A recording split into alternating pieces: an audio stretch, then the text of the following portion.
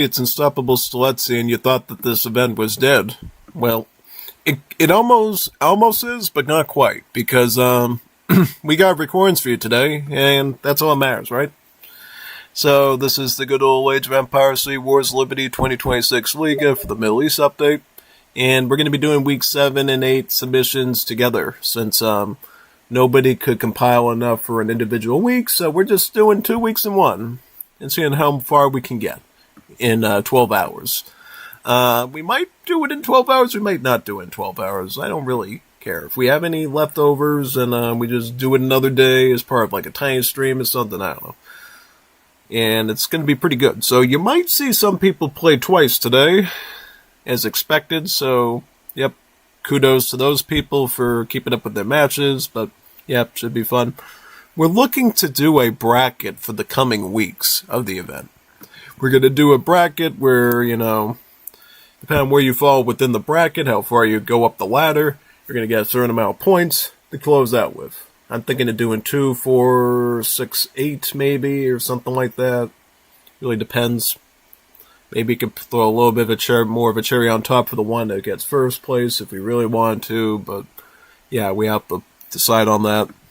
And I think I already know what kind of nasty maps I want to put them on, just to make them squeal like little piggies at it, so that should be pretty fun. You'll definitely look forward to that, because if you've been on the Wars of Liberty multiplayer server, you know what maps I might be considering for that bracket. The ones I was planning for week 9. Pretty much nightmare fuel. Yeah, no, nightmare fuel. Ooh. Yeah, no. Something like that. People are gonna not like it too much, but it is what it is. Yeah, and so, yep. That's why you see the double Middle East Liga thing in the thumbnail today, because we're literally doing 2 weeks of action today. Or at least 2 halves of action or whatever. Yeah.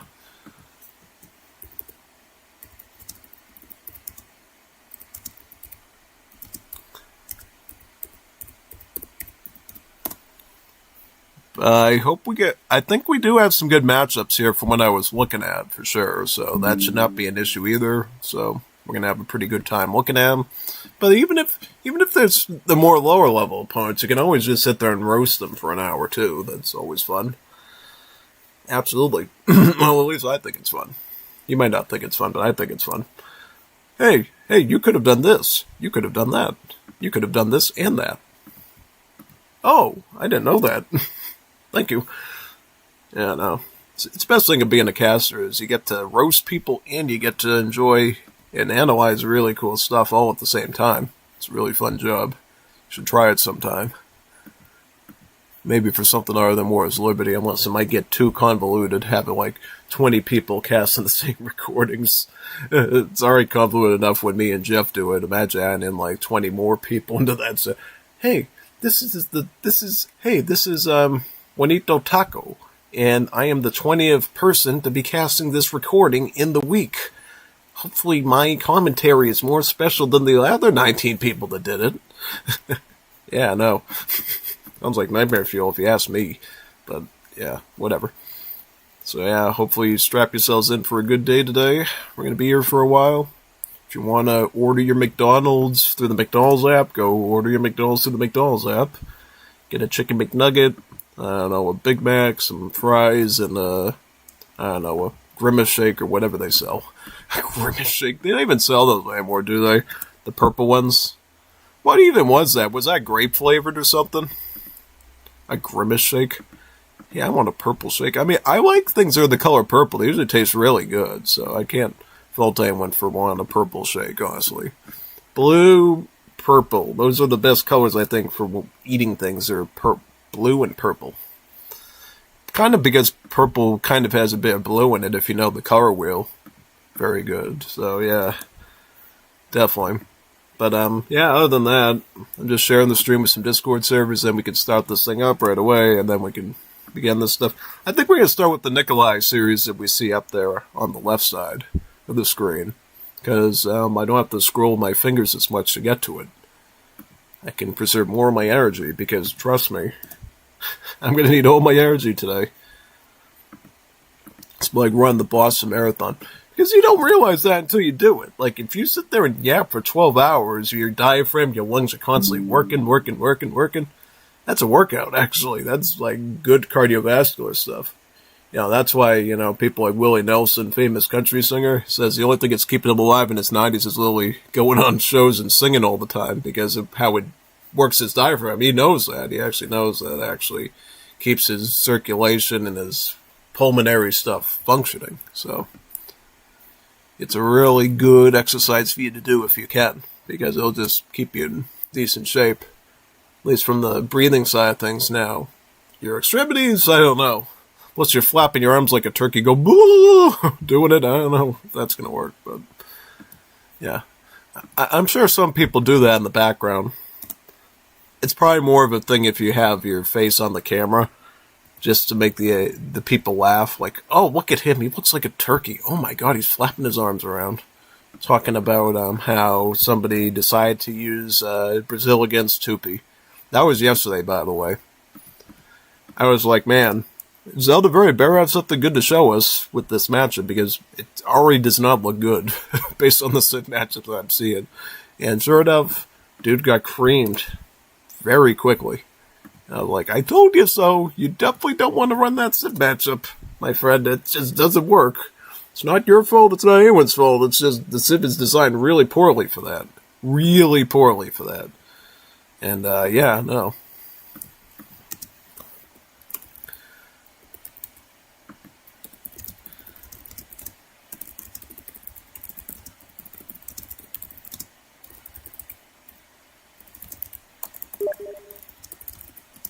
Alright, there we go. Let's start this thing now, shall we? You all ready to go, soldier? Alright, let's start this up. Cool, okay. Well, everybody left. They probably didn't like my turkey sound, so it is what it is. Let's begin. Hopefully it's not too early for them, right? It's only like 11 a.m. At least in my time zone, so unless they want to eat their McDonald's now, maybe. Why don't you eat your McDonald's at the computer? So that way you can get your greasy fingers on the mouse and the keyboard so you can slide across it easier. Just some potential idea, right? Alright, so here we are. We got Bondar as Lakota, and we got Nikolai as Ethiopia. Lord have mercy on whoever's playing Lakota. Man, this is not a good situation for you. Because you're dealing with the mother of turtle sieves right now. And I think Lakota, unless you really, really can execute quickly with them, you're going to have a bit of trouble. But that being said, I have seen some pretty good aggressive war hunt rushers in War's Liberty with the Lakota. So if they could do something like that, I think Ethiopia could have a problem, because there's a little bit of a soft squishy spot for Ethiopia at this H2 side that they kind of, are a little vulnerable. So if you can exploit that, you might have a win for yourself. But I don't know. I mean, it's going to be kind of tough. We'll have to see what you got up your sleeve there. Because right now, we already have Ethiopia climbing up the yellow library techs, the ones that give you free food crates. Yep. Can you imagine that? Techs that cost food, and then they feed you the food right back so you can get another tech and another tech? No, that's Ethiopia. It's literally their yellow library techs. And it's a nice, easy peasy, lemon squeezy way to get yourself to at least the Fortress Age, potentially even the Industrial Age, too. Because all you have to do is, collect a bit of coin. You already get enough export from the Spice Stall here, which contains about 300 export, so that's exactly what you get. Right now, he is using his tradesman, though, to help with treasures, which is totally understandable, since it does have multipliers against treasure guardians. It's like a secondary hero thing. But yeah, you can use these guys kind of like explorers, build trading posts, kill treasure guardians and collect treasures, and you can use them to gather from these spice stalls and export, so you don't have to waste any villager seconds doing that task, since it is kind of a slow gather rate, Not slow, but it's not slow for these guys. They actually gather pretty quickly. So yeah, it's usually recommended you let the tradesmen do the spice stall and have the vills doing normal villager stuff. But yeah, definitely. So he is going to throw in piped water. He's going to throw some blue library techs in. He kind of has to, though, because what blue library techs do is they add more population capacity to these houses here. At the start of the game, these houses are pretty horrible. They cost 150 wood, so kind of the same as a British manor house, and they only give you 5 population. So in order to make them like quasi-decent, you actually have to get at least like 2 library techs, so at least the house gives you like 15 population, which is kind of okay. It's even better if you get 4 of them, that's 20. So, yeah. Oh, awesome, he's going with the Piroque shipment. Yep, see, this is a water map, because you have this river off to the side here, so you can indeed ship in like fishing boats and stuff and actually collect some fish here. So here you got the Piroques. These are African fishing boats. Look like big giant canoes. What makes them special is they actually have a faster than average movement speed on the water. So they do actually have the maneuverability of getting out of trouble, which most fishing boats don't. Most fishing boats are super slow and like that. Fishing boats are like, they're like motorboats. They go and drive out of there. So they're actually pretty good at that.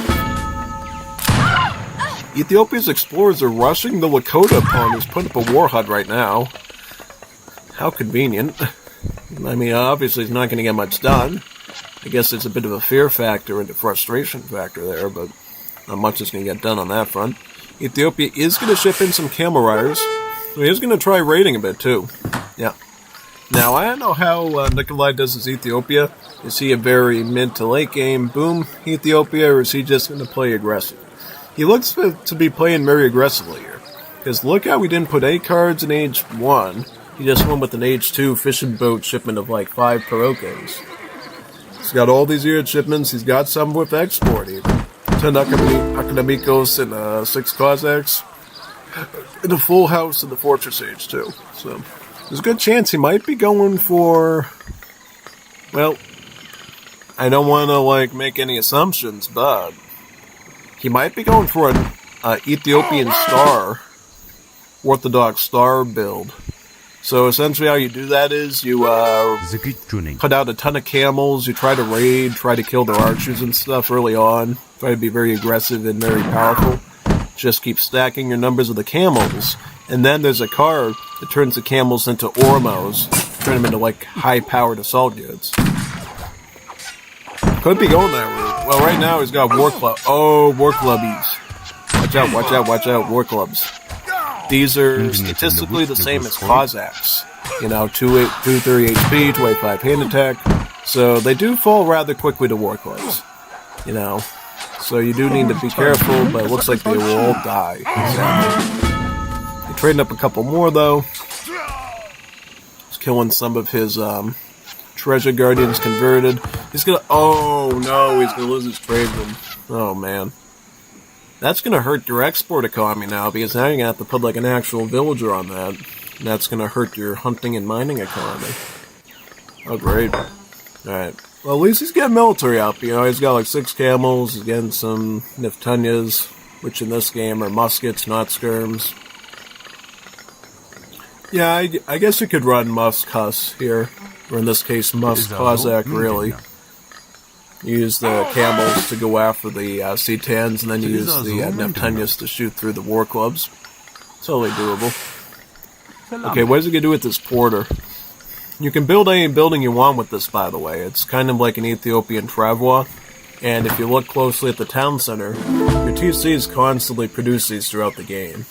Be it at a bit of a slow rate, there's a card called Pink Map which speeds it up, which unfortunately it doesn't have, but still, free buildings is free buildings, no matter how quick you get them.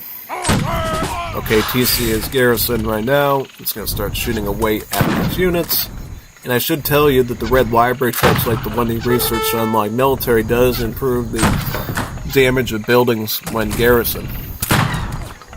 So this TC is actually going to kill stuff even more effective than a normal town center, which I think caps out at around like 90 or something. Ethiopian TCs can get so buffed up, especially if they're done early, to the point that they can instantly drop infantry or Cossacks like instantly. It's really freaky how it works. And that might be how Nikolai defends his base. Now, Neptunians are doing reasonable against the war clubs. He has 2 of them to deal with, and he's got some Cossacks left. Right now, Ethiopia's holding just fine. And this TC will hold him till forever and ever until he gets like mortars or something to start shelling that with. Which, you don't get as Lakota. You don't get artillery. Isn't that a crying shame, huh? Yeah, no. Absolutely. Good luck to you on that one, sir. At least the Aztecs would have Carolites or something. You don't even have that. So good luck making that work out for him.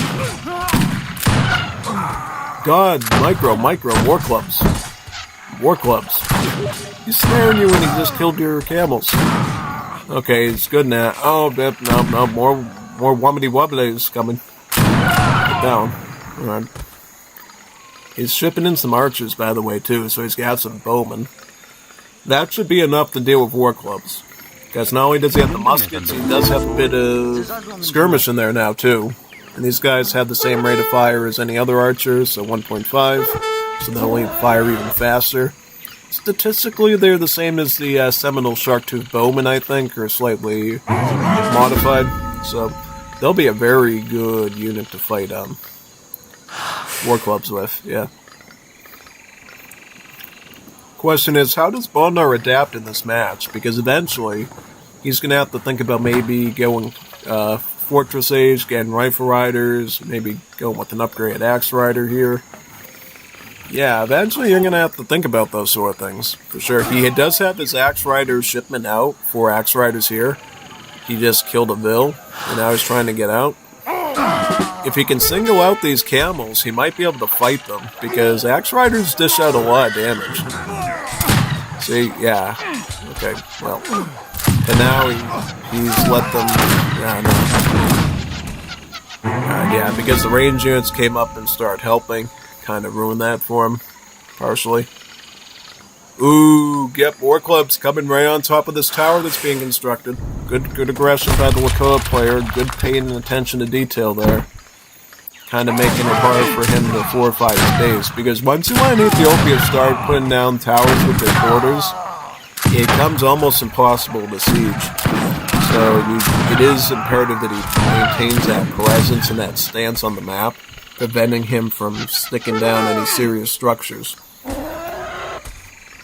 Looks like right now, though, he's losing the army game, because now you got Ethiopia has this much muskets, he's got bowmen mixed in. It's going to be a bit tougher now, honestly. He is shipping in more Neftenias now, by the way. He is getting Marketechs, too. I see he is getting the bird trap. For African civs, their Marketechs affect 2 resources instead of 1. So bird trap affects hunting, but it also affects mining. So his gather rate on the gold mine is going to go up too with that, be it at a smaller number, right? It's kind of an interesting setup. The good rule of thumb is that the market tech will affect the gather rate of stuff that it doesn't cost. So if it's bird trap that costs wood, it's going to help you with hunting and mining. If it costs coin, it's going to affect tree wood cutting and berries for some reason. And then if it costs food, then it's going to affect wood and mines. Yeah. Neat little system. At times, it's sometimes even simpler than the European system, because it's like, okay, so if I want to help these 2 other resources when I'm floating one resource, I just spend this. Actually, kind of simple that way. Now he's got a double garrison camel riders set up here. Wow, that's a lot of camel riders there. Just so you know, again, these are Cossack statted units, so not the most durable, but they are 1 pop units, so they are very massable. That being said, Bondar does move forward with the War Hut to take a more forward position, because I think he realizes now that he needs to have a forward position to be able to get the troops out quicker, and of course have that range protection to hold off his infantry and his camels. But he's completely bypassing them right now, going right for the base. And once he hits that base, I'm sure there's going to be some problems there. Well, I think how it goes depends on where Bondar is. Is he going to be like rushing him when he comes in, or is he going to still be at his forward base? Right now, he's just scouting him out. Oh, he's got one of the captured birdies there from the treasure. That bird is immune to dying, by the way. He can just fly around and scout forever. Okay, now Bondar's going to know that he's being attacked by the Ethiopia, but he decides to go in for the kill. He thinks he might be able to... And I think this is the worst mistake you can make, because here's the thing, Jack. Whenever it's a 1v1, and it's Ethiopia versus you, when it comes to tearing down a base, Ethiopia's always going to tear you down first, because Ethiopia gets way better range attack on their town center, and they get more hit points too. Because every blue library tech you get as Ethiopia increases the hit points in the town center. And then every red tech you get increases the attack in the town center. Because look at the TC's HP, it's 7,100. Your regular TC is only 6,500. So it's like a 600 HP difference and then some. Plus, he's killing your troops a lot faster than you're killing his with your town center. So it's just a statistically dum-dum move. But thankfully, he was smart enough not to have his villas in his town center, so he knew ahead of time that this might not work. And he already prepared a dock with canoes to move his troops over to this land piece over here that's completely separated. Okay, so that was a calculated move, right? He wasn't being a noob. He wasn't being like, okay, I think I can beat him out in the end. He knew that he probably couldn't, but he just wanted to apply that pressure anyways, and then cover his escape to the other piece of land. And I think that's pretty swell, because now, what that means is, now you're going to force your opponent into an uncomfortable position where he's going to have to board troops inside of these fishing boats here, which he can do, by the way, and port them over there and hopefully not get them killed on the coastline with the TC being there. So now, Bondar has taken something that should have been a deadly blow against him, and now he's making it much harder for Ethiopia to operate. Because if it's a land-to-land fight, I think Ethiopia usually has a pretty good advantage against you. It's when you introduce the Navy aspect that things start to get harder, because African civs, at least the culture, the way that the boats are set up in the game, they're not that good. Ethiopian navies are probably one of the weakest ones in the game, on average. So forcing your opponent onto water to board a new piece of land, that changes the calculus entirely. And it could potentially allow the Lakoa player to, get the army that they want, start running canoes across and, zipping through and sieging stuff with the fire pit. Because you know with the Lakota, they got that fire pit dance that increases the siege of their units. They could totally use that to circumvent the HP buff on these Ethiopian buildings. It's one way you could get around that. Now, I want to see, who wins this fight here. Is it the Lakota or the Ethiopia? Because if you could get a good brawl here as Lakota, right, you could kill a lot of stuff. This kind of puts Ethiopia in a tough position where they have to rebuild their army and gives you even more time to rebuild on the other landmass.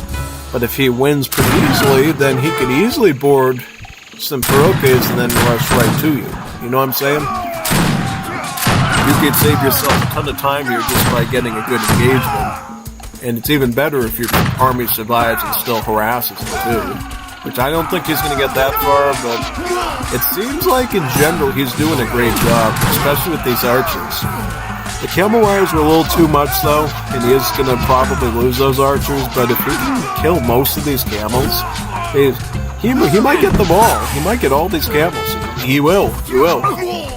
He's got so many archers, and he had a war club left over too, and it didn't die, so...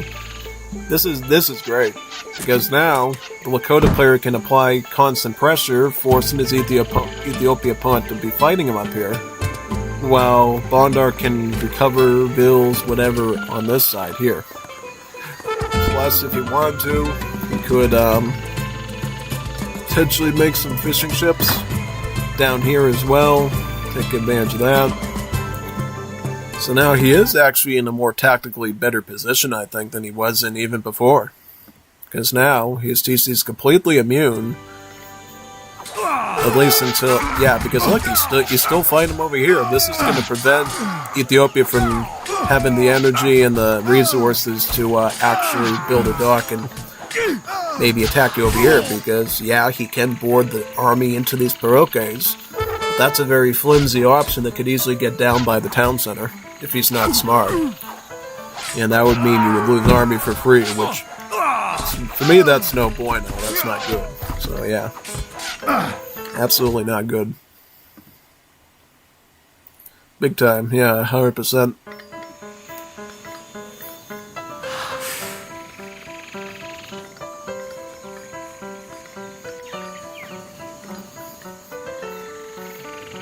War Club's coming out, very nice. Oh, he still has a war out here? I didn't even know. Okay, so he has a war out here. That's even better. That's even better, because if he can keep training stuff out of here, he could probably just keep this fight going forever, you know? Exactly. Plus, he has the Infinite Bison card. Great. This is awesome for you. You know why? You know why this is good? Because this means he's never going to run out of food now. He's never going to run out of food. As long as he has trees here, which he does, he can actually survive here as long as he wants. Plus he has gold here. He has gold here, gold here. He has over 20,000 coin on this landmass that he could live on. Plus he's making canoes out of his dock to start killing the Parokes now. Wow. This is even better for you. You know why? Because now you do force the Ethiopia port to actually build an actual dock and to make some sort of boat to cross this river. So now you're actually forcing his hand on that. That is great news for you. Great news.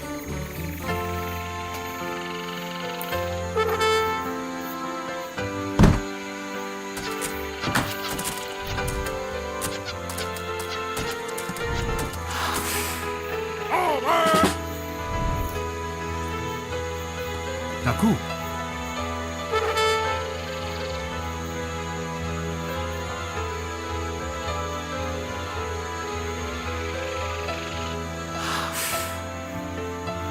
How many war clubs does he have? He has about 15?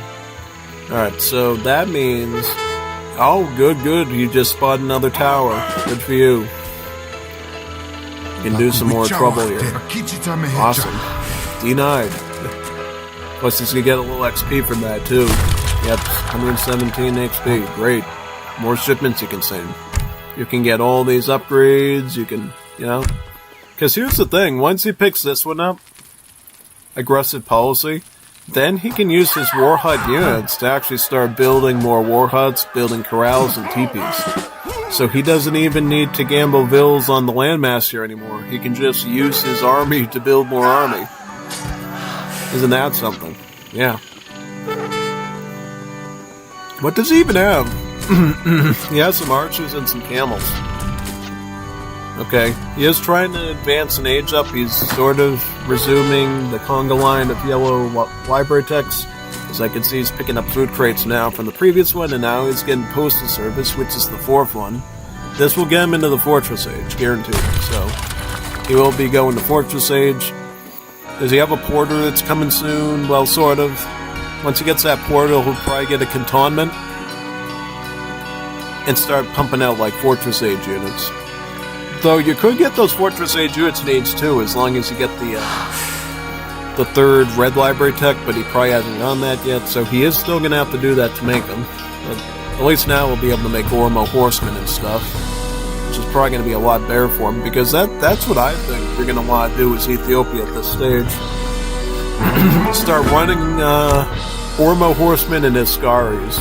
Skirms to kill the war clubs, and then the Ormos to like tank the war clubs with their hand armor and use their multipliers of infantry against them, and then hit the squishy archers in the back. Yeah.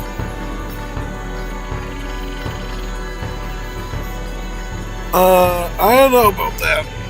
I think it's a little pretentious to get that. A little preemptive, you know. I would at least get some good unit shipments out first, and then maybe get this. Because it is a good card, being able to get 6 archers from destroyed buildings. But, oh, dear Lord, what is going on over here? What is going on, son? What are you... Okay, he's building towers. He's got like 4 of them. That in itself is going to be annoying to deal with. But, okay, I guess it was good that he got that, after all, I suppose. Did I get arched? No, it's not. What is a quote-unquote medium-sized building? Not a town center? That's... Where's... why is your army down here? You should be sending them up here to help. Like, take out some archers or something. Do something useful. Because you need to do that. You need to be working on that stuff.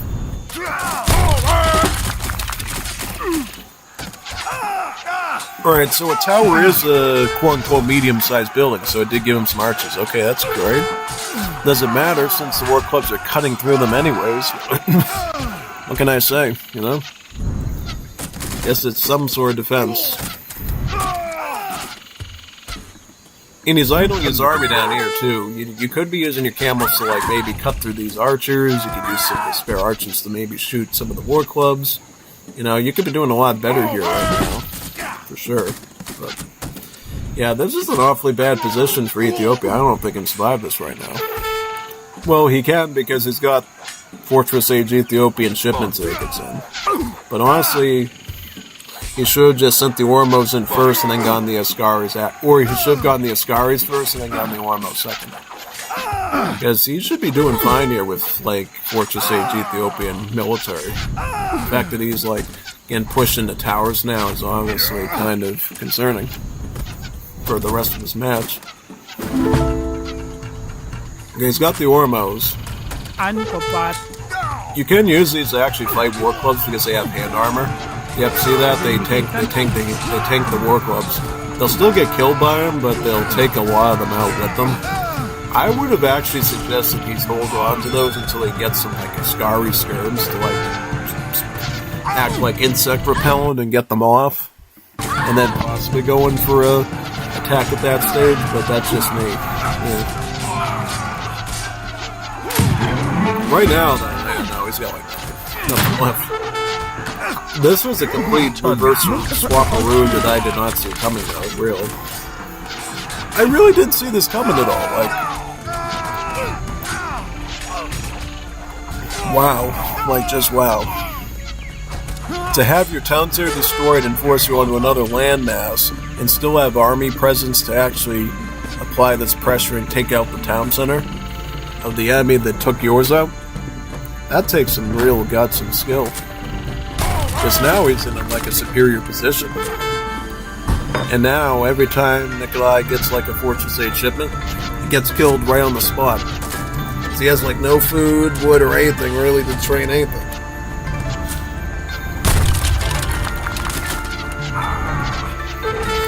So now I kind of understand where Bondar was going with the strategy, and honestly, he did great. I didn't expect him to think as advanced as to get the dock like that. That was like really intelligent tactics. Kind of Sun Tzu level stuff right there. Making his enemy think that he was dead and stuff, and then just crawling over to another area of the map and then just rebuilding and growing again. Yeah. That took some skill. That definitely took some skill.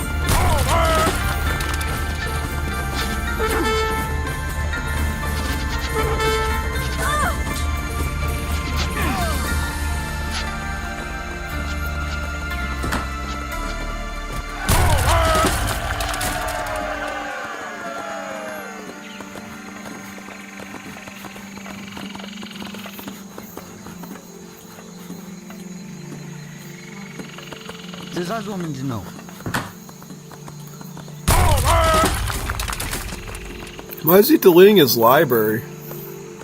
Why is he deleting his library? I'm wasting wood. You know you don't have a lot of wood to work with, son. Like, what is even the point of doing that? Yeah. I just don't know anymore what's going on with Nikolai on this one.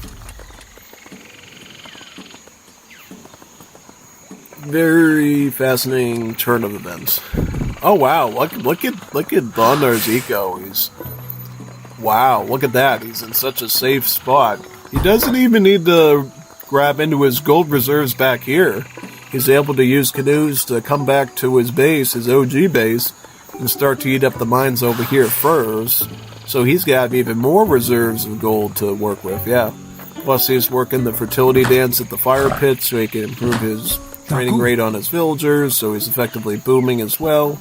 It also affects the training rate of the military, so he's going to be able to pull out these axe riders even faster too. Gosh, you're in great shape right now.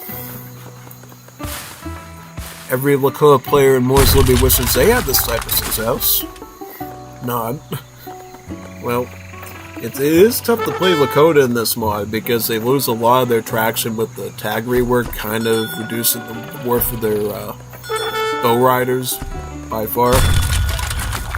Though technically their axe riders are more immune, so I don't know, it's not all bad. It's not all bad. Yeah, so he's just gonna like mow him down with tons of axe riders with the elite upgrade. Probably Cav combat too. Could pull out some dog soldiers as well. He's got some options there. So it should be pretty fascinating.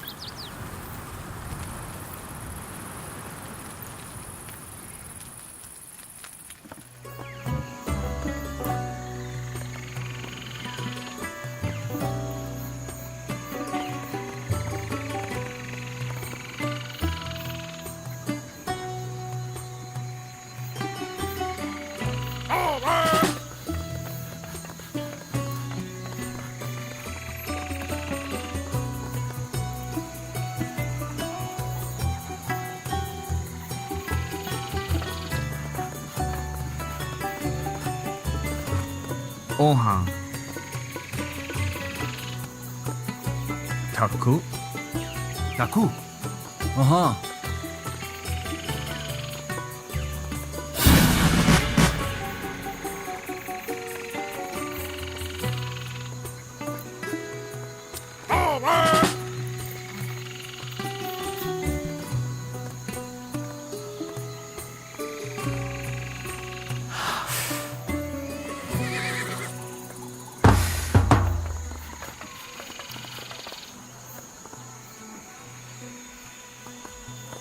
Ohan.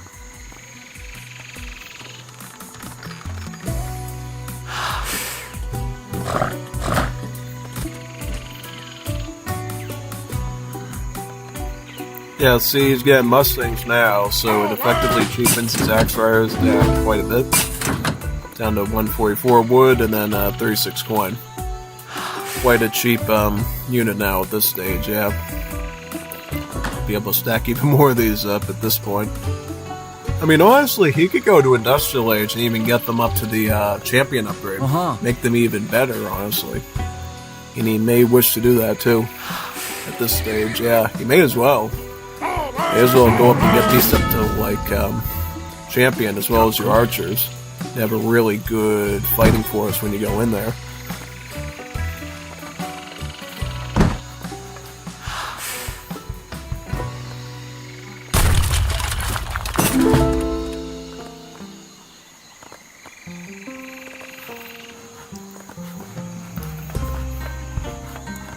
See, this is another thing I think that Nikolai's doing wrong, I think.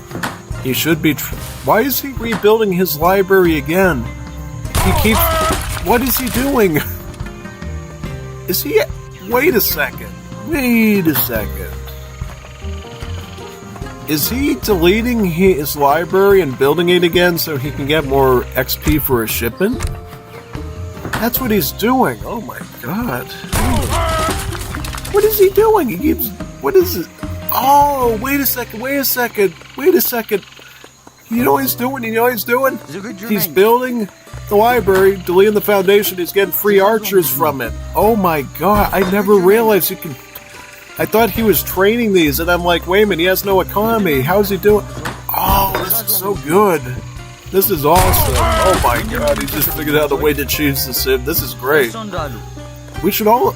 I should start doing this in my stream and do a video about it. I would love to do this. God, this is smart. This guy's like Albert Einstein right now. He knows what he's doing. Look at this. Look how many archers he's got. This is great. This is awesome. But unfortunately, though, Bondar is getting axe riders, so, I mean, that's the kind of concern. One thing I would say, though, that you maybe should have considered, maybe get the leather bow upgrade so the archers get some more attack and extra range. That way you get, like, some maximum stuff on it. But either way, I mean, this is a really creative build. Plus, you got the towers here, which, make sure the towers are focusing on the axe riders, too. Oh, but he's using trample. Oh, God, get the archers out of the... Get them out of the group. Get them out of the group. Get them out of the group. No. Formation. No. You're walking in. See, this is why you're going to die now. You're going into the... You don't do that. You move away from the cavalry. You don't walk into them. Pay attention. You're getting yourself killed. I mean, you're dead anyways. But you could have... I don't know. Why didn't he do this? You know why? Because of the timing attack. Because Bondar attacked him while he was just in Fortress Age. That's why. If he was allowed to fester in Fortress Age, he could have did this with his regular army, and he would have been A-okay. He would have been in, like, a superior position at this point. Oh, wow. We gotta remember this build here. So the card is called Punitive Expedition. And yeah, no. Like, if I play WoW this week, I will use this build and probably get yelled at for it. I like it, though. It's kinda cool. It's kinda cool. You know? It's kinda cool. What I like about it is the unit itself is not the best unit. It's not like the Eljaris, which were, like, really hard-hitting, longer-range units with the Iranians, but it is kind of a wacky build that... yeah, no. I will probably run that myself and just do it to see people salt over about it. Yeah, have something to talk about at lunch. At lunch, yeah. Like, as if Wars Libby players eat El Muerzo. I don't think so. They just play Wolf straight. At least that's me. I think there was times when I, like, legit did eat lunch just so I could get a wool match in. Yeah, it's good, you know? Well, it's not good, but it's interesting. It's interesting. Yeah. Okay, so we're on another map now. We got Bondar as Hadashani, and we got Nikolai as Hadashani. Hadashani versus Hadashani. Pretty fascinating matchup. It's one of the most boring matchups in Wars of Liberty because, God, you got so many good civs and you're doing this. But I'll take it. It's going to be a fun battle since, as you know, the Hadashani, in terms of vanilla, one of the best and easiest aggressive civs to play, right? A very quick age up, War Hut push with the Travois, spam, easy win. Now, since your opponent is also doing that, it's not going to be such an easy win now, is it? Because your opponent's doing the exact same build that you are. Yeah, so it's going to be not so easy. Yeah, well, looks like Nikolai is already building his trading posts. I presume that blue Bondar will do the same over here. Yep, that's part of the standard Hadashani build order and even the 5th edition. Trading post, longhouse, war hut. So, yep. But yeah, no, I mean, I'm kind of going to be watching this closely to see who the better Hadashani is at the end of the day. And I hope they're running Town Destroyer too, to make it even more painful for both sides, with that epic siege on the War Chief. He converts the Blowguard and steals your treasure. And maybe even kills your Explorer. Well, not quite. He's not quite in that good shape, but... You know what's kind of the funny thing? Oh, why did I zoom like that? You know what's kind of the funny thing about, Native Americans? He could actually convert his blowgunner to him and use him to kill him, too. I wouldn't even shoot the blowgunner. I would shoot the war chief and then try to convert back the blowgunner to punish him. Yeah, no. It's kind of a weird scenario, but I think he already fired it, so he can't do it, unfortunately. Yeah, because in good old Legacy, you can use both your shooting ability and your nature friendship thing together, not just one. You can use them both, so it's even better, really. Oh, what if he gets his wood? That'd be crazy. Wazapara. See, he's going to wait here. He's going to convert it as Jaguar. And then he's going to be able to get 70 wood, too. Nice, nice. Yeah. It's looking pretty good so far. I mean, at least from an early game positional standpoint when it comes to resources, I think Nikolai is obviously way ahead because of his treasure work here. And if he can, like... Yeah, if he can scare him off, he might even be able to do better. Yeah. But here's the thing, like, even if he tries to contest here, he's going to have a pet Jaguar converted that he'll be able to use to fight the other Jaguar with, so it makes it a little bit easier to finagle. Alright, he gets it. He's going to get that 70 wood now. Locked in. And he is going to ship in 300 wood too, while he's in age 1. How many bills did he get? Okay, so he got 16. Pretty fair. Getting the wood that early can be good. You know, remember with Native Americans, you can build your war huts in age 1. So if he wanted to, like, put a war hut up with vills, he absolutely could. He could put it right up while he's aging up and have a really good timing attack right at the start of age 2. But it looks like he's going to do that. Yep. I'm also listening to my insides right now. I might have Taco Bell emergency one of the day. Praying not. But things are kind of grumbling. So hopefully that doesn't happen. Not doing too good, actually. Oh, we did that for the trade route. Okay, that's good. So he still uses the Travois to build the war hut and uses that excess wood to actually take over the trade route. Good move. I mean, especially if you can get that to Stagecoach. Or actually 2 stagecoaches because you got the one here and you got the one here. That's a great setup for you. I don't know why he didn't go for this one first, though. That way he could stagecoach that one and then go for this one. But he might just be doing it for the XP. In which case, that's actually better that he does it this way. There's the alligator. It's going to take out his blowgunner. Now, take out the blowgunner first. I mean, it's only doing like 1 siege, right? It's like a ping! Yeah. Also, he's going to call out his big button for the tomahawks. Good idea. Shipping in some Anna Bowman too, and then he can begin like training. Okay, he's going to train archers. That's good. I think honestly that's better. Because the only thing he needs to really worry about is the Kanye West Horseman shipment.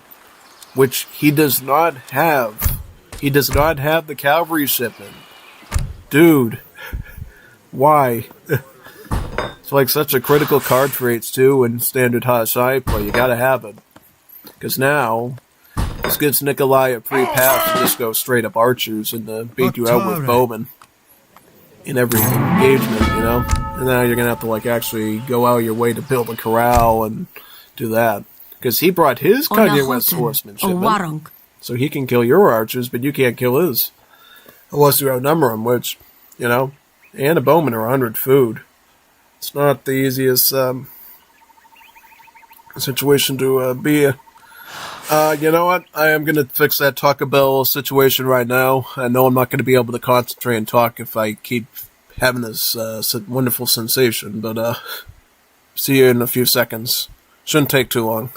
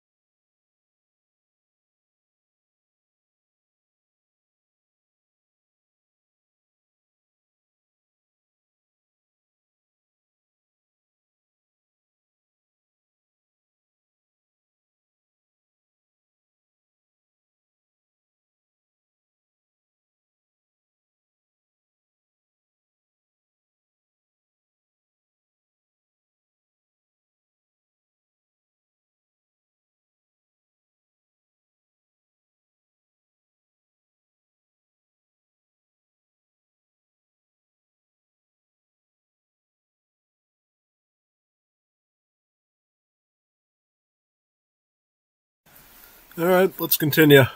Is everybody here? All good? Everybody alive? Alright, good. I somehow survived my Taco Bell emergency with strength and confidence. It was an M&M cookie that did it to me. Because I wasn't looking to eat a big meal so I could start early. I paid the price for that, I guess, because of the sugar content, but the cookie was delicious, so I don't care. I love cookies.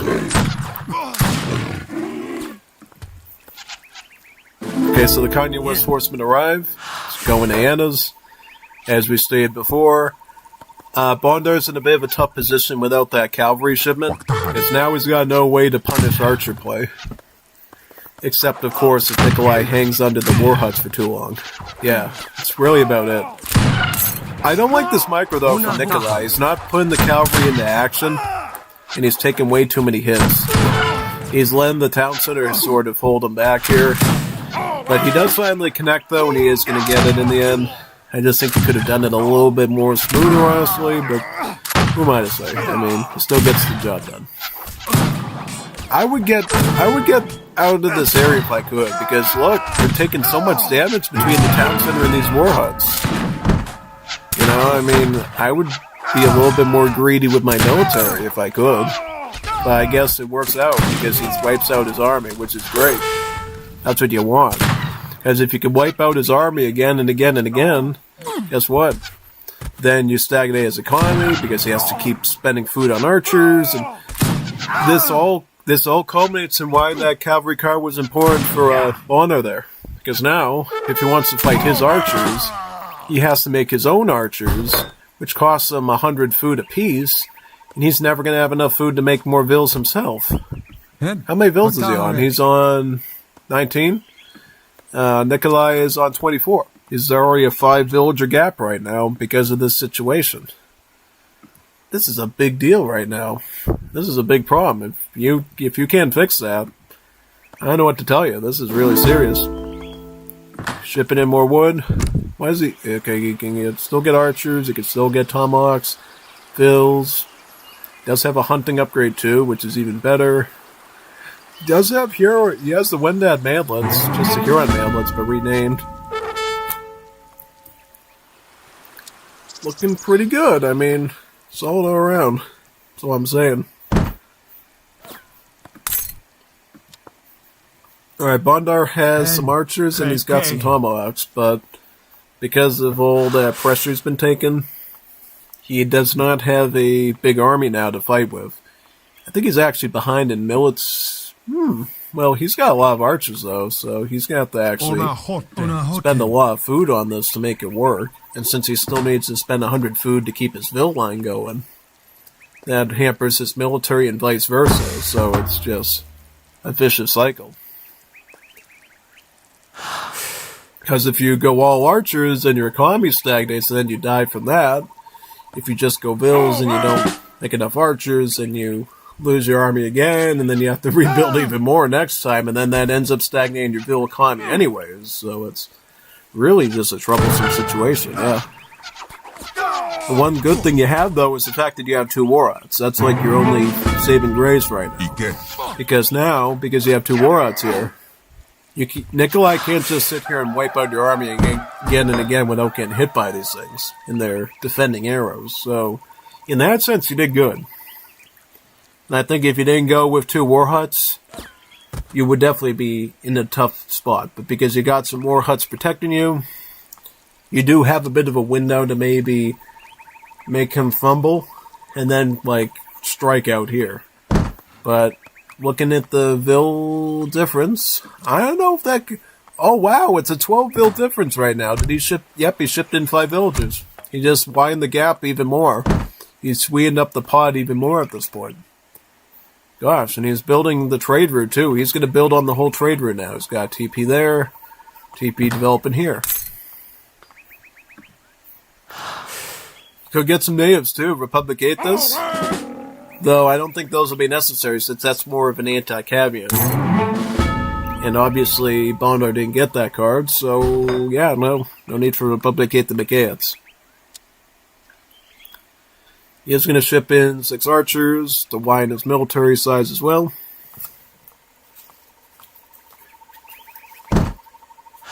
while still maintaining a dominant Ville presence on the map.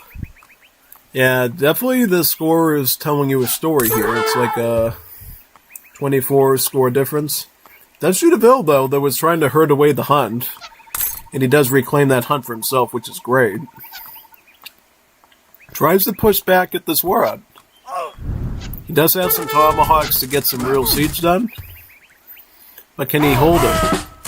Because, of course, this is Nikolai's Warhawk, so he can continue to train his own archers, plus he shipped in 6 of them. If Nikolai holds this, scares him off, I think this is a good Nikolai move right here. So he kills most of his tomahawks, removing most of his siege potential, and forces him into a bit of a retreat. Bondar, of course, still continues to make archers. So, story goes. Beat goes on. Does he have anything to keep this fight going? He's got some crates. He's got some deer. Upgrades.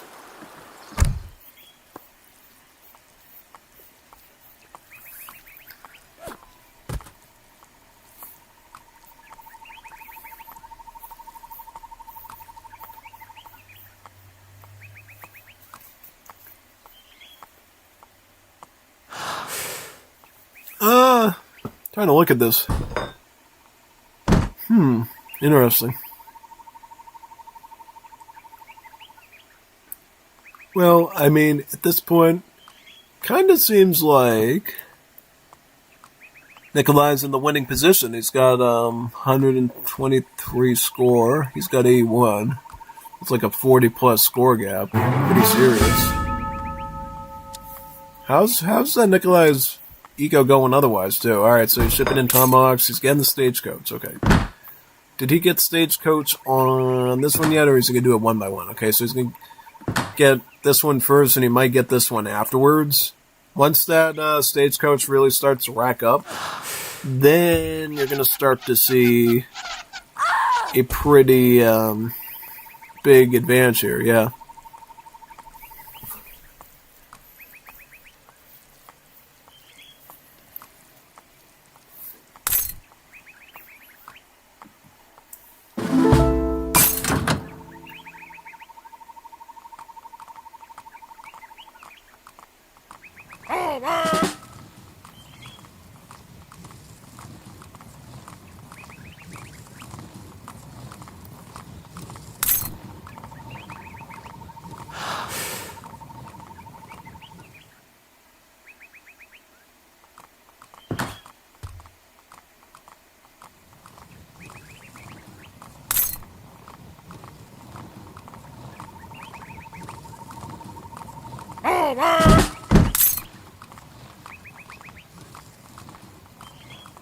Oh, so he has a corral now. Okay, where's that? That's back in the base? Alright.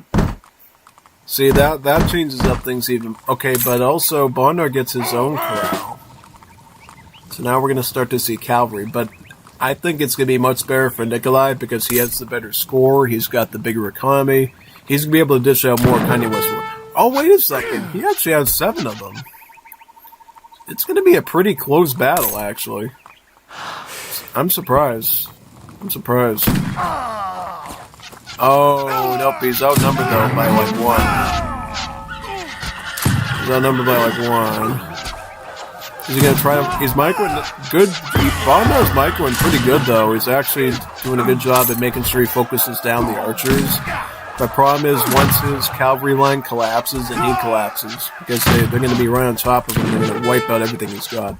Plus, he has the tomahawks helping out with the melee, too. Nope, he's dead. Yep. A bad first fight completely cost Bondar the entire game, man. Wow. Crazy stuff. Yeah, it does happen. You know, that's why you gotta be pretty strategic early on, though. Because if not, then stuff happens like that all the time. Yep, exactly. Yeah. Well, let's go on to the next one. Game number 3. We're going to have more Native Americans, Africans. What are we getting? Got British. Bondar playing Brits. Nikolai is playing Russia. Okay, this is a pretty interesting matchup. It's a pretty even one, actually. Yeah, because British holds the key to the late game, or at least the early to mid game if they can get their factors out, and then Russians very strong, aggressive, really blockhousive that could potentially apply some real pressure to the Brit player. Now, I think in this situation, the factories actually make British more immune to Russian aggression than the mana boom.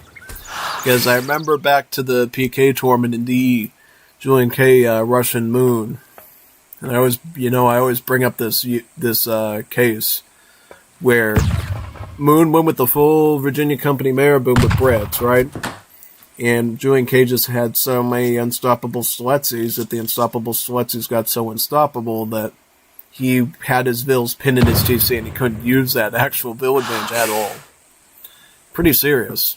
Now, I think in this case, what you have as Wars of Liberty Bridge, when you're in that similar boat, at least you know that those factories cannot be killed by, skirms right now. So you can kind of just keep them up.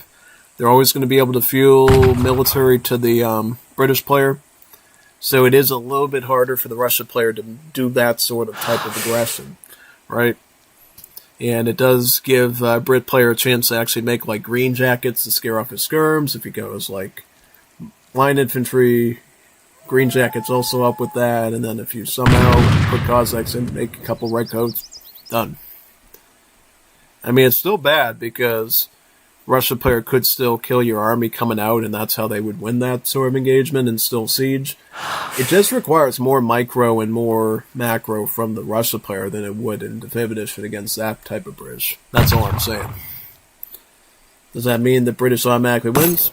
No. They can still be taken out, but things definitely look a lot better for them here. And deck-wise, what you're looking at, 3 villagers, yep. I should mention to you that in Wars of Liberty, Russians lost their whole block training system for the villagers. So instead of training vills in blocks of 3, they train vills 1 by 1 for 100 food. So they have like a normal vill economy, which is pretty nice. And they also have villager cards now too, so they can ship in 3 vills, 4 vills, 5 vills, which he conveniently adds the whole right triangle of. Other than that, the rest is pretty similar. They train blocks of infantry at the blockhouse. They got Cossacks, all that. They do have Dragoons instead of Cav Archers, which changes things up a little bit. The Prichniks are only an industrial age unit here with a build limit, so if you're kind of that sort of a Russia player, unfortunately, you've kind of been dealt with. Yep, what did Egypt does he get? He gets Core Master, right? Yep, Artisan, 400 wood. Red player, what marriage is he getting? Probably French or Dutch, I would assume. Yes, you do get married as the Brits in this game now. And what those marriages give, special civ bonuses related to the country you're marrying. So if you go with the... What civ is this? Dutch. So if he goes with Dutch, he gets 3 slaves. And then his town center gets changed from having like a normal build limit of settlers to having it divide between 3 different vills. Settlers, Hindustani laborers, and slaves. Slaves can gather faster on mines and plantations. Hindustanis can gather better on wood. And then you just have the regular settlers, which I don't know if they have an increased rate on berries and mills like the Dutch civ does, but that's the case. And the other thing is, too, is that those vills have different costs. Like slaves will cost coin, and the Hindustanis will cost wood, and then your still standing settlers will still cost food. So, yeah. Pretty much. It's a pretty good thing to go for, 3 free villagers with an increased gather rate on mining. That's great for you, because that means you can maintain red coats earlier. That means you can work towards a factory earlier, right? And what do you mean, and you might be asking, what do I mean by working towards a factory? So in Wars of Liberty, your explorer can build the factory. You can construct factories starting in Age 2. It costs about 400 coin, 200 wood. You can build up to 2 factories, and then you get cards. This one, laissez-faire, capitalism, Liverpool-Manchester Railway, and then the Manchester Ship Canal. Ups the build limit of the factories by 1 each. So in the end, you can have up to like 5 factories built by the explorer, and thus if they killed those factories for whatever reason, you can rebuild those factories. It's the only civ that you can build and rebuild factories with. And get them in larger numbers. Pretty good stuff.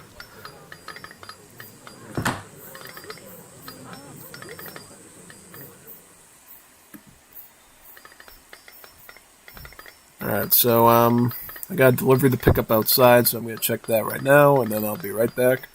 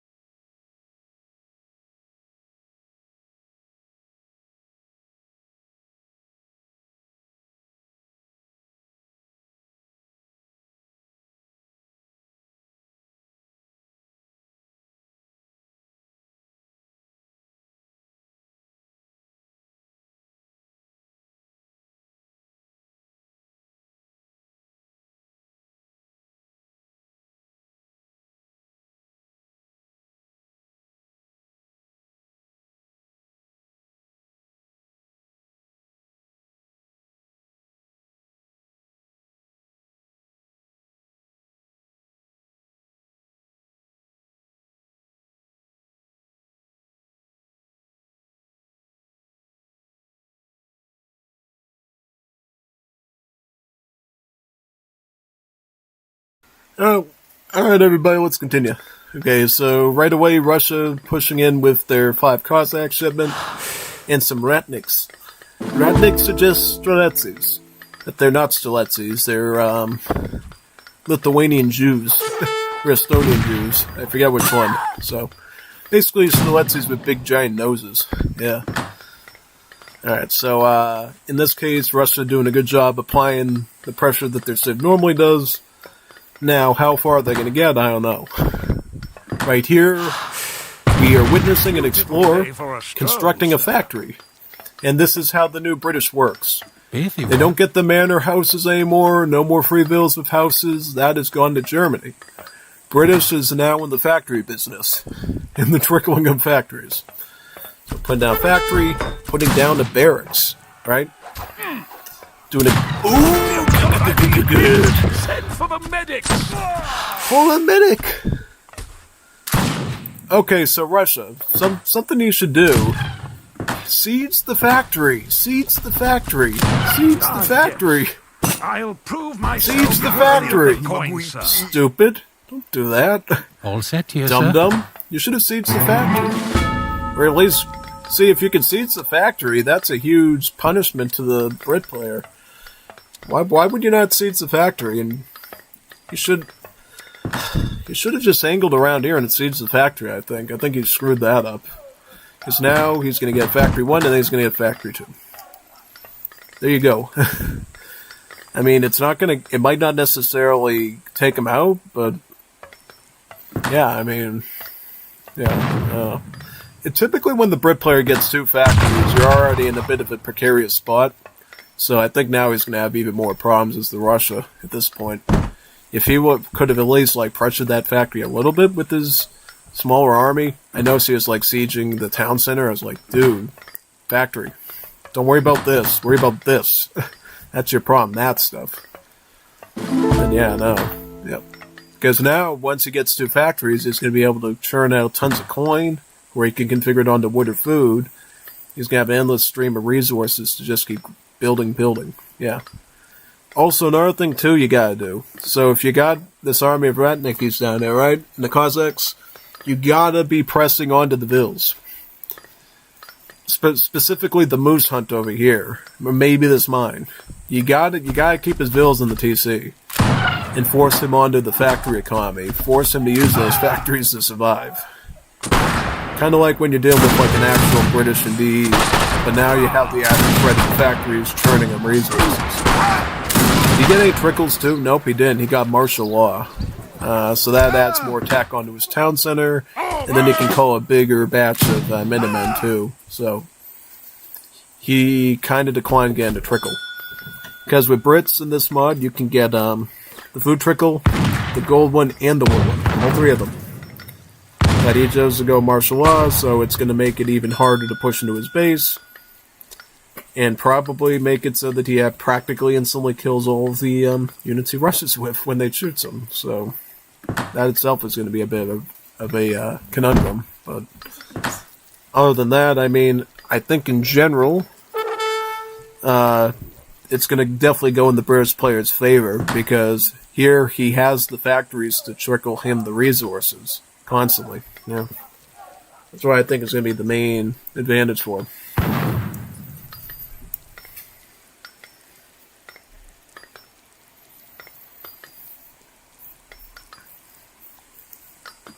And he's adding in some pikemen too, some partisans, very nice.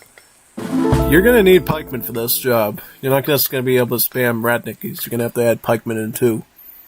This is one of the good things about... Okay, so the poll says that 11 out of the 14 voters wants us to turn into a bracket for the rest of the tournament. Okay, so that's pretty good to know. But, yeah, coming back to this, in Wars of Liberty, you can train blocks of pikemen from the blockhouse, and it actually replaces the halberdiers. So you no longer have those halberdiers from the Legacy game, you have the Age 2 pikemen. Kind of making it sort of like the 5th edition. Instead of having the poor chicks, you get pikemen. Pikemen obviously are going to cost food and wood, so they'll synergize very well with the Ratnickies. So you can switch to more of a food and wood economy to get both anti-cav and anti-infantry, which I honestly think is kind of better than the poor chicks, you know? The poor chicks, you know, I feel like could be a bit problematic indeed, because you're just going the anti-cav, but you're not considering infantry. Here, at least, in Wars of Liberty, you could just take a line of pikemen out and defend against cav, and then just back them up with Ratnickies to kill their infantry. And I think there's some real synergy there. That's at least the way I look at it.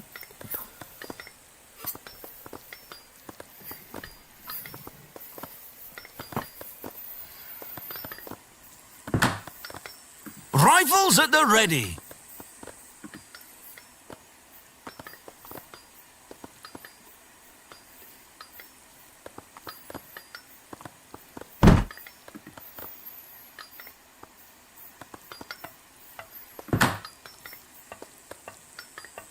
He wants. Is he? Oh, he's going Russia. Grand Duchess Romanova. Oh, okay. And then he sends a force. Oh, man. Why would he do that? Why would you do that, Bondar? Really? See, I think that's a bad move by Bondar. See, what his age-up did, the Russian age-up, it allows his redcoats to construct forts. So why would he just ship in a fort after going with that age-up? What's the use? What's the use, brother? You just waste... Unless he thinks he's going to lose his fort wagon, and that's like an insurance policy. It might be. Might be, actually. Then, okay, that makes more sense. Yeah, go artillery. Go with the Falcons. That's good. Oh, good push by Nikolai, though. Look at that pikeman push. Wow, pressure in the green jackets. Really nice over there. Great. But he went with martial law, though, so he could call out he needed a bigger batch of Minutemen if he needed to, though. So, watch out for that. Oh, no. And then the Falconets on the other side. Oh, no.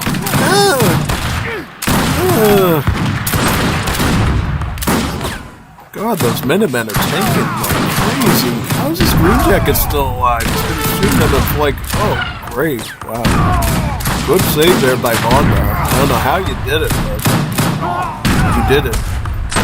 Now, granted, one of those Falconets is a bit injured, and he is sending in the fort now, but, alright. I think this is going to be really tough here for Nikolai now, because now Now he has to worry about dealing with the fort now, and has to somehow bust through that. Tough. At least he has a robust economy right now. He can actually afford 2 blocks of these Radnickies. You know, each of these things is like 375 food a whack, and then like 75 wood. So he's in pretty good shape to be able to afford that, by the way. So he's actually been macroing pretty responsibly here. He can also ship these in too to get ahead if he has to. So it's far from over. The fight is still bracing on, yeah. Absolutely. So, I mean, it says we dropped frames somewhere. How did we drop frames? I don't know. It's very weird. Must be a bad day over on YouTube, I guess. Yeah. That's not bad. 0.2%. Now, if it was dropping frames constantly, then I'd be a little scared, but, yeah. I think there was one day we were, like, losing connection to the server or whatever, and it kept blinking in and out and stuff. Yeah, thankfully we're not dealing with that sort of shenanigan here, thankfully.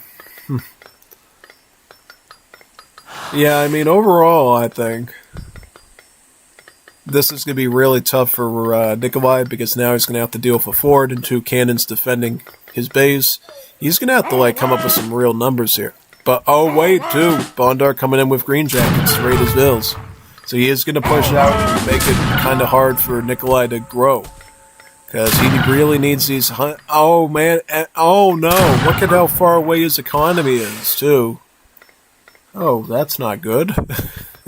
He can't even relieve his troops or his economy. Well, I guess that's the one good thing that Nikolai can do. He can use all these hunts to his advantage. Yeah, that's the one good thing, I guess. I mean, when it's all said and done, if he does, like, max out on his vills, he's gonna have to, like, really, really come up with a strategic plan to keep his eco going. He does have refridge. He does have eco theory. It should allow him to at least have, like, a robust food economy, should he have to go on to farms later. So I think that's a good thing. He also has plenty of upgrades. He's got Cav Combat, Cossack Combat, Provincial Combat for the Radnicki and Parson. So he's got some of the key stuff here. And factories and that. So it should be fine.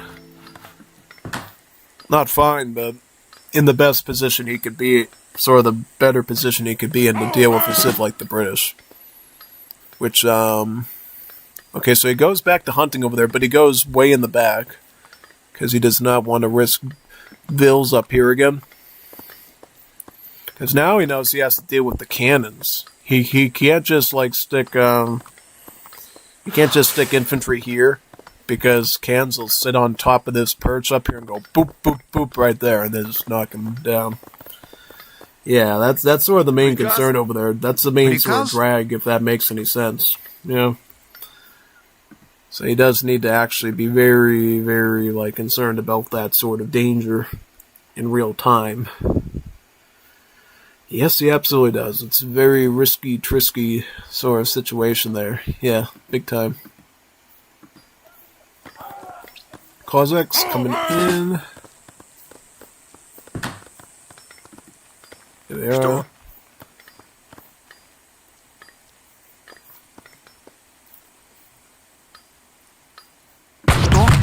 Что? Приказ? Что? Готов. Готов. Что? Что?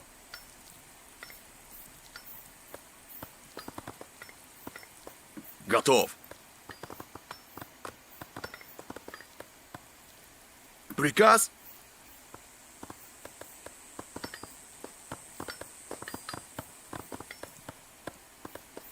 Does he have a coin shipment? Yep, he says coin. Yeah, he's probably going to go Fortress Age, the Russian player. I think that'd be a great time to do it. Get, like, the double upgrades on the Cossacks going. Готов. Приказ? Because then he could turn these into a real danger.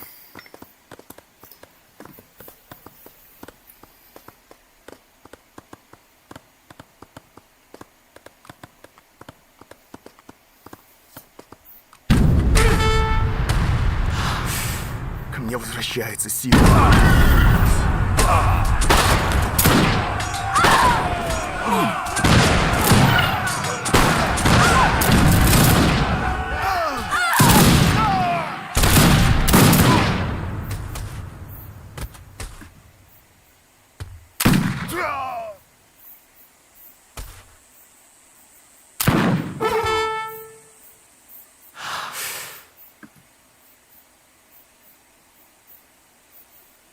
Приказ.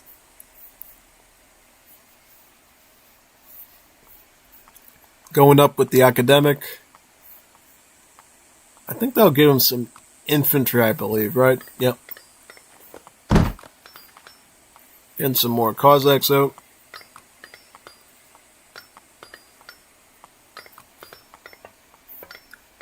I think Cossacks will be key in these upcoming battles until he switches to Redcoats. Oh, okay. How is he getting another fort? How is he getting another fort, though? I thought they have a build limit of 1 fort. Does this increase the build limit of fort to 2? Oh, really? Okay, so the fort card adds a bit... Oh, I never realized this. Wait a second. So the fort cards adds +1 build limit to forts. Wow. I did not realize. Okay, now I understand this. So he got a fort to defend initially, and then he can build another one with the Redcoats. Now that's a lot better now. That looks way better, because this actually makes his age up make all more sense now. Because initially in Legacy, they didn't have that. They didn't have that where you could, like, up your build limit of the forts by sending the Fortress Age fort card. So the fact that that's a thing now actually allows this Russian age up to actually work really well for him. Because now he's got a fort up here and he's got a fort down here. And once he does get this sort of industrial age, get cash cementation, then he'll have 3 forts. Put one, like, over here, maybe, and then he's basically immune in his entire base to, like, any real danger. Especially if he walls up with the 2 and puts towers in TCs. Yeah, see, those forts are going to defend that area like a hawk. Like a Tony Hawk. Like a Tony Hawk, yeah. Plus, notice how he's getting the Manchester-Liverpool Railway, plus the laissez-faire capitalism. That's going to allow him to build factories 3 and 4. And then whenever he's... Oh yeah, he got 1,000 wood too to make the construction even easier. He's got refridge. Does he have any infinite shipments though? No. I think that's the only drawback to this deck. Doesn't use infinite cards. Because I'm telling you, man, in this sort of situation with Brits where you're playing the long game, you're going to have time to, like, send infinite cards, and you should probably use that. You know, go infinite Household Blue, infinite Rockets, infinite Natives, which you got some. You got those Wahhabi ones and the Armenian ones. Yeah, no, basically.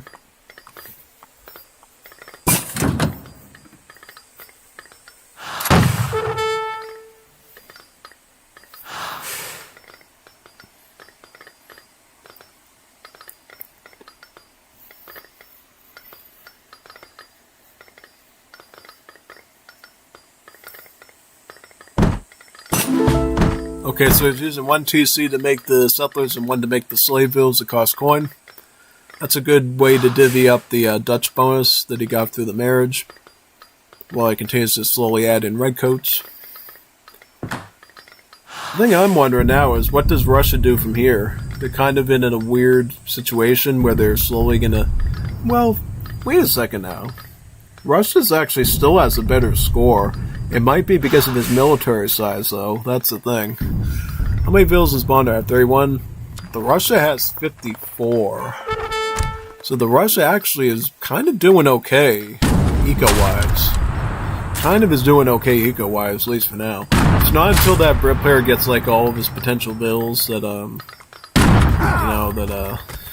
gonna be an outright landslide win.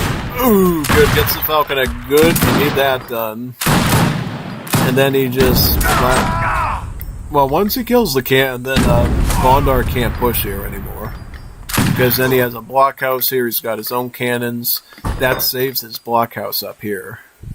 Right? Because this is the areas where Nikolai is winning this game. He's winning in build numbers and map control. And army size. Bondar is winning with long-term eco advantage in the long term. Not right now, but in the future. Because he's got the factories, And he's got specialized villas like the slaves here, which are going to gather naturally better on the plantations. Plus, once he starts doing the Hindustani villas, they will gather better on wood. So, right now, Nikolai has the keys to the kingdom, or at least he's in a spot where he can exert some influence. And then once you get into sort of like late industrial age, imperial age, then Bondar would be winning by a landslide with his factories and his better villager variety. Yeah. So yeah, Nikolai needs to come up with some sort of method that's going to allow him to exert enough strength to push this back. I think the way you do that, get your mortars and start shelling these factories from over here. Because that is an easy picking. Bondar should not have put his factories, particularly this one, in this spot. Because you could hit from down here with mortars in the industrial age with the anti-building attack, shell this thing down, and then you'd have to rebuild it again. And that would actually be really devastating to the Brit player. Yeah, no. If you looked at me into this game right now is with this... You know, like when you play chess and you have, like, your chess teacher showing you, like, giving you different puzzles on the chessboard, get, like, checkmate in, like, 5 or something? If this was, like, a puzzle that I had to solve, and, like, what do you do here to win the game? I would go for an industrial age push, which he can do because he's got 1,000 coin. He is going to industrial age, so he is doing that. Get a foundry, get some mortars, and start shelling the factories. In the forts. You could shell the forts from back here, too. You could wipe out all of his infrastructure by sitting down here safely, because just as much as this cliff protects Bondar's base from your attacks, it also defends his attack with his artillery, because he can't just run the redcoats here and stick them in the melee and start stabbing through your mortars. He would have to, like, shoot them formally up here, and then he would be down there with his Radnickies killing your redcoats, so... This cliff works both ways. It's really a way for... It's really whoever knows how to use artillery well, it's their advantage, right? So if Nikolai is using artillery, he's going to have advantage. If Bondar's using artillery, he's going to have advantage with this cliff. So yeah, it could just as well be a punishment for you. And this is why I would have suggested that Bondar put factories here, here, and here. So that way, you don't have to worry about mortars getting involved. I mean, this factory's fine. This one's alright. This one I think is alright too. I think this one's in danger. This one might be in danger. I don't think it is, but this one might. But just the fact that at least one of your factories and possibly this fort there could be shelled doesn't feel too good. Because I don't know how far those mortars shoot. I don't think they shoot this far, though. But they definitely shoot far enough to get this far. Right? He's aging up with the ballerina. It's going to give him some XP, I believe, or some bills. And, oh my god, what's going on? He's got the mercenary camels, the Agaios. It's not good. Not good at all. So these are going to kill all of your Cossacks, unfortunately, yep.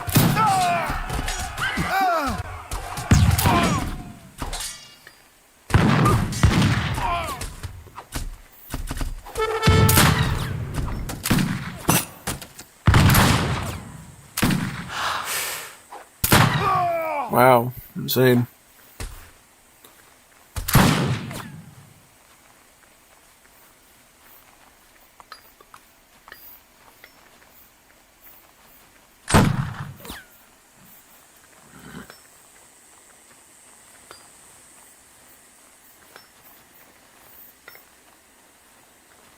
Essentially, these are sort of like AoE2 camels, by the way, so they are good against other cavalry. So they do have those multipliers against them, yeah, pretty much, yep. It's my stream running, right? I think it is, I'm just checking. Yeah, okay. Just wondering why we weren't getting any views then. Am I that loud and obnoxious? Probably, probably. Let's put that there, cool, awesome. Что? Приказ. Лыгин Стяну. Готов. Стелю. Лыгин Здравствуйте.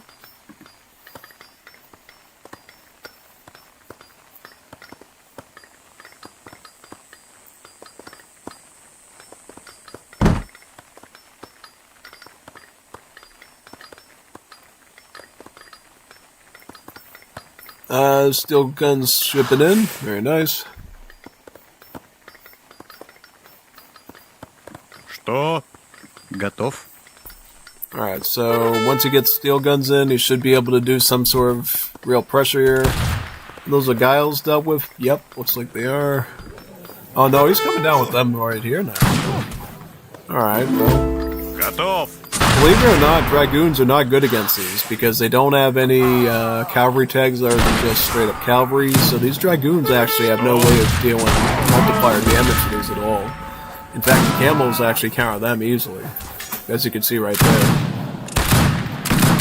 Alright, so you got veteran line infantry in the Rapid. You should be able to clean up the Argyles easily. I don't know why he's going Dragoons. He might be using it for the range attack.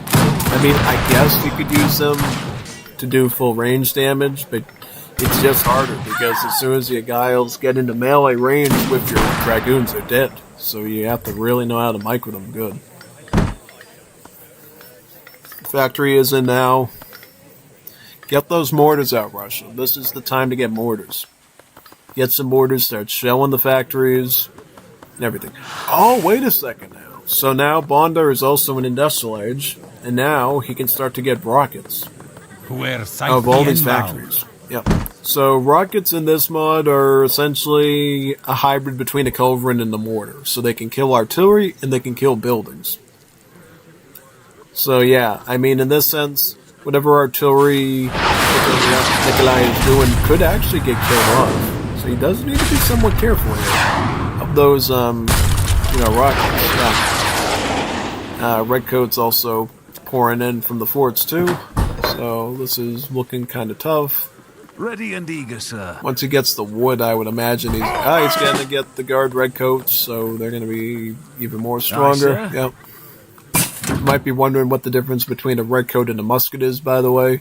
Redcoats have some pretty good hand armor, and they also have really good anti-cav. So they do 4x against the cav instead of the 3.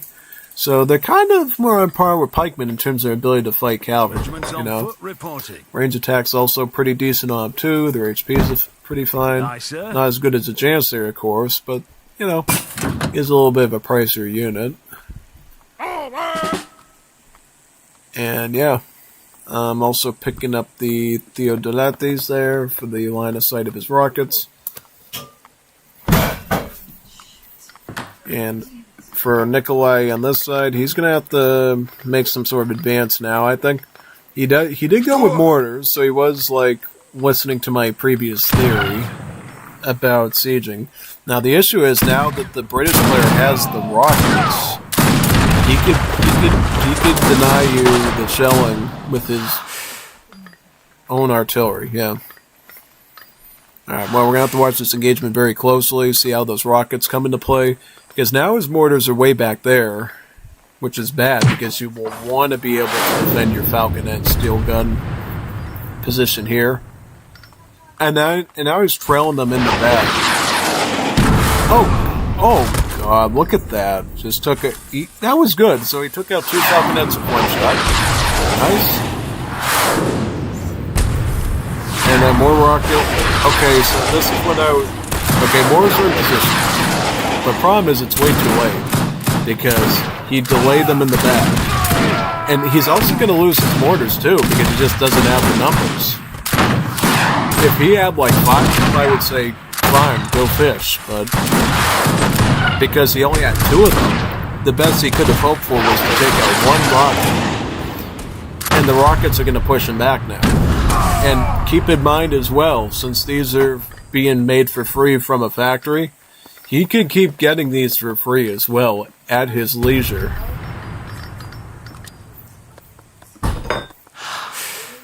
I mean, this is getting pretty serious at this point with the position.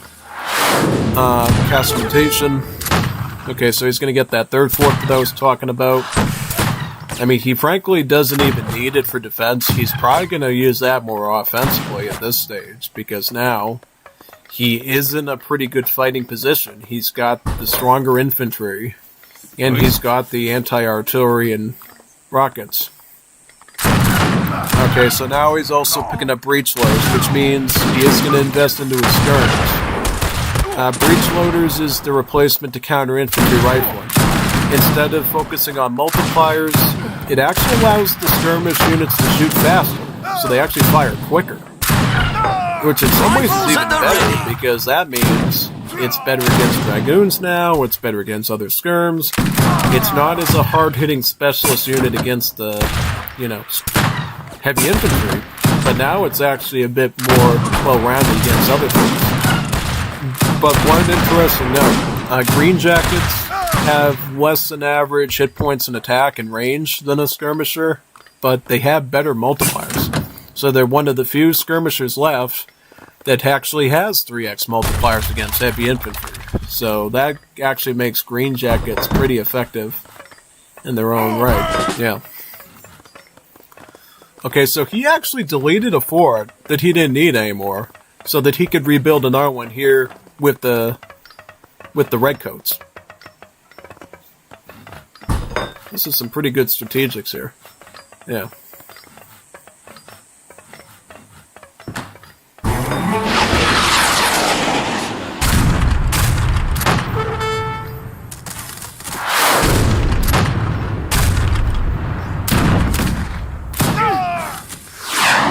Okay, mortars into position, siege the fort.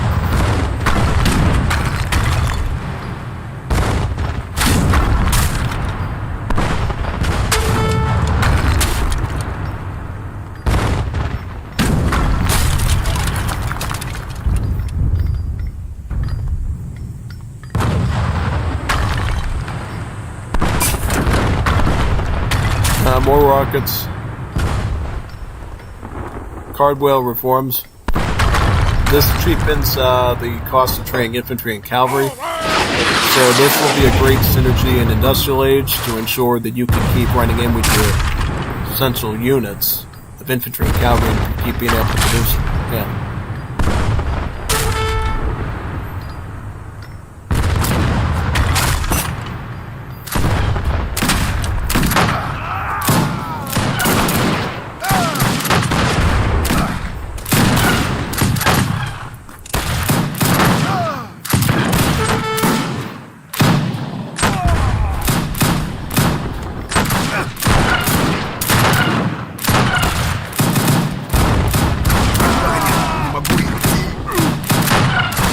Rockets coming right into his position in the moors there. This will be an easy snipe for him. Just that's it, right? Stab dab in the mid, just like that, yep. And now British will be able to push this position. How is resources for the Russian player, by the way? He's got resources, but clearly less. And did he send it? He didn't have any training cards either. Because with Russia, you do have the option of getting fencing school and dueling school, and being able to instantly train your infantry.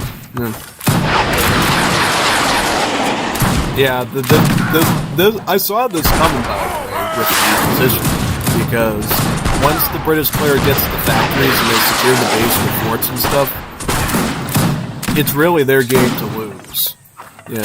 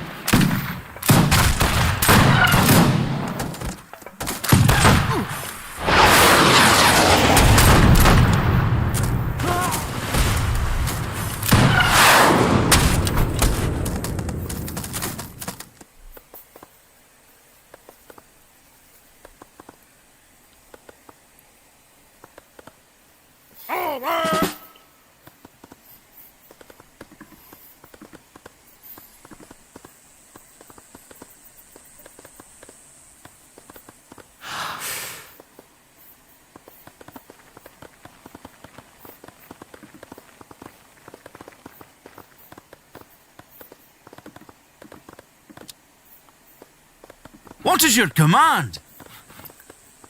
Alright, so now Volunteer he's got the rifles artist reporting. rifles here. These are, you know, the counterjägers from the 5th edition? The skirms that actually kill other skirms? These are essentially that. So, now that he's got these, the Rednickies are effectively dead. Like, he can't even run those anymore against these. And what makes it worse with the British is, they have an abnormally high build limit for ultimate units. Because normally ultimate unit Keeping build a limits beady for eye out. European civs with infantry is typically around 20. You can have up to 30 of these.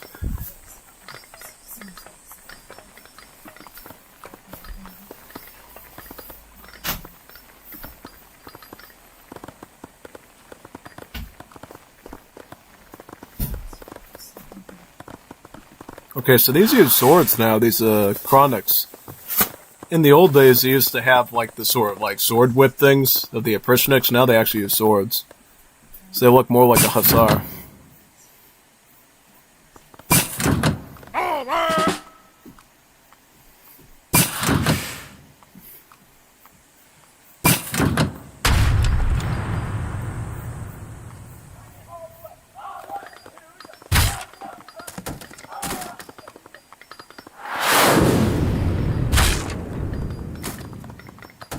Aye, sir? What is your command?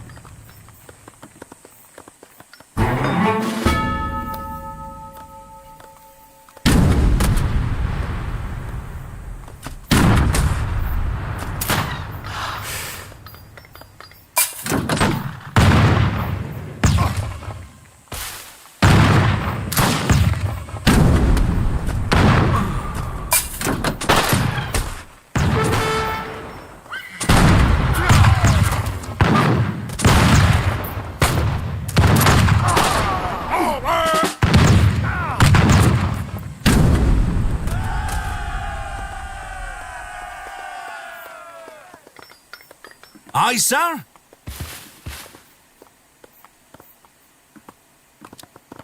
Did he get guard on the... He hasn't even gotten guard on the green jacket shit. It's like really weird. Yeah.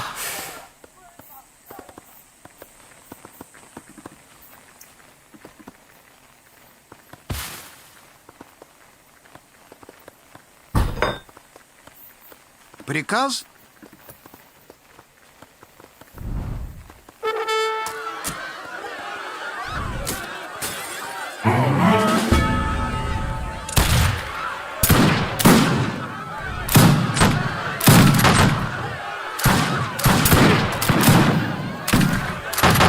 Yeah, this isn't going to make a difference to provincial combat, though. And this will be a win for the Brit player, yeah. He has resources, but again, he doesn't have fencing and dueling school to, like, train these out quicker. Because if he at least had that, he could, like, maybe overwhelm them with, like, raw range damage and kick them out. But no, you can't do that. No.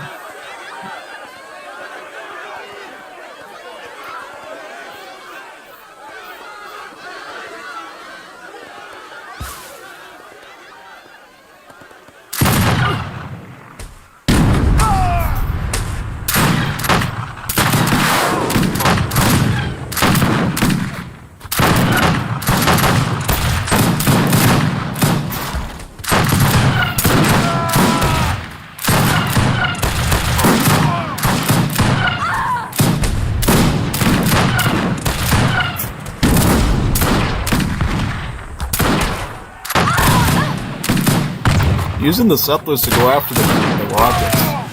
I don't know if that. I don't agree with that. Ooh, wait a second. So he like splash attack near the treasure, and now the treasure guardians attack his house. What a lucky break. Still, he's now preparing a front on the bottom here with redcoats and Minimen.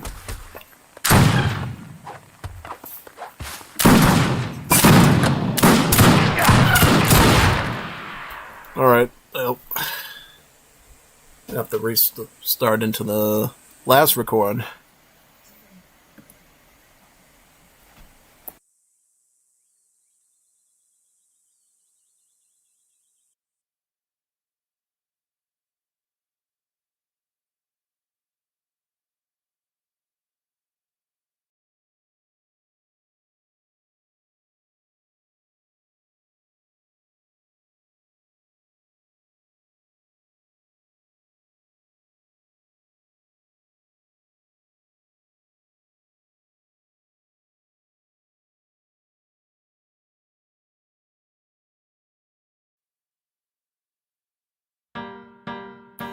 Alright, let's go into game number 4. Got it right here.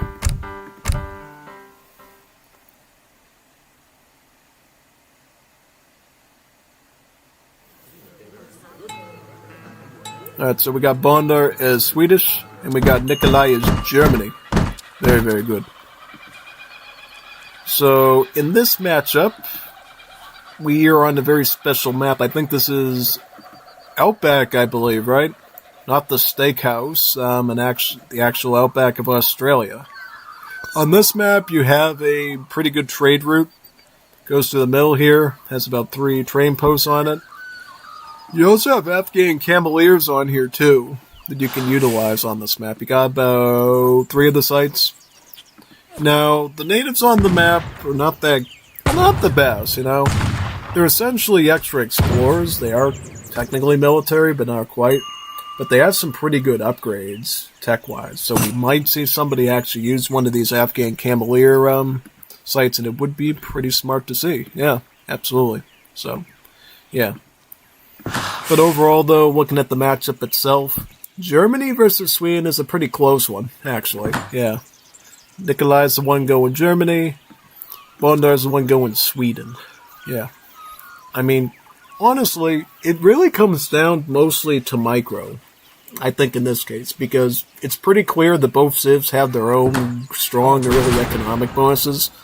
For the Germany player, they got the old British bonus, so every time they build one of these houses we call Mites you get a free settler. So they got the British manor boom. As for Sweden, they have these buildings called sawmills that they can acquire, the trickle wood, effectively acting like a wood bank. Well, you can only have about 1 of them initially and then get 2 of them thanks to a card. There are some ways that you can make them even more effective. The main thing is you have this extra bonus with the sawmills. So not only do they trickle wood, they also drop behind these little piles of 100 wood that your vills can actually pick up throughout the match. And not only that, you do have the option, though I don't think it's a good option. I think it is kind of a more risky option of going with the Royal Decree, which will have the sawmills trickle more wood, and will also improve the trickle of wood from the factory, but it'll shorten your build limit to 50, kind of like the Dutch.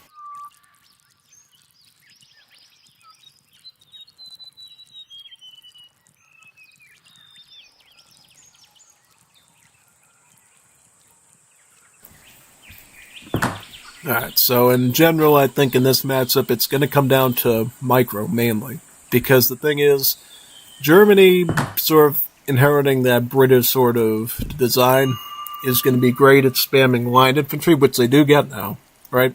So they no longer get Doppelsoldiers, no war wagons, none of those wacky German units. They just get good old musket and hussar gameplay. And Royal Guards on both units, just like the Brits. So Germany is going to be spamming line infantry. Sweden's going to be going with their musket unit called the Beverlinger, which is a very unique, I would say a hybrid between an Ashigaru musket and a pikeman. So they have the movement speed of an Ashigaru, so they move like really fast, but then they have a hand attack and a cost of resources and a siege that's similar to a pikeman. So they have high siege, food and wood, multipliers of 4x instead of 3x against cav units. Much better unit.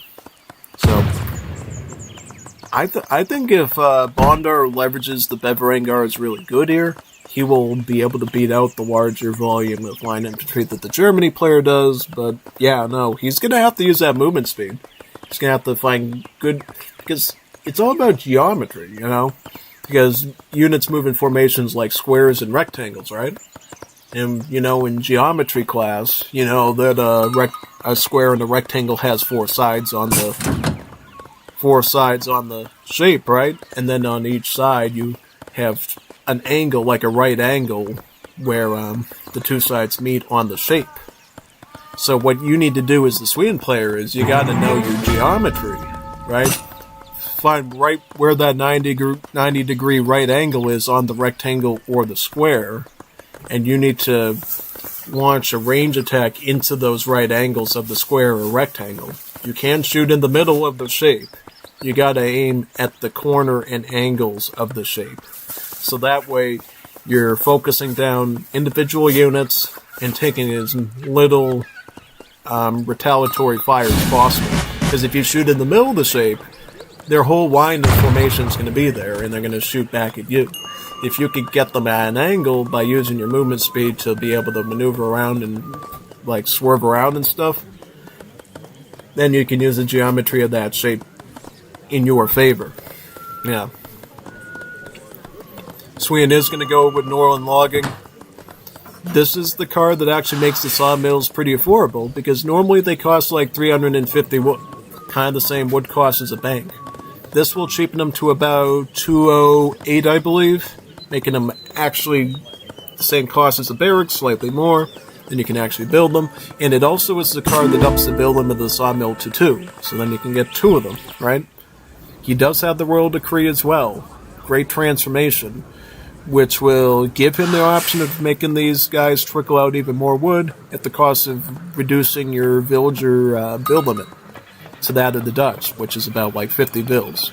Because see, now you can have up to 99 settlers, but if you send that Royal Decree, it goes down to like 50. Which in some cases is alright, but it's not always going to be the best option, particularly if you need more food and coin units. But hear me out on this. You do get a unique building called the Hof. It's like an annex you can build onto the side of a church. It has a tech called Dawa Horses, which actually gets rid of the coin costs on your cavalry and replaces it with wood. So if you run this Royal Decree with Dawa Horses from the Hof, you could actually justify it, because then you would no longer need coin for cavalry. And then your Benveranger already costs food and wood, and you actually have a viable military, minus the artillery, that you could actually go with. A food and wood only economy. Yeah. You would just be missing out in the skirmisher area and the artillery area. But you could totally win a lot of matches just running huge stacks of high-powered Benveranger muskets and then backing them up with stable units. Yeah.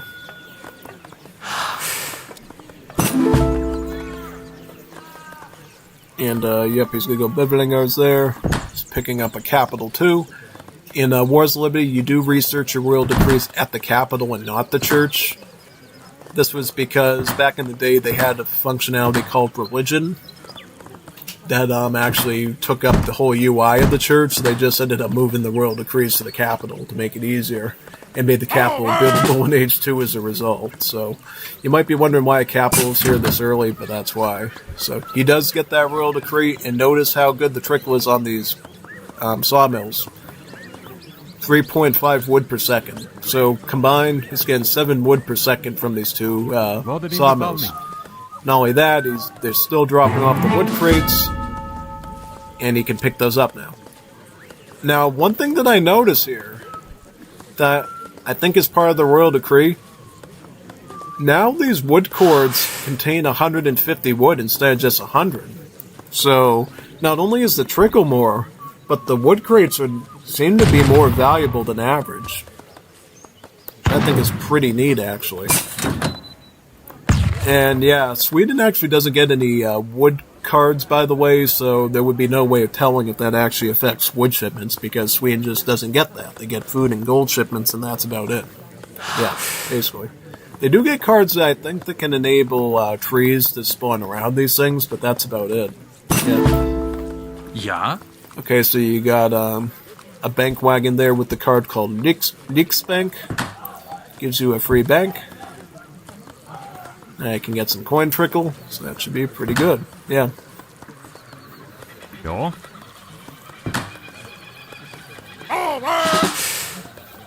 Ja, min herre. Ja.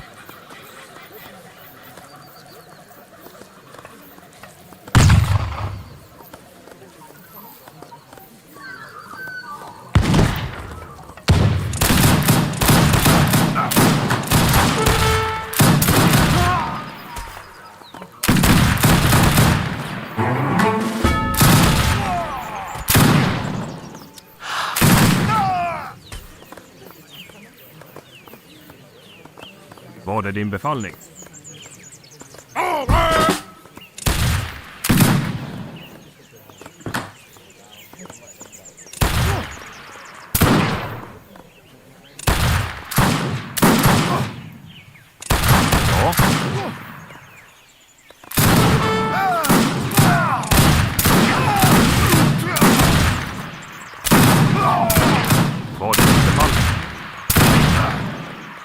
Oh, and then he gets a...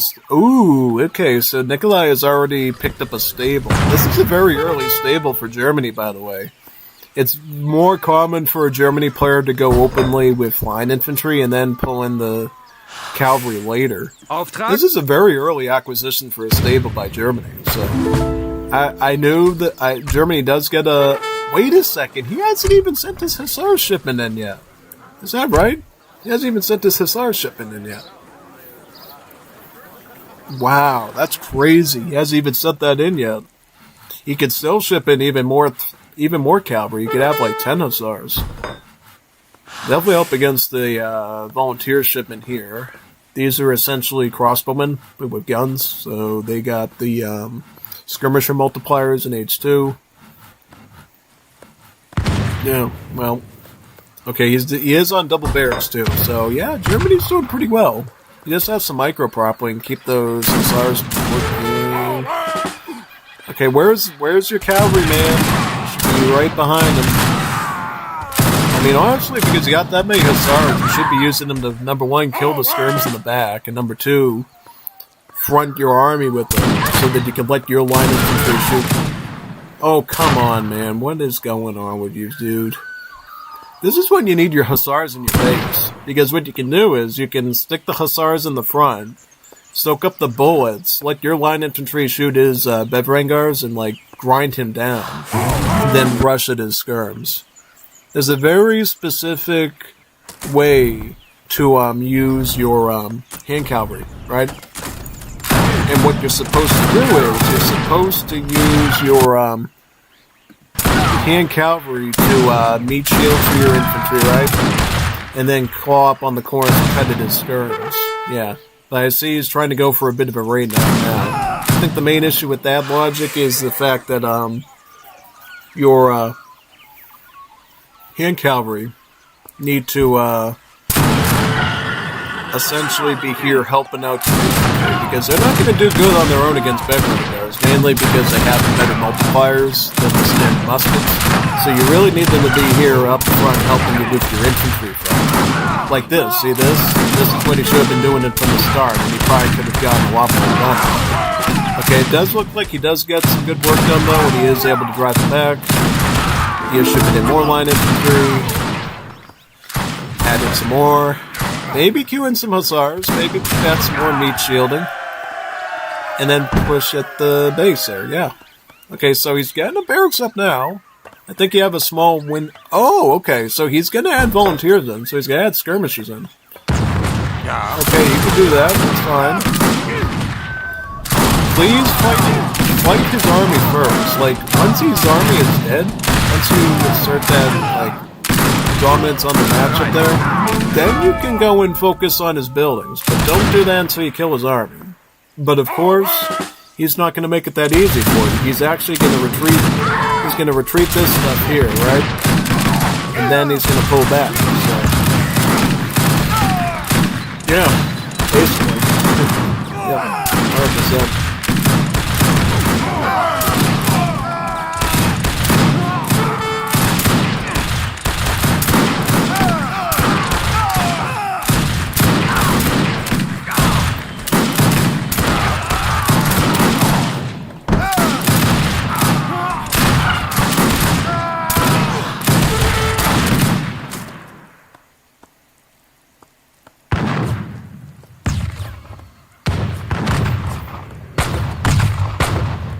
Alright, more volunteers coming in now. Awesome.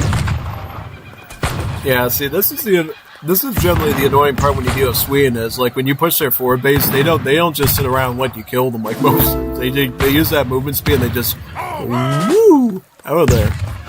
So they can come back and keep harassing you again and again. It's like so frustrating, you know. Yeah, that's one thing that unfortunately Nikolai's gonna have to deal with the Sweden.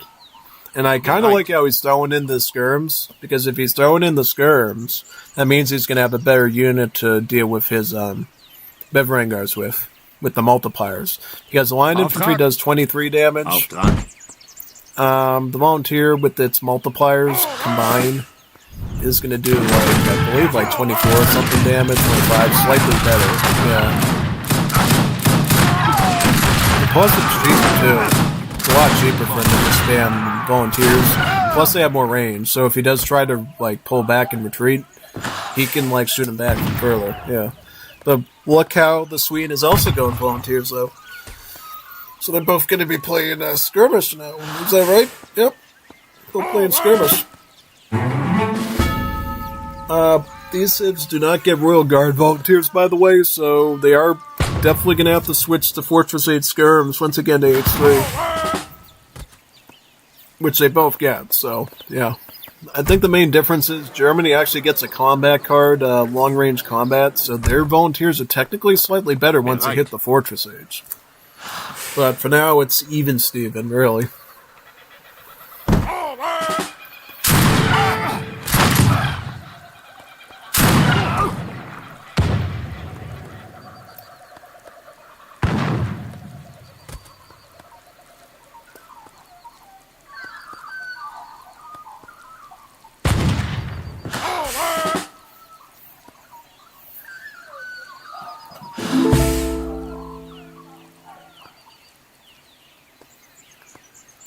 Alright, so right now it's actually pretty close, honestly. How many more Mites Casernes can he build? He can build like 4 more of them. He's got 59 vills. Bondar only has 39 vills, by the way. So it's pretty close right now. I would watch this very closely, though, this Fortress Age with the political exile. Because that means he's going to be going for a fast age up to get these 8 skirms. And probably turn the tide in the battle a bit. So yeah, I would definitely watch out for that thing if I was Germany.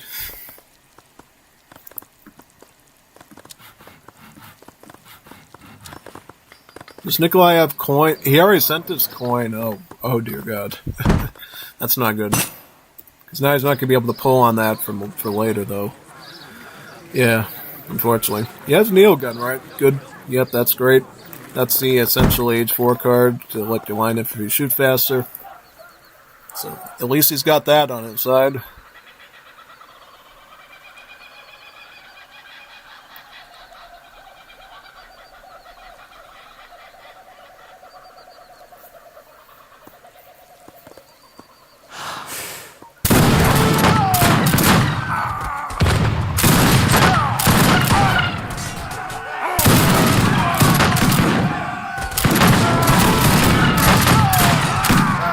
Okay, Bondar gets his up to better, so now he's in the better position stats-wise. Okay, so now I think things are going to get really tough here for Nikolai once he starts to work. Okay, so he wipes out his heavy infantry, great. He's engaging with his volunteers, and now he's snaring into him with hussars.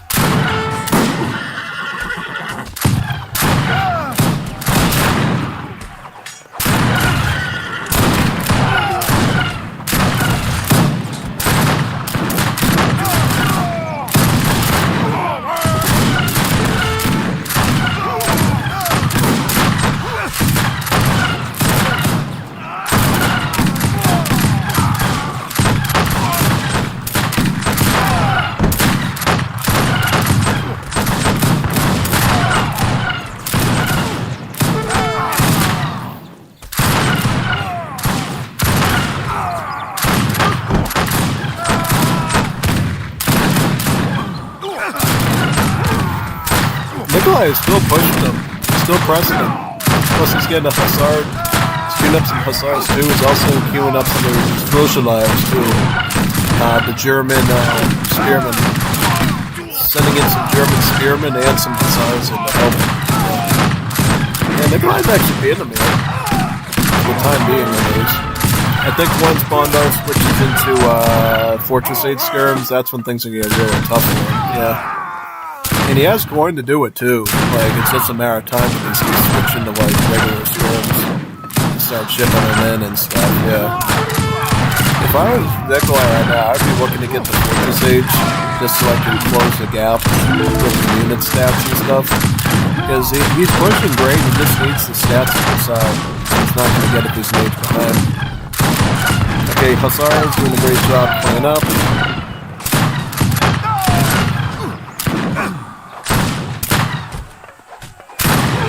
Beautiful. Good work.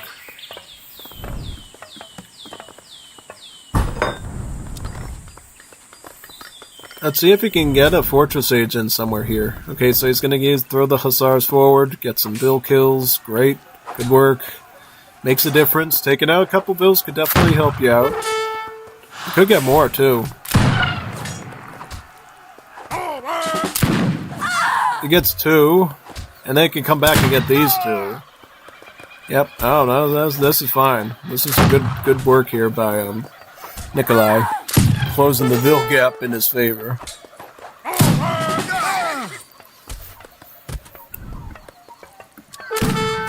Oh no! Oh, he's going. Oh no! He's going double horses. See, this is what I was talking about from the Hoff. He's going to turn his coin cost on his cap to wood, and then he's going to go full hussar spam on him.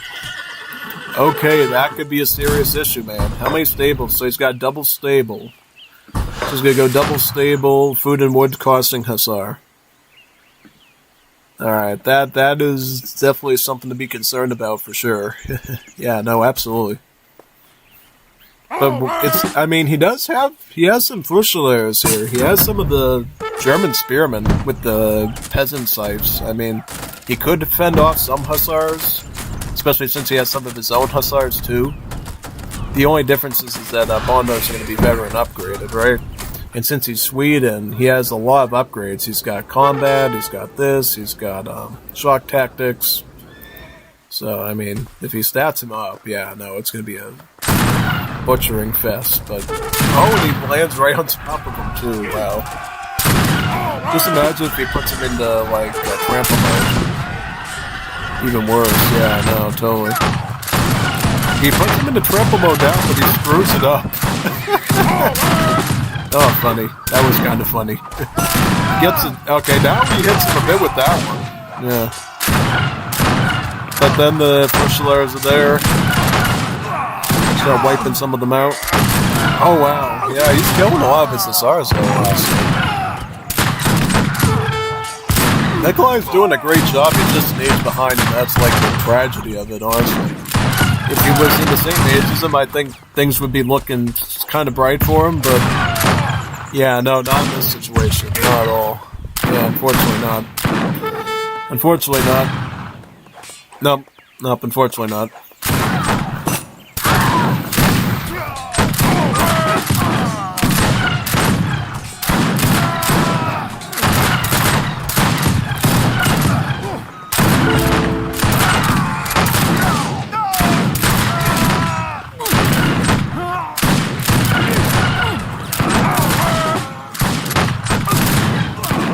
And then he gets the Hussar. So the Hussar are sort of like Cuirassiers, but they're cheaper and weaker. So they get that splash, right, in the assault unit stats. Thankfully for Nikolai, assault units are not covered under the malice for early game skirms, so volunteers can actually mass up and shoot them easily.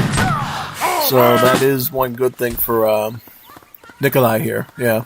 Nikolai's score is growing too, if you look closely. So yeah, no, he's doing good right now. Plus he's throwing some of his own hussars into to offset the hussar damage somewhat. Yep, very good. Ooh, good, very nice. Now he's beating into his infantry. He could shoot some bills too. Even there, yeah. But watch out, Mondar's getting a fort. He's going to fortify with that. And now you see the hussars starting to rip into him, yeah. Somewhat. Okay, so right now what I would be doing is getting some Fusiliers, holding the line with some volunteers, and then trying to, do whatever. See, this is where his problem is. He's idling his production of military, and that's not good. This is the only way you lose this. C planner, get TC, good, best age up option. Yeah, oh god, he's losing settlers. Great. Hello? Not the best time to be doing that. I mean, he's got most of them. I'll give him that. But still, it's kind of an annoying, devastating situation. Yeah. Bereit. So he's gonna have about 70, I guess.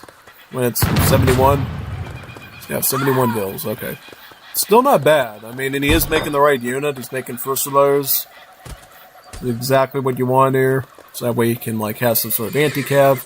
And then once he can start getting onto like coin of some kind, start finding the Zopal mines, start getting the Fortress 8 skirms, because that way you'll be able to beat out his skirms, or at least be able to even it up, and then you can pick up the long-range combat and actually beat his skirms and stats. Yeah. Bereit. Too bad he doesn't have that card there that gives the upgrade to the Fusilos, though.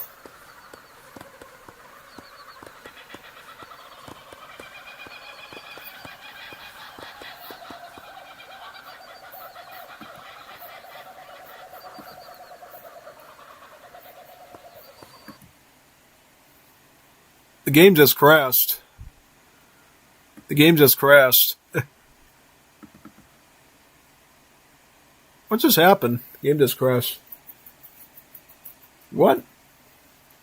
That's like so weird, man. Really? Is it that recording? Maybe it's the recording. Let me find out. That's like a really weird glitch.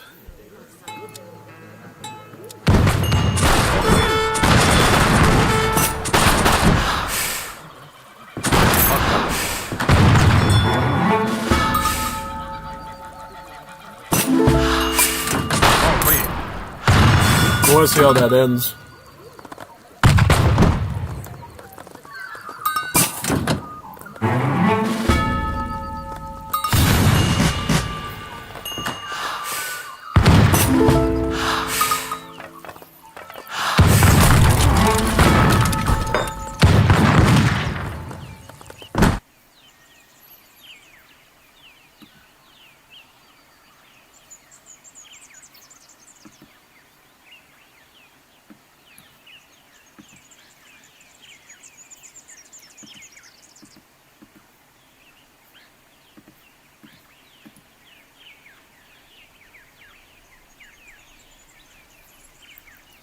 Yeah, I want to see like what the end result is for this, yeah.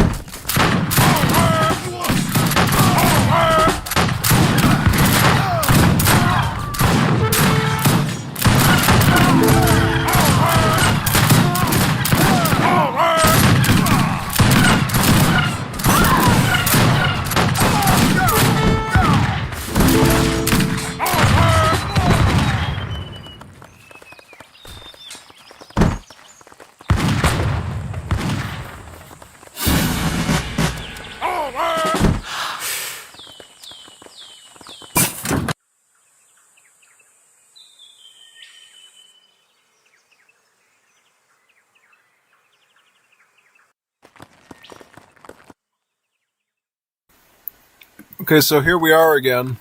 Looks like Nikolai does go skirms, does get cuirassiers, so he's going to train in some there, and then he's going to ship some in. Should be pretty good. Absolutely.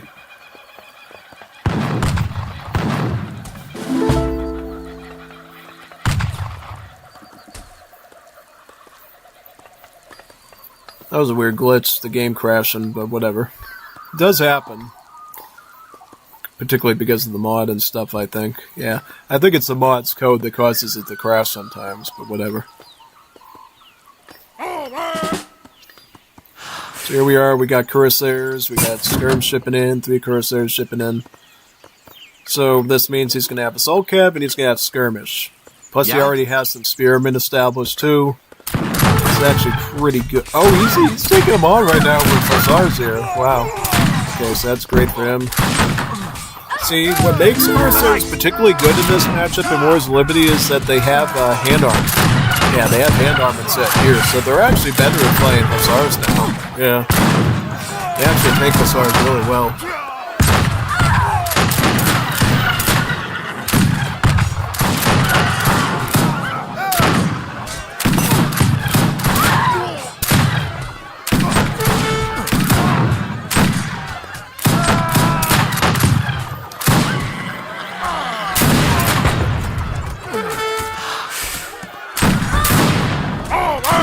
Yeah?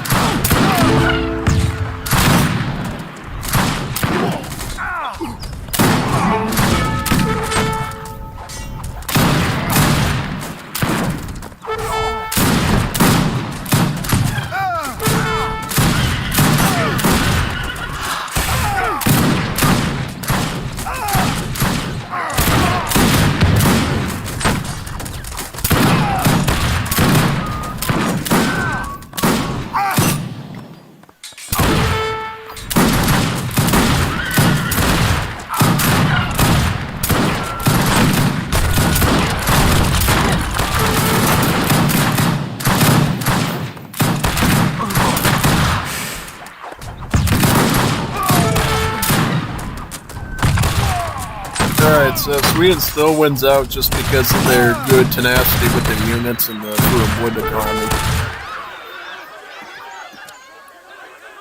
Oh, he like spent all of his wood on this stuff, right? Yeah, no. Crazy. Good match though. That was a good series. That was a very good series. I like that one quite a bit, actually. Yeah, totally. So let's do another one. Yeah. I hope I didn't accidentally close my game when I was trying to check on stuff earlier. If I did that happened, that'd be kind of annoying. Yeah, totally. It says here that the connection to the server on YouTube is actually a bit weak, because I can see the bar changing between 4 bars and 3 bars, so it could be very well be an internet connection issue today, I think. Maybe. Yeah, totally. So, let's go to another series, see if we can come up with something. So now we're going to do Fufi versus Nathan. I like that one. That's a good matchup. Fufi versus Nathan. Let's see how this series looks.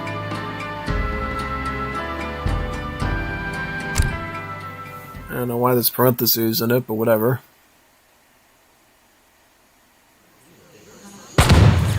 So we got Nathan as the Crony Bear Sid, Koreans, and then we got Fufi as China. Oh, wow. So here we go again on this wonderful map. Just so you know, on this map, you do get free villagers. You get like 5 free African villagers, plus you get some tents, so that you can have like 20 pop. Yeah, it's kind of an interesting map. It's kind of like that Thanksgiving map, Plymouth Plantation one. But it's in Africa, so you get African villagers instead of pilgrims. But overall, this is a very close matchup, China and Korea. They're considered to be S-tier civilizations in this mod. Both of them have exceptionally strong military skills, good economies, unrivaled stuff. So it's going to be a really tight matchup, to say the least. Ever since they ended up nerfing the Grand Palace and the free villager rate for the Koreans, the Civ has sort of, been a bit more controlled, but it doesn't mean it's weak. It's very well can still clap this guy if they want to. It's just that it's not going to be as easy to do so, which, is good. Because you don't want people to have too much of an easy time. You still want to feel like a real match. So, yeah. Overall in this matchup, it's going to be China really just spamming banner armies, particularly the Old Han army, maybe the Standard army, against a Korea that's just going to be spamming Archer Spearmen, because they get Myeongyung's Korean longbowmen, so they have the same sort of rate of fire range as that, and then the Dangpa Spearmen, so they're sort of pikeman unit. It doesn't quite have the stats of a pikeman, though. It's more or less like a Rajput almost, in a way that costs Furum wood, but yeah, you get the idea. But overall, this is going to be a really tight matchup between these two titans of Asian civs. Actually, all the Asian civs are good in Wars Libby. What am I saying? Yeah. Year of the Snake. So now it looks like he sent this card. Basically what happens with this card is it sets something in place for the rest of the game where you get like free villagers when you age up. For Age 2, you'll get 1 free bill. For Fortress Age, you'll get 2 free bills. For Industrial and Imperial Age, you'll get 3 free bills. So it's not a huge deal, but it does make a slight offset difference. If that makes any sense, yeah. I don't always say that this is a great idea, but it's something I started doing at the start when that came out. I thought, oh, this is a great idea. We should try it. And then turned out it wasn't that good. And then, yeah. So I don't know if Nathan really should have went with that. I still stick by Gormistan sort of philosophy of going with Holy Refuge to get an early monastery so you can trickle XP for the rest of the game. That to me feels like the better play. But this kind of works too, so you can't complain about it. You can't say, oh no, that doesn't work. It definitely does give you extra bills. It's just the justification of it can be a little tough. He's going with a porcelain tower this early. Honestly, well, who's playing China? This is Fufi. Oh, he's going with it. Okay, I thought that was Nathan for a second. Like, is Nathan getting? No. All right. Nathan's playing Korea and he goes Grand Palace early on. Good idea. Well, it is nerf. I mean, free bills is free bills. So even if you get them over a longer period of time, they're still going to be good to you. Sure. He's going to get barracks, and then he's going to start popping out his Korean archers and spearmen. Yep. Absolutely. It should be quite nice, yeah.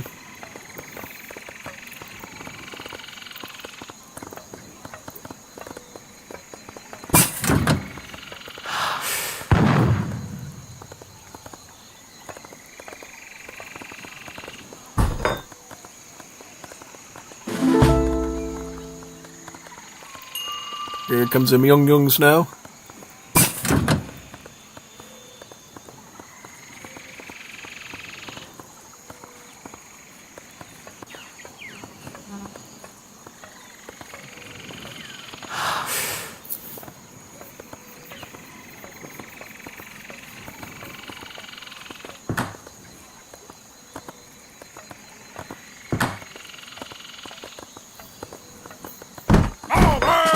대기. 예?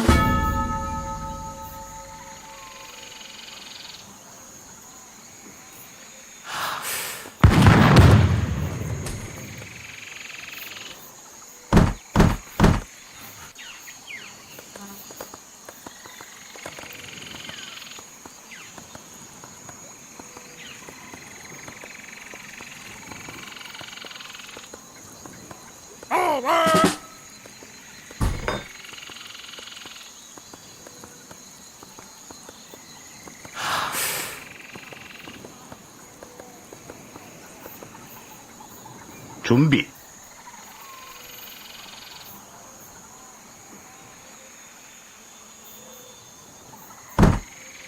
Okay, he goes with Russian allies. That's what I do. Did he get diplomatic in... What? Why didn't he get diplomatic intrigue with that?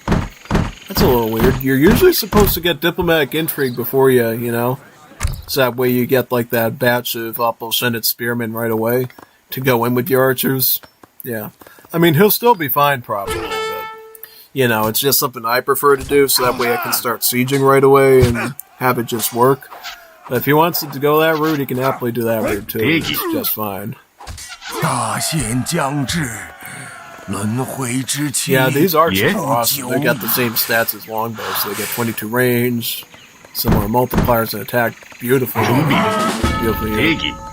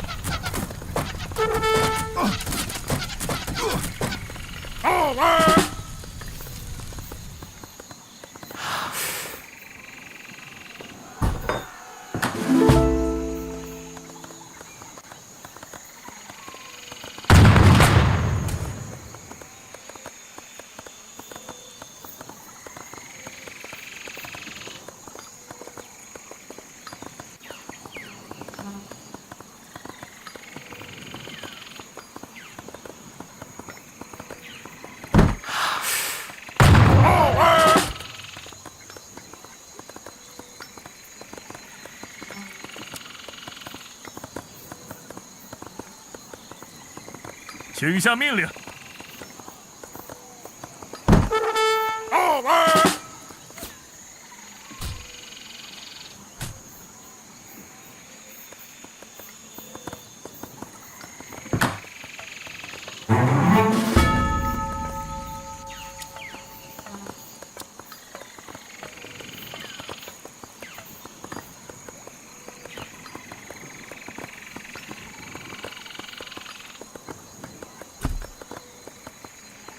He almost lost the bill to that elephant. Very funny.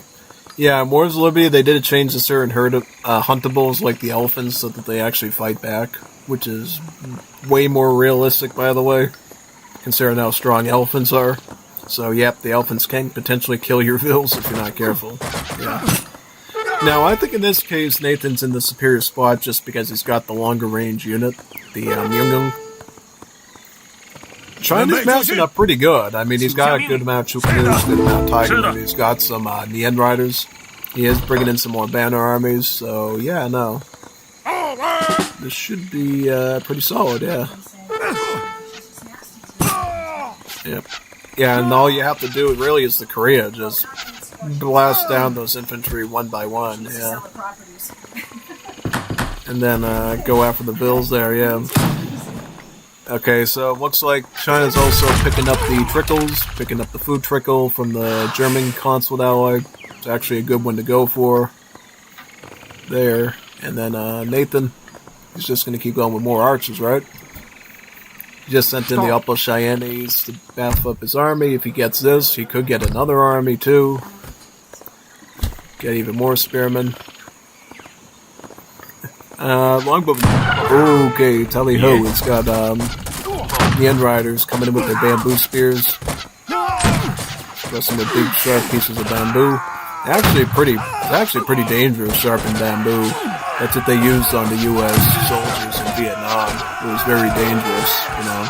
You'd have like a U.S. service member trying to go through the jungles down in southern and northern Vietnam and stuff, trying to fight, and then you had this big pit. And they'd fall into it, and then they'd get skewered by the sharpened bamboo sticks. It's actually really... It's actually even... I think it's even more dangerous than, like, sharpened sticks of wood, actually, if I remember correctly. You know, and they used to put, like, excrement on it, too, so that you would actually get infected and die from it. Like the same way people died in the Middle Ages. Very scary stuff. One good thing about China and North Libya is not only do they have their regular units here, they also get these cool things called yungs that they can train from the villages. They're like these very weak sort of Minutemen units. They don't have any multipliers or anything, but you can constantly train them from these villages and just use them as like a secondary military force. They don't cost any population, by the way, so they're just like a good add-on unit. And then there's some cards you can send. I don't think he's got them. They can actually make it so they don't lose hit points. And thus you can, like, use them like regular military. It's pretty cool, you know. Obviously, they won't make a huge difference, but, stat-wise, pretty decent unit, yeah.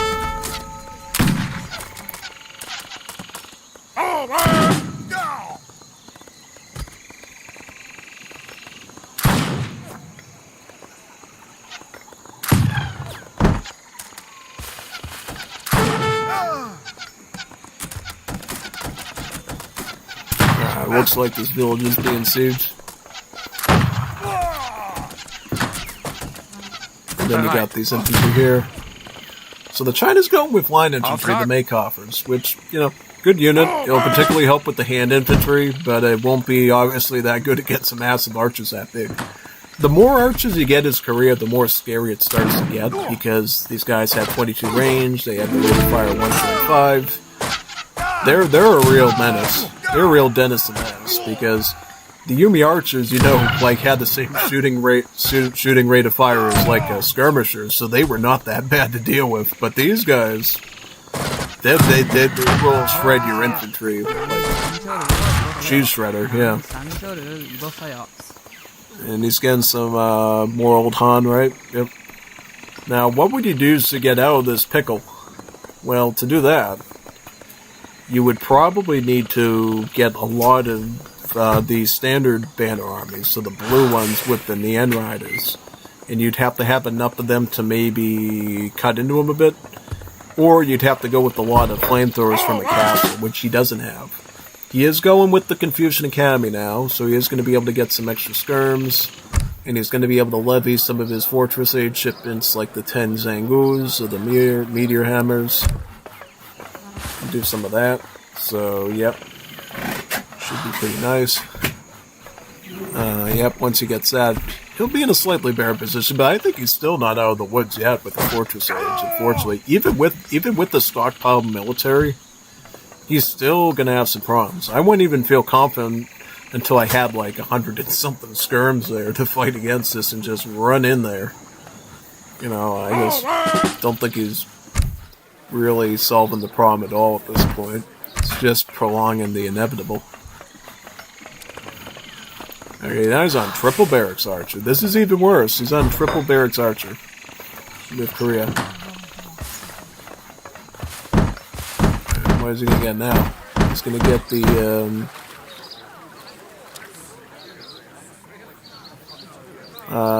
diplomatic intrigue. He's going to get some extra spearmen with that. Get some Opposhenei spearmen. 준비.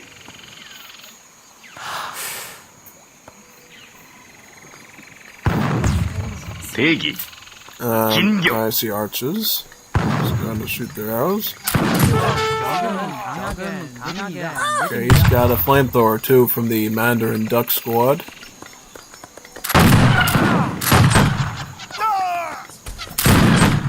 The end's poking into the spearman. Okay, the flamethrower is active. Let's see how long the flamethrower lasts. Because if he can keep this flamethrower going for a bit, this could change things quite a bit for him. So, the flamethrower does work very well. Whoa, look at that. Oh, but why is he driving forward though? Okay, oh, he wanted to take out a spearman? Okay, well, I guess he does that. Yeah. Oh, that was a great flamethrower though. That actually was really productive. Got a lot done with that. And what does he get now? This will be getting other units? Yep, he can start Zangu shipment. He's going to get some more war academies in the back. He's still fighting. I mean, he can still do some stuff there, to say the least. I think if he gets rid of those hand infantry and then he starts massing up here, I think he's fine. Because I think he got meteor hammers too. Yep, he's got meteor hammers. I mean, at least with the Fortress Age skirmishes, he's got a bit more firepower to work with against other light infantry, so it's kind of an okay situation, I think. But Nathan, you know, doesn't let go. He just keeps pushing and pushing and pushing and pushing and pushing. Yeah. Yeah, and he's just going to keep doing that. That's really what's going to happen here.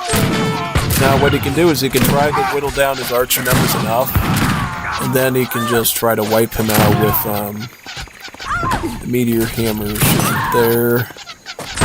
Okay, meteor hammers in. Got more militia. Yep, good, awesome. And then the spearmen come in. Yep. Oh god, yes, I see what's happening. Okay. All right, and then the end's coming on the side. Okay.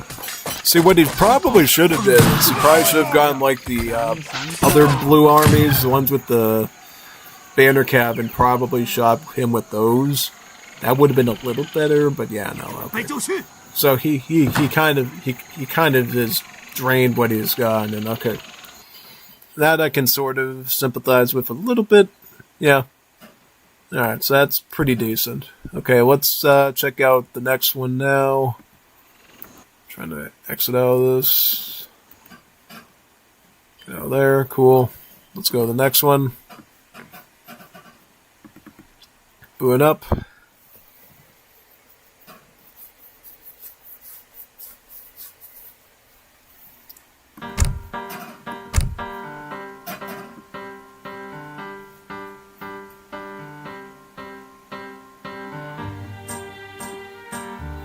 We're gonna go to... No, it was, right... I'll find where that was. This one? Alright, let's do that one now.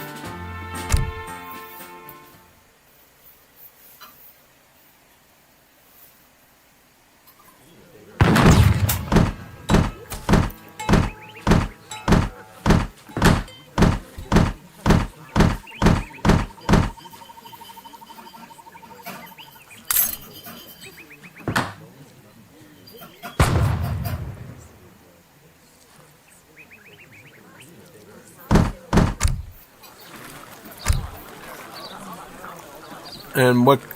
Oh wow, this is Central America for Nathan. And then Fufi's going Maori. Oh wow. Okay, so this is gonna be a tough matchup actually because they're both running pretty viable options here. I know Fufi has a pretty good Maori, so he will put up a good fight. And then he's going to be going up against obviously Nathan Central America, one of the strongest Latin American teams right now. Because for a while I was a little bit skeptical about them. I was like, are they really that good? Turns out they're great. They got a really strong early game with Outlaws that they can leverage very well, and then turns later into even more Outlaw gameplay, or they can leverage into Immigrants or regular units, So it's actually a really good Zib. So yeah. He's going to get a trading post Travois from the Explorer. He can build a trading post anywhere he wants. And then for Nathan, we'll have to see what his deck looks like. I believe he's going to go Outlaws. He's going to go Kachiriku, Manyoso, and Leperos. The Lepero being your Spear Outlaw, the Kachiriku being your Skirmisher Outlaw, kind of like a Renegado, and then the Manyoso sort of being like a hand cav. Kind of like it's an assault tag unit, so yeah. No, I mean that Central America's really good here. So he's going Caudillo, so Outlaws. So he's got Livingston, Codizimo. Now this card is very important because it takes your Cochirikus and it subtracts one population from them, which means your Cochirikus or your Renegados, right, go from being a 2-pop unit to a 1-pop unit. So then you can just train them like regular skirmishers, like regular infantry, pop size-wise, and that's quite good, actually. Because another one of your Outlaws, Lepero, also gets a Town Hall technology that also brings him down to 1 pop when combined with Cardizimo. So, yeah, you can basically just play Outlaws with Central America because you got a 1-pop Spear, you got a 1-pop Skirm, and then you can deal with the 2-pop Manyosos and do well, yeah. Oh, it's actually pretty good synergies. Not only that, you can combine it with the Poleneca to essentially make your regular units and train them super quick. And yeah, no, it's quite nice. Also, what's Rico? He's got Coco's Treasure.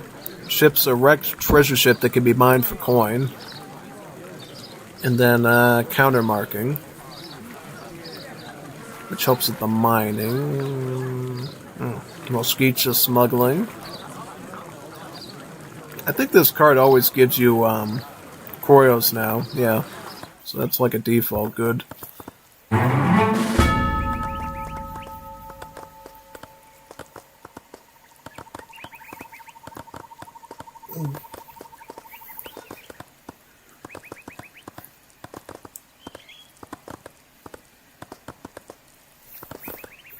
And what voyage is Fufi going for? So he's going for New South Wales, okay. So whenever you see somebody go New South Wales as Maori, that means that they're preparing for a fast fortress. Because what they're going to do is they're going for the medium costing voyage now, and then they're going to just go for the cheaper, faster South Island age up next, and not get any rewards for it, but, have it being the fastest and the cheapest age up. Yeah. So I know exactly what he's doing here. So he shipped in 3 vills, right? And plus he got a trading post, so he will have enough shipments to go for the hefty 800 wood and 6 villager shipment. Which is a really good card, by the way, because it essentially is 2 cards in one. You get the 700 wood and the 5 villager card put together. Plus it adds on another 100 wood and another extra villager to it. So it's like a really, really big reward card, really. And that's the way the Maori work, by the way. So they get these very powerful cards that cost like 2 shipments. So they're like really expensive to get. But if you get more expensive age-ups called voyages as the Maori, you can get shipments as part of the age-up reward.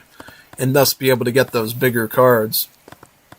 To have huge astronomical effects on your eco and military, depending on which one it is.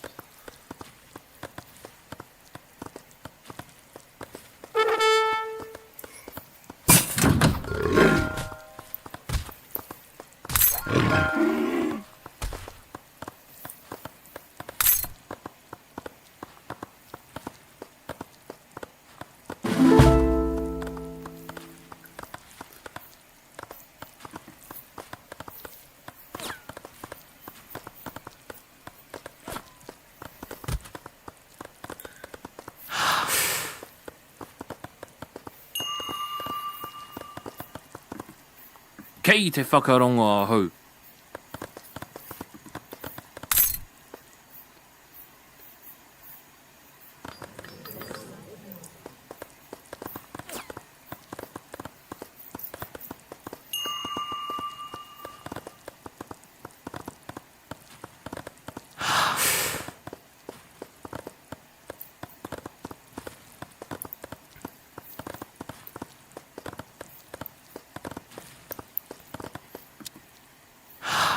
Yeah, see, this is the good thing about this mechanic for the Maoris.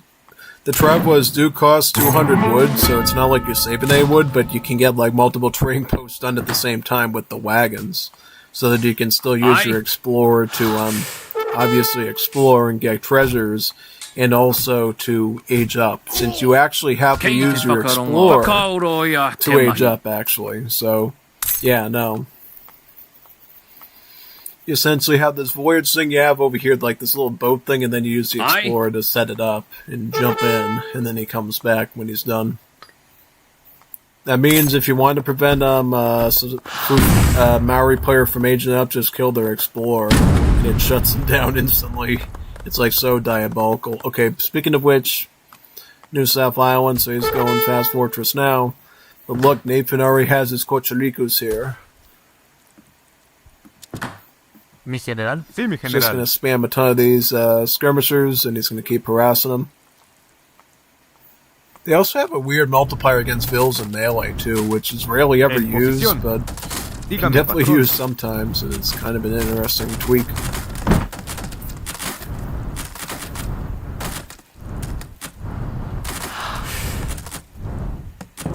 Now he's going to add the pair of Spearmen in, too, yeah. Get some sieging done and some anti-cav.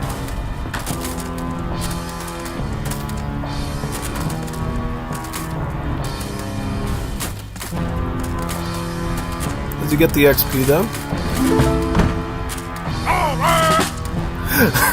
He just missed the XP shipment. Crazy.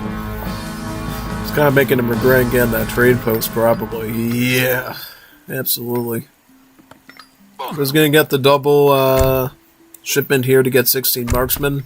It's actually good because once you age up, you can transform the unit into one of two possible units from that one. So you can either turn them into the Purakumu marksman or the Tupara marksman. And they all use guns, but they use them differently. The Purakumu has a more regular skirmisher-like range, whereas the Tupara has a shorter range, but it has a special close-up splash attack, which makes it ideal for defending against things like spearmen up front. So, yeah, no. This is actually a really strategic play by Fufi, and then he's going to follow it up with 11 marksmen. Oh, he canceled it out so that he could get like 22 marksmen through the two combined. Oh, interesting. Alright, well, I guess he could do that too, I guess. Unless he plans on getting another shipment quickly so he can follow up 11 and 11 plus 16 marksmen, then have 27 Purakumus, right? Let's go on Purakuma, correct? Yeah. Yep, okay, so yeah, that's actually really good. Oh, he's going to upgrade them right away, too. Okay, that's good, because then the Purakumas will have a range of, I think, like 21. And he'll actually be able to outrange the Kachirikus by a huge margin. Yeah.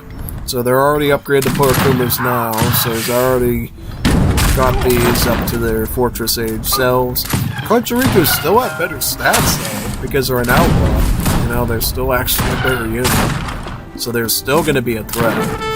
And then he's going to ship in more of the, See, he had to cancel out the shipment there just so he could get enough units to, like, survive with. He has no coin, though, so he can't actually train any of his own Purakumas out, besides the ones he's batching up right now. Oh, wait a minute, no, when he lost the Pa, then, he got some stuff back, so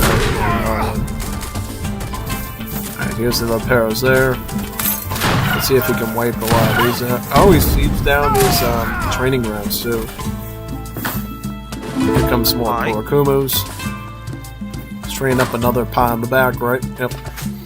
You get a +1 bill limit on these by each age up, by the way. So you can actually have 2 of these TCs in age 2 if you want to, and then you can have like 4 in industrial age. Kind of like the Portuguese, but without the free cover wagons. To put it into some perspective. At the looks like the poor Kuma's trying to utilize the 20 range over that of the Outlaws, which only have about 18 range. So he's going to try to snipe them out as best as he can, really. Yeah.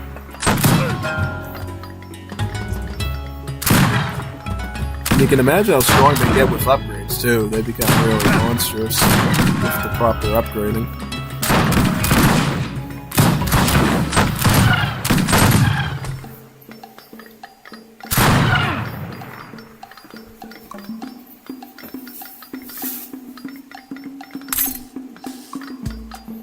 And he's going to try to snipe the Leperos next, I imagine. He's getting some more pop space on his piles, too. Yeah. So that way he'll be able to get more shipments out. He could get the big hefty 16 Porokumu shipment after this, by the way. Yeah. Oh, and he's got Manyoso sneaking on in stealth mode, too.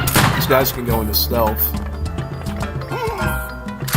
See, yep, surprise! Yeah, he only revealed one of them, too, and then he's going to follow it up with the R1s.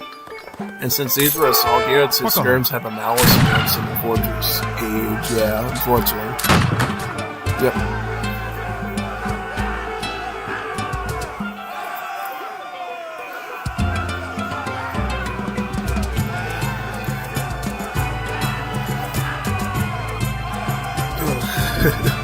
Nice one.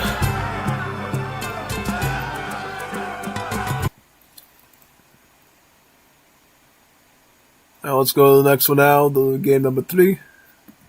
Very good.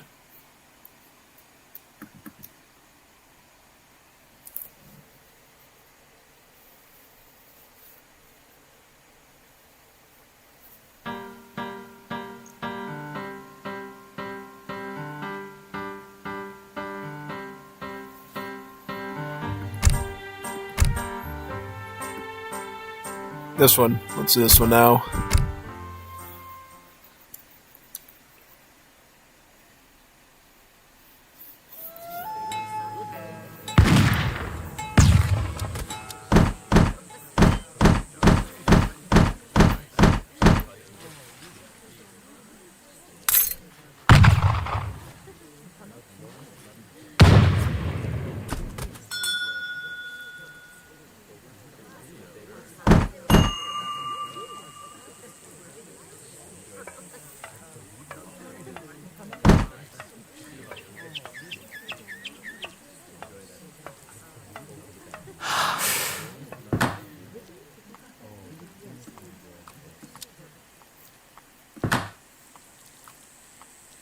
Okay, so Fufi's going Mexico, and Nathan is going British.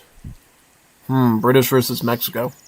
Now, I think compared to the Russia versus British matchup, I think Mexico has a bit on their side, particularly because they have a stronger military, and they can boom a little bit easier, too. So, if you play things right, I think Mexico could do better here. Yeah. That's provided they make the right unit comp and they can sort of do everything right. Yeah. You obviously won't be able to apply you won't be able to apply the good pressure that Nikolai was able to do in the previous series, but you can still get a lot done with it either way. It's quite good.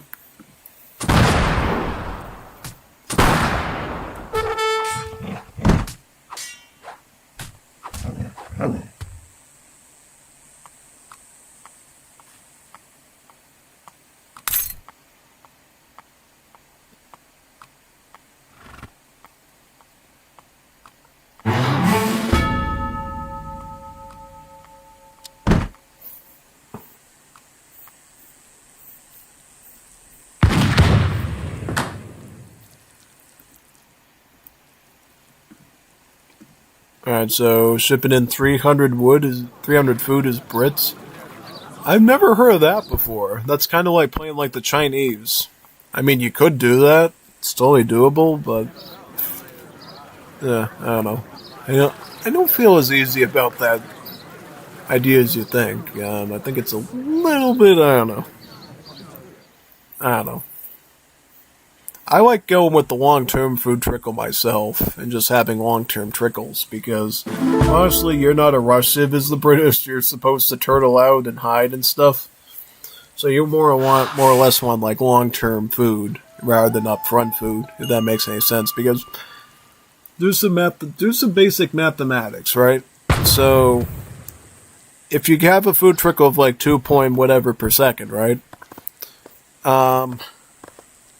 If you like divide 300 by 60, right? What do you get? If you divide 300 by 60, what's the number? You would get about, I believe, 5, right? Something like that. Yeah, 5. So in that essence, you have to wait only 5 minutes in game, and you'll accumulate, more food than that 300 food shipment gave you mathematically, and then some. So I think the food trickle more or less is better long term because you're just making more food off of it. Whereas the food boost here is great for the age up time, but it's like, who cares though? Like, you kind of want to age up later anyway, so you have enough coin and wood to get the factories out. So I don't know about that. It's only good if you plan on going factory free, I guess, if that makes any sense.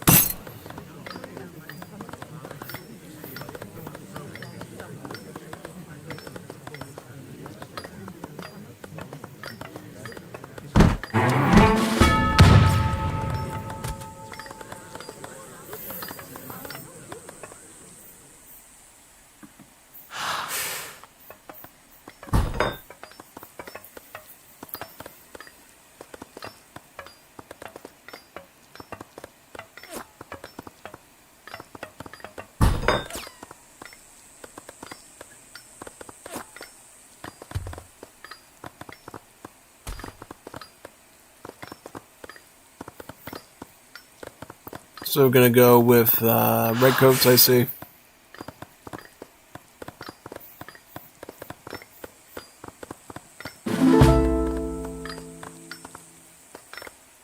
Okay, so he's going to collect that coin, right, and be able to build his factories. Yep, perfect. He knows how to do that. Yep, factory number 1 going up, and then he'll be able to set up number 2 rather quickly. It's exactly the way you play Brits. Now, it would be good if he had a house already set up too, so that way he could resume like red coat production, because the enemy is going to pressure you very quickly when you're building factories. So, it's something you definitely need to think about, match-wise. Yeah. We'll see how it turns out.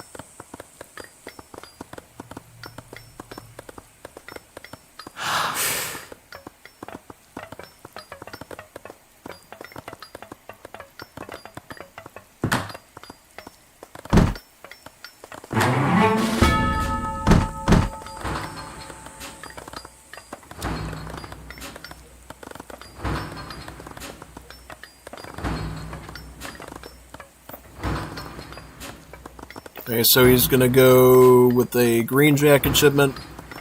It's totally appropriate. That's exactly what you want to go for there, pretty much. Yep, very smart. Since you're with green jackets, you'll be able to counteract heavy infantry very, very easily.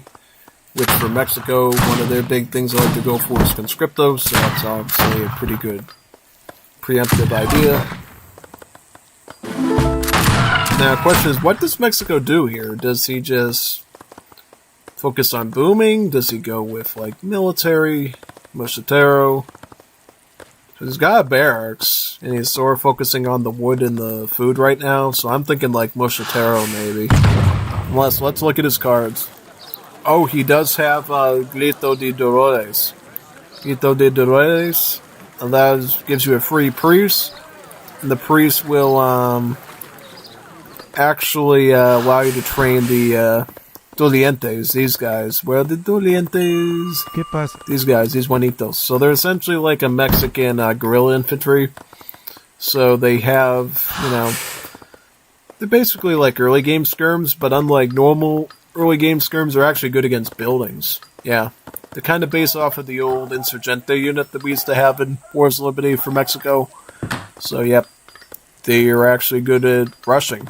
So not only can they kill infantry, they can kill your base too, which makes them pretty unique for their unit class.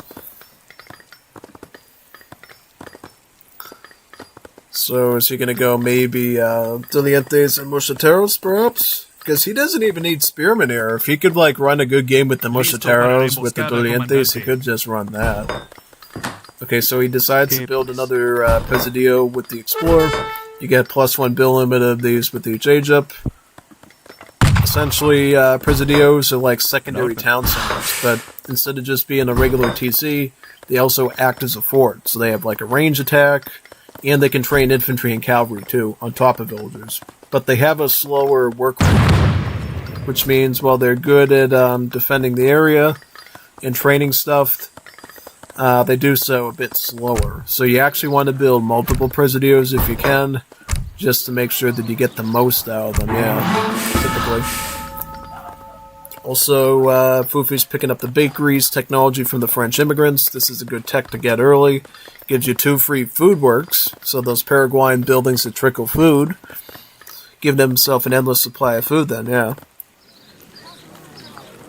Very, very nice.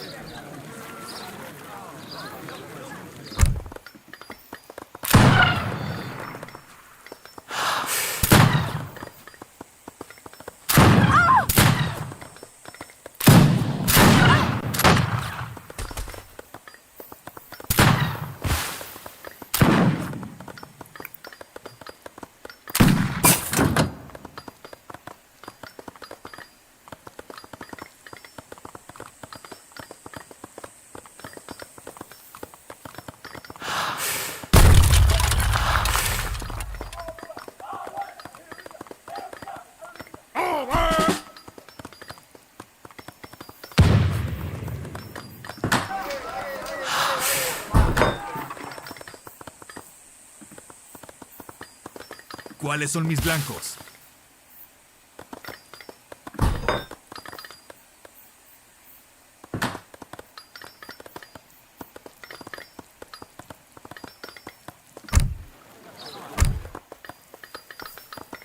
Yep, Mosquetero Doliente is going to be a great combo. He just needs to get Grito de Dolores so he can actually get that Jesuit priest to start training the Dolientes for him.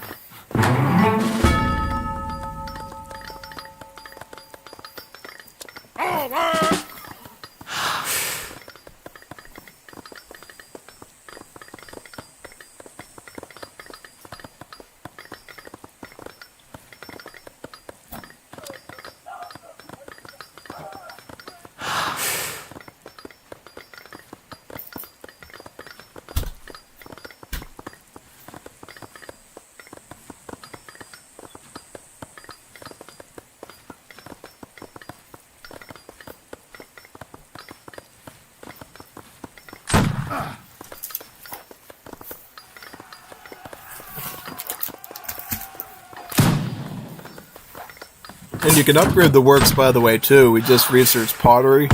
This will up the trickle on the works buildings as well, to up to 1.93 now.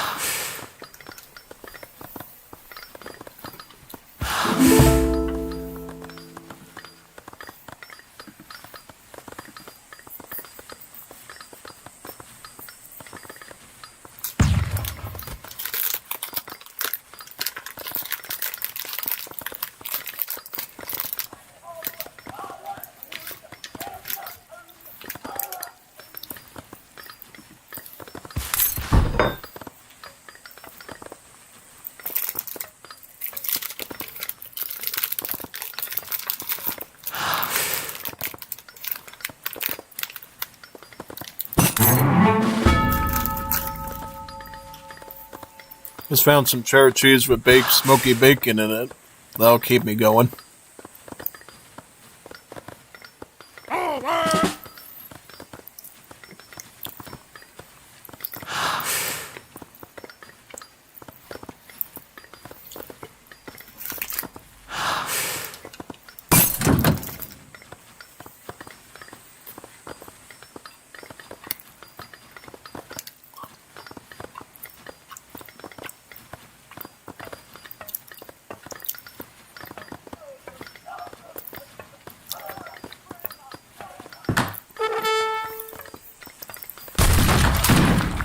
¿Qué pasa? Get that Explorer. Yep, nice. See, one thing you can do that's just really scummy is Mexico. This Explorer actually has multipliers against heroes. You can use them to actually snipe the British Explorer so you can't build more factories. It's pretty diabolical. Or he has to like actually pay you like 100 coin ransom just to get him back.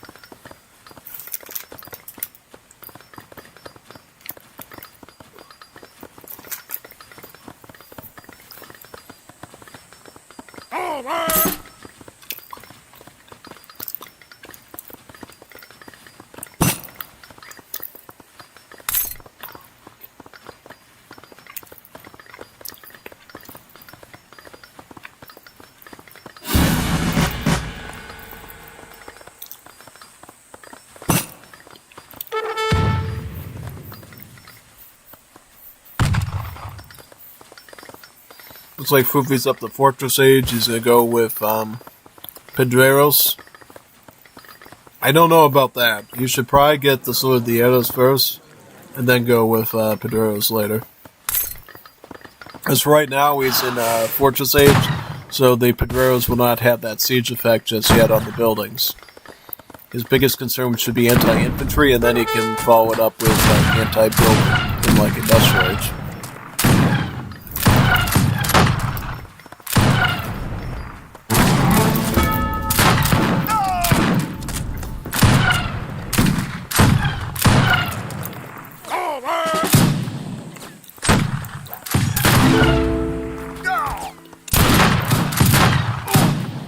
He's got the Sword of the Eras, yeah, Juanitas. And they've considered such a good job scaling his army up that I think the Sword of the Eras are going to struggle a bit unless he can get a lot of them quickly.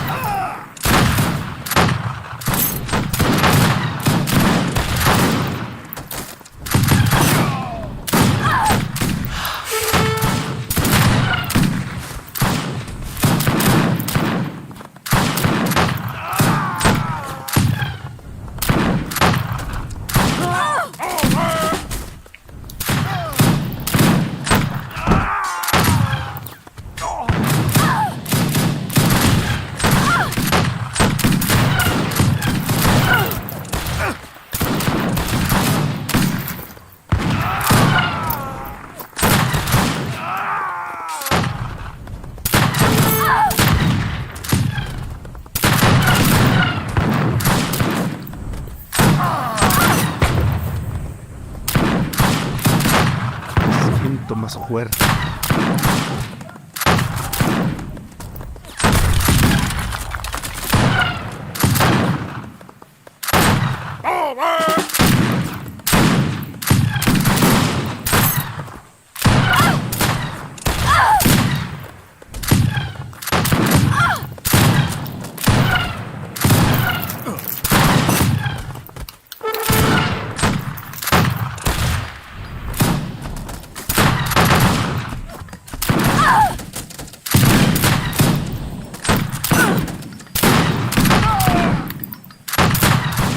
Esperaba que pasara por mi rescate.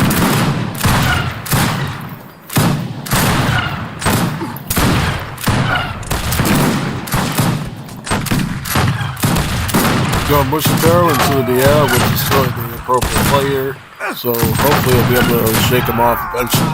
Yeah. Shake that little French froggy away. For the medics!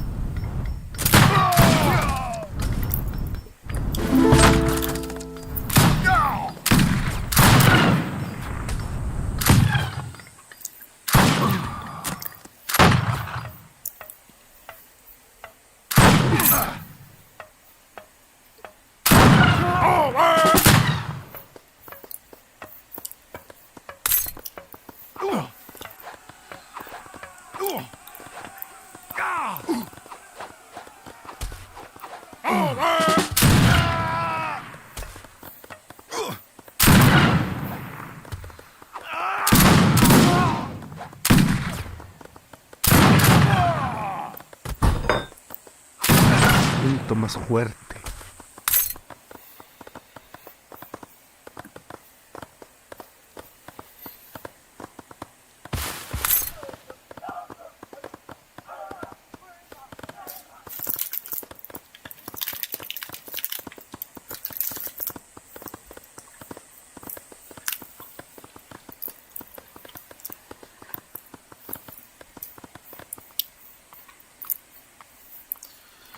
Let's see. These soldiers get to work. They have more range than Yes. the Green Jackets. They actually have 22 Monday? range, so they actually better than like normal skirms in terms of range output. So they're very, very solid.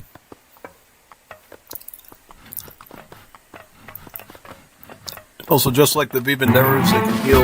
They can heal your own troops, and they have an actually even better heal rate than the standard Vivanderos too. Yeah.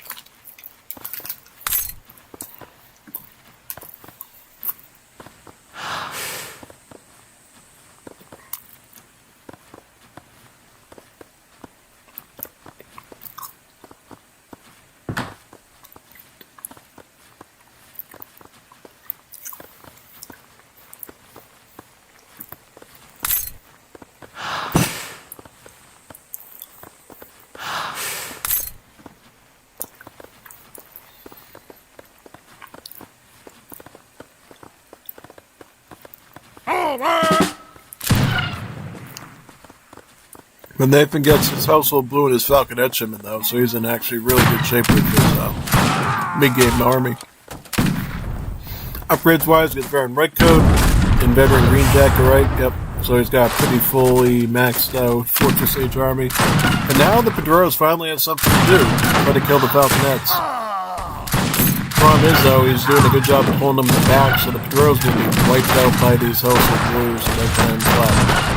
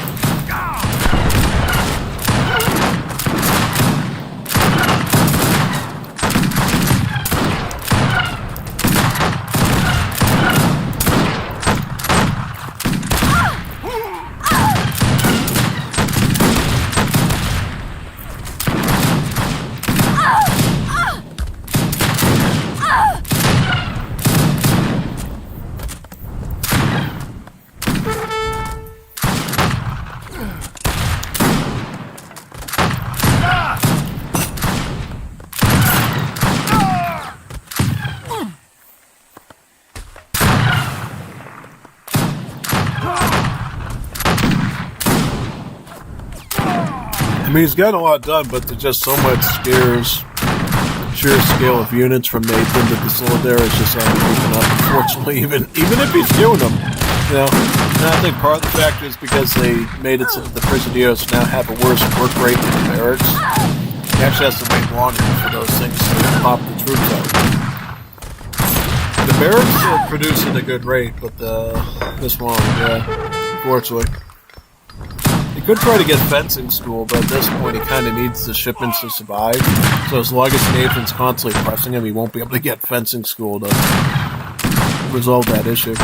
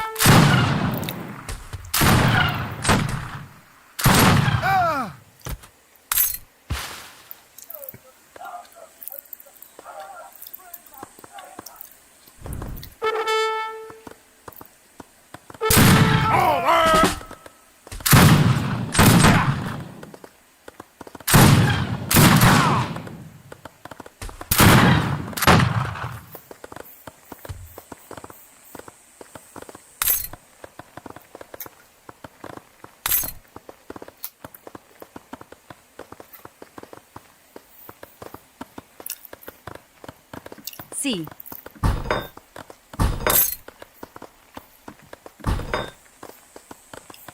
He survives for now, but how long? Because he had to do so much like eco work there just to survive that.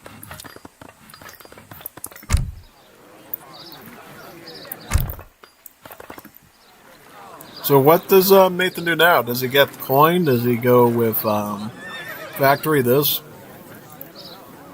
Because he's getting the Victoria Cross. This gives you 2 shipments. So it gives you the shipment you just spent back and then another one. So, yeah. Plus he's training falconets now too, so now he has to worry about that danger.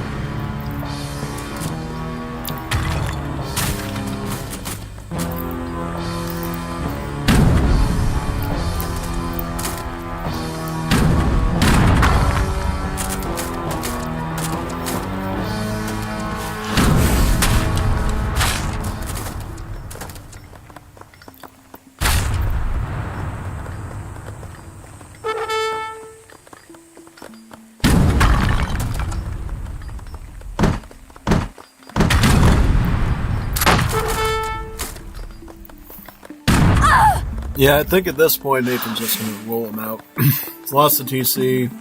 He's going to push onto the heels of his base. That's not good. Definitely not.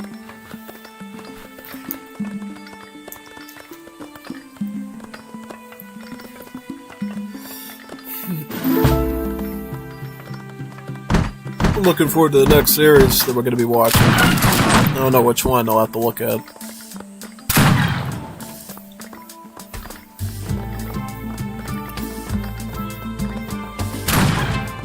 Okay, so Falconets bombard right into the... Oh, that's not good. He's got Pedreras as defense, so it's not too bad, yeah.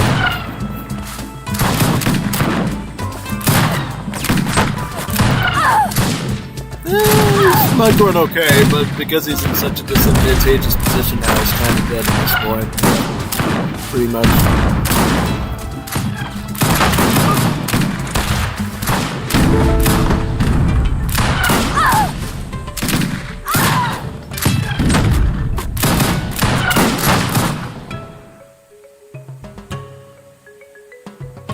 Very nice, yeah.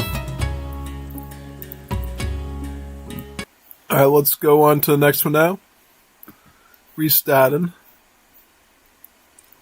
Get the thing up. We're going to have to look at which match to do now, which series.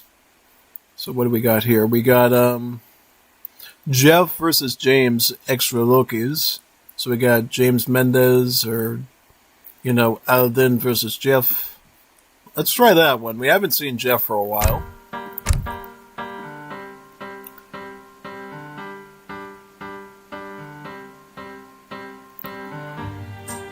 These ones. Alright, let's give this a go.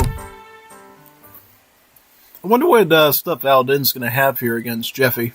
Should be fun. So we got James is Russia and Jeff is Uruguay. Okay, so in this matchup, I would typically give the points to the Uruguay player just because Uruguay is a pretty fierce early game military civ. They get the added boost of the immigrant colony to provide a constant fresh supply of troops, provided you have the shipments, which honestly is not a problem in the early game, so yeah. I think Uruguay becomes a real problem for Russians, typically. If you know how to play him well. Jeff opting for a market early. That's definitely one way you can play him. I would prefer going trading posts as the Uruguayans, because I feel like XP acquisition is one of the most important parts of playing Uruguay. You kind of want to get shipments early on as much as you can, so you can leverage the immigrant colony that you choose to keep popping out units that you want. Now, you can get immigrant battalions as any civ in Latin America. You can get them as the Mexicans, you can get them as the Central Americans, you can get them as the Peruvians. But it's Uruguay who is able to train those immigrant units from their buildings that synergy works even better with. So, you could go with a full inclusive army of Danubles and Grenadiers or Gallego Musketeers from Lebanon, and it ends up working better because essentially the difference between immigrant battalions and regular units is the fact that they shadow upgrade, since their class is like consulate style units. So you don't have to pay veteran, guard, imperial upgrade to get them up. They just upgrade automatically.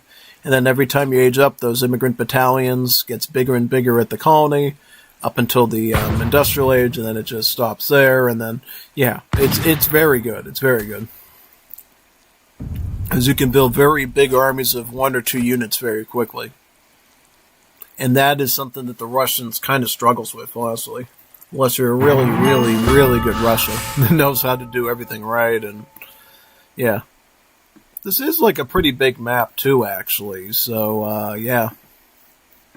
And since we are looking at multiple weeks of matches, we probably will see different maps being used, just so you know. So it might not be consistent as well. I think we've already seen the series on this map before, right?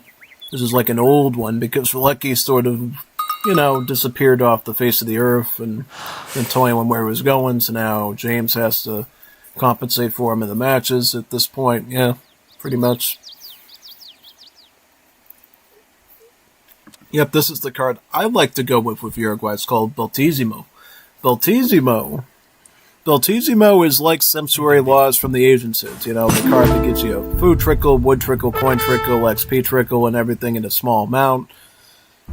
Since Latin American cids don't have access to export, it does make the other trickles slightly larger. So you get slightly more food, slightly more wood and coin and XP. So it's honestly a very good starting card. And it's just really flexible for you. Yeah, that's the main thing, flexibility. Right, now what immigrant does he go with? Does he go German? Does he go Polish? Or does he go Arab? It has a big say in how you handle the game, right? If you go Germans, you're going to have Ulan access, the Diabo cavalry. Polish will give you Grenadiers, so an anti-infantry. And then if you go Arabs, you get the Gallego and anti-cavalry infantry. So he's going to go with German wave. We see a surprising number of Uruguay players go for Germany. It's usually the better option if you're going to go for a fast fortress, because they give you some food crates, and then you can get this cool Oktoberfest tech that gives you even more crates. And then it also gives you an outpost, so you get a tower, which is pretty smart early game to defend your base if you want to get that further age up. So it also works out in that regard as well. Yeah.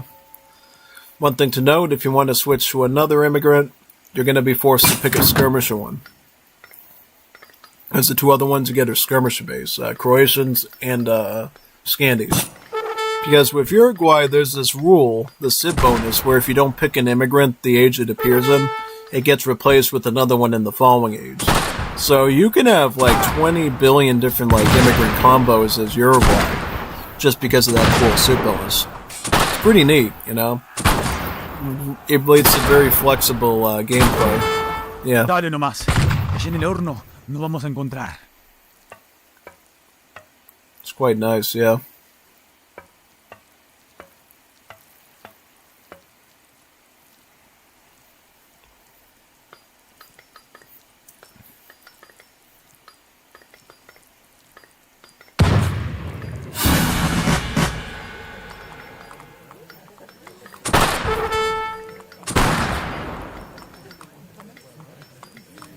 So he's getting the colony in the back, he's putting the outpost here.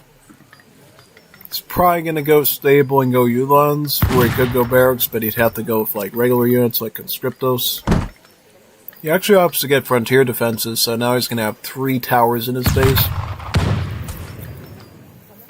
This is essentially going to make his base really hard to raid at this point because it's got so much ranged defenses in it. Yeah, that's exactly right.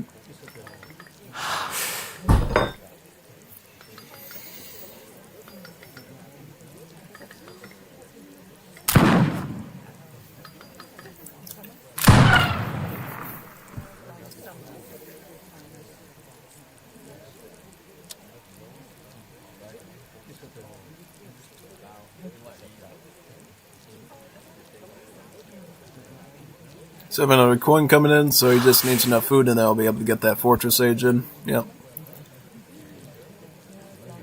Now the question is, does he stick with Germany or does he go one of the other ones? Yeah. Because I have a feeling what Jeff is doing, he's either going to go into Spanish immigrants or is he going to go into Blandengues with the Trabuco Non Hero card to get their splash. I guarantee you that's what Rudy's going down, yeah. I had to put money on it. But James is going to go with line infantry. He also has some Plastoonies over here. These are units that the Russian explorer can actually train, sort of like the Spanish war dogs. And they're essentially hand cab units that help the explorer to kill treasure guardians, but they can also kill other things too, since they're sort of a cavalry unit. They don't cost any pop space, they just have a build limit of like 5 or 6 or 7. So it's kind of a nice helper unit to get as the Russians.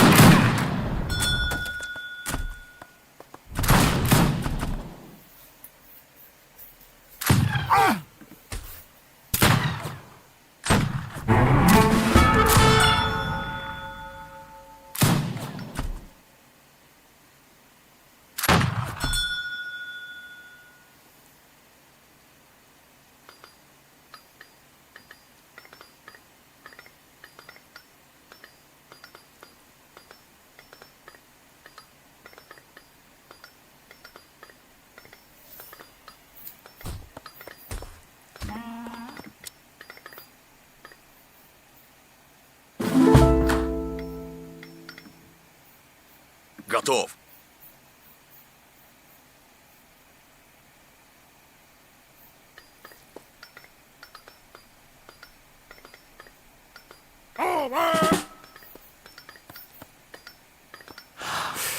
Возвращается сила.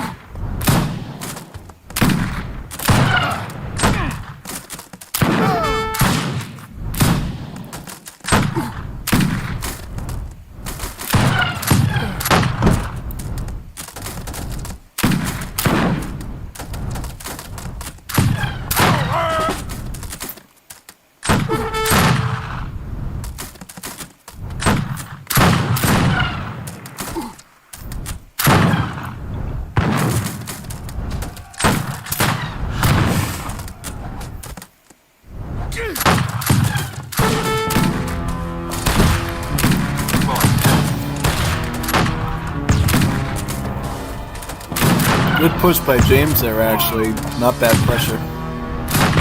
But watch how Jeff is gonna rip apart his infantry with the Broomers, the German immigrant skirmishers. Yeah.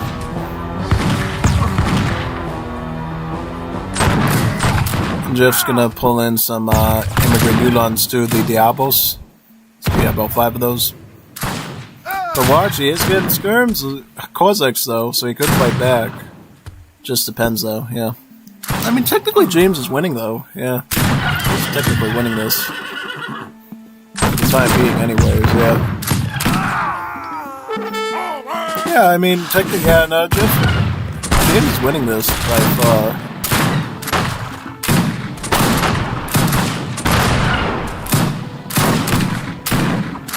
Let's just playing the Plastunis out to rush the skirms with. Oh, no, that's not bad.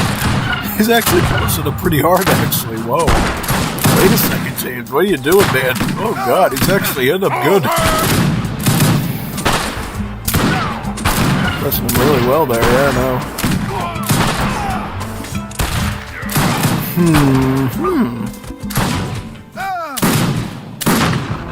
We got barracks. First real military building. Who won that one? Who won that one? Who won that? I don't know who won that one. That could have been it. Technically, James was in a more better offensive positioning there. Yeah, I don't know about that. That was a little bit strange, actually. Just putting that out there. That was a little bit odd, yeah. Just saying. Like, yeah, no. Totally.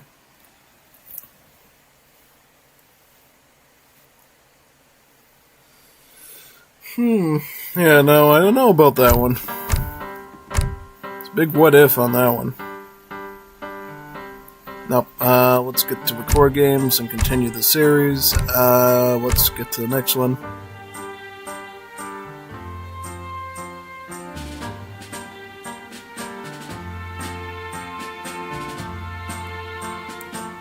Game number 2. So this was supposed to be week 2? Week 2 series? Oh, Wendell now. Wow, crazy. Alright, so Jeff's playing Peru. James is going Portuguese. On this map, it could be anyone's game. Yeah, no. That's the thing. Like, with this particular map, this matchup is a really toughie to figure out. Yeah. No, it is, because... yeah, traditionally this would be a Portugal map because you got the fish boom with the fast fortress with the 3 TCs. This is a pretty Portuguese, edge. Oh, he almost lost the bill, by the way. Yep, I was watching that. But yeah, no, that's how they usually are. But in this case, you got a Peru, and Peru can put their Guanera out here somewhere. So their water factory that trickles resources, and then they can get free turret ships and just wipe out your fish boom. As Portugal. So it's a really, really tough matchup here. Just because it's a water map. If it was a land map, Portuguese trolling would be a real threat. But because you're on, this map with the water added, the Peru could unseat you a little bit. At least on the waterfront. Yeah. But we're going to have to watch it really closely, though, because it is a very tight sort of matchup here, really. Also, I'm just looking in general at my recordings, how many matches we have for today. So we're through 3 series now. How many more do we got? 1, 2, 3, 4...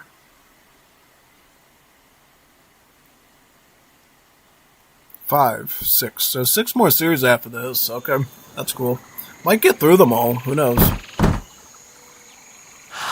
be pretty neat if we did.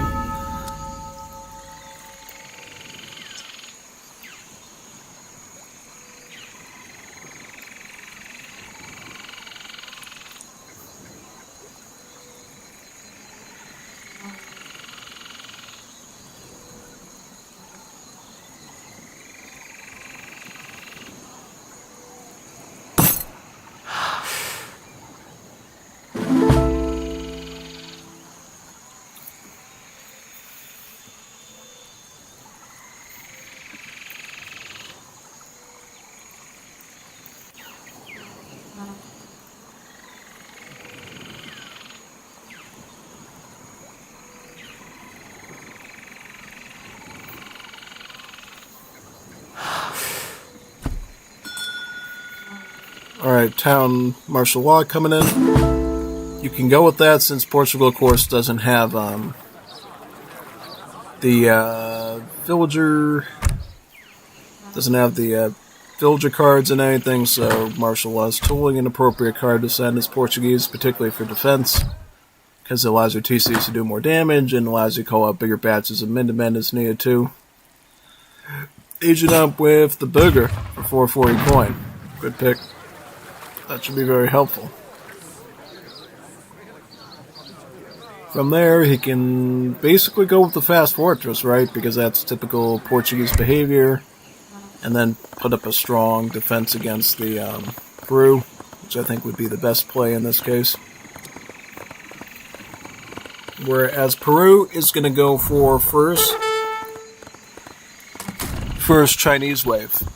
It's a new sort of setup that I think Varingo in particular has been pushing for, mainly because it allows the Peru to push out Cara Pintada immigrant cabs with their infantry, leading to a much more robust, aggressive push, because the Cara Pintadas have the stats of the Step Riders, so they're just good against skirms, but also a very numerous one-pop cab unit, and synergize pretty well with Peru's barracks roster. So that's likely what we're going to see from Jeff, if I had to put money on it. Also, it gives him free goats.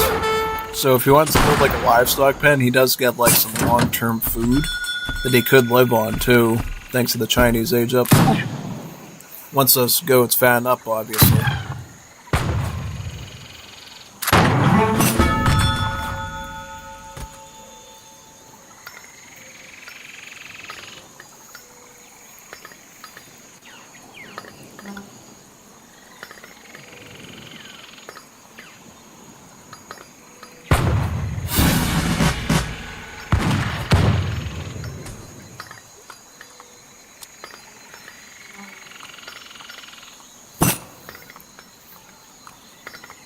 Yep, immigrant colonies are going to go in the back there.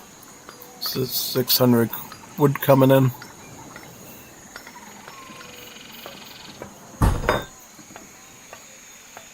Are they building a barracks right next to each other? Really? Really? Wow. If I remember correctly, I remember James does not... He actually goes with an aggressive Portuguese. He actually rushes with Portuguese. So... yeah, I kind of remember that fact about him. So he is actually going to rush his position instead of doing that fast fortress thingy that I talked about. Now, how's that going to go? I don't know, because it's obvious Jeff's going Legion Piranha, right? Now, by the time they arrive, he only has 2. Oh, God. This is bad. He cancels them out. Good. Cancel them out. That's very nice, because if he didn't cancel them out, they would have been sitting ducks to the Minutemen's multipliers, and they would have been killed off pretty quickly. Okay, so he's going Spearman now with the Pardos. Oh, he's going to Musketeers. He can't pick what he wants. He just cycled through like 3 different units. Alright, yep. How about James? Is he going to go with line infantry? Yep. Alright. Depending on what comes out first and where it is, this could go down like 20 different rabbit holes, yeah, so to speak. Yep, pretty much. Yeah, I don't know about this one. It's going to be a bit tricky.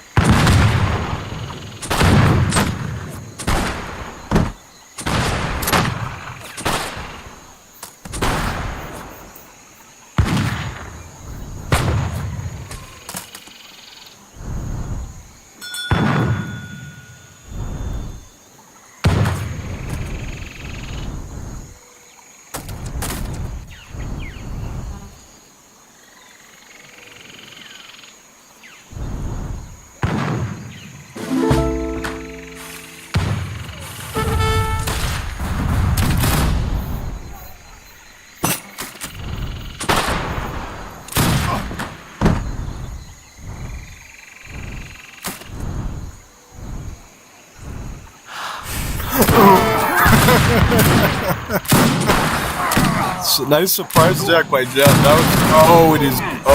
Good. That's a good combo by Jeff with the Grenadiers and the mush attack. He did that. He executed that really well. Good surround. Oh man, that was good. See, that's why you go fast fortresses Portuguese. That way you can get them with the Caçadores in AH3. And the Dragoons. You can use the Dragoons to shoot the Mosquiteros since they're assault, and then the Caçadores on the Peruanas, and you'll be all set. Now we just burned through so much food and gold to make line infantry, and now you got food right at your doorstep. Yeah, you got another town center you could boom potentially out 2 TCs, but it's definitely a lot harder now with your situation. Yeah.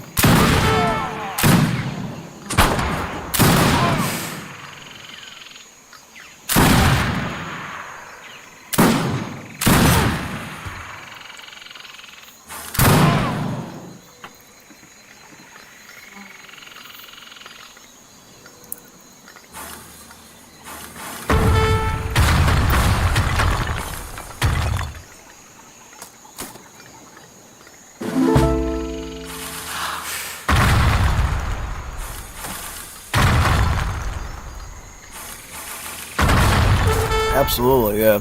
Pretty much.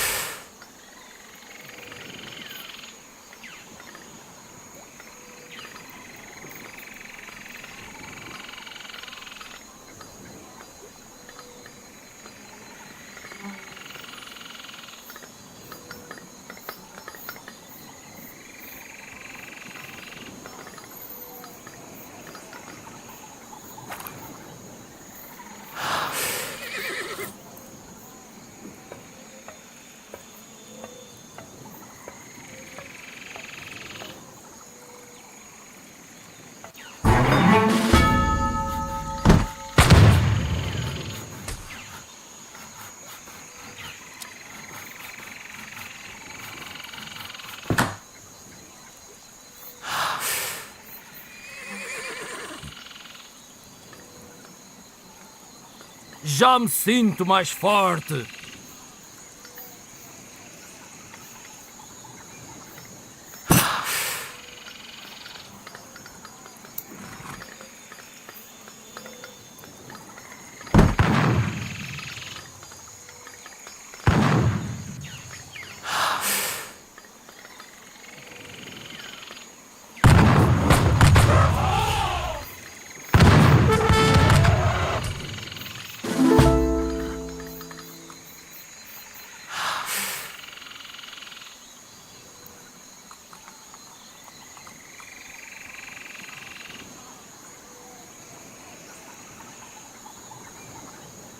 Hussars, yeah. Well, Hussar would be a great way to deal with Grenadiers combined with your skirmish units. The reason why he has to stay in stagger mode now is because if he lets like one grenade throw hit his Minutemen, they're gonna die instantly since their HP is expired. See? Yeah, like sitting ducks. But if you can keep them alive, they'll be a great asset at cutting through the HP of the piranhas with their added multipliers of 2. Because per shot, A Minuteman does about 52 damage per shot to a Grenadier. That is a lot of damage. Like almost more than like an Imperial Musketeer. So it really does behoove him to keep him alive if he can. Because if he can, it actually is really good for him. Where's he going with the Hussar? Oh, he's going to get some raiding done with the Phillies. The tree's given some great aid to Jeff because it's mangling up his Hussar batch there. Yep.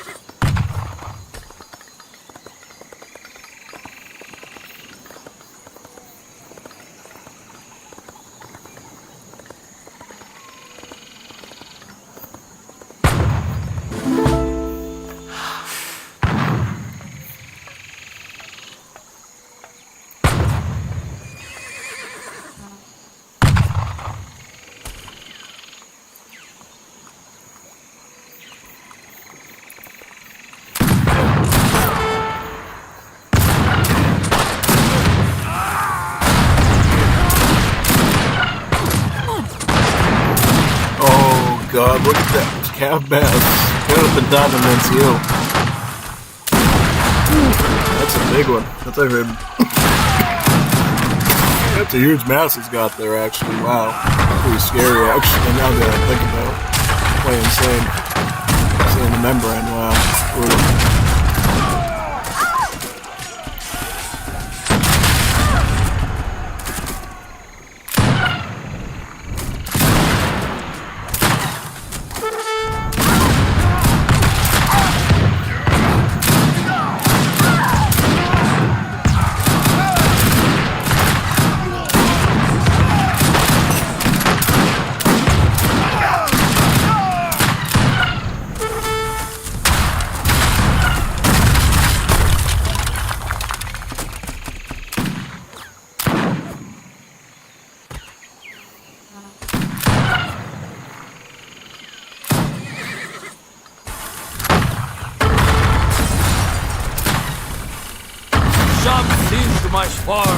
Oh, and he's got the coolies too. This is the other unit that the Chinese get, the coolies. They're essentially sappers, so they use their shovels to do multiplier damage against buildings. They do 66 siege damage. They absolutely gut buildings quickly. Almost like little mini battering rams, yeah.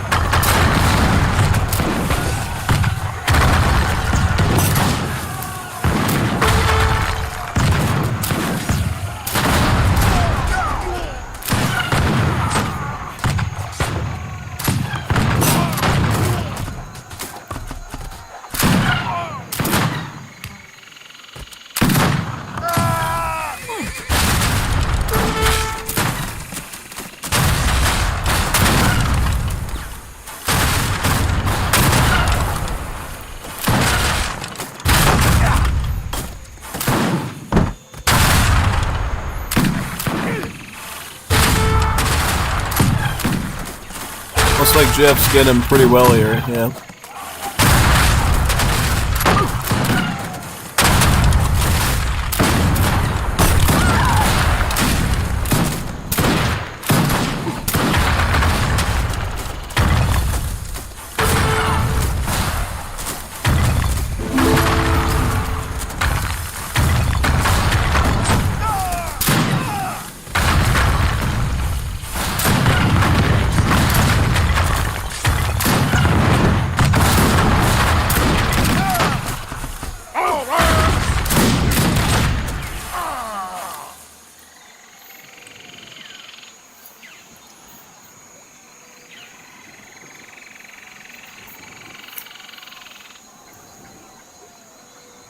Nice one. So let's go into another one now. See what we got.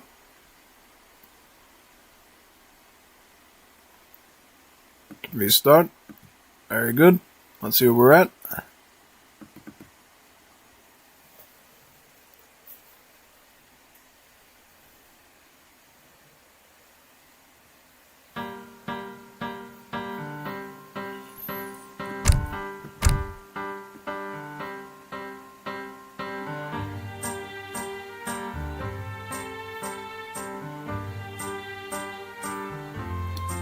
Jeff, G for Jeffy. Let's go into it.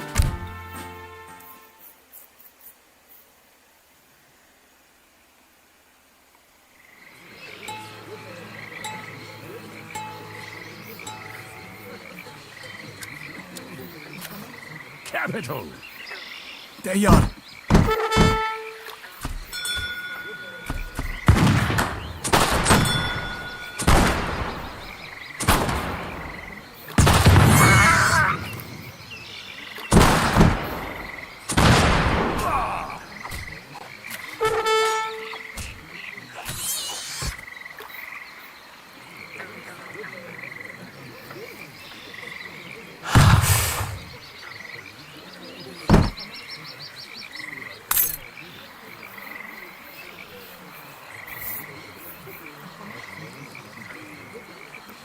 James is going British. That's a great civ. But Jeff is going Uzbeks. Wow, Uzbeks. I'm surprised we've gone this far into the stream and we haven't seen a Middle East civ up until this point. Very interesting. So yeah, Uzbeks are pretty fascinating Middle Eastern civ. They have a big emphasis on herdables and defense. It's kind of their two biggest strengths. So their citadel here, their town center, actually buffs the hit points of nearby buildings, encouraging players to build their bases more inwards rather than outwards. And then their third bonus is they get extra nomads. So instead of having the normal nomads and just like fan and train sheep and stuff, these guys have different functions and they have different stats too. So you have a Karakapal nomad, you have a Turkmen nomad, then you have a Kyrgyz one. These guys have good line of sight, so they're actually pretty good at scouting, but they can also turn into a cool mud hut that will actually prevent enemies from building near it, effectively denying people space to do forward bases with. So this should be a pretty interesting one, to say the least, yeah.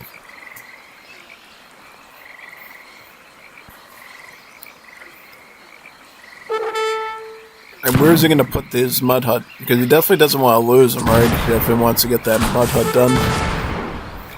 Also, on this map, you get a catamaran and a fishing boat, so whoever kills the catamaran basically takes over the water. I think he's trying to decide where he's going to put his mud hut right now. Yeah. Looks like Jeff is also picking up a blue Madrasa Tech first, the Slave Emporium. This gives him more free nomads. It improves nomad movement speed. Not the most pristine upgrade in the world, but still pretty good. I think, looks like Jeff is winning on the water war, too, with the catamaran. Uzbeks, tier list wise actually aren't that good anymore ever since they redid the whole Karakul trickling sheep thingy. That was, like, busted. Once they got rid of that, then it seems like they definitely went pretty much downhill in rating compared to the other civs, yeah.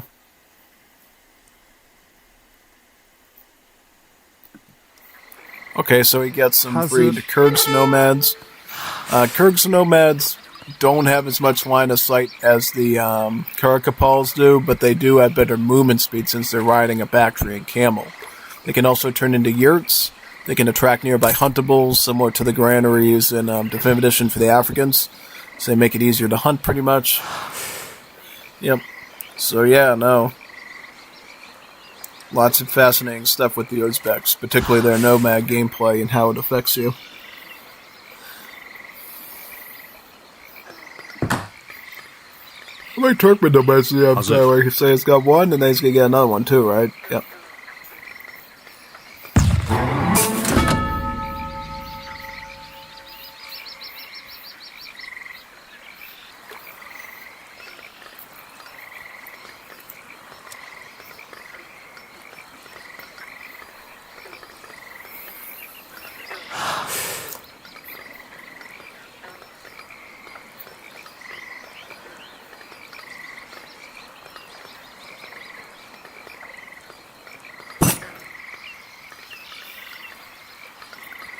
once he gets that red Madrasa tech, I think he'll age up because it's gotten the first blue one and the first yellow one.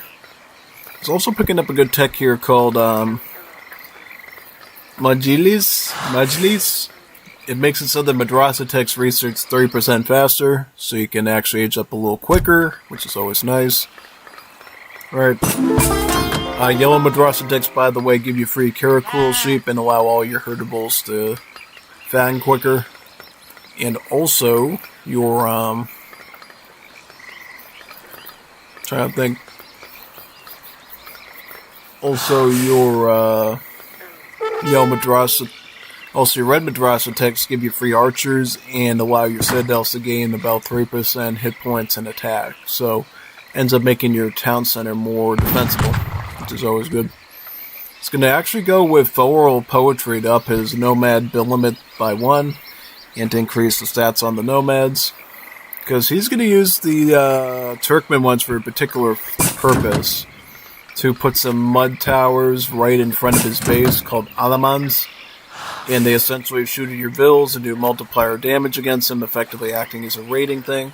And they also produce these Alamaninia nomadic Mongol-type horse archers from the towers that will not only shoot at your units, but they'll shoot at his units too, the person that sends them. So they're kind of like wild, uncontrolled, untamed barbarians that kind of kills everybody. Yeah, so that's pretty much what he's going to go for. Tribal militia, so he gave him more archers, and even sturdier citadel. And then once he picks up the river damming, he'll get like the third batch of Karakul sheep with that. Slightly faster, fattening herdables, yeah. Because those Uzbeks not only get goats, they also get Karakul sheep, which act as their coin herdable, which not every civ gets, yeah.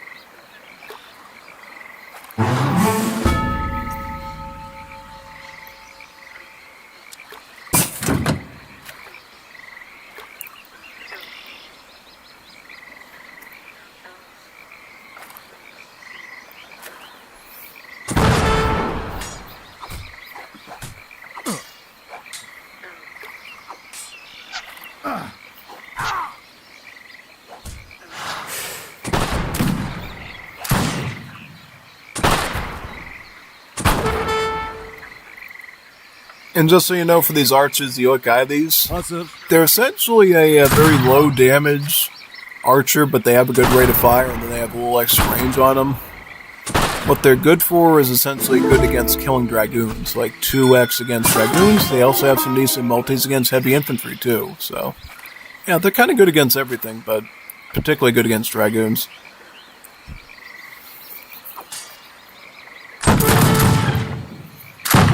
I've lost a nomad for free. That's kind of annoying. Yep.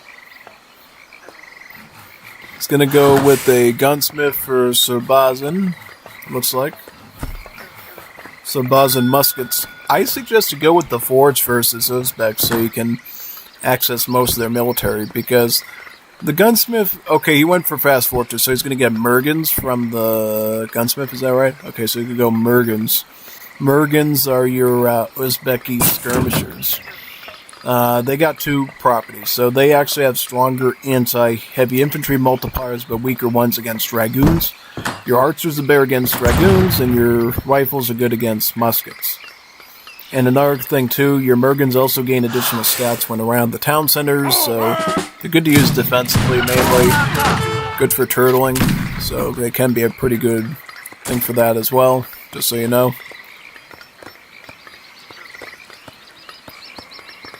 Looks like he's defending pretty good right now, yeah.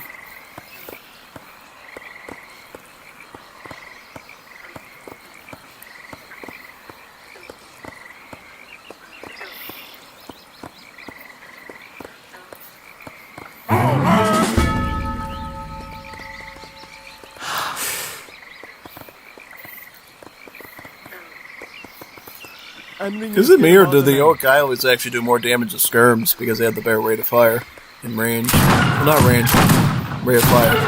Yeah, it seems like the Orc Islands actually aren't bad at all against other things too, depending on what it's for. It would also mean they're better against assault because they're an early skirmish unit and they don't have that malice.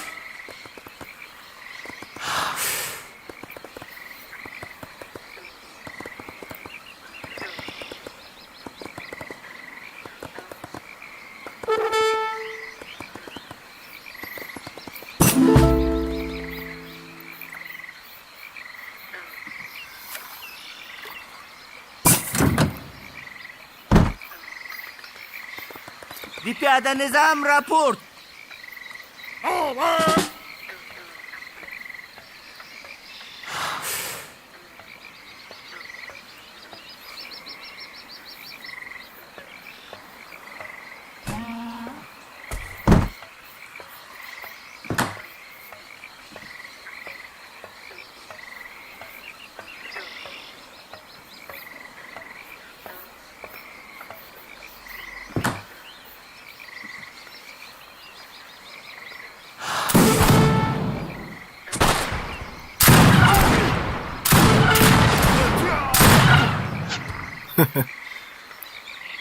Once that citadel goes up, his stats will buff up on those Mergans right away.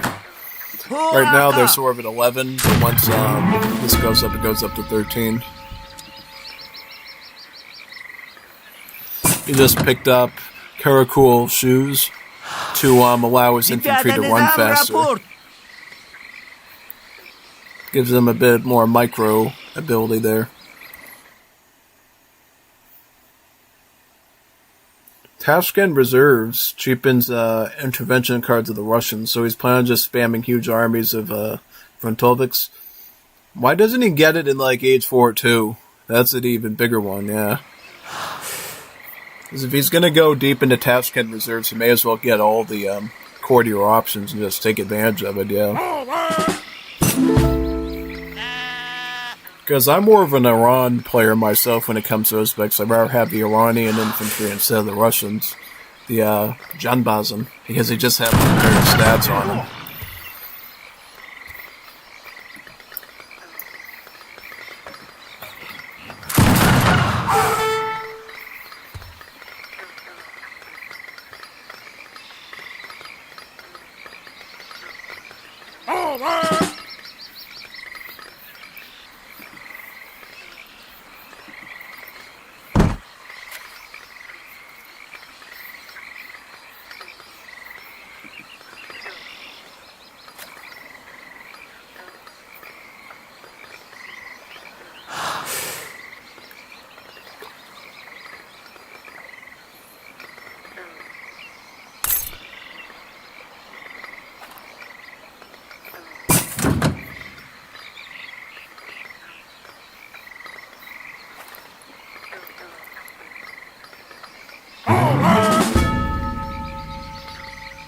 I was getting Gulams too, the Dragoons.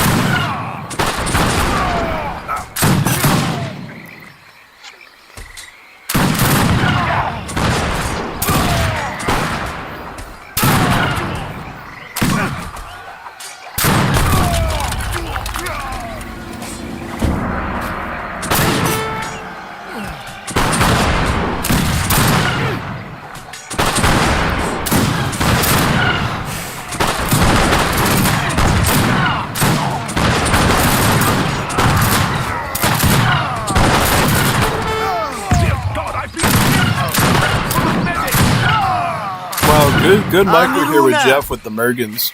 I'm honestly really surprised he's doing good with these since Mergens are usually one of the worst skirms in the game. No, they're like really bad. Piyada nizam Unless you're raport. fighting musketeers underneath the citadel, Mergens Amiruna. just are really underperforming units. I'm surprised the Green Jackets are struggling so much with them, honestly. Oh yeah, no. Like, James, what are you doing? James and the Giant Peach. So he's got 2 factories here, right? Going to Fortress Age.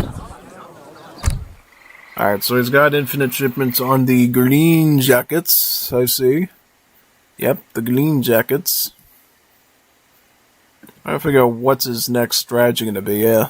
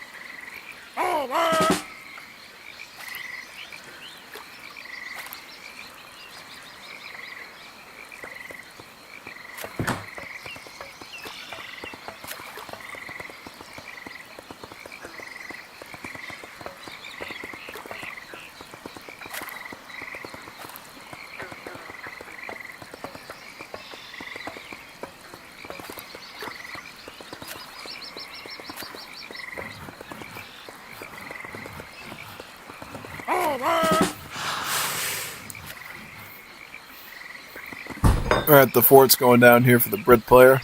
Fort Inglesby. He's going to turtle up with Green Jackets, it looks like.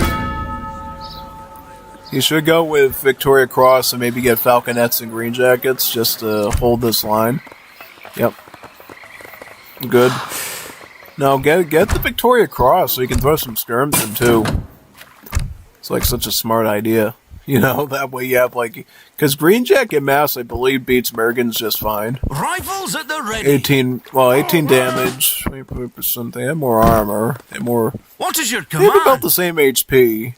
So yeah, technically Green Jacket should be beating them there. Especially since they shred the Gulam so well. Yeah. I don't know how, Cavalry like, reporting. Jeff is pushed this far with Uzbeks. Since the Mergens are just not that good. Yeah, no, that's like the main thing. The Mergens just aren't a statistically good unit, so I don't know what that's really all about there, yeah. Pretty much. Yeah. Exactly.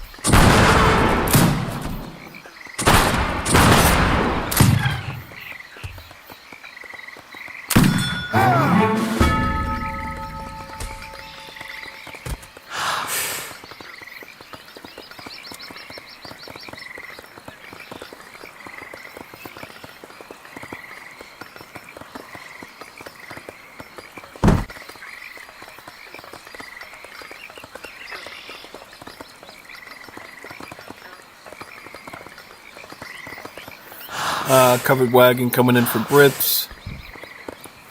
What he should be doing is be picking up his... Wait a minute, he doesn't have any factory cards here. What's up with that? No factory cards? Really?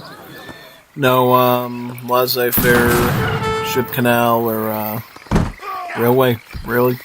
Oh, God. Because he's given up, like, 3 factories doing that. That could be part of why he's having so many issues here. Because he's not building up his factory economy the way the Brits normally do, yeah. It's kind of unfortunate. I like this tower here by Jeff. It basically secures his access to this hunt. Whenever he garrisons the vills inside the tower, will start to shoot. So hopefully he's gotten that there, yeah.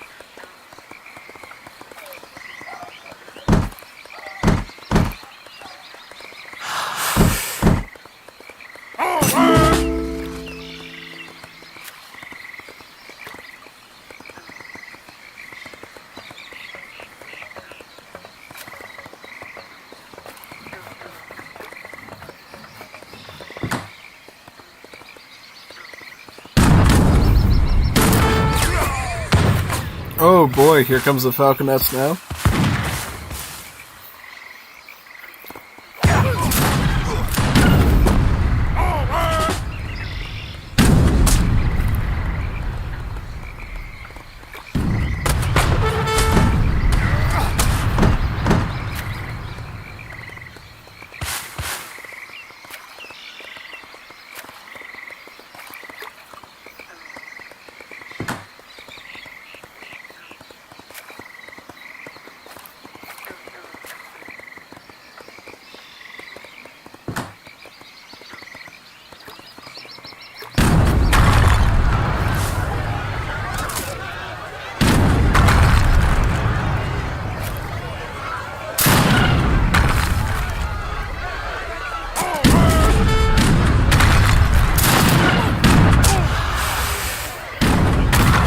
Using the stagger on the green jackets there to try to defend, yeah.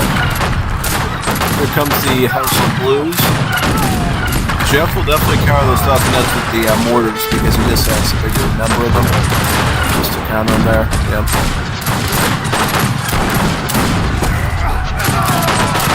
We have a lot of ghouloms, right? I mean, yeah, Aladdin needs to micro those green jackets to kill the ghouloms, though. Because the ghouloms are ruining his health with blues, making his job a lot harder. You know, he's like giving up free assault units by letting those ghouloms live like that. Yeah, no. Oh, tough. What are these guys? These are the, Sorbazin. Okay, so he's got muskets, too.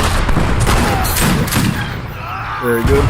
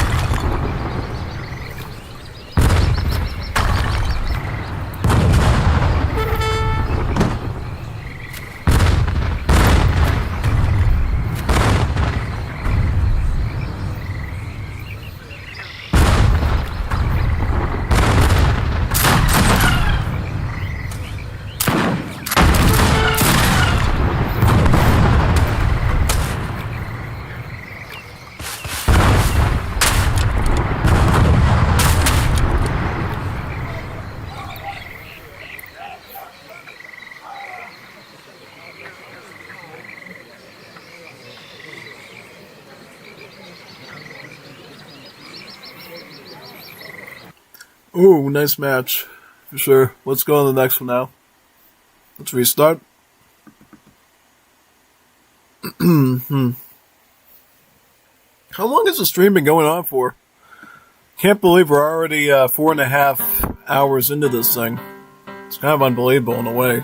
And we've only gone for like 3 series, right? Yep. Unreal. Which one we got now to look at? We got, and make sure we're in the right spot. So we got Bondar versus Eternity and the Zelda Verde series. I think we look at the Eternity versus Bondar series. Is that the right spot, though? Yeah. Let's look at the Eternity versus Bondar series, or the Gomasan versus Nicolas ones. Those ones I think are going to pique your interest, so let's check those ones out. Because we know both Bondar and Eternity are on a pretty similar playing level, and that might actually keep the show going. Yeah. So let's get that a go. Alright, so here we are. We got,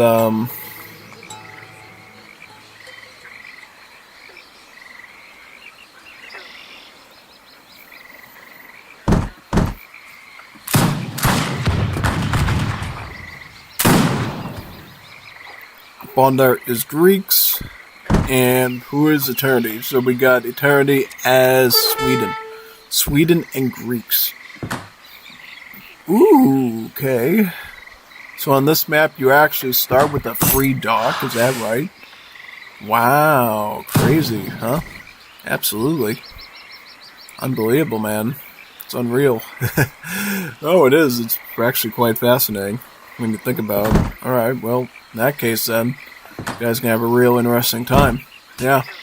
So in this situation, I think that the Greeks are always going to be in a better position if there's water, because with Greeks, you get free fishing boats from your docks, alright? So you're getting like free economy, free gathers. Now you need to make sure you build houses so that you can maintain the production of those, fishing boats, but if you can do that, your food eco just works a lot better as a civ, yeah. It's like really, really helpful for you pretty much, yep. Totally. It's like really, really good. 100%.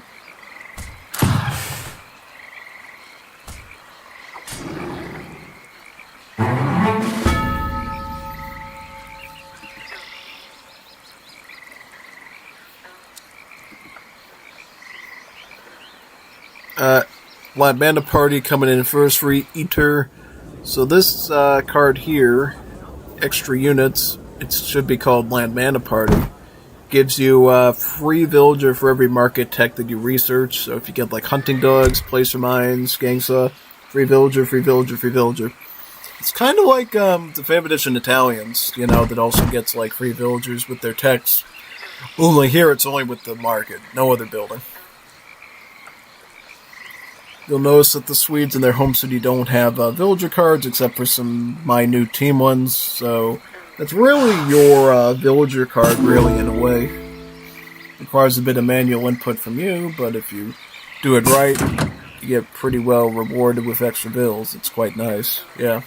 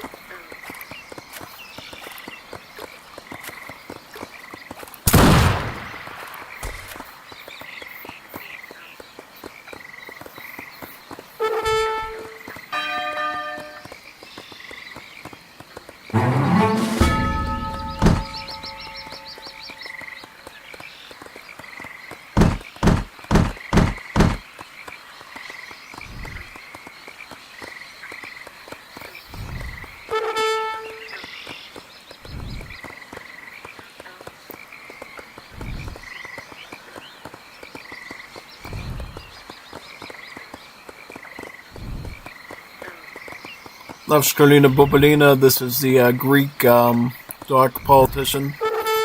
Basically gives you 2 free fishing boats, and with every Greek dock politician that you age up with here, essentially what you get is you get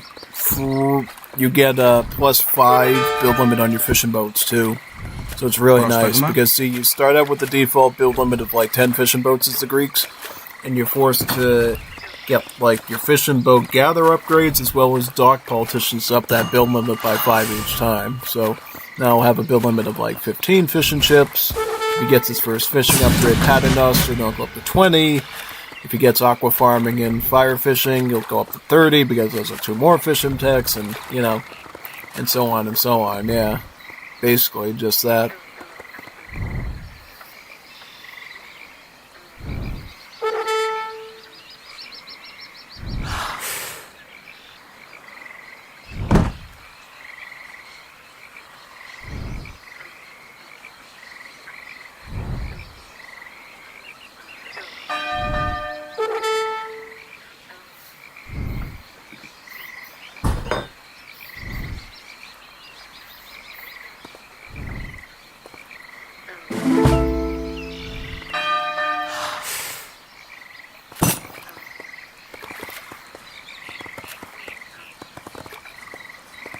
Greek will open with Klapes. That is probably the most logical idea. Klapes are a Greek early skirm. Unlike normal early skirms that only have a range of 16, the Klapes have a range of 18. So they're actually pretty good for hitting things at farther range. So quite a good unit.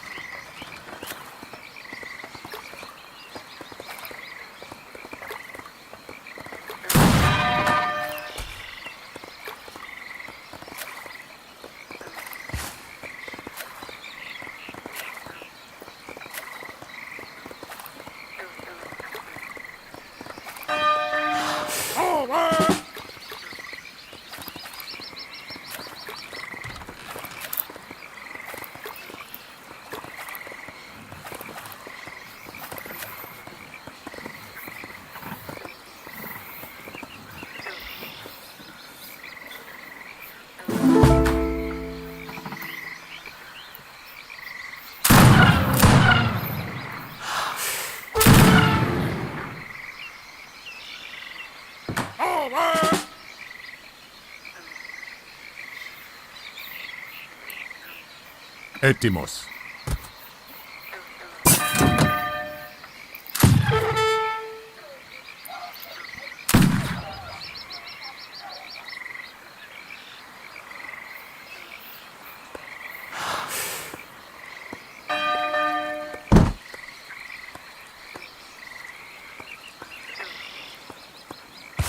Yep, as I said, Paradox, or the first fishing upgrade, will grant Greeks a plus 5 build limit on their fishing boats.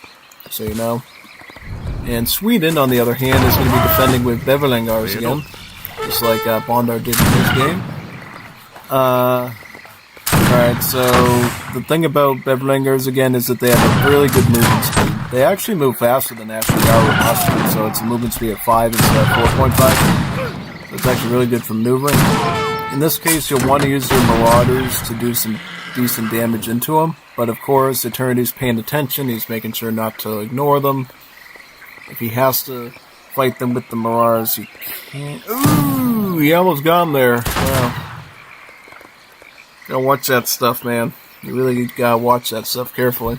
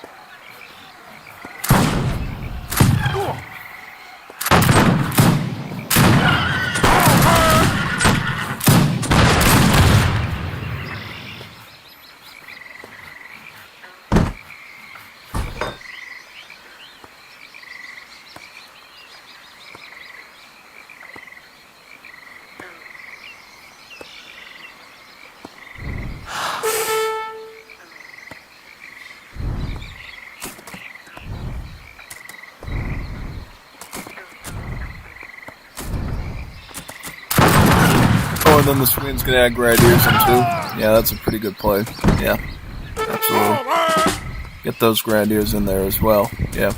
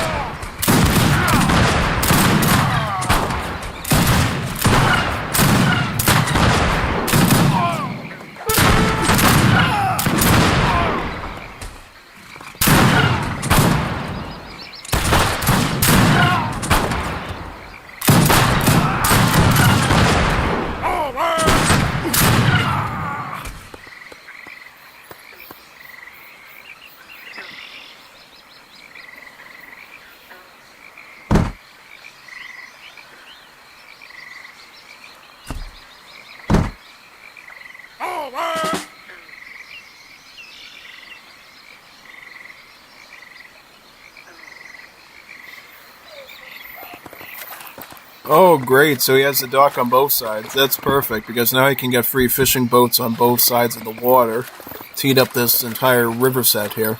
That's really good.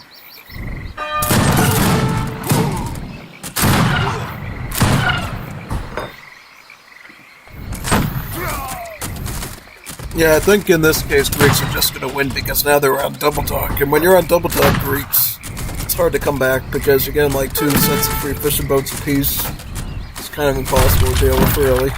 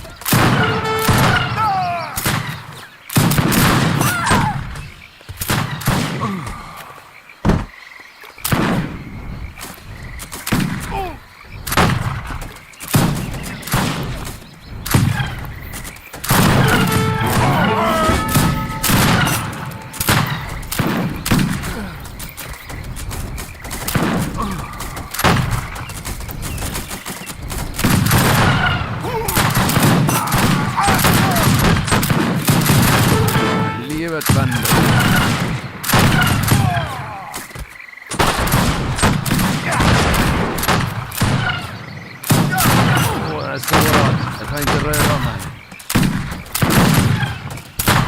like this management here by Bonder, using both the Clapes and the Scythemen to get different things done. Using the Scythemen to siege and using the Clapes to fight off the volunteers. This way, Bonder is gradually able to heat up Eternity's base. Even though Eternity is getting some more towers now for frontier defenses, so it's going to be a little bit hard to go for a complete sweep, I think, at this stage. But yeah, no, look at the score difference. Almost like double the score. That's how insane fishing boats are for Greeks, with the docks giving them to you for free. It's like a huge, huge boost for you.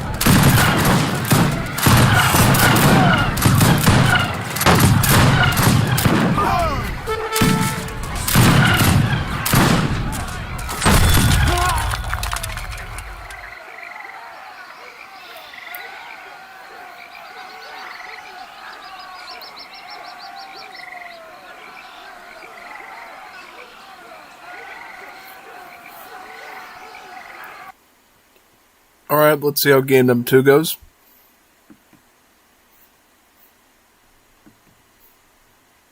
Somebody just pinged Top Conqueror's Discord. Yep, alright. Sounds good. Let's go into the next one now. Booing into the next game.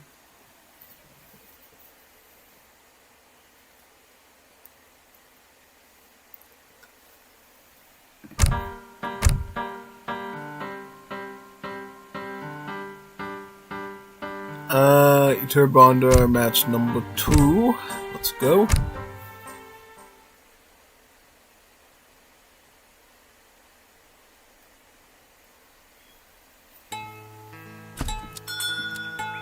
Alright, so in this one we got Bondar as Central America, and we got Eternity as the Afghans. Yeah. So I actually know a little bit about Bondar's Central Americans after watching Goimistan's YouTube channel, which you should totally check out. Not now, of course, but after watching the stream. Yeah, no. Yeah, don't be watching that Goimistan until you see good old Streletsy first. I said so. So, yeah, anyways, Goimistan did an educational cast, as he calls it, which is basically what I do, where I just sit here and I talk about games while they happen, so I understand different things. And what happened in his matchup was Bondar played this Save Central America and actually did some pretty good aggression to him.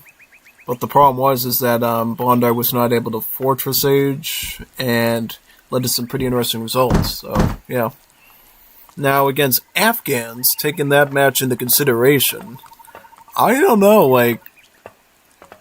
Well, Afghans, I think if it runs in a very similar direction, Afghans should be on top here, because Afghans have a much better troop selection than Romania against Central America. So if it's using a strong civ like Afghans, things should go even smoother for Eternity. Just saying. Yeah, alright, so he's got the Madrasa and the Mahala. Mahala is your house. Madrasa is your age-up building where you get all the text done that age you up. You have to research 3 to go to H2, 7 to Fortress Age, and so forth and so forth. Yep, you always get this one first as Afghans. Minimastia, the blue one, because blue text for just Afghans only cost wood.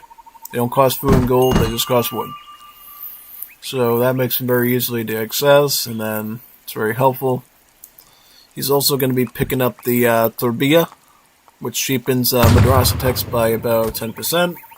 So now he's going to have an even easier time researching the other Madrasa texts for the rest of the game, which is very, very helpful.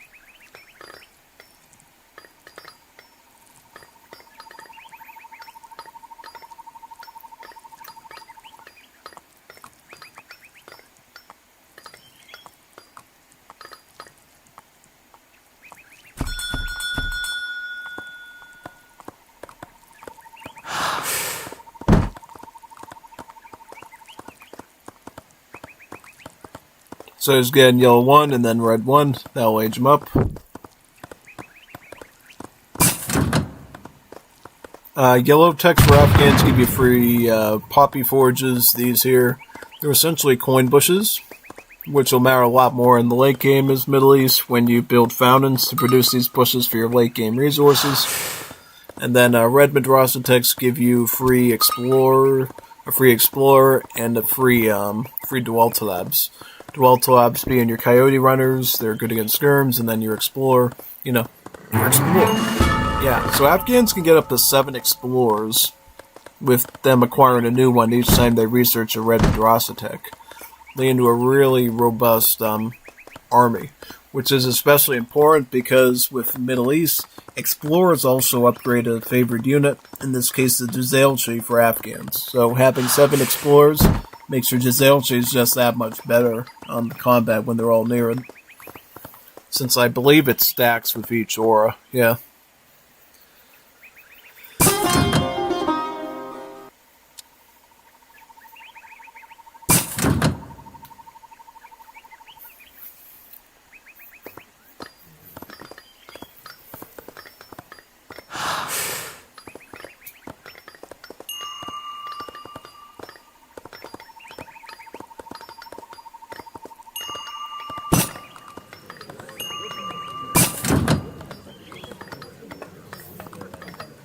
Okay, so he went with CSA. That's actually probably the preferred route to go if you're going to go immigrate.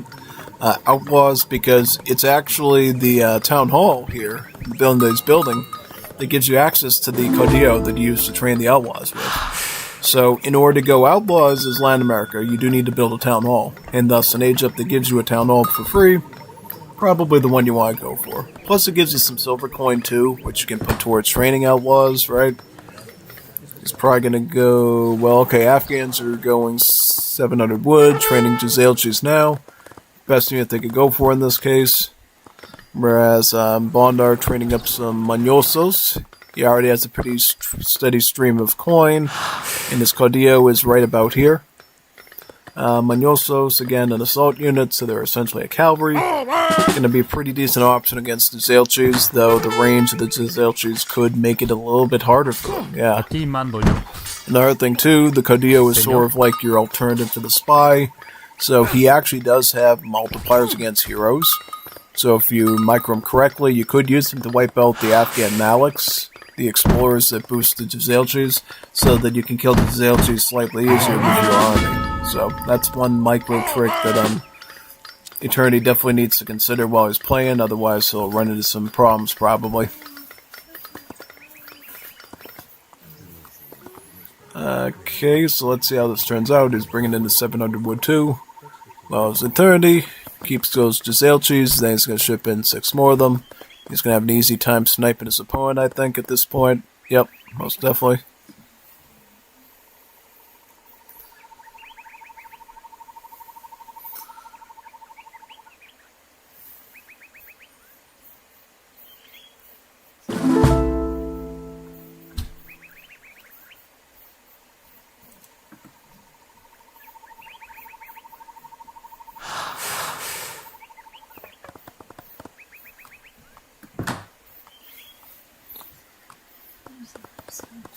More Giselches coming in now. Yep, very good.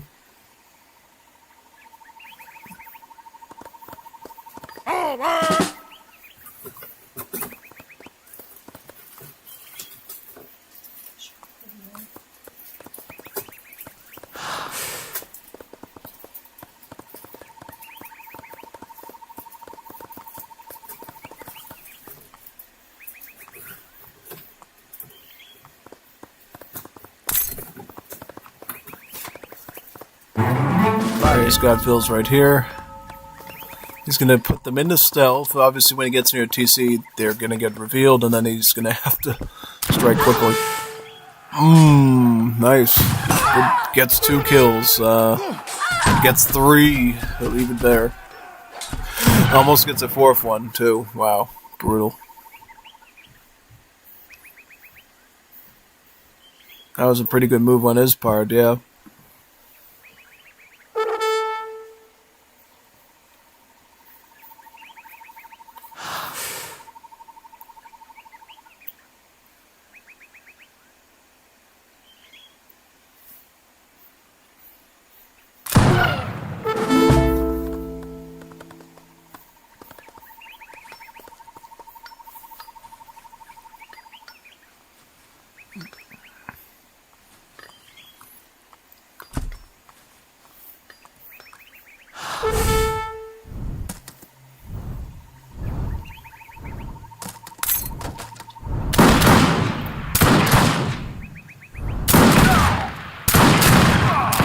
Okay, so he's going to go after the Salbazin first.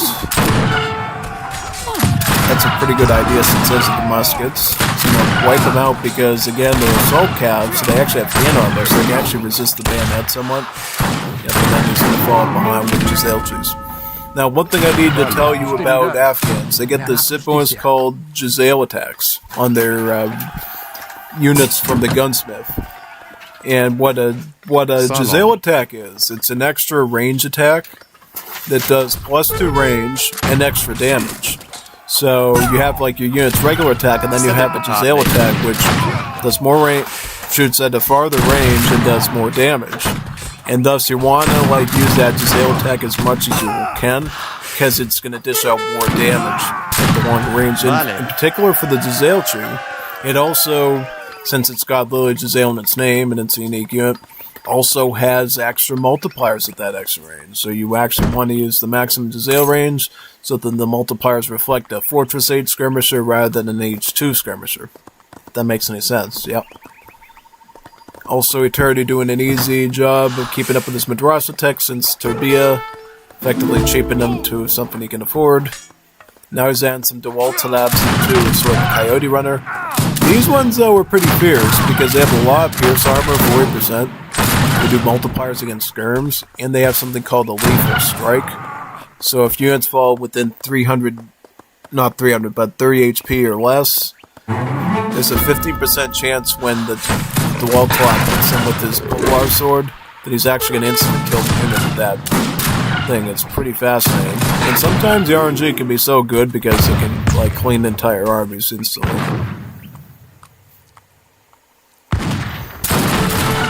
Okay, he's got a Malik there, so his Manyosis got revealed. He does get another build kill. He might get another one too. Ooh, he gets the second one. Oh god, Bondar's actually rating pretty well. Ooh, nice.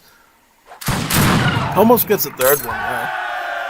Yeah, Bondar's not making it easy for his opponent, and that's pretty based actually. He's putting in a good show for us today. Now, Bondar knows he needs some other stuff, so he's going to throw in some Leperos and Kochelikus. Kochelikus being the Skirm, and then the Lepero being the Spearman, to make it go even further.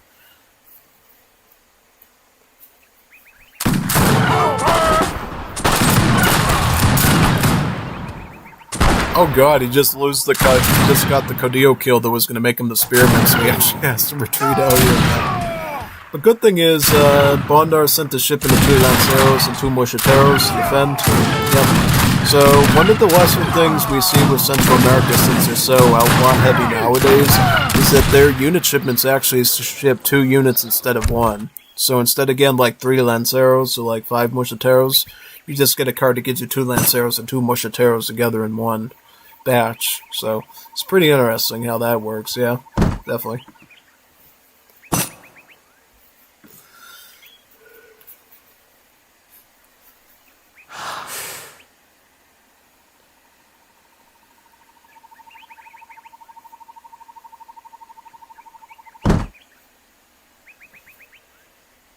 He also has artisanal cannons too, so he's not in the worst shape right now. But look, Afghans now in Fortress Age. This is when you need to start worrying, because now Afghans are going to use their cards to send in more citadels. They're going to get the Ghazni Citadel and the Kandandahar one. And then once they hit Industrial Age, you get Duran Line so that the citadels can produce free sepoys, guard Indian muskets. And then polygamy to be able to train free villagers too. So you no longer train vills, they just come out automatically like the Ottomans. Yeah, so Industrial Age Afghan's very scary and it's a real turning point. Like Turning Point USA with Charlie Kirk. Yep. Yeah, pretty much. Oh yeah, exactly. Yeah, pretty much.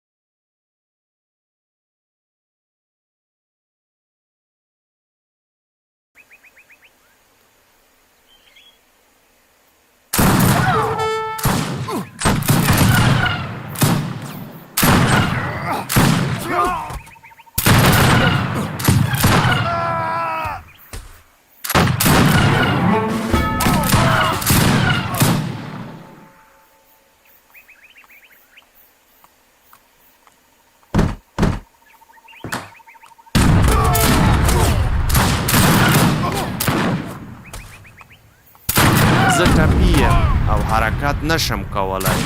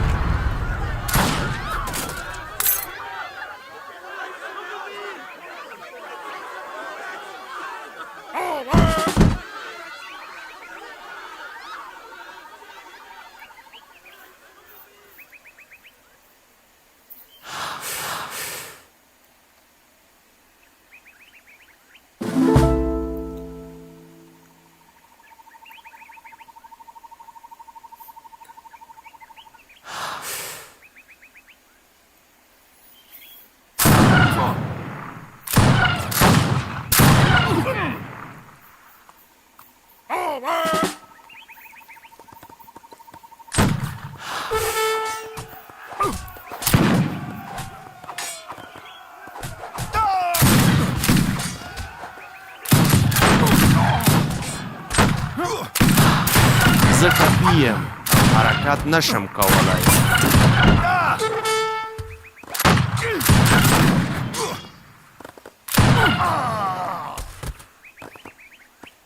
زه اوس ښه شم.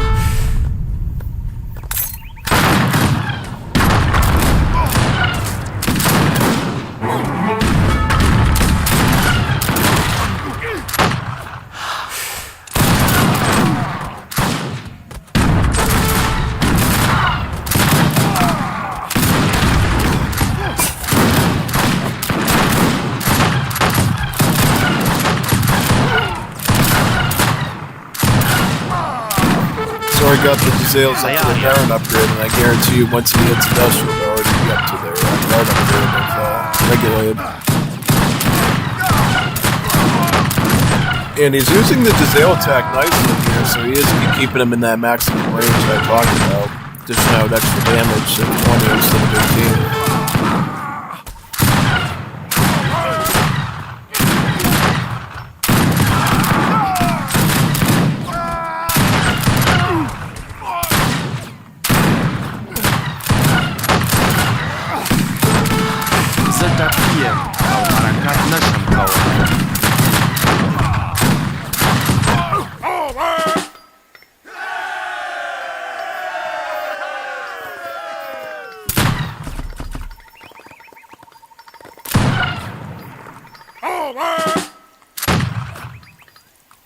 Завод с кэшом.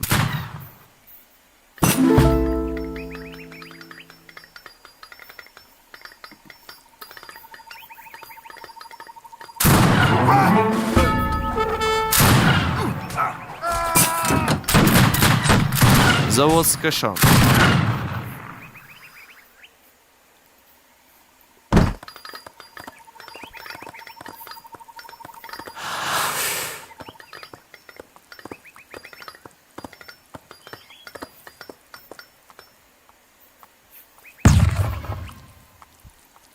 Завод с кэшом.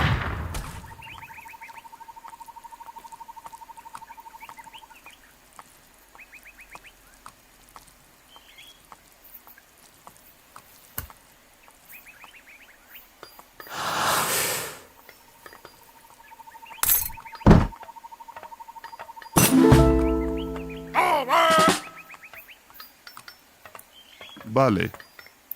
Hasn't gotten Varen arm yet, right? Nope, doesn't look like it.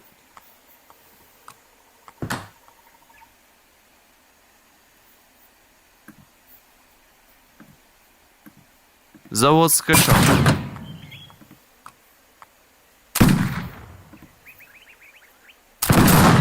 La posteridad me hará justicia.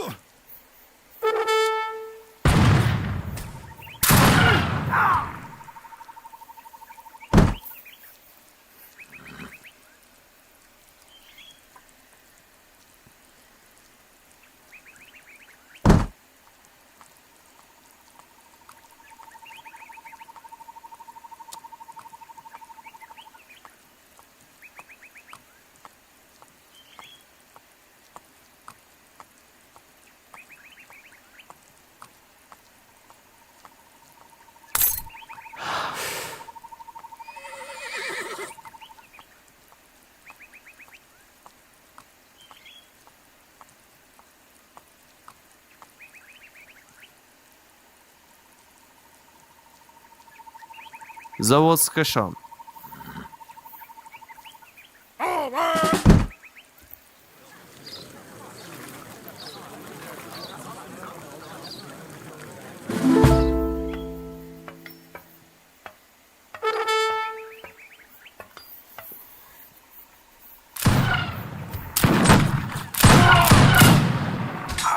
Okay, he's ensnaring him with Lanceros now, so he's mixing Lanceros with Orchidicos.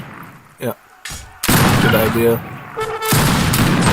Does Bondar run Livingston mode with these? Yes, he does. Alright. So yeah, eventually he'll probably want that once he gets a bigger Rico, so that he can double up the numbers of Orchidicos he has in his army effectively.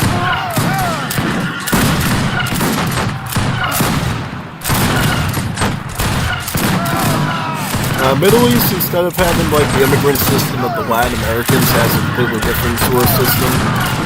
They have these things called Royal Courtier cards, or intervention cards, where they're infinite shipments that send foreign units. And when you research certain things like the Royal Court building called courtiers of that country, they'll actually increase the number of units you get with those cards.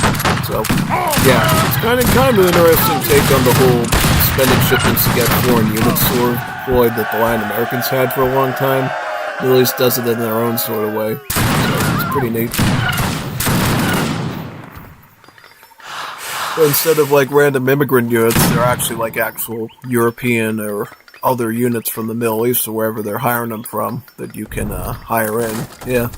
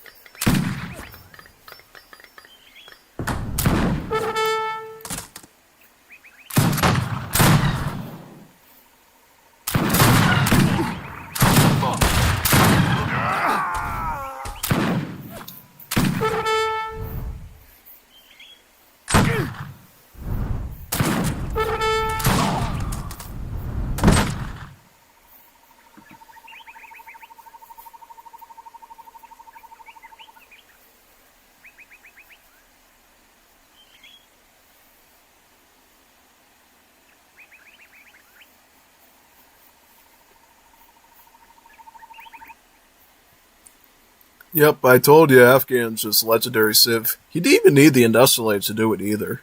So that just shows you what a good Civ that Afghans are. He was able to just make it work with Fortress Age Afghan veteran Jazelchi play there. So he didn't even need to really stack it even any more than that. So, good showcase there. Let's go to match number 3. So it's 1-1 right now. Let's see what we get in this match. Bondar playing Brits. The good old factory Civ. Then Eternity playing United States. The American Revolution. It's not even the 4th of July yet, and they're already doing British versus Americans. Classic. Yeah, I mean, you could literally age up as George Washington and Abraham Lincoln in this mod, too. So it's kind of like a literal American Revolution matchup. Yeah, kind of funny. But yeah, overall, matchup-wise, it's pretty fascinating. You wouldn't think it, but actually the United States is really good at this matchup if they know how to play aggressively with their Louisiana Tigers. I think you were around like 2 or 3 weeks ago when I fought someone. I was British and they're United States. It was actually Eternity. No, it was Eternity. It was Eternity playing as United States. You know what he did? He just wore me down with so many Louisiana Tigers that eventually I just died out. I'm not even kidding. Like, actually, that one assault unit the United States gets makes them win against Brits. Because if they can apply enough pressure to the Redcoats and Green Jackets, they just somehow do really well. Yeah. And that's the case with a lot of other Civs, too. You know, I think the problem with Brits is they have cavalry, the cherry bums, but they have less hit points but more movement speed. It ends up making them more sitting ducks to the assault units that have range like the Tigers, so it's like really bad for them. So I would not be surprised if this is another Eternity win here. Off of personal experience with this particular Civ, United States, and with this particular player using the Eternity. Yeah, no. It's actually like a really high risk of this happening. Yeah, no, it actually is. So we'll have to watch it pretty carefully to see if that ends up happening or not, because it very well could.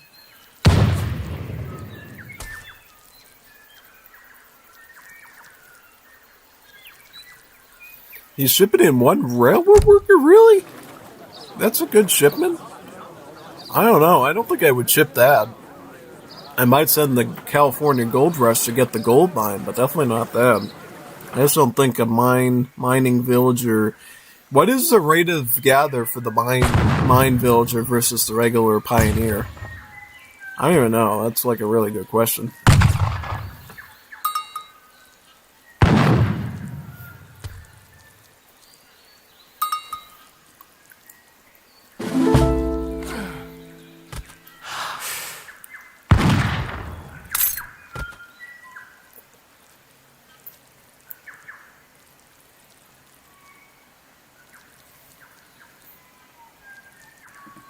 Going up CSA, yep, James Madison. That's way to go. Brits sending in. See, I think martial law's going to help him here, because if he runs that at the right time when Eternity comes in with those assault units, he should be able to scare them off with the Minutemen. So I think this could probably work well into his advantage, yeah. Probably could.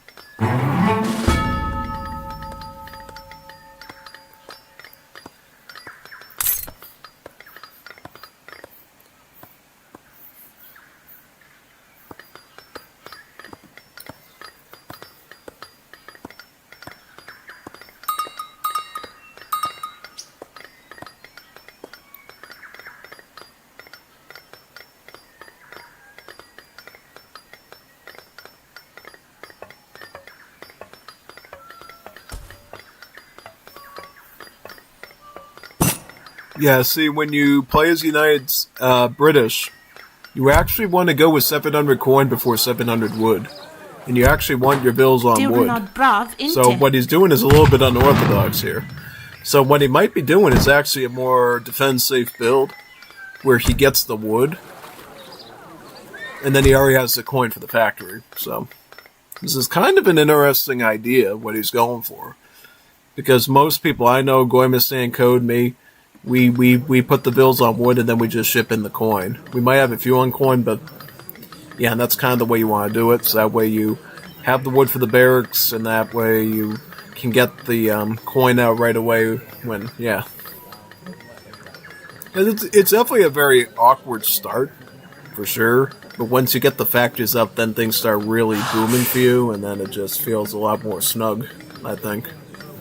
That's the best way I could describe it, probably. Yeah. Yep.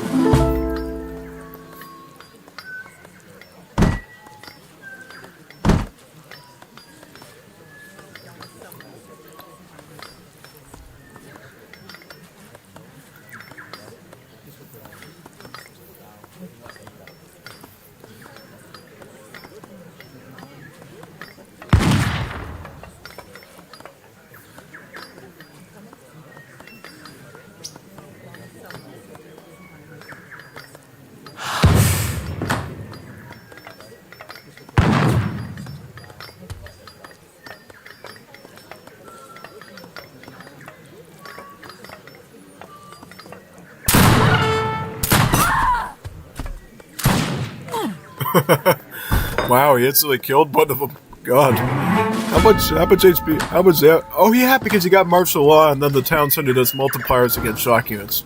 That's something I didn't think about, you know? If I ever fight the United States again as British, I might just go for martial law just so I can instantly kill his fry his stuff.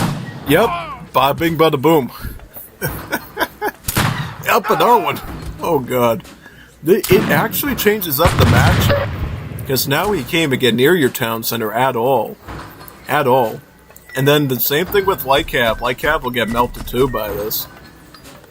Yeah. Oh yeah, no. This, I think we know what card we have to run against the United States matchup now. With British. Yeah. So just run martial law. Honestly, you could do it with any civ, really, that doesn't have like a good solid villager card. Just throw in martial law. It'll wipe out their assault units, and then you're all set. I mean, it won't be bad against infantry either, mind you. But, I mean, I think it's enough to even kill, like, some skirmishers, too. So, yeah, no, it's... Oh, okay, it's gonna get the doggo, then. Yeah, very good. Nice. The more things you learn, you know. So much to learn in this mod. See, now he's literally losing troops just by being there. It's like such a hard punish too, because now we can get laissez-faire capitalism and get the third factory with the Explorer. This is assault. I wish I knew about this when I fought Eternity as British in a casual game, because I would have yeah, I mean, even not even having all your bills in there's enough to basically scar the thing almost dead, too. Yeah.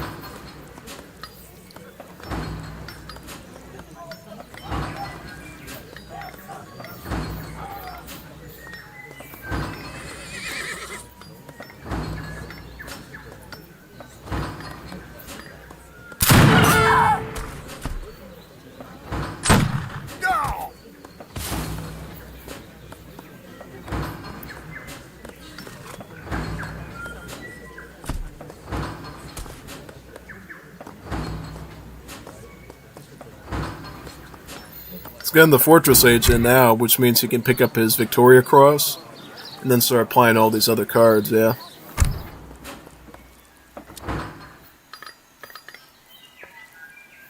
Whereas United States, they're sticking to age too. Sticking to age too, yeah. So what cards does he have to run? He could get more wood, he could get some light cav. This is probably useless. Spearman's probably going to die quick. I don't know what he could run here, which would be great. Maybe more mining villagers, maybe. I don't know. Oh, he's aging up too. He's going Samuel Colt. I wonder why he had so little resources. Yeah. Samuel Colt, I believe, will help his these guys, yeah. I believe it will help them too, stats-wise. So it's kind of good that he's going with Samuel Colt and his Colt revolver technology. He gets at the town center. That'll actually help him out quite a bit. Yeah. The only problem is, it's actually good because the Mounted Riflemen will be better against the Household Blues than the Texas Rangers. So it actually kind of works well for him if he can micro it correctly. Yeah.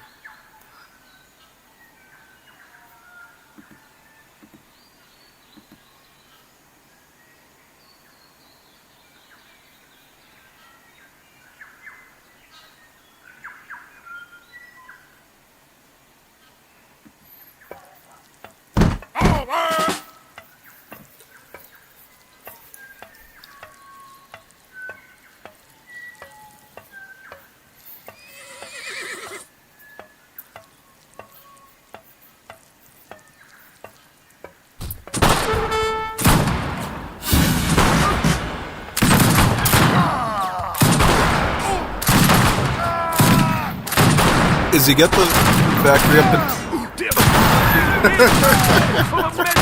Siege! This is what happened in the Nikolai game. You gotta use the spearman to siege the factory and punish him, clown. Stop fighting his army. You're losing the point here. Now you figure it out a little too late. Like, hello, McFly, like, come on. Like, you can't do this to yourself, man. You gotta, stick to the program. Oh no, yeah, tell me about it. I was like, dude, I'm messing it up. Okay, well, he's getting the fort up now. That's gonna be annoying. Did he range up there? He range up to the Russians again, right? Yep. I think he aged up to the Russians. Yeah, I don't see any other wacky things in his base, right? I prefer to go Belgians usually. I can totally do this too. Yeah. I'll prove myself worthy of the coin, sir.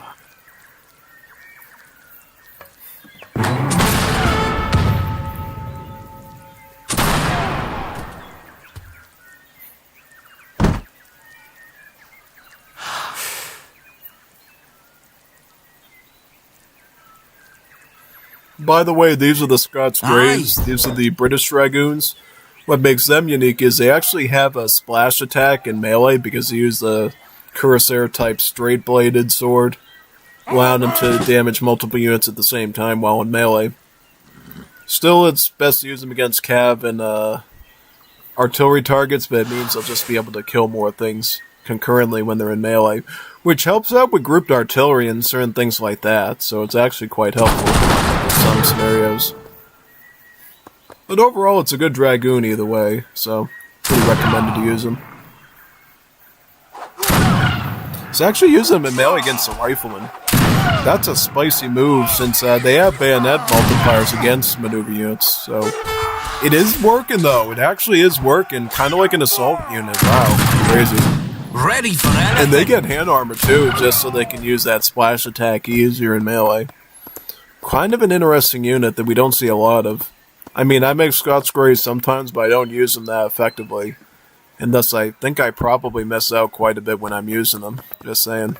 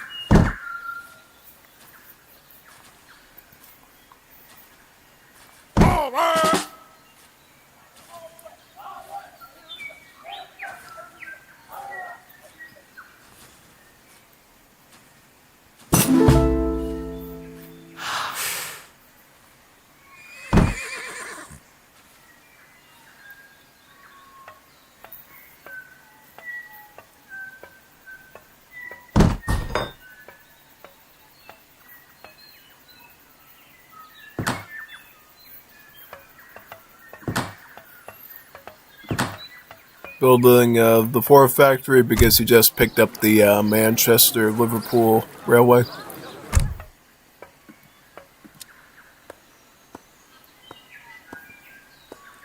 What is your command?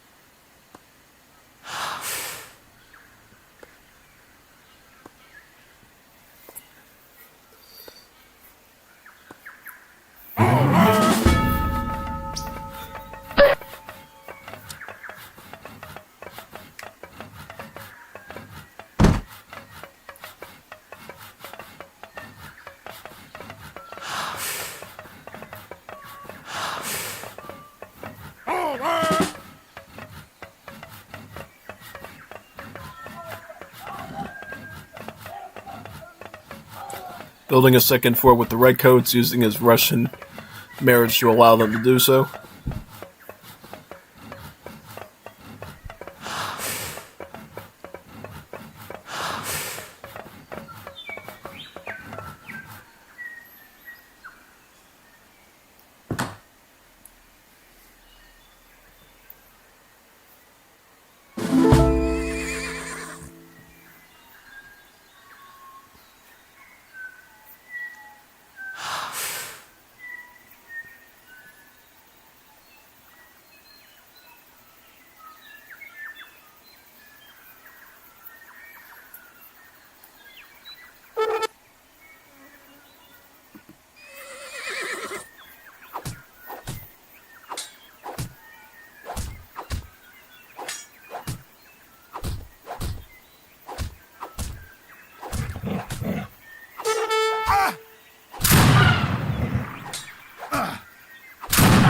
God, I've been hit! Send for the medics! Send for the medics!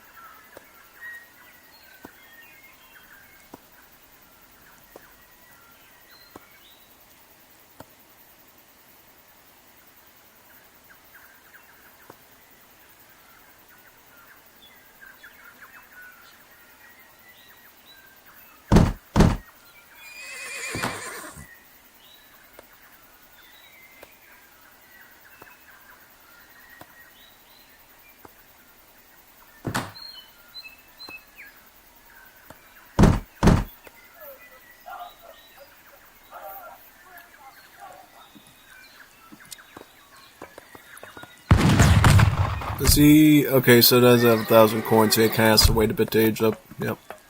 Eternity's going up with Albert Pike. This will unlock sharpshooters, since it's a CSA politician. With explosives like United States, you actually get to choose a unique unit with each age up. You get like 2 options, depending on what political party they're part of. So in this case, he goes CSA, and thus gets the Confederate sharpshooters. It's a very long-range skirmisher that hits really far away, and then it has multipliers against artillery. So, particularly good against the rockets this time, if Bondar ends up using them. Yeah, I know. But they'll also be good against muskets and dragoons, so they'll be good against redcoats, good against Scots Greys, all that sort of stuff. And just a good support unit in general, because that long-range damage... So, because, see, the sharpshooter is kind of similar to the Giselle-Chi in a way, but instead of having a Giselle-style attack, its long-range attack ends up doing more damage, but I believe the rate of fire is a bit slower. Yeah. So it is like a completely different concept, so you can look at it right here. Ready. So, short range, it's 50 damage, it shoots at a normal rate. Get this long-range attack, it goes up to 28, so it's even farther out. Does 87 damage, but it shoots much slower. Yeah. It's like an actual sniper unit. The Native Americans, and once they reach World War I age, can access their own snipers like that too. So, yeah, no, it's quite fascinating.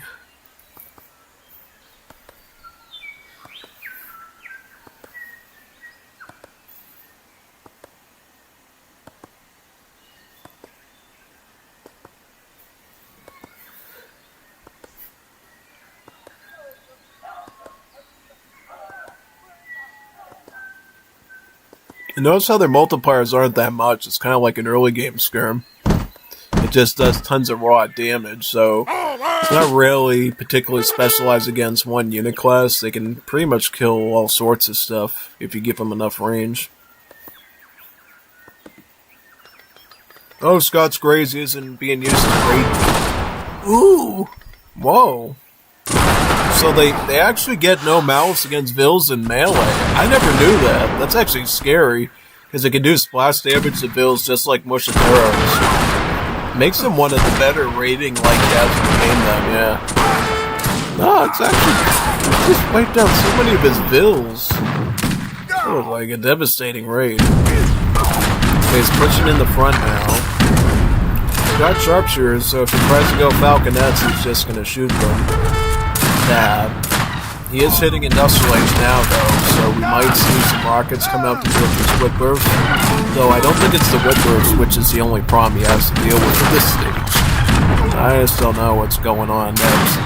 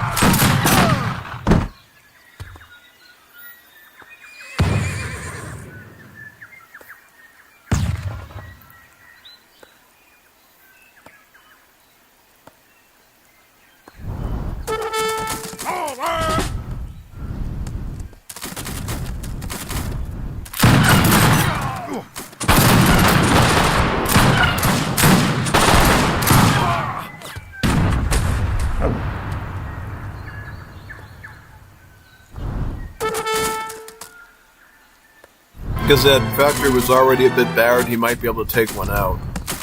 Watch out, he's going to get your banky if you're not careful. See, it looks like he aged up with the Swiss marriage to get a bank. And now he is essentially trying to mass out a bunch of household artist rifles to kill the sharpshooters. But the artist rifles will not help with the riflemen since they're not a regular skirm. They're a counter skirm or a counter Jaeger. So they're actually really only good against other skirms. They don't even get the 1.25 multiplier against heavies that they get in DE, so they're arguably worse against some, heavy infantry. So I wouldn't say worse, they're just not good. I mean, they definitely have an advantage having a long range for sure.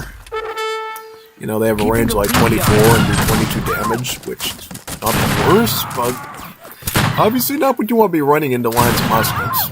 Just saying.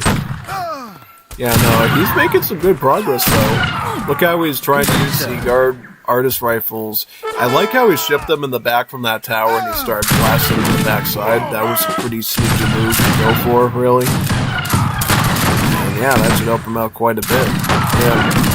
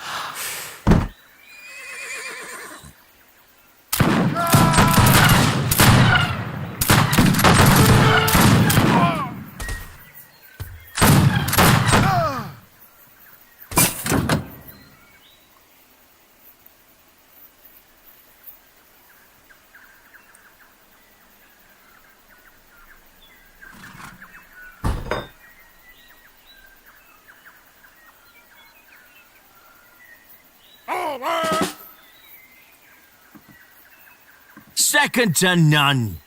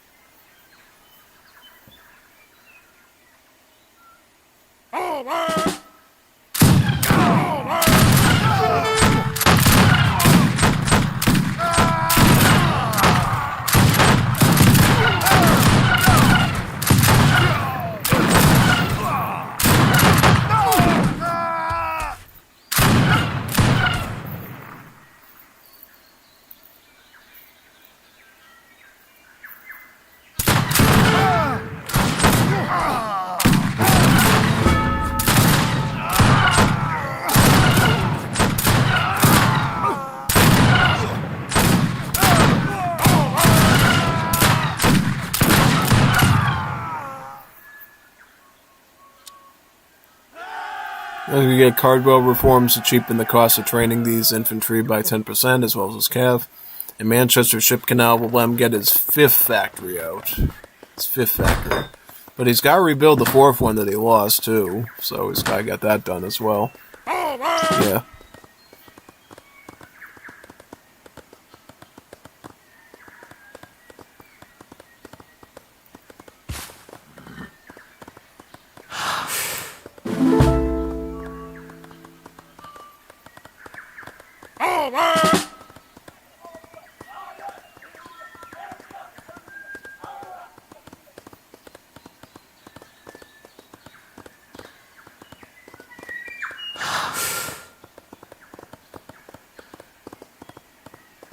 I'll prove myself worthy of the coin, sir.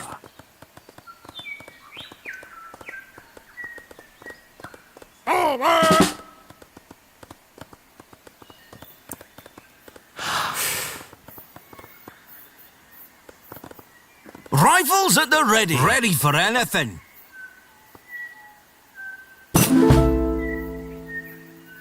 You require assistance?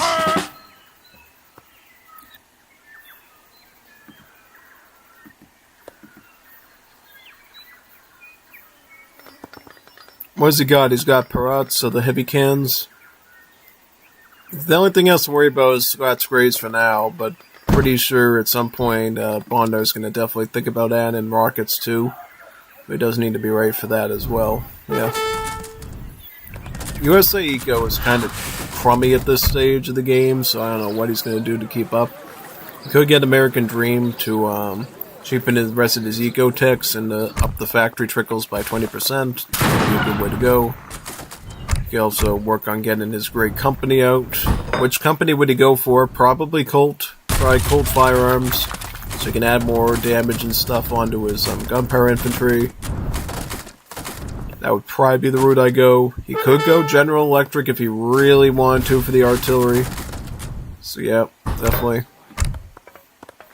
The only problem is he won't be able to get Gatling guns with it, so that is one thing he won't be able to do, but he could buff up his other cannons with it, which is definitely great.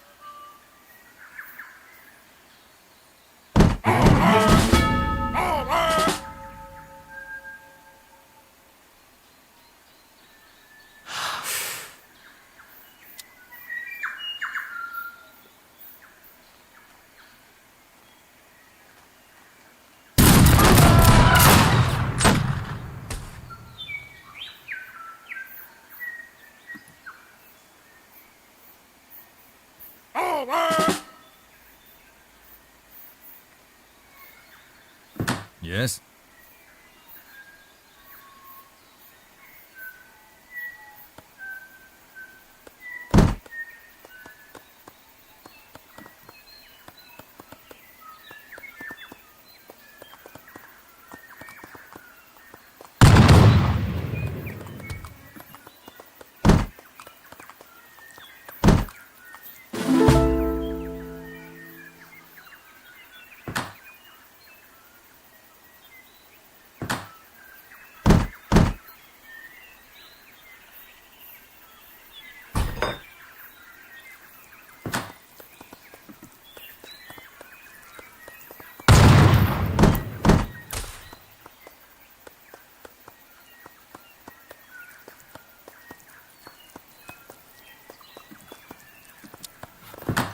Just send castementation to get a forward. Yep.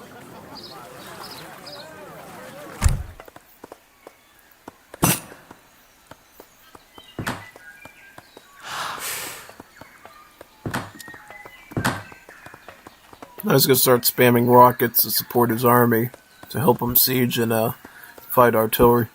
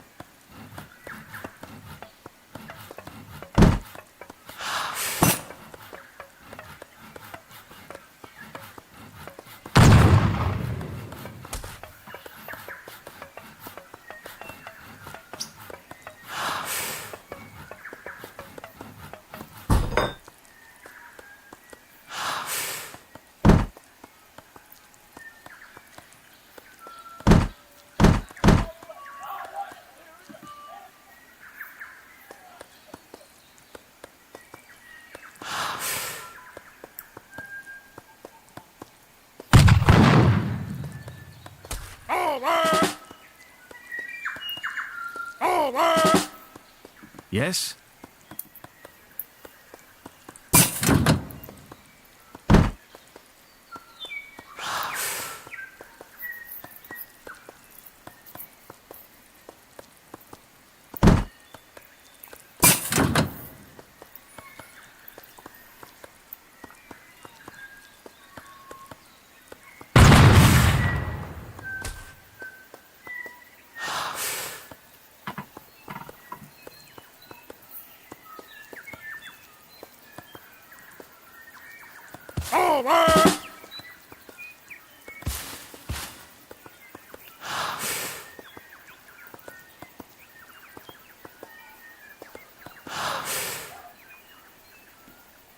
Ranged cavalry.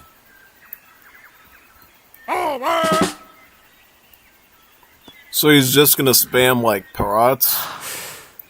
That's not gonna work, because what's gonna happen is he uses rockets and then he's gonna have the necessary splash and everything to wipe him out with those. Congreve rockets, yeah.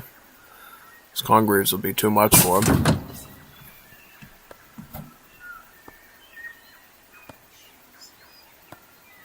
Also, what are the riflemen for? He doesn't even have assault units.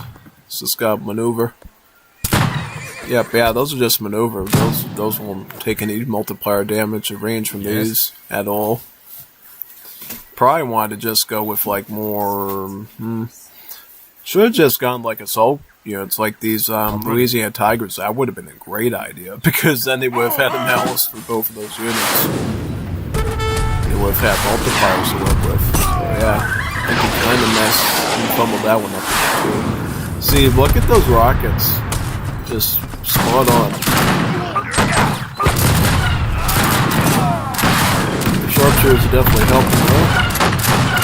Taking out multiple rockets there, yeah.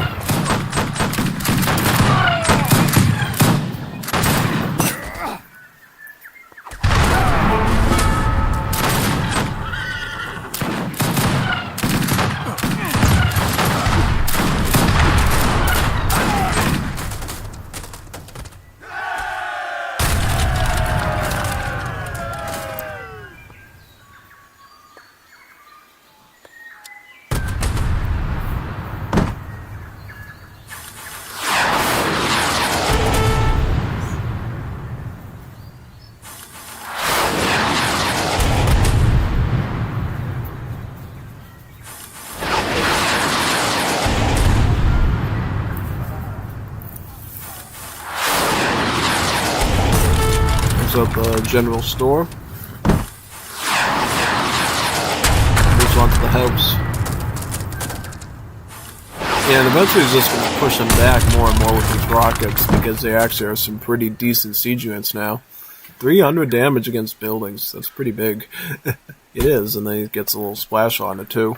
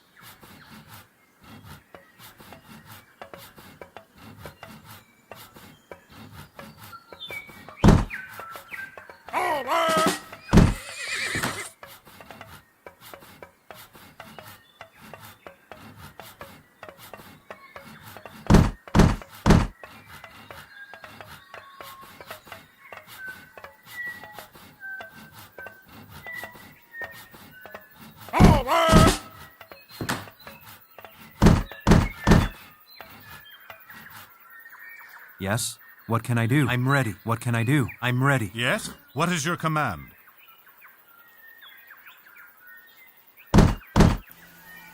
Just as a quick I'm note ready. to you about United States, in these matchups, they didn't do any artillery rework stuff to the Anglophone culture at all. So for you, these Black Waves are just regular culverins, and then the Dictators are just regular mortars. So, yeah, it's mainly because that culture is eventually just going to be cleaned out, and all the cities are going to be moved into the Latin American culture with their own set of like units and cannons and everything. And yeah, pretty much.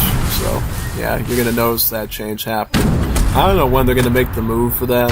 It's going to definitely be long term in the future. Probably when most of us are in a retirement home at that point, if we're lucky enough to have that luxury. So, yeah. Get that foot down there.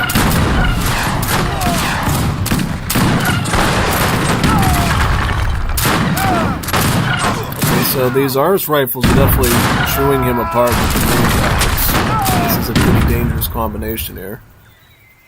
But it does look like for now, at least, he's going to be able to deal with the fort, just because the rockets haven't deployed yet into the right spot. But he's got some sharpshooters, and he should be aiming right into the conduit now. He's going to get one down. He's going to use a rifle and those patch out the rest of them. I don't think he's going to get much further than the fort, though. Really, is he even going to hit this frontal base here, is the question.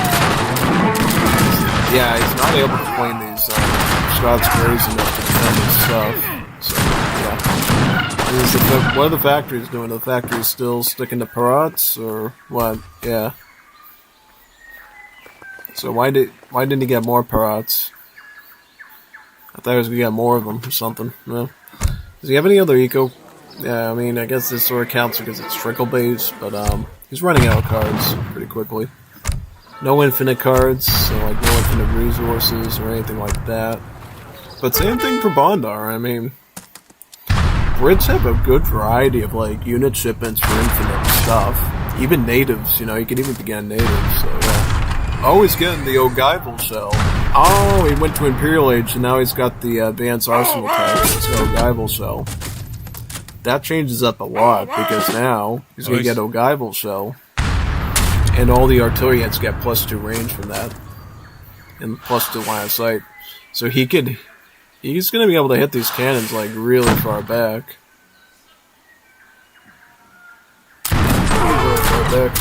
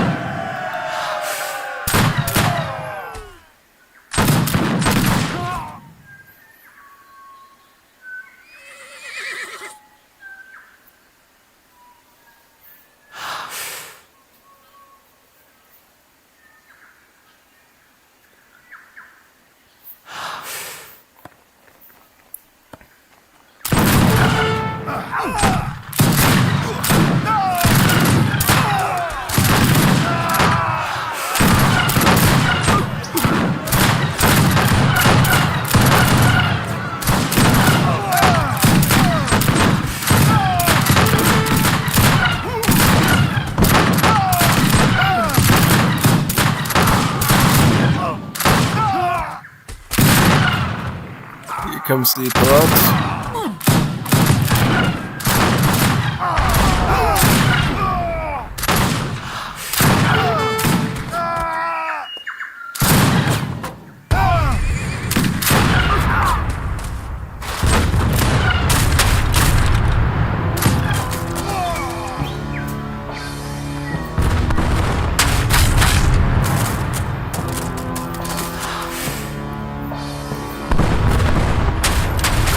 Yeah, these mortars are going to do a great... Oh, the mortars might get the TC down for even interception.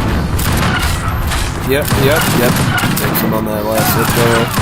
I guarantee you he's going to wipe out his mortars, so have to let him keep it for long after doing that. He's moving it forward right under his nose again with the right coats. Let's see if he can roll them up fast enough to counter that. If he does, he's pretty swell, actually. It's the only thing that's going to keep him going. Yep. Perfect. On target.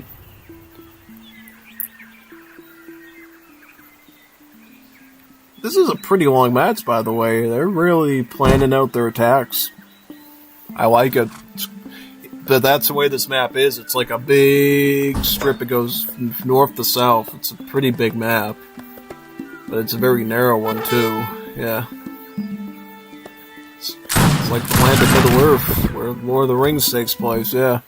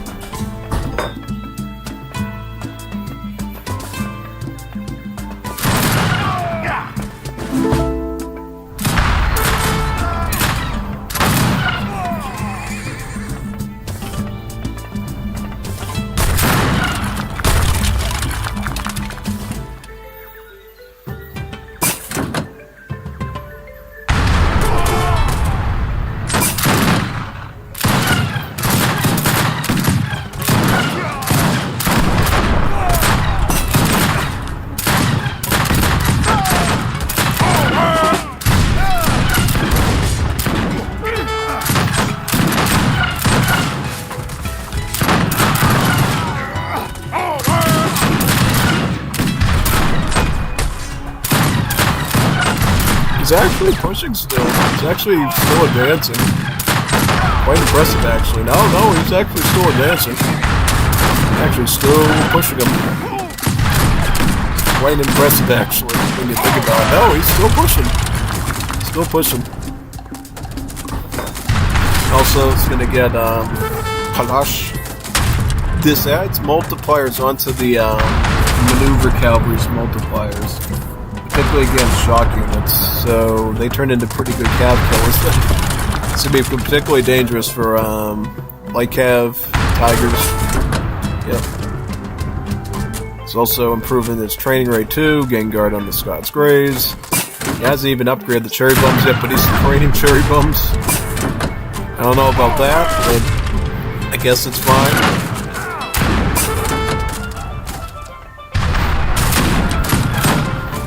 I mean, he is making some territorial pushes on them, which is great. Yep, absolutely. Getting the job done.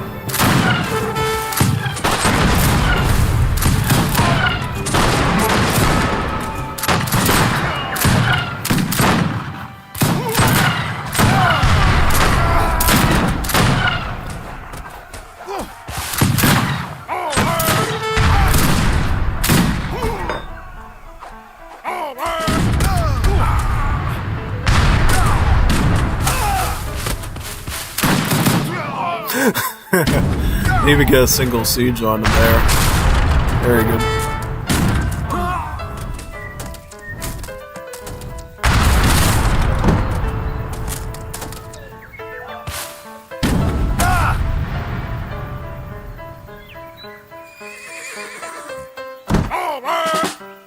I can't believe Eternity's still pushing this. He's actually still advancing this. Plus he's going to ship in 8 Giles. Some mercenary camels that have multipliers against cavi. I don't know how they're gonna do, but it's just some raw extra cav, I guess. Riflemen and sharpshooters, Louisiana Purchase coming in with food trickle and 3 CBD vills. So not a bad deal since CBDs aren't a vill you can normally train, so it's actually just extra economy to your score, provided you can keep them alive, of course. some more parrots still coming out.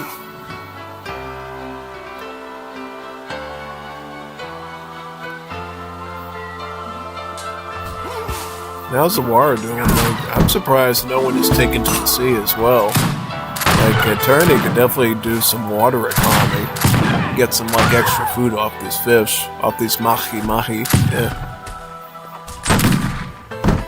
Yeah, now he's upgrading. These aren't even upgraded cherry bums. You just raid them with unupgraded cherry bums. That to me seems a little bit out of the ordinary, but still a good move either way. 2 cannons. How's his Vil numbers too? Okay, he's gonna like start sidestepping him here with stables, and he's moved the Agiles in this position too to hit him with them. The camels.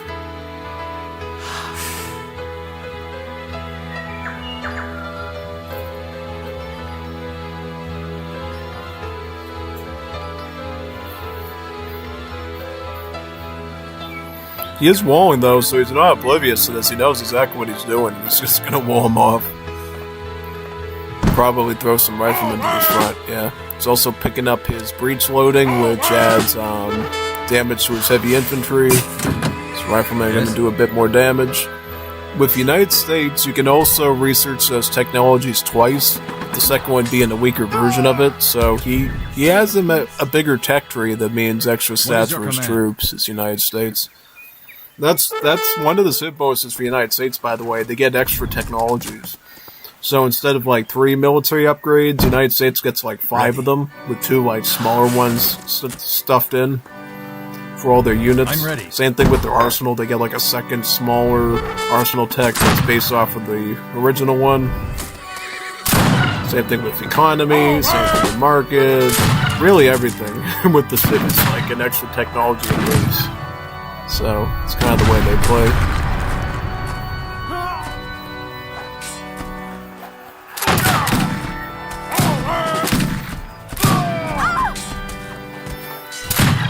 Oh, those Agiles are doing a good job raiding, man. Wow. Didn't expect that. I mean, they're still gonna die, of course, but quite shocked that they were able to pull off that much of a kill there. Yeah.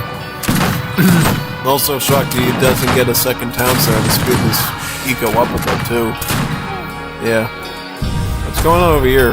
So he's got the parrots, and he's got rockets though, so it's not that easy to just roll the cannons in and hopefully blast them. You can't just do that. You have to actually do it carefully and tactically and everything. Yep.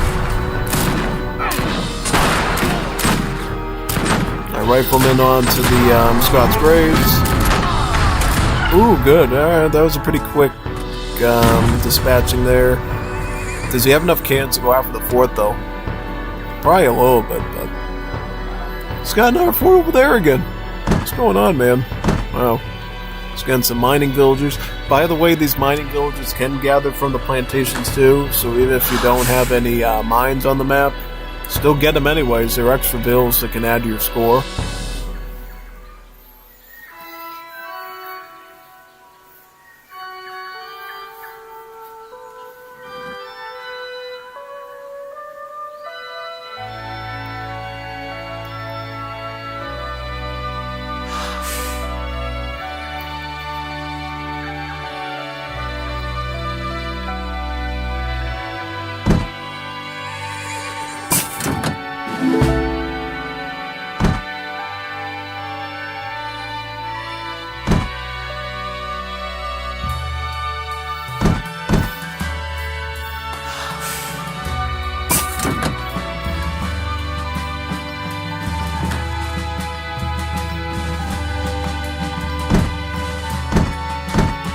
These are the Waranoi. These are some additional naids you can get to unlock these special effects near the structure, and then you can train these Kupapa, which are basically anti-merc units. Yeah.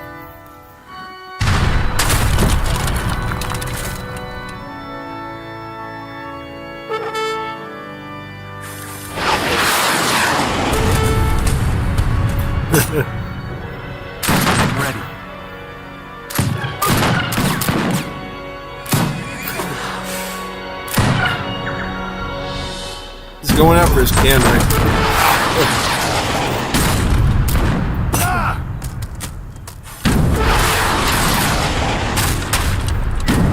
Oh yeah, the general's a cool unit you can get to support your troops and add stats onto their stuff and everything. But unfortunately, because he doesn't have cast cementation in his deck, he won't be able to rebuild this fort to get more generals. And just like Custer's last stand, that was General Custer. His last stand was now, and now he quits. Yep. Exactly. Exactly. So yeah, let's go on to the next one. Game number 4 of the series. So far, it's Bonder up by 2 and Eternity of 1. You know who's going to win this series. And then we're going to probably do the Goemistan versus Nikolai series, I think. And then after that, we'll just steamroll through the rest of them. Yep, pretty much. So let me find this one. I'm going to shove something into the microwave. And then we'll begin. Should only take 1 second to do. Put it right here.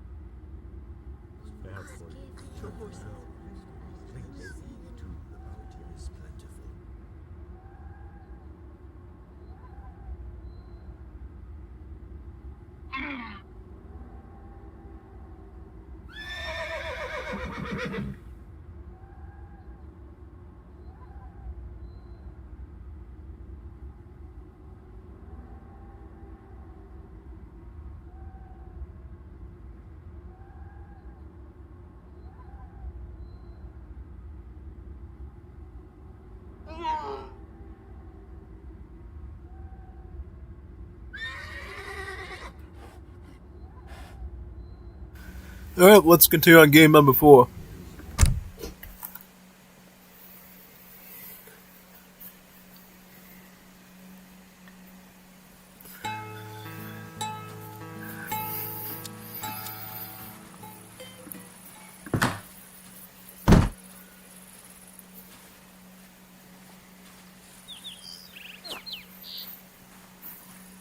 So we got Bondar is Dutch, and Turdy is Chinese. Eternity's a Chinese main, by the way, into 5th edition, so he should have a pretty easy time here. Whereas Bondar is a pretty consistent Dutch player in Wars of Liberty, so it's a really good matchup, actually. If Eternity's going to come back with anything, it's probably going to be Chinese. As I've dealt with the Chinese before, it's a real fearsome mess. It's pretty good early on, just massing up their troops, and getting the economy going. He knows the Chinese did pretty good and out and everything, so it shouldn't be a problem for him. That being said, Dutch are a pretty fearsome civ on their own, so who knows what's going to happen, right? Basically with Dutch, they have a really robust economy. Yeah. So, essentially, they have 3 different vills, right? Notice how they have these little circles under them, right? These little round things. This red one, yellow one, and brown one. They tell you what they're supposed to be good at and what they cost. So, food settlers cost a little extra food. They're like 110 food.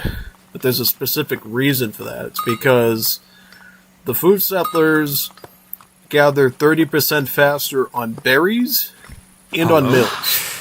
The slaves gathered 30% faster on mines and plantations. The Javanese laborers gathered 30% faster on wood, so like trees. So that's essentially how you're supposed to use them. Yeah. And notice how slaves also cost wood, 80 wood. Slaves cost about 90 coin. Yeah, so that's pretty much what they cost, yeah.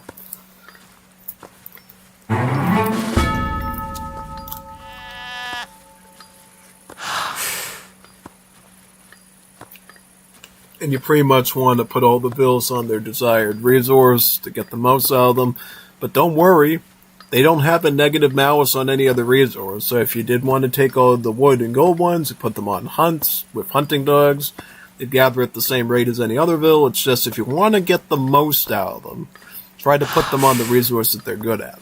That's all I would say to you about that. So, yep. Why is he garrisoning inside the TC, by the way? What was that? That was a bit of a hiccup in macro.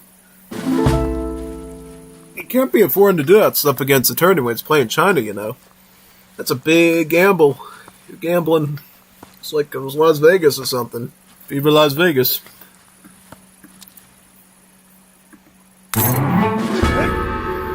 准备就绪。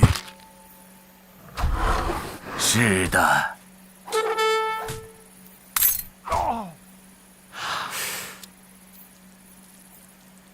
Sumptuary laws coming in, very nice.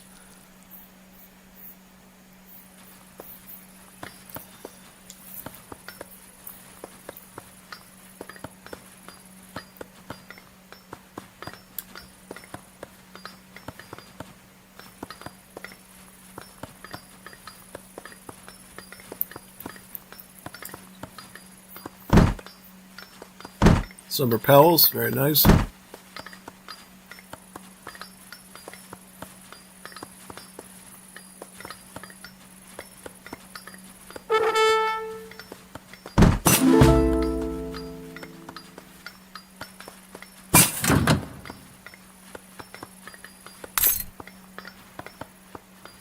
So something I never figured out, is it actually better to put your settlers on hunt or on berries for gatherite? Did the berries actually gather faster than the hunts without hunting dogs, or what? Not quite never figured that out, yeah, pretty much.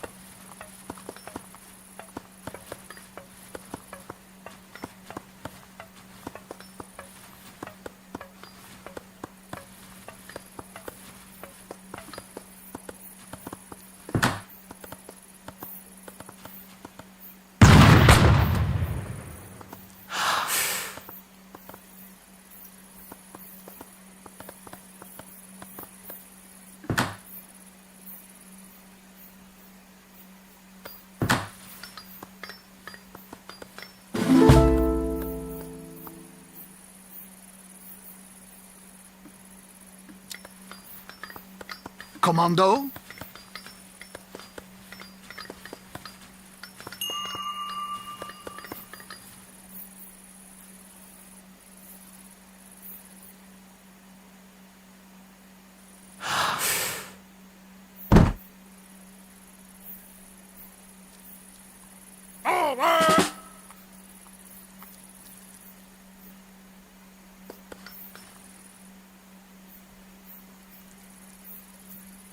Ja!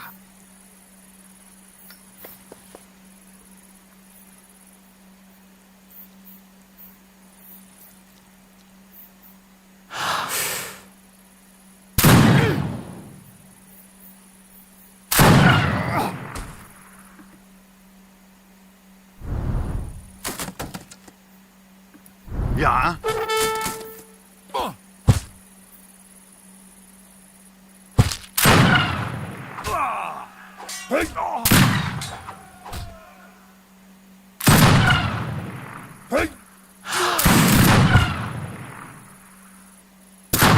大限将至，轮回之期不久矣。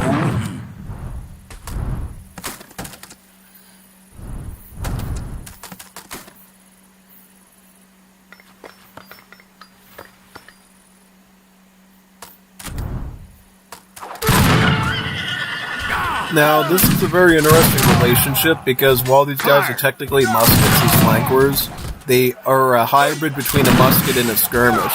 So they have both bags, and thus the End Riders actually end up doing 30 damage to them. They actually do like double the damage they would to any other like musket, thus making them way better against, flankers.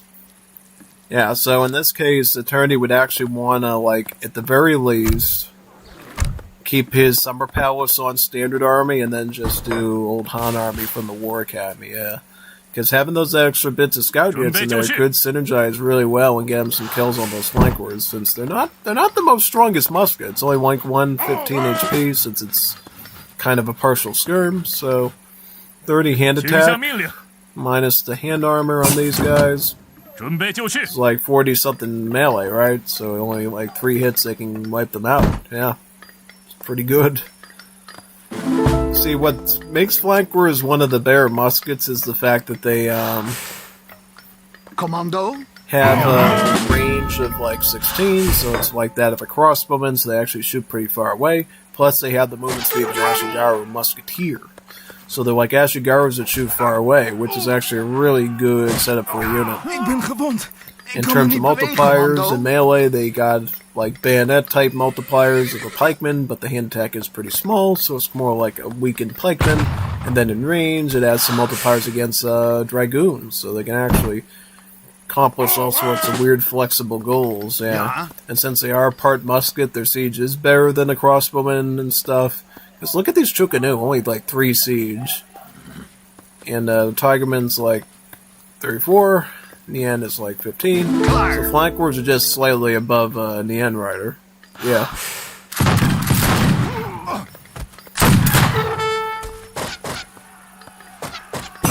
Chukanu taking his Vil out. Now he's got a staple and he's going to be popping in some Hussars too with it, which is even better. Yeah.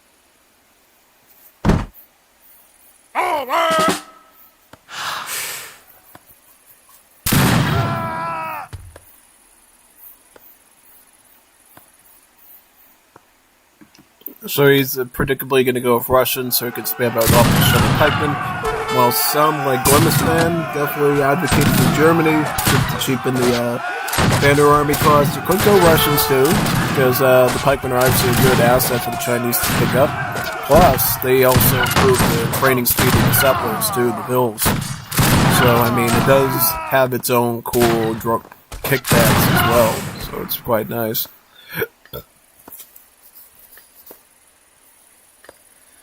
I think in this case, though, China's just going to gradually grow. And it's going to get to a point where Bondar's going to have to make some tough calls here. Is he going to, like, eventually try to, like, maybe go for a fortress industrial age? He doesn't have 1,000 coin, and I think this is a big problem. You definitely want your 1,000 coin as the Dutch. Because industrial age is, like, a really good time to play Dutch. Because they get, like, 3 new ultimate units, with all of them sort of having some pretty big roles, particularly the wood costing and the food costing ones. So, yeah, no. Definitely want to consider that if possible.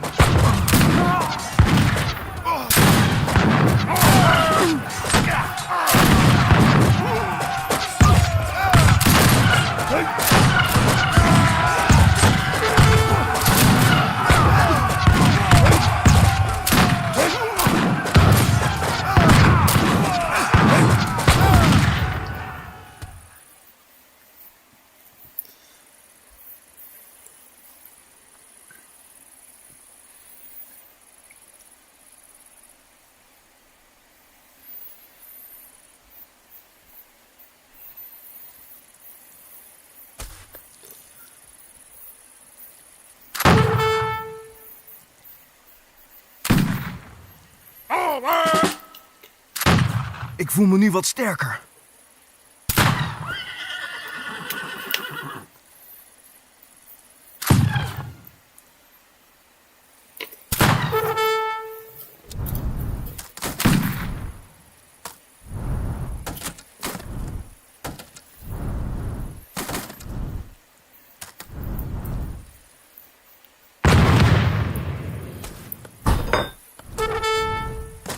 A little late in the match to begin Suderige Mobile, by the way, for the Dutch player.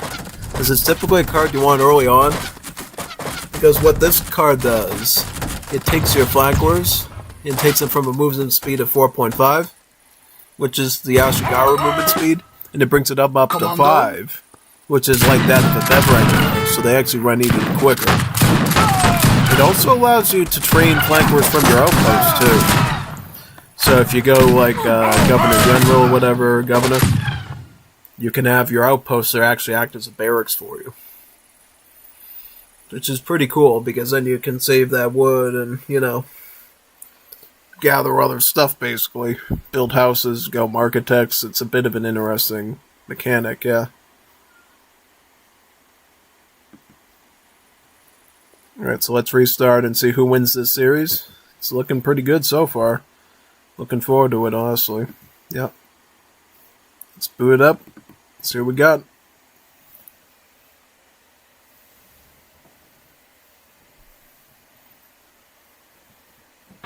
Game number 5. Here we go. Nice.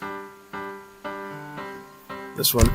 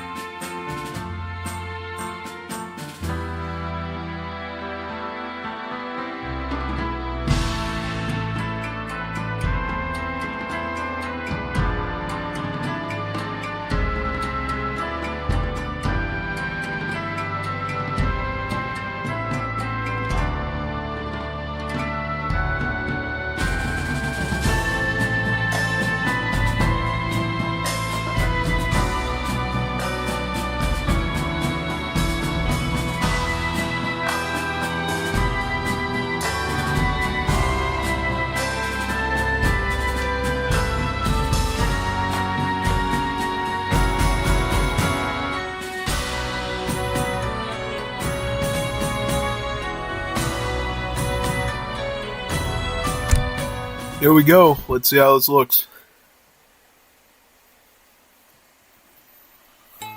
Okay, so we got Sweetie in India. Wow. Quite the matchup. This is one of the Australian maps, by the way, where they have big salt mines in the middle of the desert. So it's a pretty fun one. It's a lot of bushes, too. You can find lots of these, like bush tomatoes on this map as well. As well as sandalwood trees for coin. So you got sandalwood trees and you got salt mines for coin. So it's a pretty flexible map in terms of animals and plants and stuff. Yeah, totally.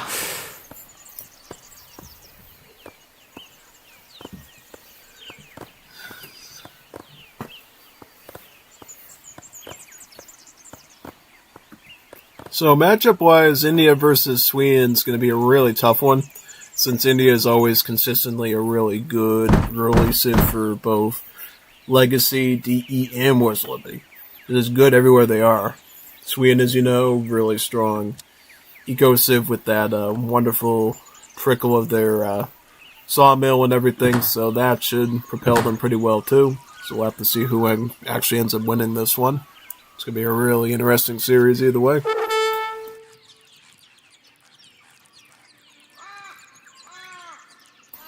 Eating up my chicken parm with spaghetti, by the way, so I might not talk as much during this match, but I'll definitely point out key points while we watch.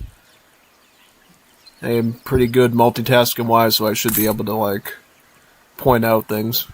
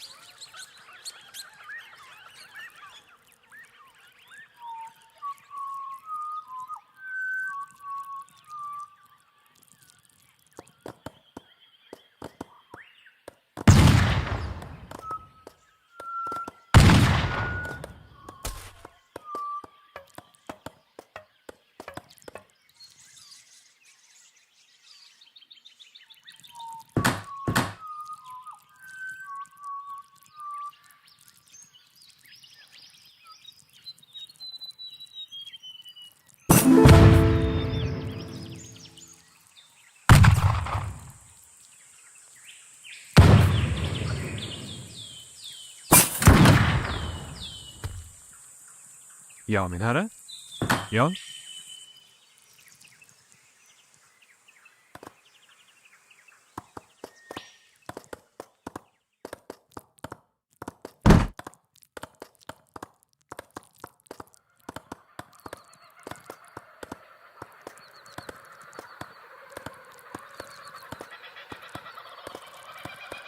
Vad är din befallning?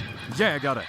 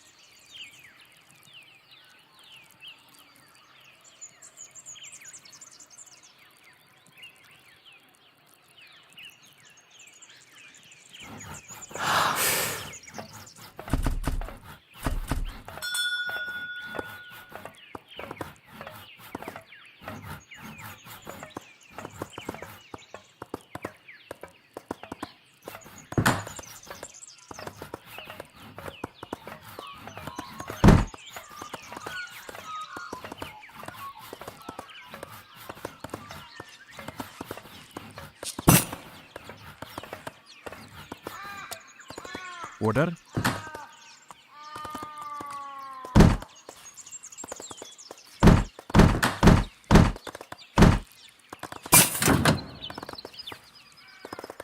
Hur befallning?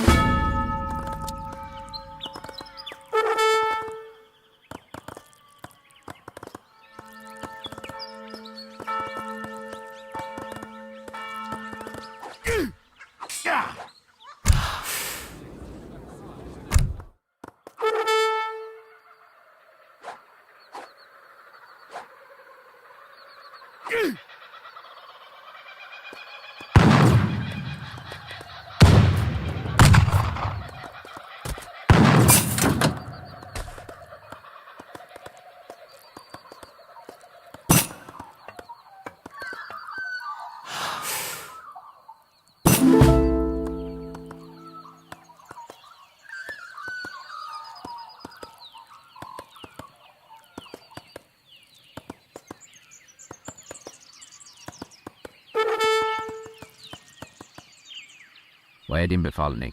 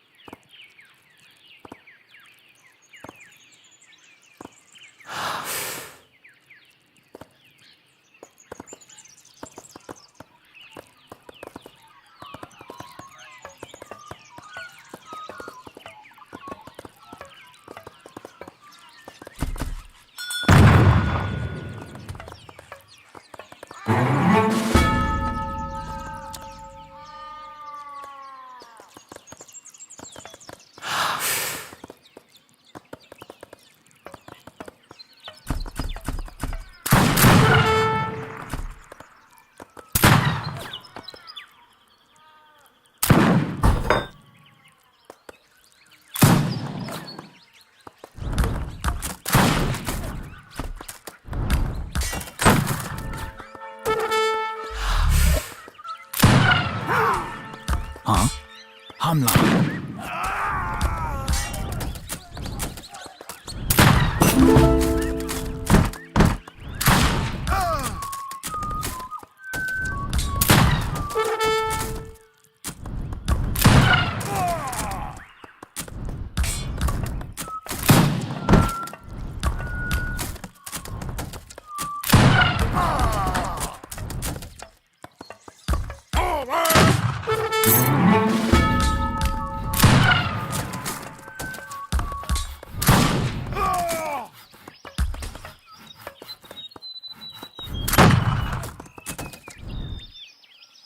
तैयार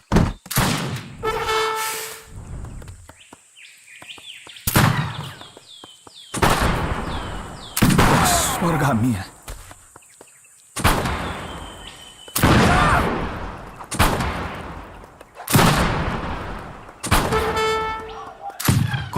Orgamia.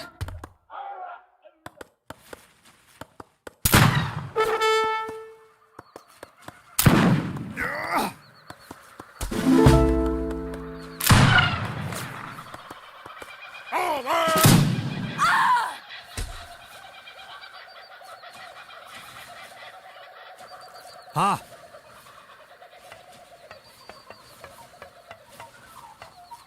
हाँ आदेश तैयार हाँ मैं जा रहा हूं मैं करूंगा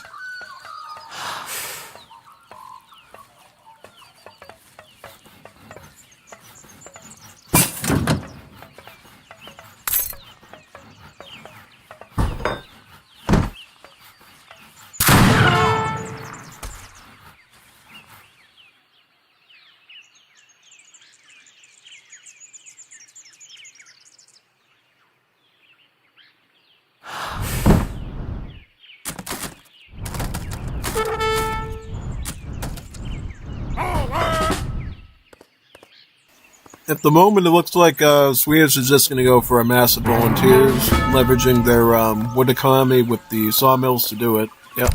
Plus, they picked up Royal Decree to make the trickles even more on the sawmills and ensure that there's even more wood on the wood cords. Yeah.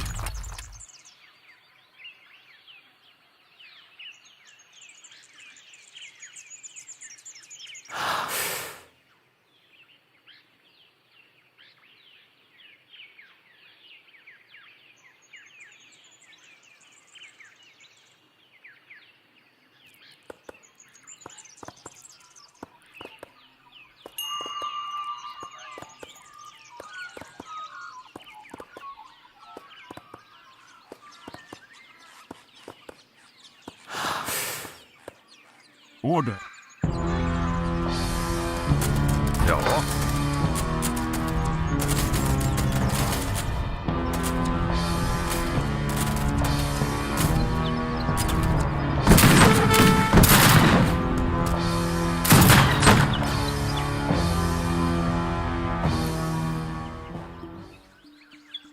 Redo.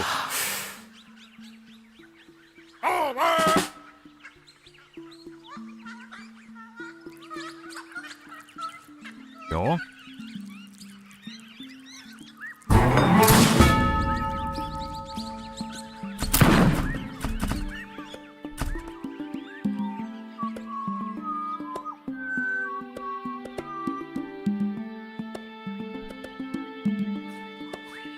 Ja, min herre. Vad är din befallning?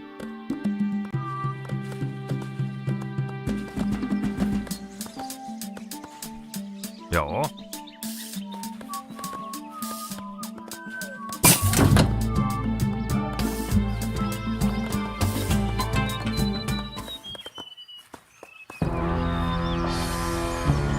Redo.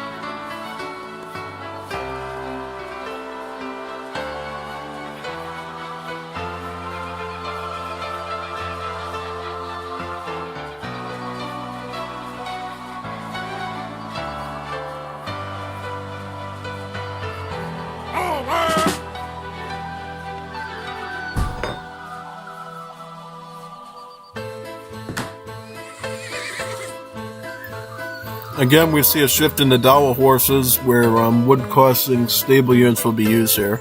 So the coin cost of the cab is removed and wood is replacing it. Thus you can get wood costing hussars, hussar troop, and dragoons. It should be very helpful for him here.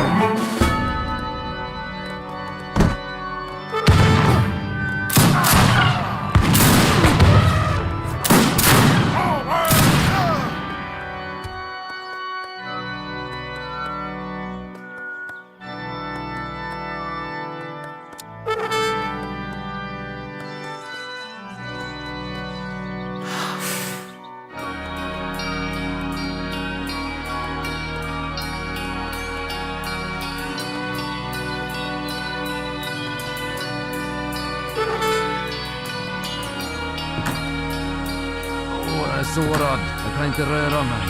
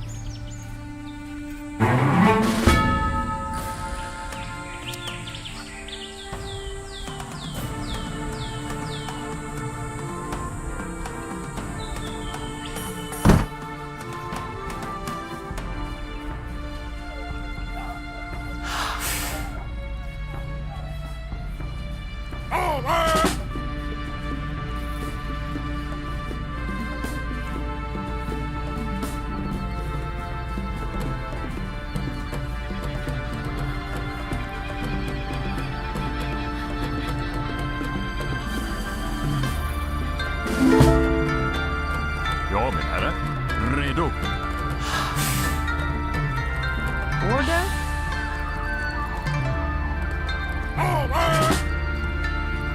Order.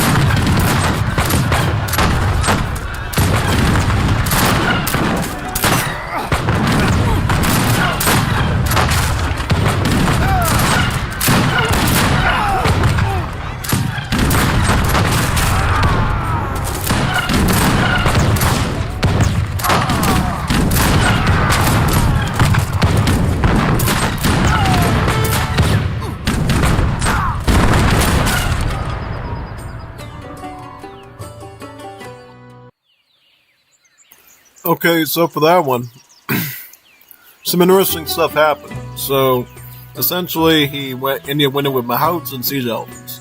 Siege Elephants, surprisingly, are pretty fascinating artillery. They're pretty long-lasting compared to most cannons just because of the stats they have, and thus you saw Bondar trying to go Dragoons to try to cut them down just about everything in the book, and it just completely upended the battle. And an art mistake, Bondar did. Instead of going with cavalry, going with Hudson Troop A to get some splash attack to kill the infantry, he went with Landstormen to get some Landwehren militia. I don't know what that was about. I think he was thinking it was the old upgrade that had the old Landwehr unit with like 16 range or whatever, but they completely removed that from the game from what I could tell, so unfortunately, not what he needed there, sadly. Alright, so we'll go to the... Let's see what series to do next now. I'm going to load up now.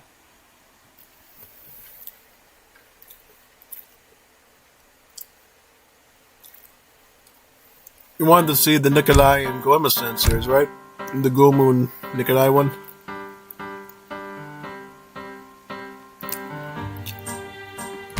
Let's do these ones. Should be a good matchup.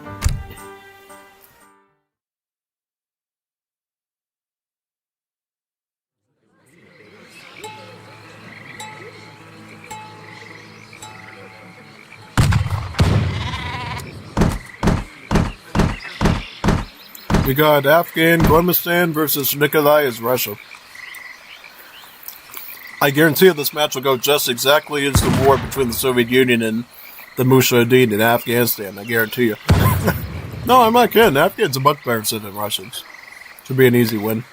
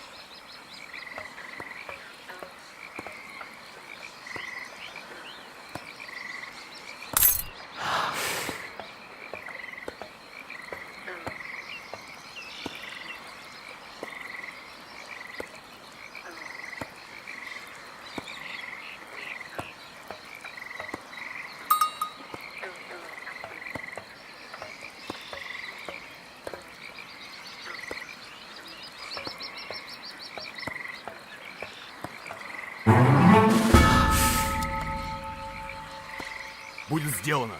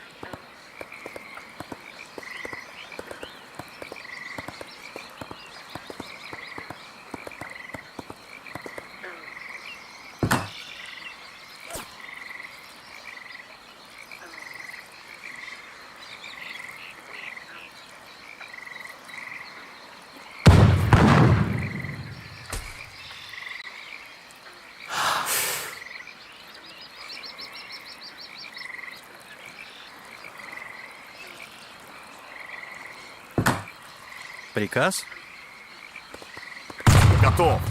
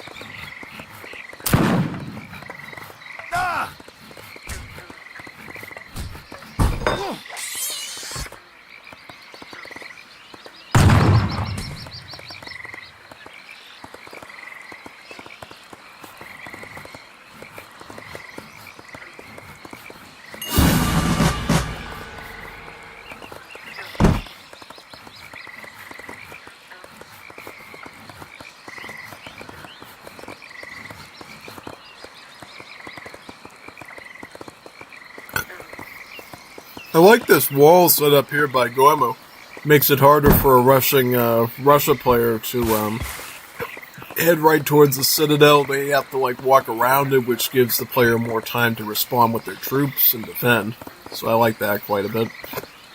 It's just a minor base design thing that can always help out.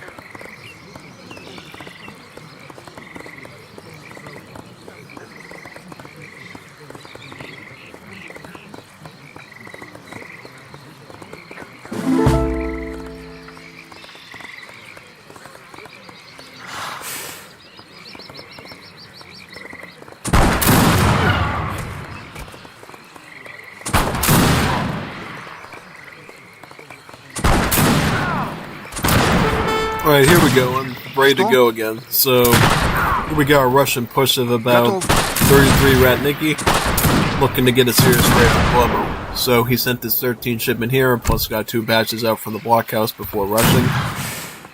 This should allow him a little early pressure, but guess what? Afghans got Jazelchis, which have about the same range as the Longbowmen, which means he can essentially use that extra range to leverage sniping past them and keeping them at bay, you know?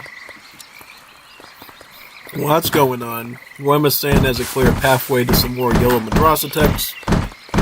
He's got about 700 food right now. He could definitely get yellow 2 and 3 done, I think, at this point, considering his current food trajectory.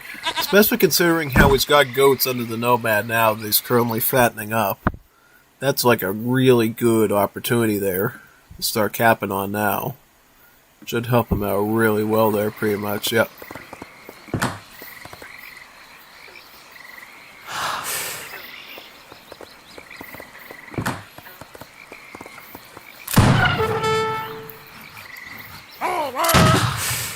Çamtuyem. Bri. Salam. Ho. Zama.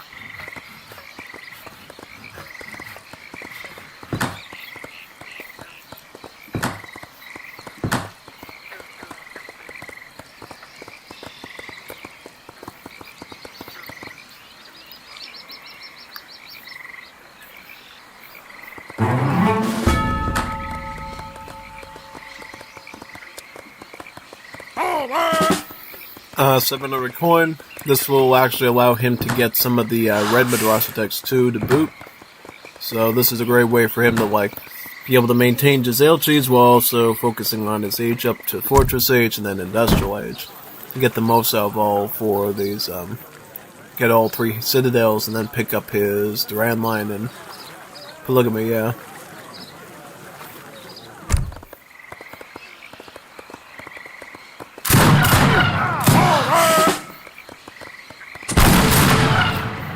He made some Plastunis, and he's training Cossacks too. So he's using a mixture of scout goods to press his opponent and do some damage.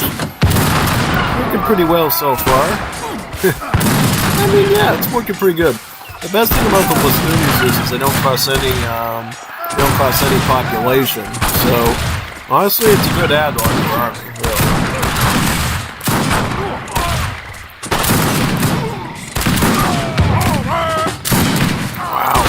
Solid work. Good work. Good work, man. Awesome.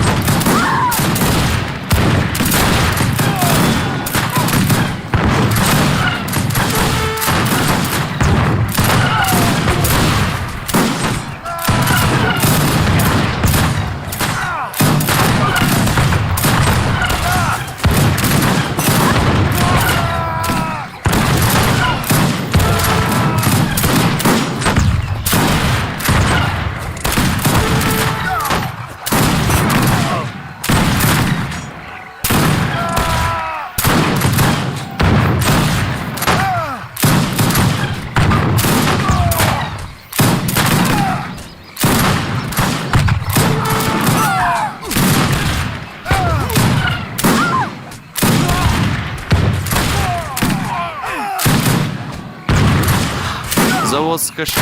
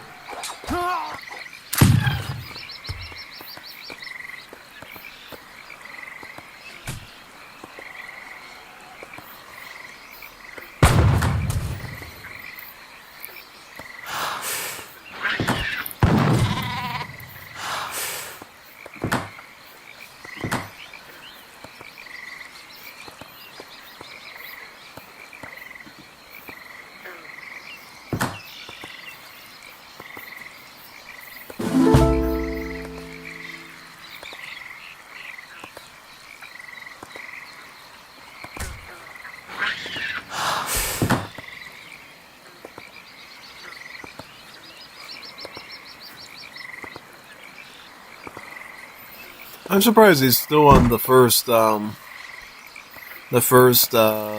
tech. I thought we've already had that by now and would be on the second one, truthfully speaking. Yeah, big time.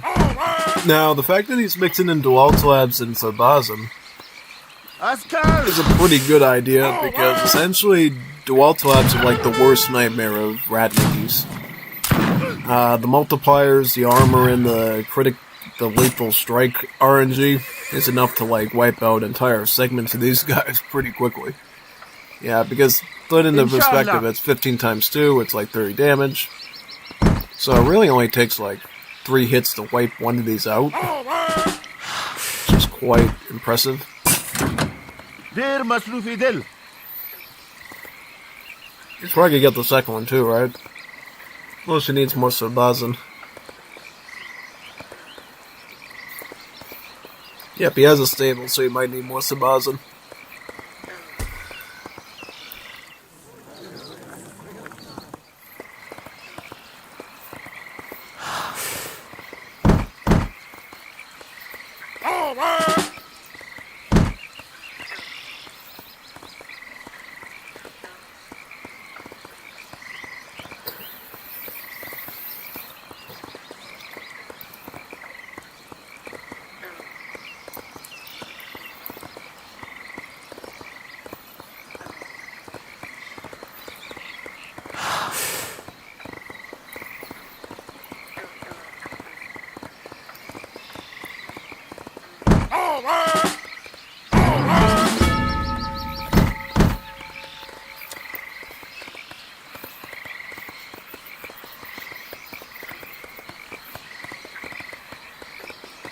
I think this will be the one that gets him in H2, I believe. I'm not 100% sure.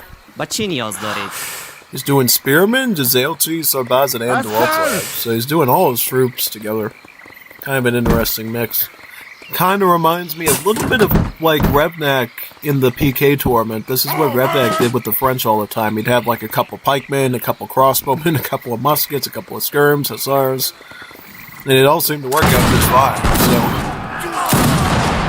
let's see how it does here. Keep in mind these are muskets, so they do have less stats than the average musketeer.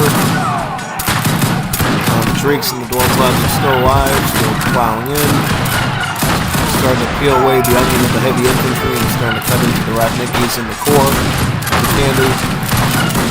A single Cossack comes over there. They're still pushing, yeah. Really nice. I like how he put his Chaniks in the cover mode. It's just pierce damage too. He's gonna add in more Chaniks, some more Gizelchis now, it looks like, yep.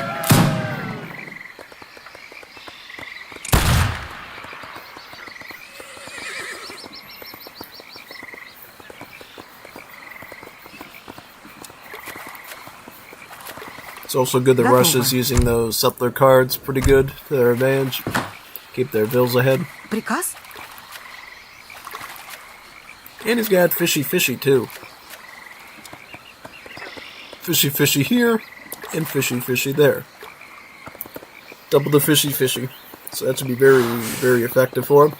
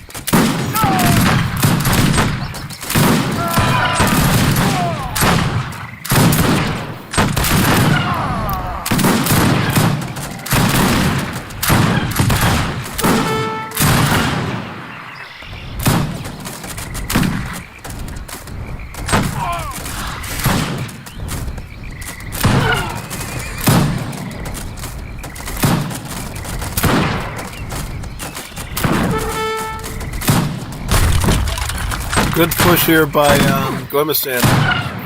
Starting to peel back Nikolai's base. And at this point, the Russian units really don't stand much of a chance against a good mix of Giselle, Sabazin, Dualtlap, all satisfying all the core parts of like an early army.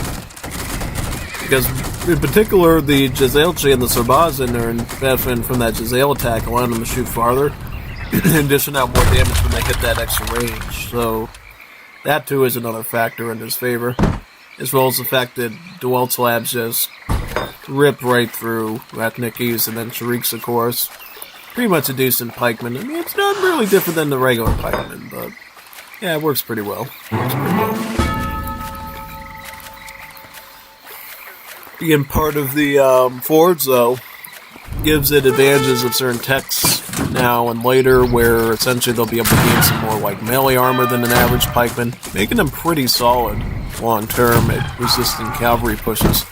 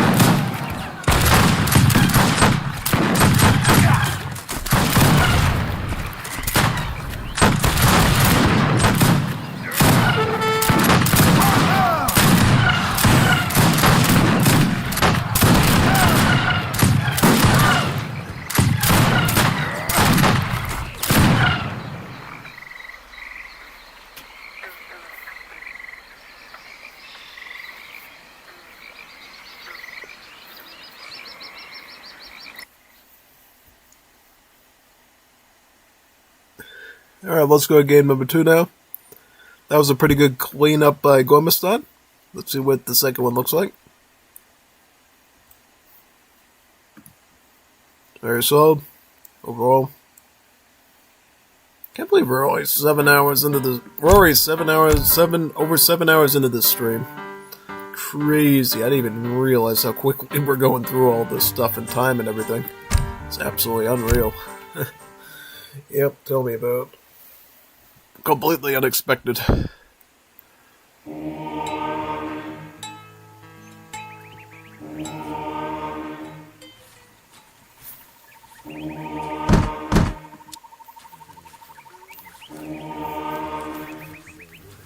Okay, so now we got Gormistan as Mapuche, and we got Nikolai as Maori. Maori versus Mapuche. I'm trying to think. Have we seen this one before? I don't know. This one's a little weird.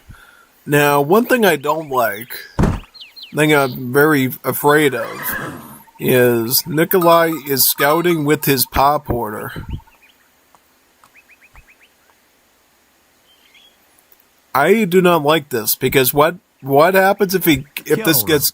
He could kill this right now. He is gonna try to kill him right now. Oh my god.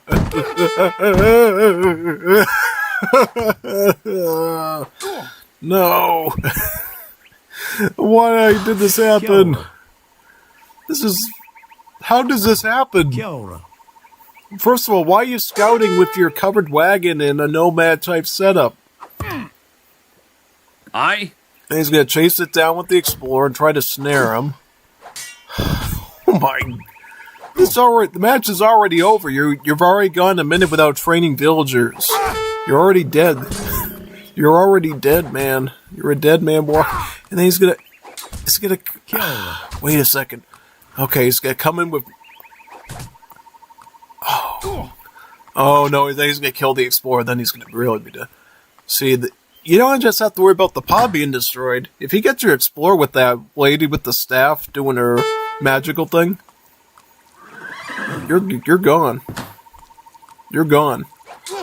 Once she gets a hold of you with the line of sight, watch out. She's getting close, and he's gonna snare you in so she could do it too. Just watch. Watch what's gonna happen.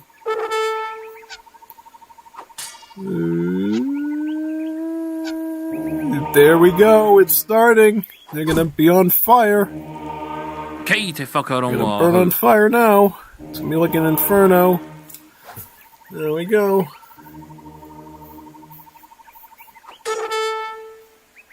Yeah, there you go.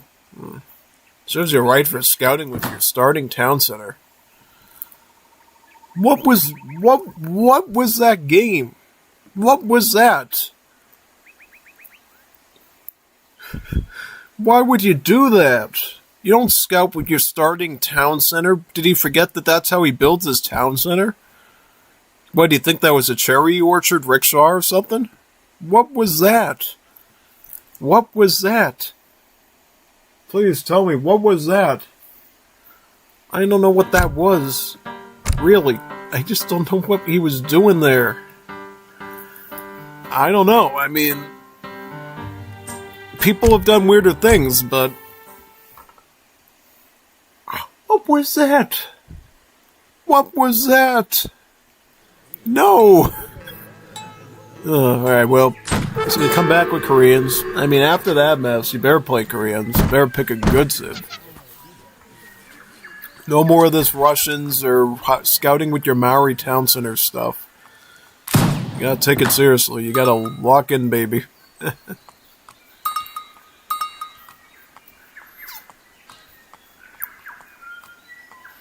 Romania. Okay, well, this would be a fun one. Oh, no, it will. I mean, Romania's a really underutilized Civ. It's kind of tough how to rate them. Sometimes it feels like they're kind of on the worst side. Sometimes they're really good. I mean, we don't see a lot of Romania, especially good Romanias. Gormistan is one of the good Romanias, so he will show us how to use them properly. I mean, I know how to use them properly too, but Gormistan is another good Romania. I use them totally differently than Gormistan, by the way. I use a more older method of using them.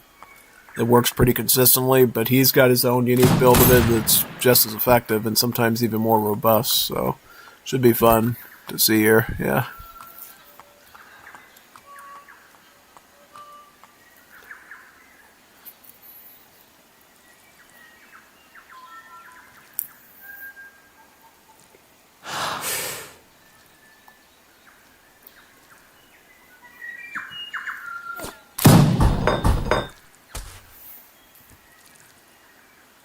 Okay, he goes with the Foundry here.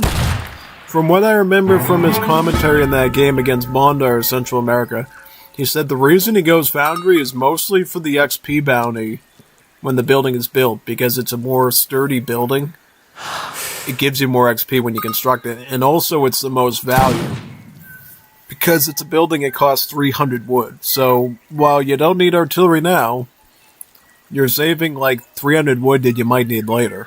Which is a lot better than, say, getting a hunting lodge or a market, which will just be like 100 wood value. Plus, the age up isn't bad. I think the age up is what, like coin or something like that? So it's not even a bad age up at all, so...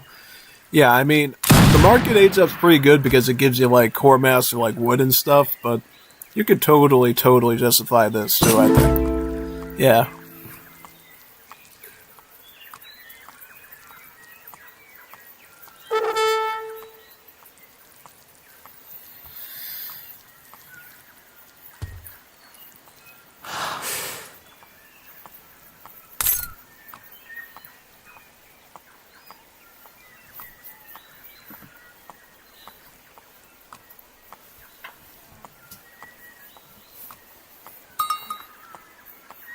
Okay, so he drops off his gypsies there. Essentially, these villagers do really bad near the town center. They have like a negative aura that makes them gather less. So you actually need to take the wagon that they come in and move them out towards the exterior of the map, away from the 2C's radius, to maintain a normal gather rate. What makes these builds special is that they trickle XP while they work. So they're basically similar to the Mapuche villagers. You know, the Civ that Nikolai kind of screwed up earlier? Yeah, that's it. No. Mapuche did good. Guami was Mapuche. He did good. Why am I talking? That was Maori. I was like catching myself there. Like, no, if anything, Mapuche are pretty immune in age 1 to that type of shenanigan. It's the Maori that you have to be careful. Yeah. So go up a Gigore, the 4 of Gika. What is a Gika? I don't know what a Gika is. You'll have to tell me.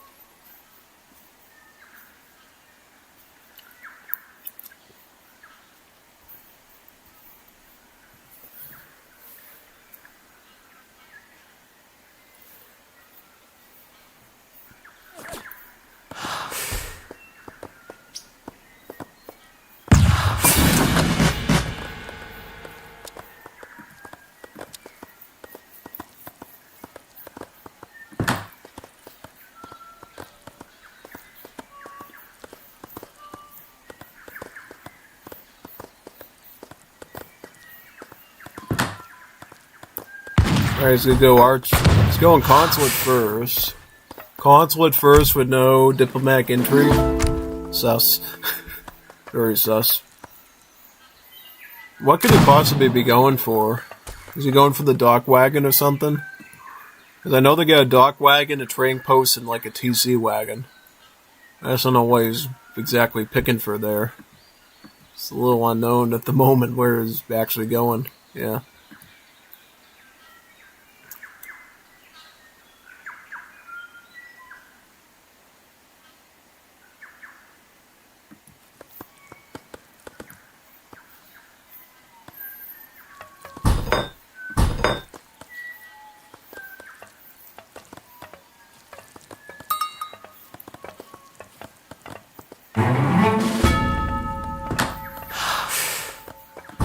And going into the Russians. What? Why didn't you go with the diplomatic intrigue first and save that export, and then you could have gotten pikemen right away?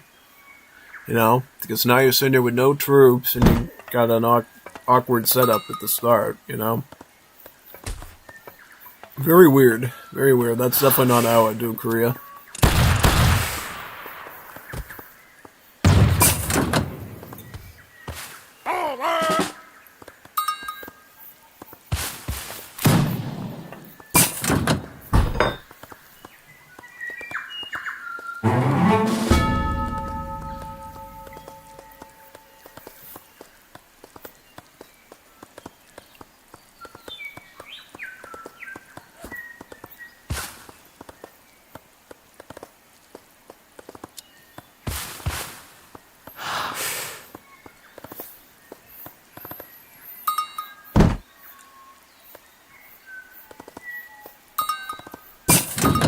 Da, domne?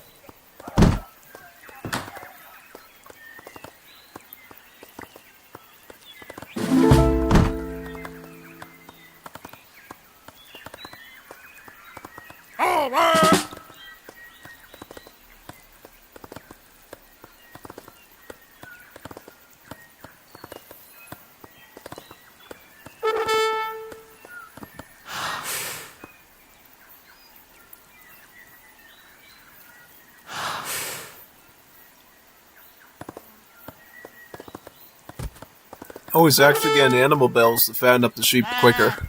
Yeah. It's not a bad idea. You can actually get a second fattening tech, I think, called fodder, like cannon fodder. And they can fatten them up even more, so... yeah, it is a pretty interesting idea.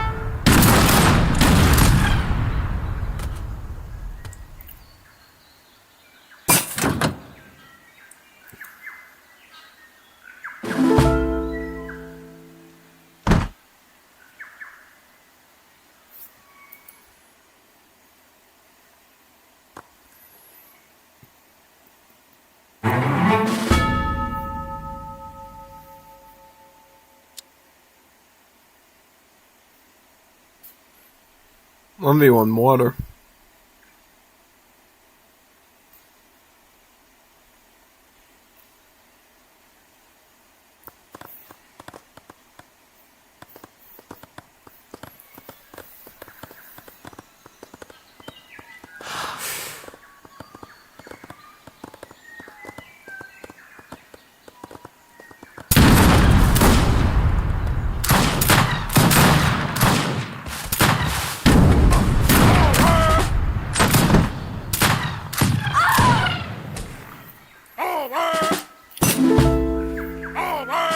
Cu onoare! Soarta le este pecetluită! Înainte!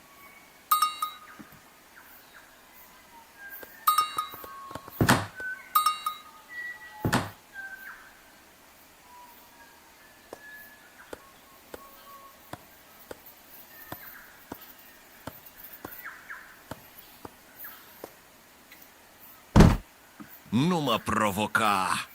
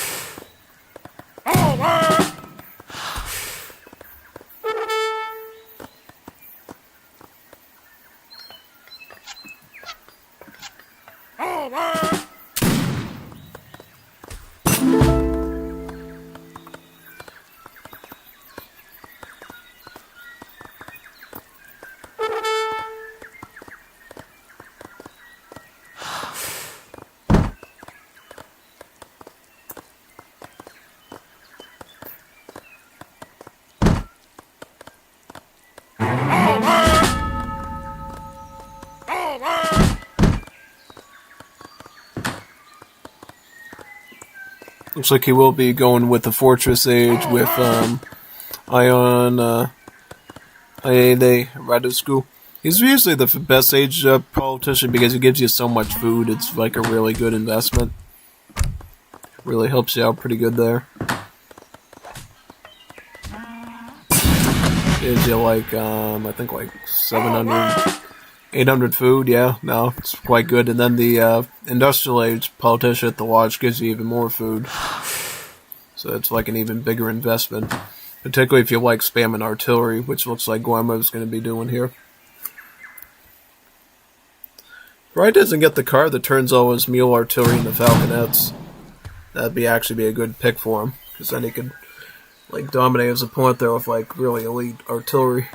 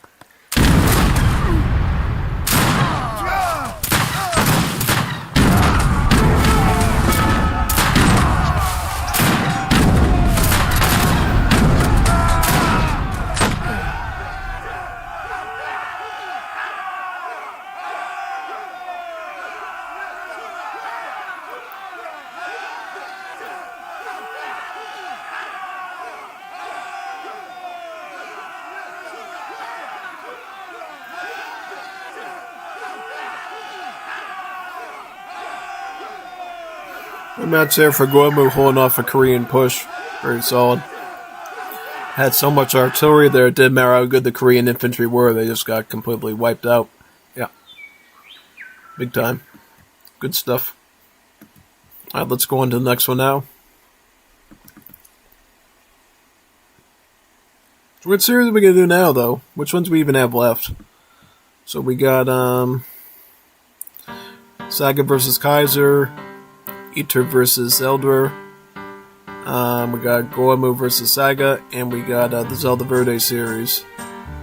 Let's look at which one to do now. Maybe we could do Goemu versus Saga, maybe? Yeah, that could be a good one. Let's check that one out.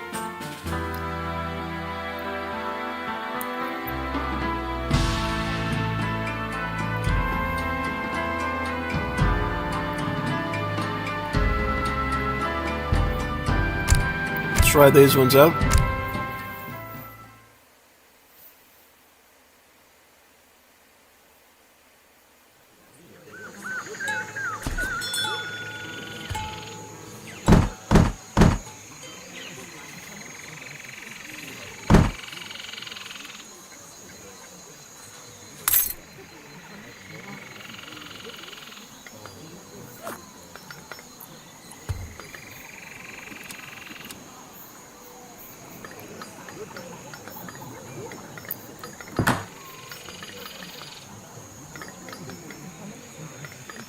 So Guamu's going to play Inca, as if he's actually pretty good at.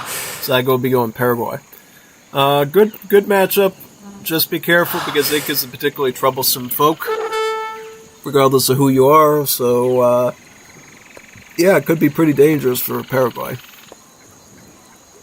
I think the big thing is you got to get up early as Paraguay, get to age 2, lock in with Escobateros, and then go right after them. You need like big armies of Escobateros to fight Inca properly. You don't get enough Escobateros, I think you're already cooked. That's really about it. Yeah, you need like some pretty big formations of Escobateros. If you can get them all, you're in pretty good shape, yeah. It's typically what I find out, yeah.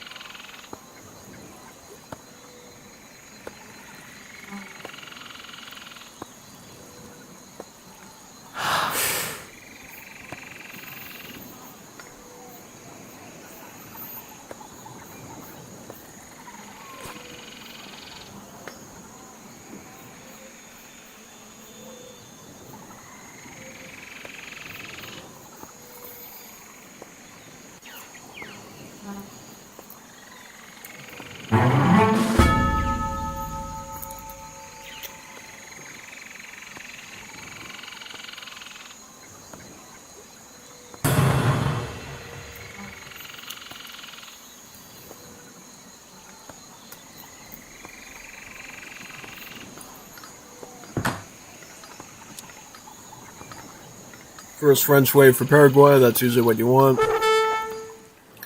Now, deck-wise, he's got Woodworks and Coinworks, which is a little bit different than what I would do, but... yeah. Interesting. That's all I can say.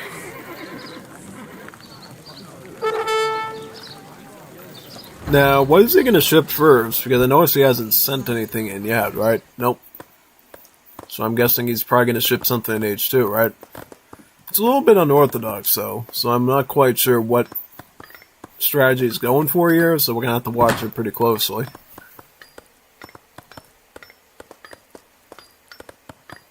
I'm going to mostly focus on Saga, by the way, just so we can, like, help him to figure stuff out with Paraguay and stuff. So... it looks like, in general, you got a pretty quick age-up time.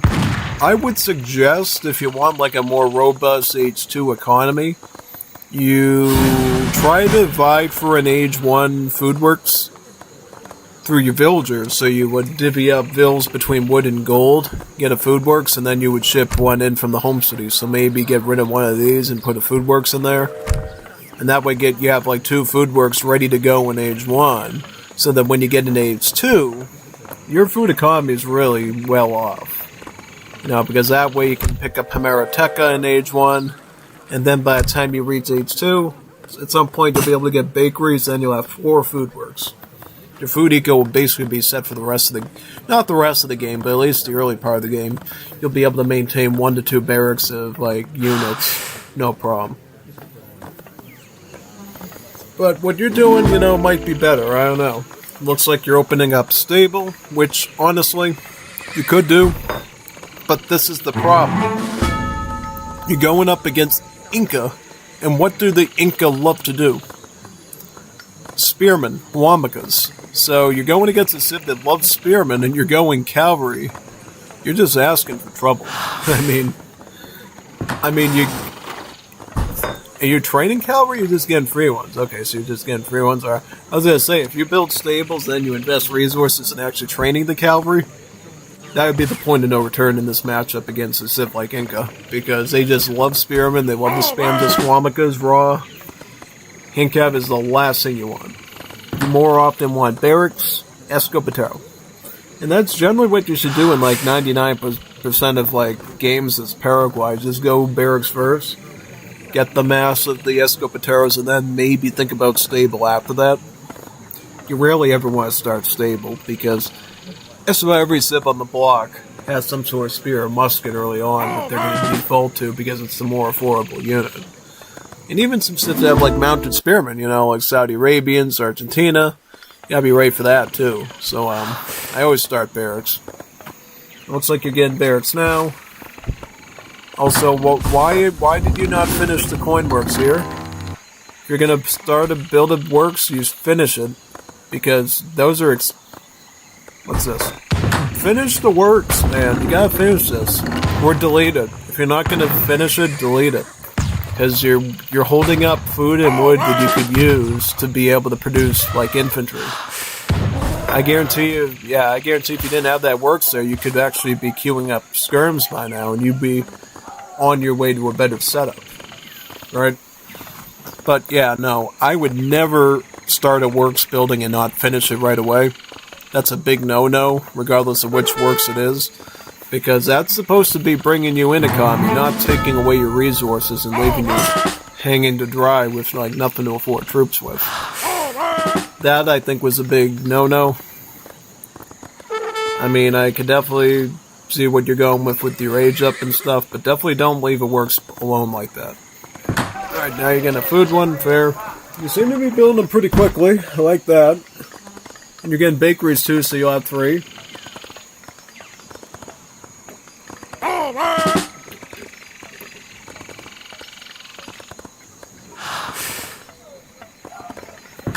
Three of the food ones, I should say, yeah.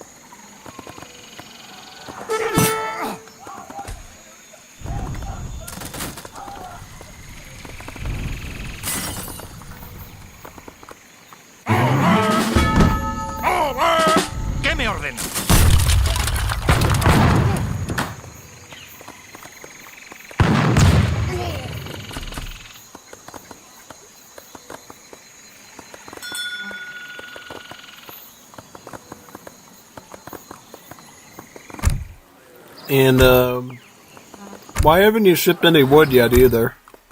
I would say you want to ship in wood first, unless you feel like you need the skirms more. Or... Yeah, I don't know. I just think. Also, another. What are you building? So you're building another woodworks? Why are you not building this? Don't leave works buildings hanging like that. You gotta like be building stuff. Well, you're playing SimCity at this point, trying to place stuff down. Yeah, you gotta avoid that if you can. Like, just put it down wherever. Okay, so what is this? So you're doing it again. This is bad news. You're not supposed to be like leaving works buildings unfinished like that, because you're really burning through your savings resource wise, and you're just wasting resources doing that. Works are supposed to be immediate investments that you're adding to the map right away. If you're not going to do that, just don't make them. Or just make units. Because look, you got plenty of resources. You're floating so much, and you're getting nothing done. You're like getting absolutely nothing done right now. Also, keep in mind, you don't have a lot of wood right now. And in the early game with Paraguay, your whole barracks is all food and wood units. The whole thing. The whole shebang. So why don't you have any wood? If you wanted to go the woodworks route, you should have had woodworks a lot sooner. Because now look at your wood stockpile. It's just not there. Right? Also, queue up this barracks, too. You got the wood for it, just queue up. Nope, you gotta queue this one up, you know, so you get him out a bit quicker. Because he's gonna eat up the front of your base, eat through your houses, and you have no pop space by the time you get everything out. It's all said and done. Setting up a little slow is gonna cost you here. That's for sure. You may have aged up a lot quicker than I do, but you did with very little backbone economy to support it, you know. I age up slow with Paraguay, but I have 2 food works, so I have the food in the bank, so I can literally take my whole villa economy and throw it on the wood. You can't do that with this sort of build.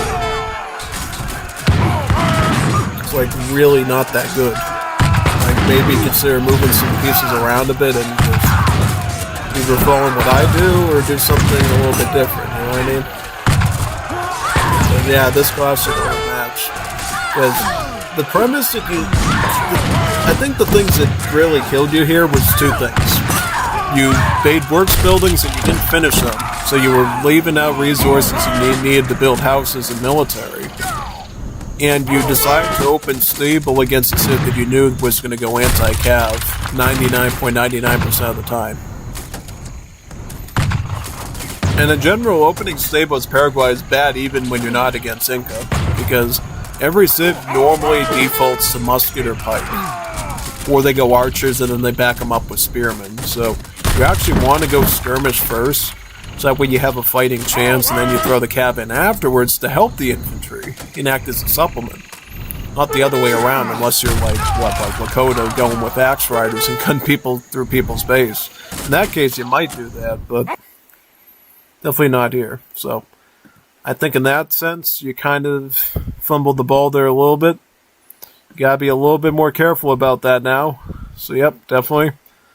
Let's go to the next one now and see where we're at. Okay. Let's, trying to figure out where to go next here.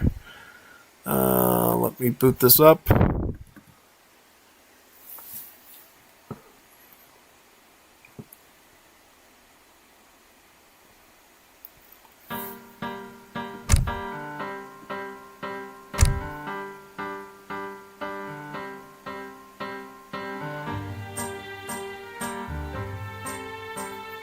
Alright, let's go to game number 2 of Guomo versus Saga. This one. I'll help you out with this one too. So let's see what civ you go with now, so we can see where you're at. So now you go, he goes Afghans, you go with, what, Iran? Yes, alright, so you go Iran, he goes Afghans. So in this situation, I'm going to try to give you a rundown of what you're doing, see if you're doing everything right, what you're doing wrong. See if I can help you out here with this one. Now, Iran versus Afghans is an interesting one. I would say on average, Probably Afghans are a little bit better, though. Mainly because they're more skirm heavy early on, whereas you're more musket heavy early on. Doesn't mean you can't go skirms. You actually can go skirms, and you can actually get Bakhtiari on them to give them the early veteran upgrade, and that can be a great play. But more often than not, Afghans are very favorable towards skirms, and you're favorable towards muskets. And because of that, naturally, you're going to have to adapt your gameplay a little bit to fit into that sort of a spiel. Maybe do Bakhtiari, Tofanchi spam. Maybe think about adding Sam Adley earlier on. You just have to come up with a decent setup for that. Now, from what we remember from the, what was it, the Bondar, the Bondar versus Nathan series, or was it the Kaiser? It was the Kaiser versus Nathan series. Nathan went Iran, Kaiser went Afghans. Nathan was able to defeat Afghans, so you can do it, you just need to know what you're doing, and you cannot waste troops. If you manage your troops well with Iran, you can actually humble Afghans pretty good. Namely, if you go Junbaz, Nizam Adli, and you just micro that correctly, with maybe a little bit of Tofangchi support, that can be a really good thing for you. Yeah, so you're going to open up with Harem Photography. That's a really good pick. I'm glad I showed that one to you. It cheapens your Yellow Madrasa text by 20%. 20% discount. And why does that matter? Because Yellow Madrasa texts are the ones that give you resource crates, and they give you trickles too. So you can get one that gives you like 100 food and like a food trickle for the rest of the game. And then the last one's like a whopping like 600 coin, right? With a really big coin trickle. So it's the most economic way to play Iran is to go the old tech route. It pays back in the long term, and it pays back in the early term because of the crates that you're getting right then and now. Yeah, kind of like the Ethiopians, but even better. And from there, you're going to decide, I'm going to go Gunsmith, maybe get some Janbazan, get Tofangchi, be ready for those Dzailchis coming for you because of their wonderful 22 range. You're going to have to come up with something pretty strategic for that. And then, yeah, you're going to have to be careful. Very, very careful, I would say. Yeah, 100% on that.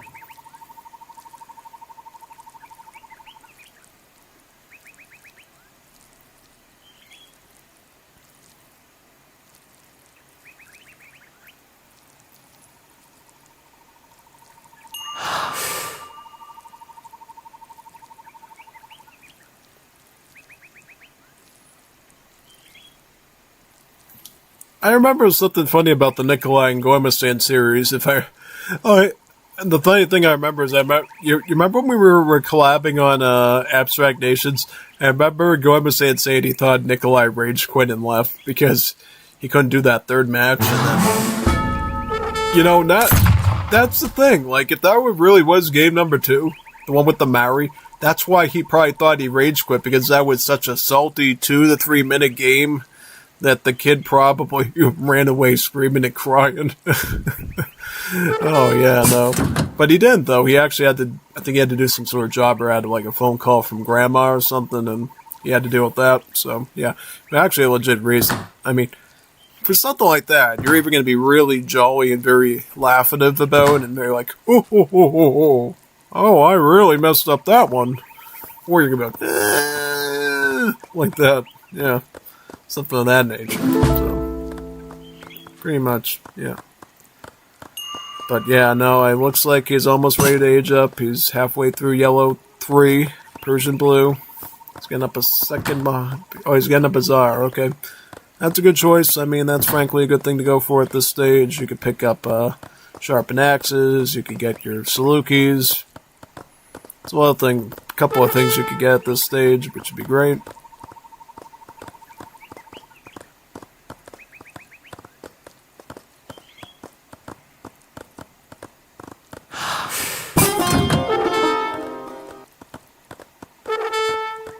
خیلی متاسفم قادر به انجام اون نیستم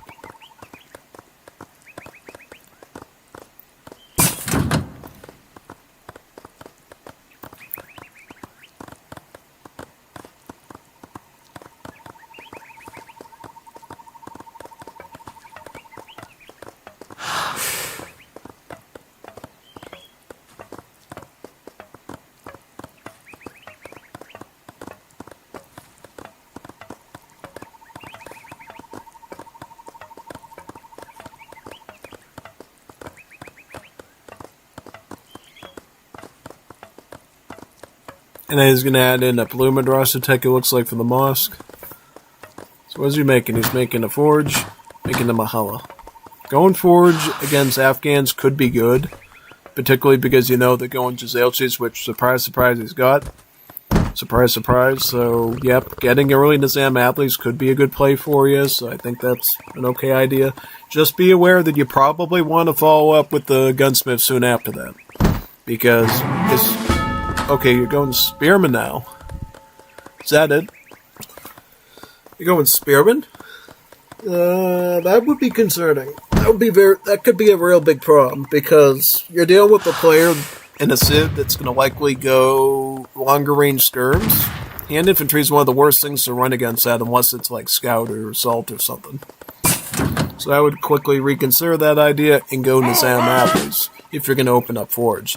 And then quickly get your gunsmith up and then add some sort of like range infantry on the side there so you don't get swept up by like his chariots. Because he's got chariots too.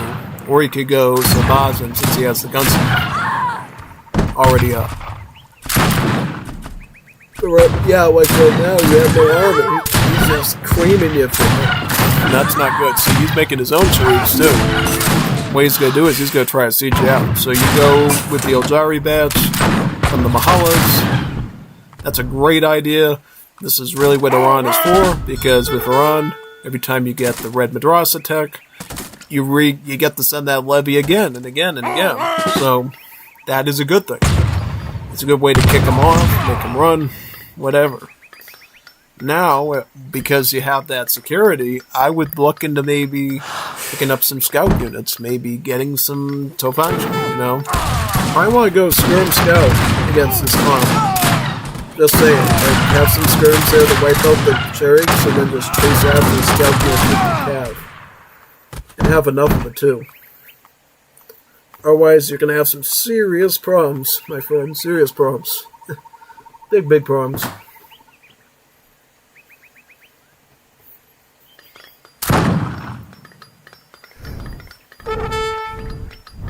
You know what, this is what we'll do too. Like, after this series is done, we'll do your other series right after it, just so we can keep all your session stuff together. So you can, like, take notes on stuff I say and everything. Sounds good? Yeah, I'll do that. Yeah, now you pick up a red Madrasa tech prize so you can send the levy again. Just be aware you don't have food for it.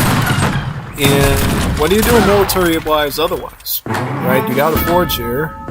You got no gunsmith. Like, you're not even doing any army. I can tell you got caught with your pants down here, and that's kind of a bad situation.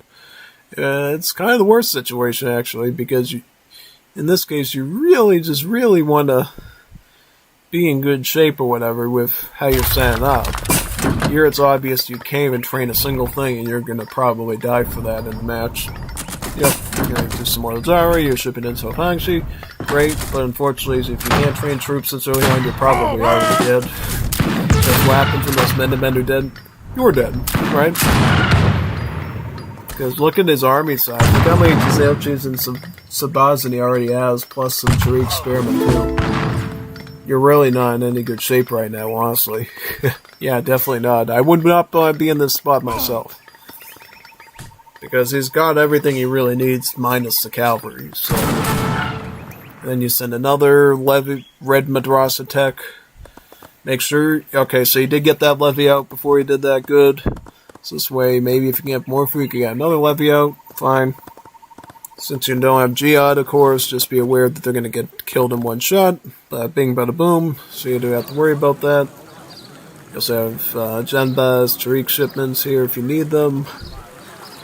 Yep. Basically.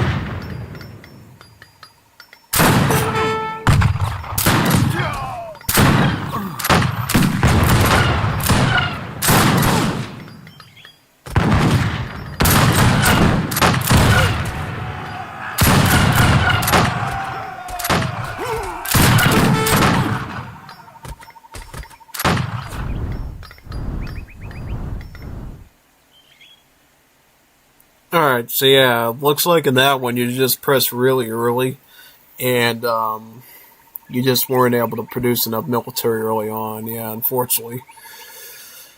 Yeah, you gotta be careful of that, for sure. You gotta make sure in early game you get everything set up quickly. Like, that's why I always suggest go gunsmith first, so that way you have, like, some Tofangshi, some Genbots, and so at least you have some sort of stuff to work with there, and then from there you can add in the forge and start working on scout. But yeah, I mean, the thing is, yeah, technically Giselchi's outrange your stuff, but at the same time though, the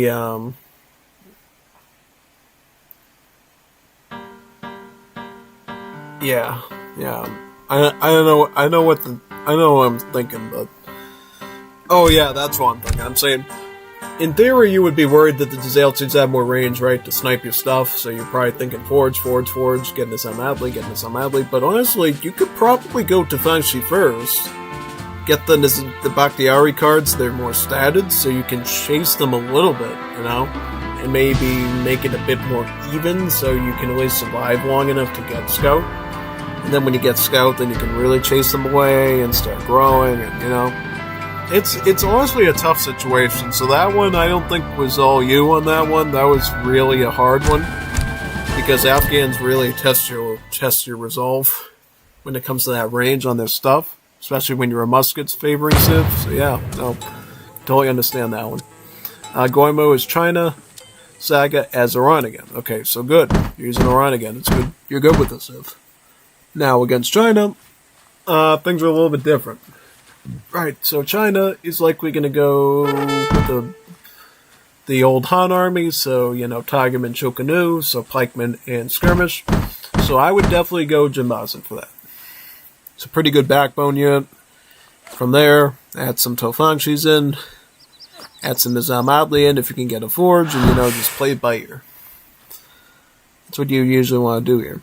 Now make sure you're constantly trained bills, make sure you're doing everything you have to, you know, don't fall behind on anything.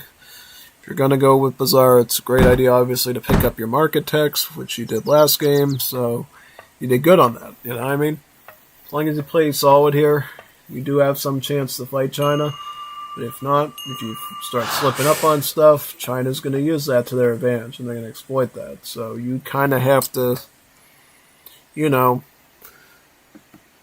be mindful of what you're doing. You know what I'm saying? You can't just rush to things. You gotta be strategic about it.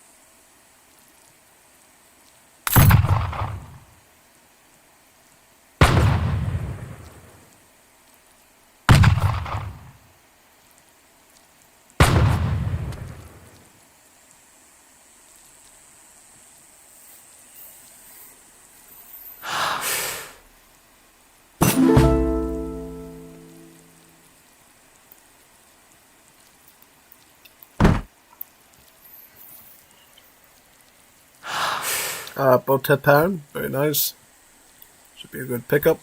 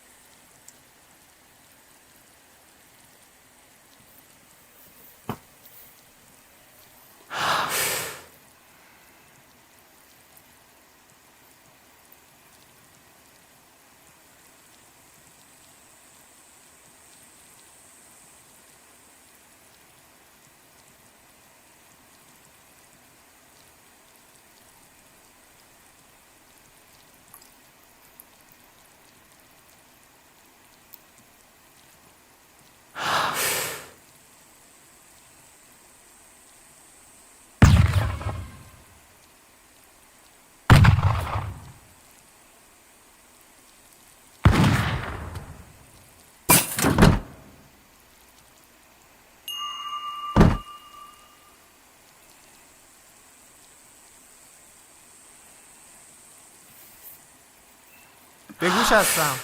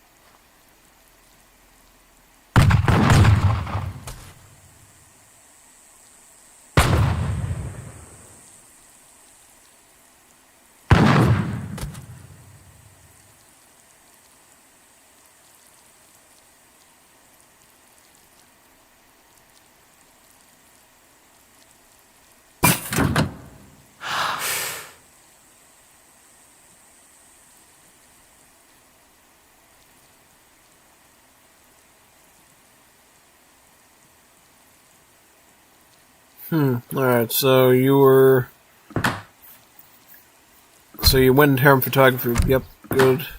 Just looking through all this. We're on level 3. Nice. So, right out of the gate, once you get to H2, I would say get a gunsmith, start going Jimbazen. Yeah. Mix some Tofangshi in if you can, right? Obviously, you want to get Nizami back to Yari early, I feel like, because that will definitely help you against their composition and give you some slight tweaks. So I would definitely consider that possibly.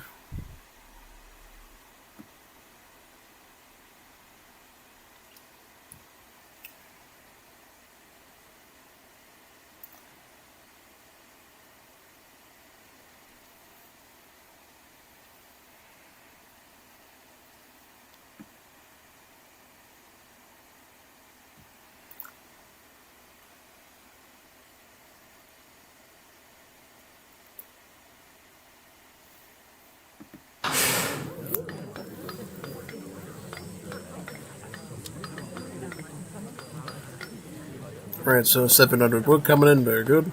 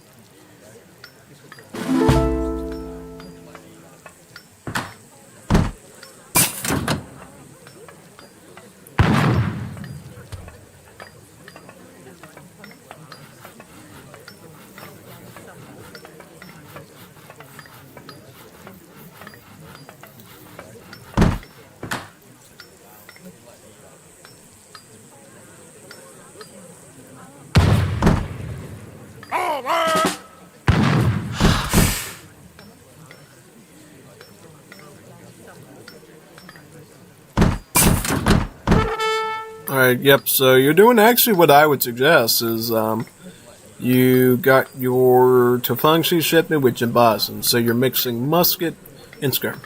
That's actually a really good idea, and you're starting off pretty well. I like how you got extra Mahalas out, so that way you could use the Eljari to defend yourself too, so on. That's actually not bad. So far so good.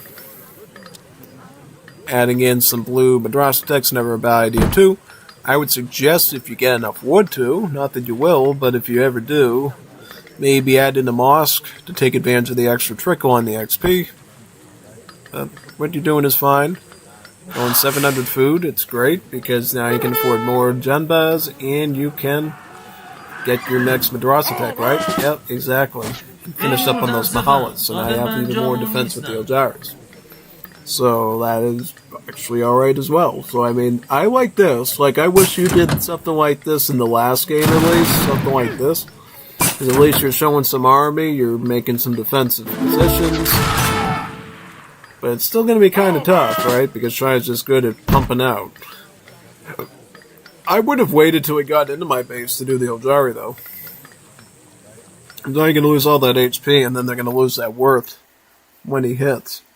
You want to do it when he's coming in, so that you can trap him there and just hit him with that extra damage. If you do it like this, he's just going to wait it out, and then he's going to come in and just take him out in like maybe one hit or something.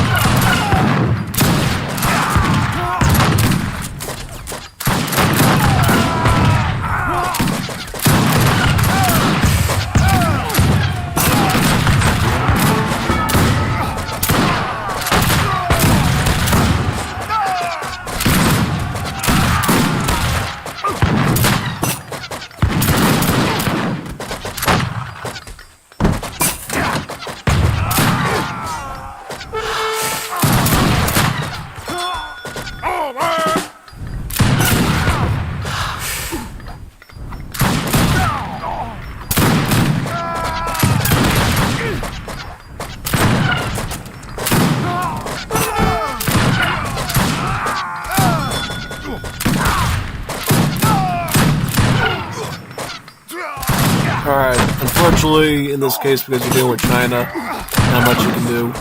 But the cop you did there with Tofangshi and Junbas together and then shipping in some spearmen, usually pretty fine. But because you're dealing with a really exceptionally troublesome civ like China, it just didn't work. So this is probably was your best play, I would say, of your series here, so good for you. Try to do better at, try to speed up a bit your play, you know. You'll get there, you know. And eventually you'll be able to deal with, like, strong civs like the Chinese like this, you know. Because China was a pretty brutal civ to use, I think, in this case.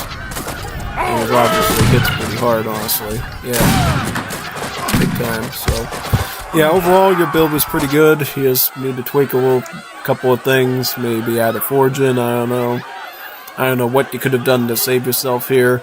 See, I think the big problem that you'll notice right away is those Chu Canoe just growing out of control. Because once you get a lot of Chu Canoe as China, there's no going back. Because they just hit you constantly, bombard you with stuff. And it's really a tough, challenging situation either way. So I think I kind of get where you were coming from with that one. Yeah, totally.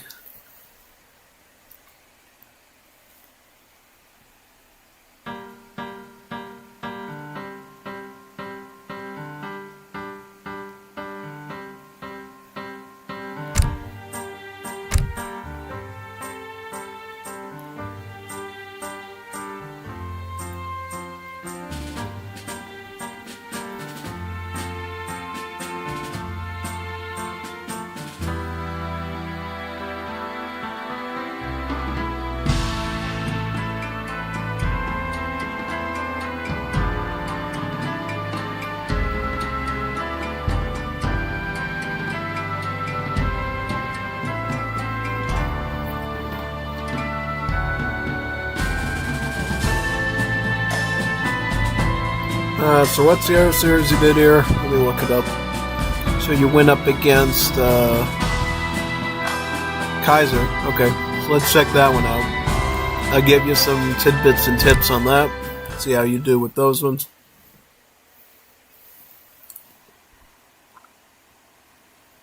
Okay, so Kaiser's going Saudis. That's a really big rush sieve. Really tough one, actually. So you go Iran. Iran against Saudis. Okay. I find this to be a kind of a hard one for Iran. I really do. Because it feels like there's some really aggressive Saudi plays that really punishes Iran pretty severely, so... I'm not surprised if you get devastated on this one. Because I have trouble facing Saudis as this Civ. So, we'll find out what you do here exactly and if there's anything you can come up with. Because, honestly, I'm still trying to figure out myself how to do this one.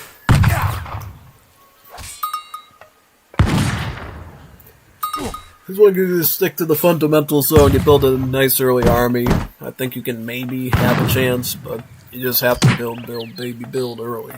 Because Saudis are going to hit you pretty hard when they're ready, and it's going to sting a bit, so... Yeah, and of course I can always go for a Fortress Age too and hit you with Midfuzz, so there's that aspect too.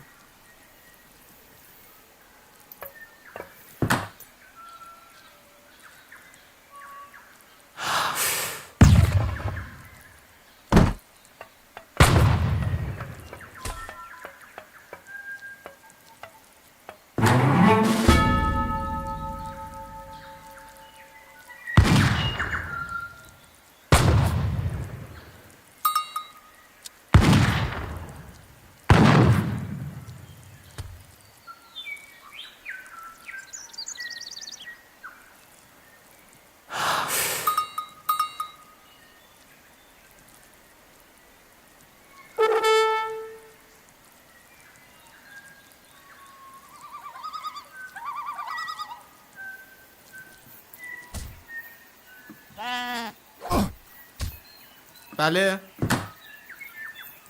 Yeah, parent photography, cheapen those madrasa techs, very good, very nice. So which madrasa tech you on now, by the way?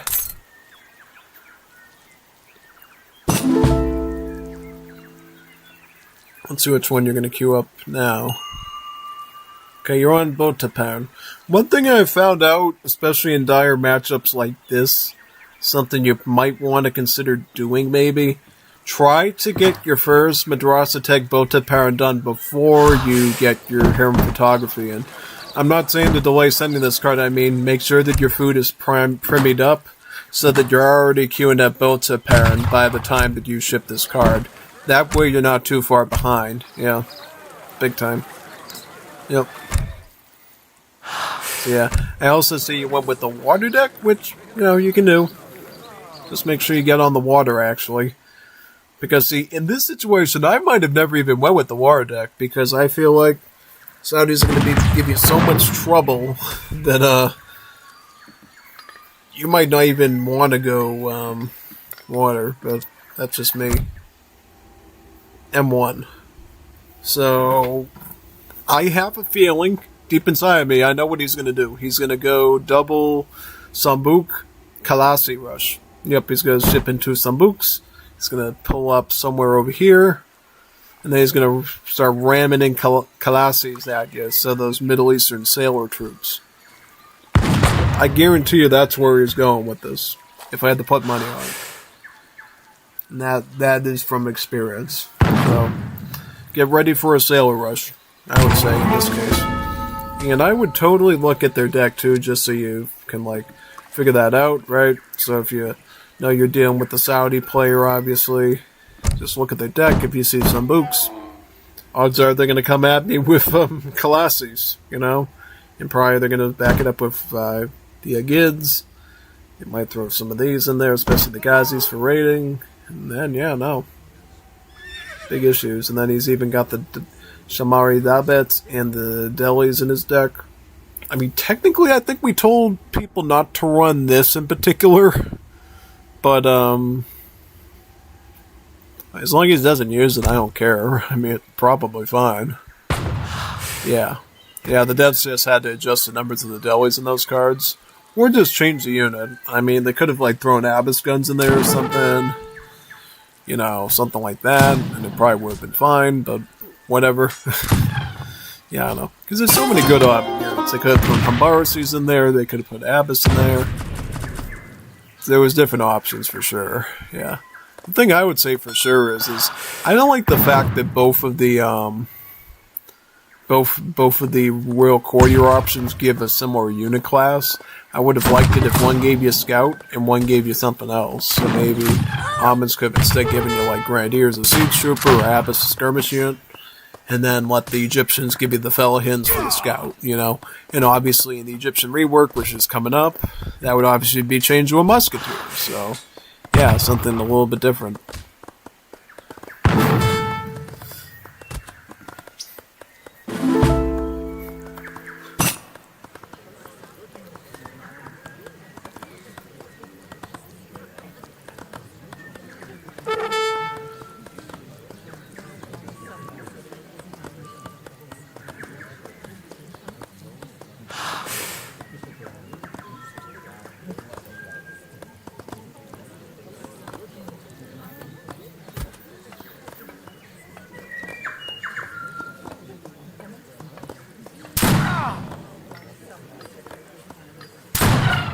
See, the Sambuks are coming right to your coastline. This means Colossus are coming right for you.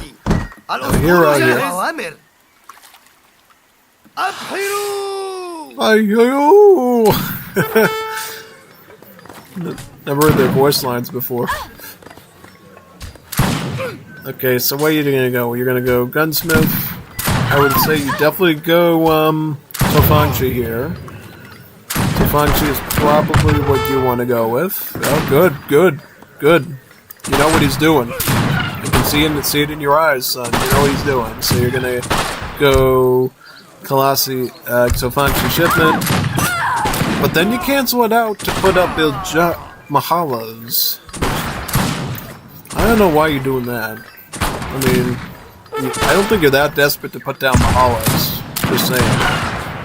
Like, you kind of need to have some Tofangchi troops here, because it's the only thing that can beat them range to range, right? They're both 16 range units, so you kind of need to have, like, the range infantry to hold these guys off.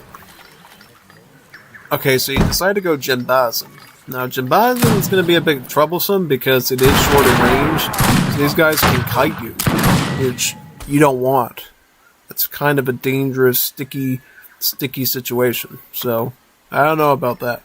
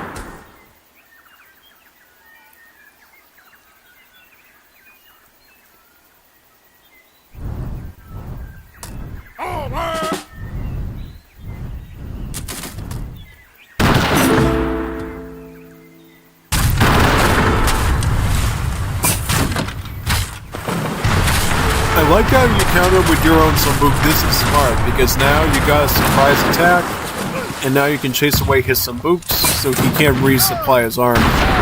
Now, what you gotta do is, which I know is hard, you gotta fight well on the land too, so that you can fight his Colossus here and you can kill his Sambuks up here. Because if you kill the Sambuks, his whole rush is dead, and then he has to start playing normal again, which is gonna throw him for a loop. Don't get fished in by his boats. He's gonna lure you in and then he's gonna shoot at you with his stuff. You don't want to do this. Like, please just save your navy, man. You gotta save your navy, son. See, now he's gonna focus down your weaker vessel, and then he's gonna, he's trying to micro your navy down while you're fighting him on land.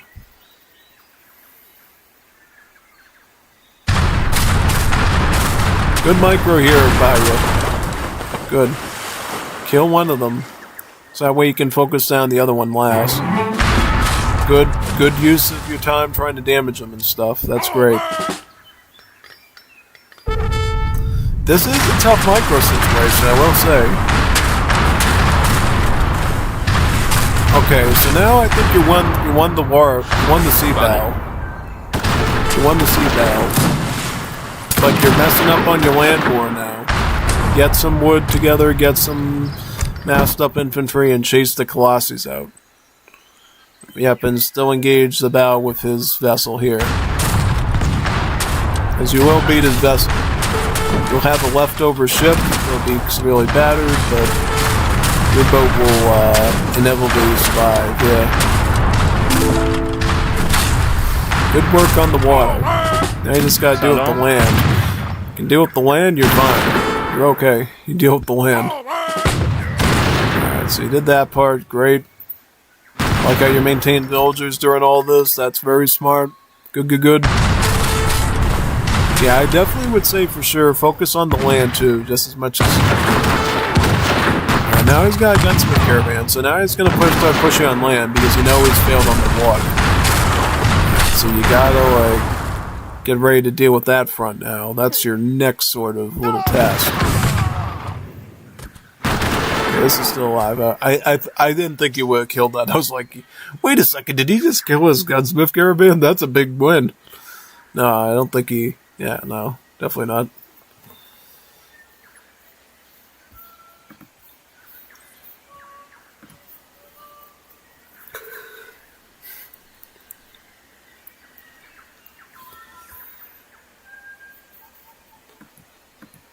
Vale. All down. Yep, get over here and finish him off. Just take his vessel. He's almost done. But now you gotta focus on the land. Focus on the land now. Get the land. You gotta keep making troops though. Make some Tofangshis. Make something. Train something. Ship something. Do something. Because now he's gonna be making probably a ton of trips out of his caravan, right? And look at this. While that all was going on,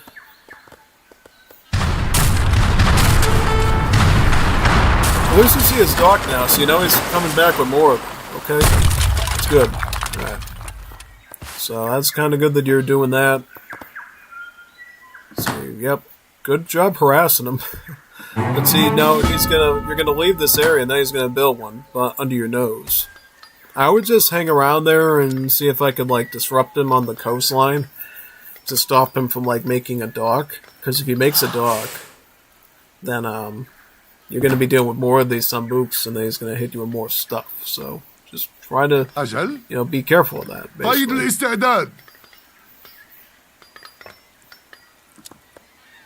Okay, so he already got the dock up, and he's already training. Oh, wow, that's scary. I didn't expect him to recover that quick with it. Also, look at all the coin and food he's floating right now. This is scary, because what he's going to do is he's going to come right out of the gate with these... And these, and these. He's gonna hit you with all this different cavalry stuff. And then you're not gonna have any defense for it. So this is a scary thing. You just dealt with all that nonsense. He's gonna hit you with more nonsense after that. As if the nonsense you have was enough, you know? Overall, this is a very stressful situation. You've held together pretty nicely here. I would say definitely focus more on the land next time. Make sure you're always planning out something on land and you're trying to mass it up. Build a big ball of stuff and then push it with it. Because right now, what I feel like is going to happen is because you haven't been keeping up with the land, and you're not even watching the bills anymore, you're random item. He's just going to ram you hard in Fortress Age with an army of assault units. It's going to get you with the the Furies and the Davids. Possibly even the Agails. He's going to have like a huge plethora of shock units, and he's just going to ram right through you. Like a choo-choo train. Because that's what he's peppered you up for at this point. And he's going to, of course, train Jundis as well. Yeah. Oh, he shipped those in. Okay. I was like, yeah, where did he get these from? I thought he might have trained them. No, he's actually just shipping those in. Yep, he's got the two Sambuks here, and he's going to start adding more Colossus now. And at that stage, he's already going to be able to upgrade the veteran by the time he hits Fortress Age, so then you're going to have even stronger Colossus to deal with now. سيدي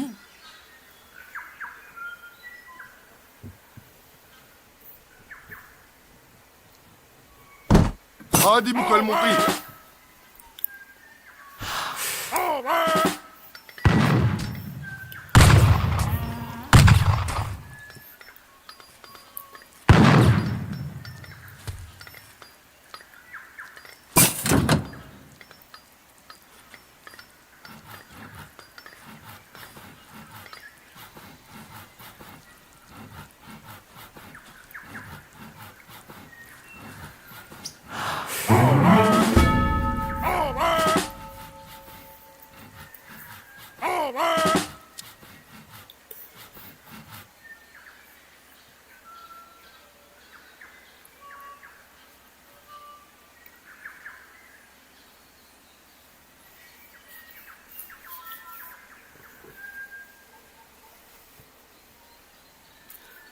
So Saga's up to Fortress Age. I'm pretty impressed. So right away you want to be thinking of a few things. I would say get the Gulam shipping out and get the Joshin potions out. Those are probably your most important tasks right now. Get some Gulams, get some Joshin potions. Also, what builds you got? You got a Forge and a Gunsmith. Some athletes? Good. That's actually good because then you can deal with the skirmish threat. So I guess you're kind of making the right decisions here, just a little bit slower than I would have liked. And now you have like very little defensive army here, so when these scouts do arrive, you're going to be totally inundated with this whole batch. Yeah. That's the part I don't like of your situation. Definitely not. I'm surprised Kaiser didn't just wait for Fortress Age and try to hit the harder stuff. I think he wanted to use the timing attack now to hit you while you're weak, and not just be like Italian with like a Ronald Rome when he comes into those cabinets. So that's probably why he decided to just mass you up with like a big army of this instead of doing what I was thinking. Yeah.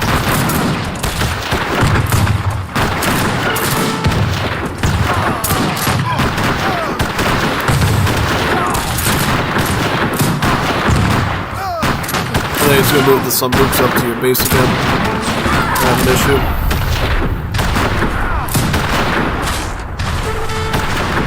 You get the Midfish shipping out, great, awesome. But yeah, a little too late.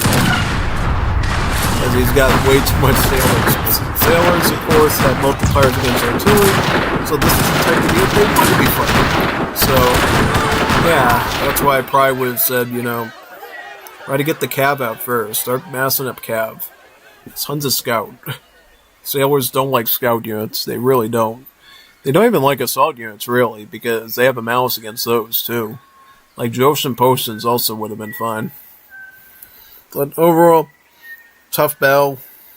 You dealt with a really scary build there, and you honestly did go on the water side, but you got neglected on the land side because you weren't able to look back and forth, and that's probably one of the more advanced skills you're going to have to learn in AoE 3 is just learning how to manage water and land at the same time.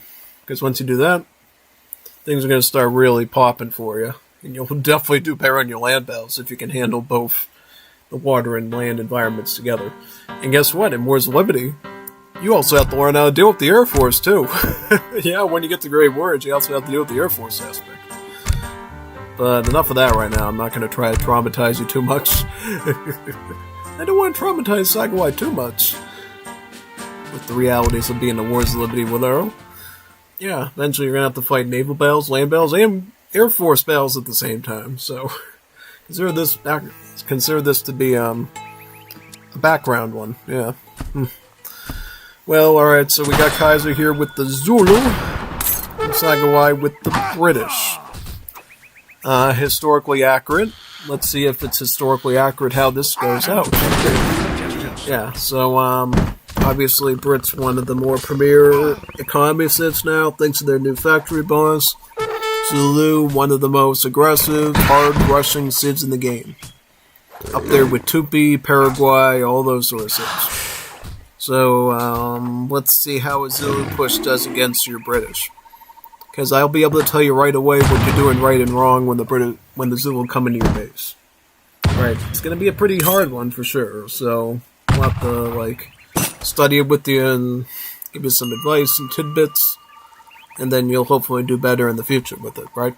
Yep, so let's see what you got. Yeah. Should be pretty fun.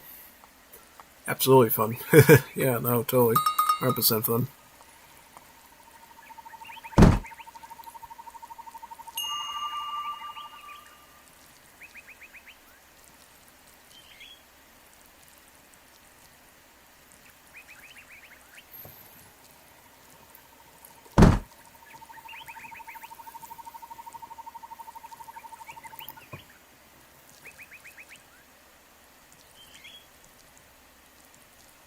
See what's out there.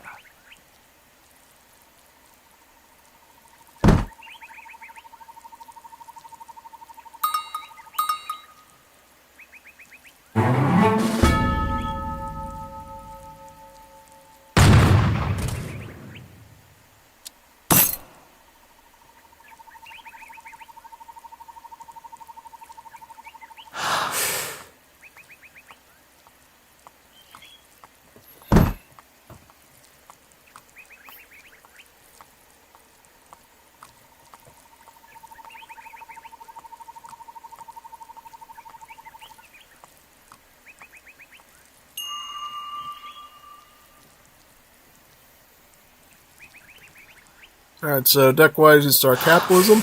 Fair. You can start capitalism, that's fine. Probably makes your macro easier in Age 2, so that's cool. I usually go Cabarism first. I go with the food trickle. You go with the big juicy steaks there first. And you can totally get the coin trickle too, if that's what you feel more comfortable with. Now, deck-wise, really good looking here. I like it, but again, something for everybody, not just Saga. Put some infinite cards in here. I don't know why I have to keep telling people that. And the British get such good infinite shipment variety, and nobody takes advantage of it. I don't know why they don't, but they do. That's just what people do. I don't know why they do it, but they do it. Otherwise, this deck's totally fine. I mean, got a lot of good stuff in here, so I can't complain. Can't complain at all. So, yeah. Yep, no infinite shipments, son. It's kind of bad. Take advantage of them if you can get them, because what if this game goes, to an hour or something, and now you have a ton of shipments you can't even implement? It's going to be kind of annoying. Yeah, pretty much.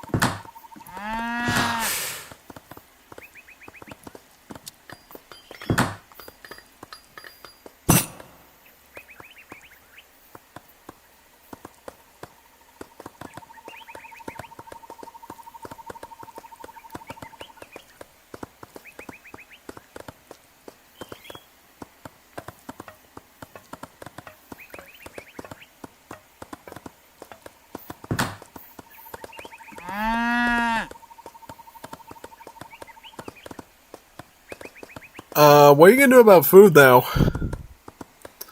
Where's your hunts, man? You gotta hunt here, you gotta hunt here. Boy, is this a horrible map for you, man. Wow. What is up with the hunt situation here? God, I feel so bad for you. Much better now, Have to work hard for the hunts here. It's probably so traumatic you might have to put your factories on food. No kidding. Wow. And your factory out, good boy. Good. Put these guys on the mine. You don't want idle vills. Food?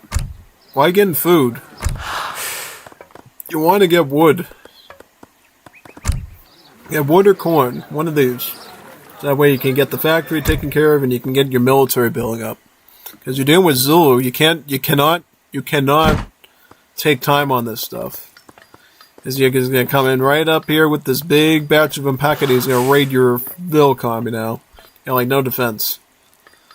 You're going to get clobbered here. Wow. Yep, this is what happens with Zulu. You got to be really fast with your stuff with Zulu. If not, they're going to be right at your door. Like this. Oh god. Yeah, no, Zulu's a hard civ to fight if you're not. It's a good way to weed out the low APM players. Like the men from the boys, basically. You know, if you're not good with your APM, Zulu will exploit that so bad. Because they're very quick out of the gate. And then you follow it up with all your unit shipments, your crates and everything, and it's just, yeah. So much to handle. Yep. Totally. 100%. It's crazy. Crazy.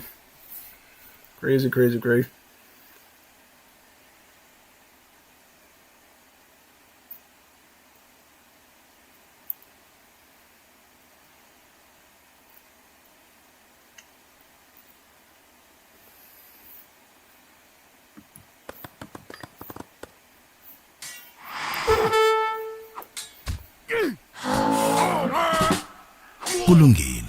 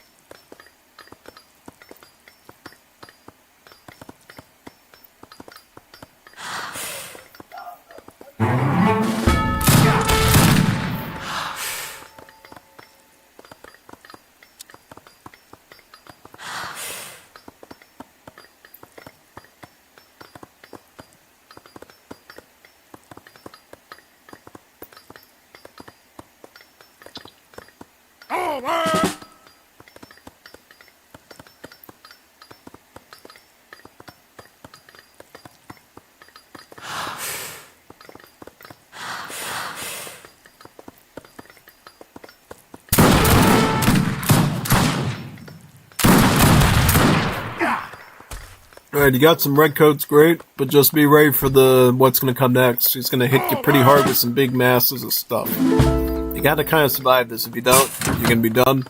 If you can survive it, you might be fine. Because what you got to do is you got to leverage those factories that you're doing to eventually grow a better eco than your opponent, so that way eventually you'll beat them out in the long run. You got to survive the early waves of Zulu, though, because they're going to hit you hard with those unit shipments, mixed in with their regular stuff. If you can last those waves with the bigger army, and even apply some pressure to them, you're all set. Yeah, here he comes with archers, MP, more clubmen. Let's see how you handle this. Fight through the bowman first and the MP. Do that, you're all set. Bing, bada, boom. Okay, so you scare off his infantry, good. Got a factory going. You're in pretty okay shape right now. As So what you got these on? You got these on food or wood? Yep. I wish it was like D and we could see what you're making with those factories. It's so annoying when we don't know what you're doing with them. It's tough to gauge. I'm going to assume it's food or wood on these. Laissez-faire capitalism. So you're going to get a third factory. That's good. It's actually really nice to see you doing that this early. Means that you're in pretty good shape for later on. I like to see that. What after that?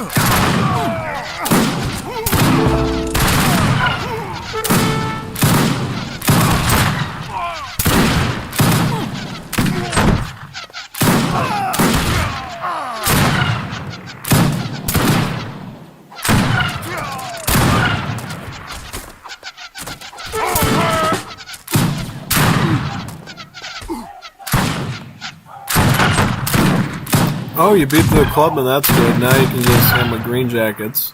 But you will still need red coats, though, and I like that you're still training them, because while you think the green jackets is going to cure all the problems here, you do need to have some red coats there for when the clubmen inevitably return again, so that's good.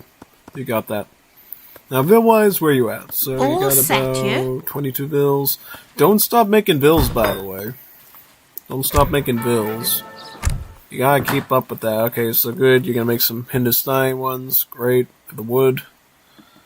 I like what you're going with so far. This is looking very promising.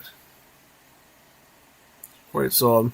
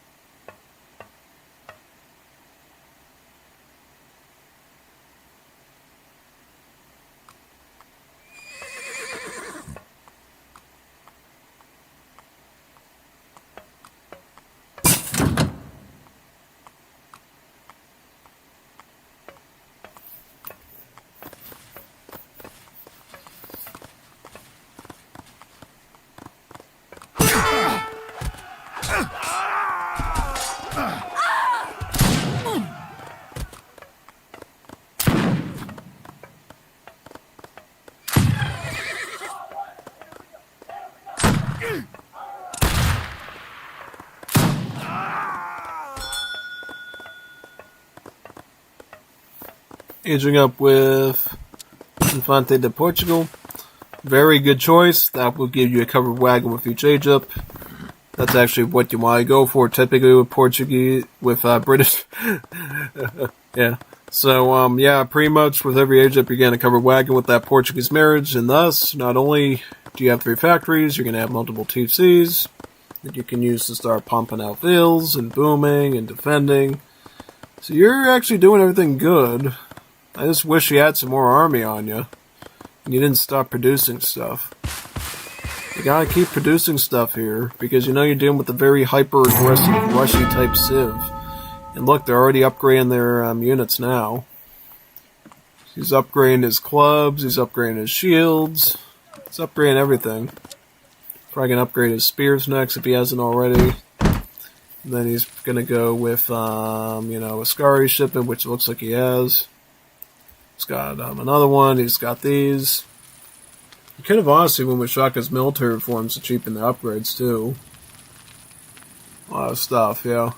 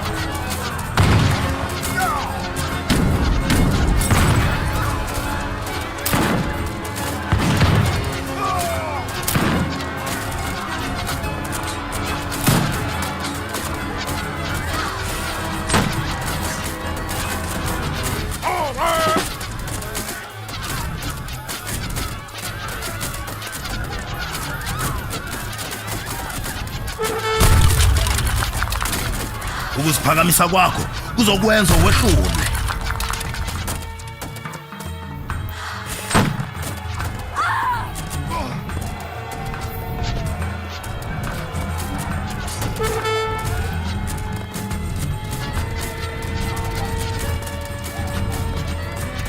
Alright, you're dead now, but yeah.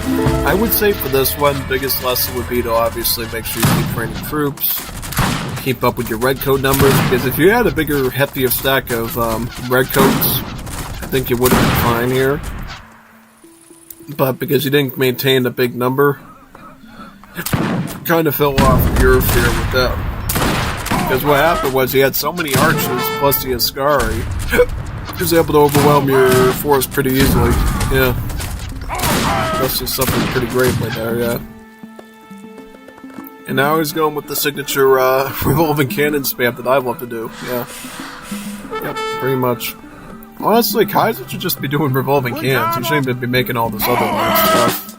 Just spam those revolving cannons now. That's one thing I would change about Kaiser's strategy. Don't be merciful. Just keep spamming. Just keep spamming. Just keep spamming.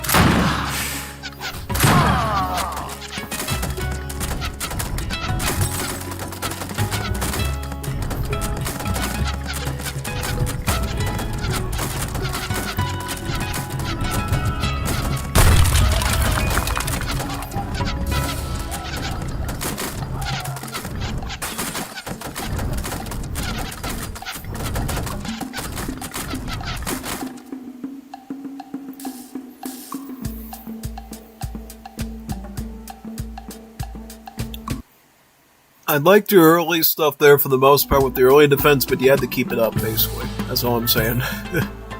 Yeah, just looking at this after the fact. But overall, you know, again, Zulu, one of the hardest civs to deal with in terms of aggro, so these people are really pushing you to your limits here, particularly Kaiser. But also Gormistan, I mean, they didn't let up on you at all with the civs. They gave you some of the toughest, most brutal, most painful civs you could even imagine. So, yeah, kind of problematic for sure. But you're still learning anyway. So, good job. So this stuff is not easy for anyone to do, especially when I'm the one delivering it. But Kaiser's a pretty good Zulu too. So yeah. Okay, so Kaiser's going Tupi now. Oh my, will these poor people, will they leave you alone with these scary civs? Saudis, Zulu, and Tupi. He didn't have to use those on you, he could have done something more fun. Wow, well, at least he picked a good civ, Haiti, to fight it with. That's good. Get ready for impact. It's gonna be an avalanche. Yeah, no, I mean, all things considered, this is going to be a tough matchup, so brace yourself for anything. It's definitely going to be a tough one for sure, so definitely prepare yourself for it.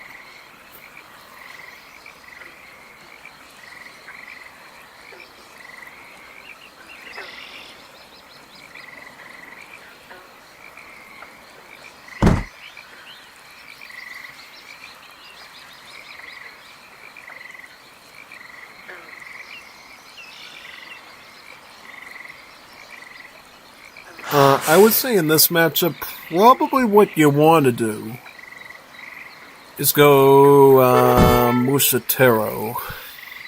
Yeah, probably go Mushatero. You know why? Because it kills the scout, kills the skirmish, and kills the spearman the best. Yeah, probably what you want to do with this one. Yep, pretty much.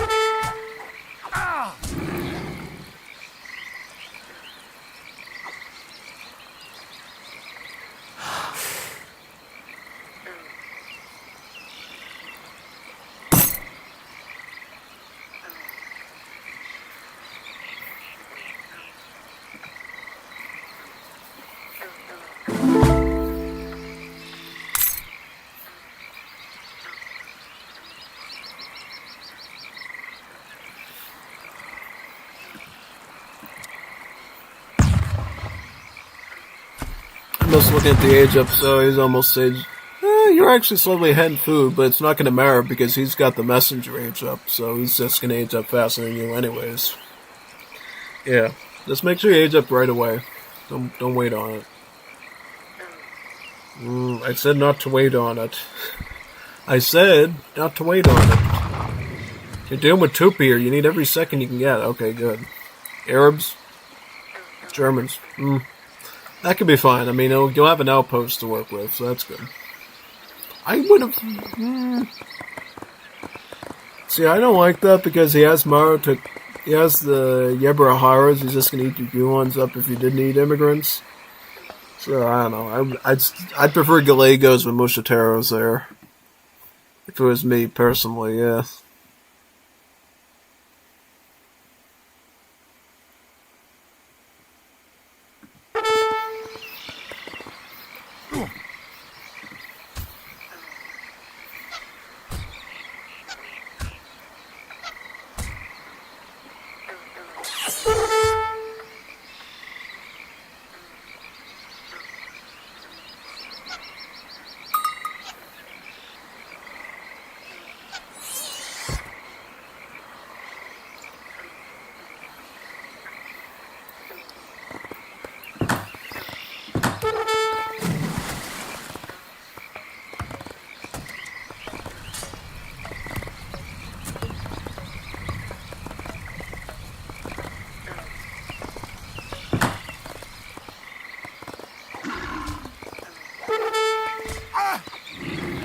USA mpaka mashe.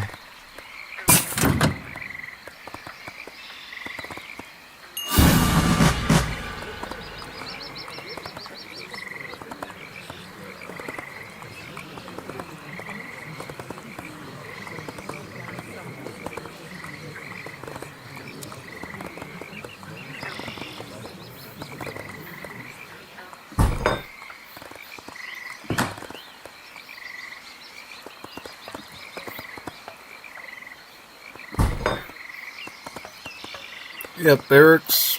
Yep. Try to get Bishateros if you can. Like, ship these in for sure.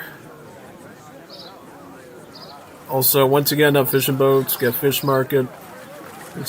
Are on a war map. Yep, Bishateros first, probably Escopateros second. That's why route I would go for sure. Yeah, you could do them. Oh, you're going pickets. Okay, pickets could be fine. Just be aware that you mostly are going to deal with problems with the archers if you do that. Oh, yep, see, he's going to go with Renegade Brazilians first, just like what happened in Zelda Verde when he played Brazil. It's a hefty shipment of, like, how many volunteers does he get with that? He gets, like, 15. 15 volunteers is a pretty nice shipment, even if it's for a big sum of wood. It's gonna hit you right away with like 15 skirms, slap you with them, and now you just got spearmen, so good luck. Yeah, no, see, I think spearman was a tough play, because, see, this is the thing, like, I know exactly what you're doing. You're thinking, I'm gonna go pickets and I'm gonna siege his very low hit point buildings, because that's the way the Tupi are. They get these really weak buildings that have very little hit points, but they're very cheap to build, so their town center is, like, really discounted and stuff. Town center costs, like, only, like, 450 wood. The house is only, like, 150 something, 125. Crazy. So, yeah, no. I totally get what you're doing, but that's not going to work against Tupi, just because they're very quick out of the gate with their army, sometimes even more so than Zulu. So, yeah, no, that's just a really troublesome, situation, yeah. Yeah. Big time.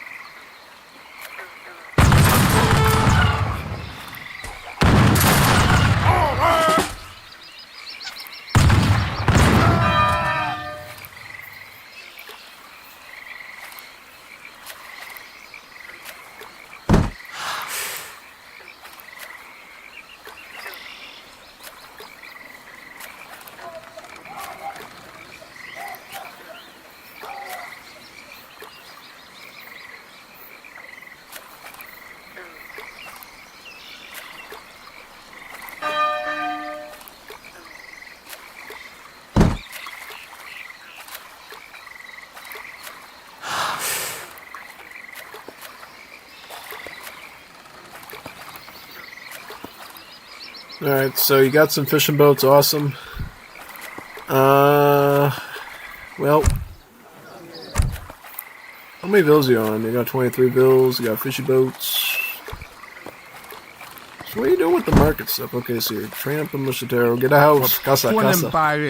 Muchas casas.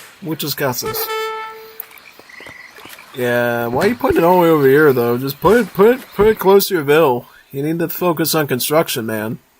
else you're gonna have some big issues. Some big issues, yeah. Oh yeah, I forgot to show the stream under the Wars of Libby server. I forgot to put this on the Wars of Libby server today. What am I doing? Oh god. Where's my brain at?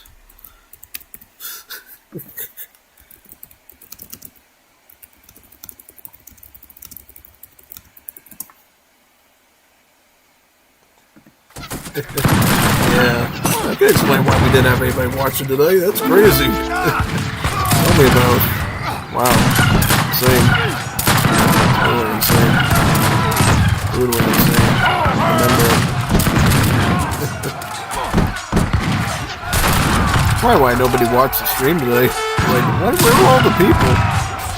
I didn't know where it was. I mean, people should definitely be paying attention to that for sure, but I don't know. Crazy day for sure.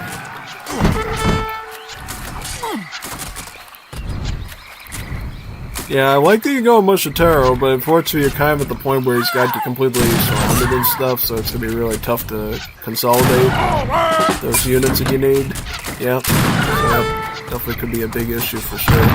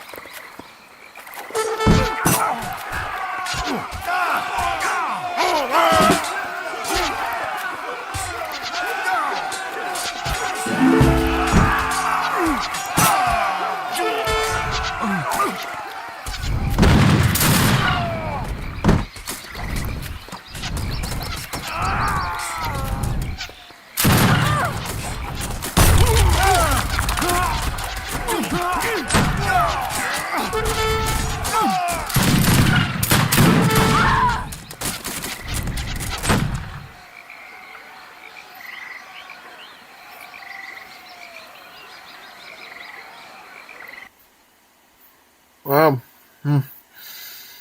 Again, another really tough civ to pair you against, for sure, but I at least applauded your attempt here. I would say one little tip, try not to train too many fishing boats early on if it's going to get in the way of your house and your Mushitaro production, because what you really need to do is you really need to get yourself into a position early on where you were doing double barracks army, so that you had something to compete with against his mass. Because Tupi is great at getting tons of things early on. You really needed to do something about that right away, for sure. I think that's kind of where things fell off for you a little bit. Yeah, totally. So, yep, we'll see how the rest of this goes, but sure enough, let's restart again. See what we got.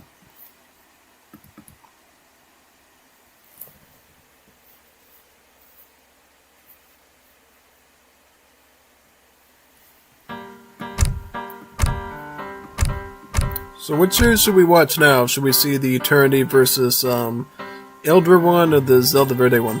Let's look at the Zelda Verde one, I think. Zelda Verde versus Livione, since we haven't seen Livione play in a while, would be a fun sight to see him again.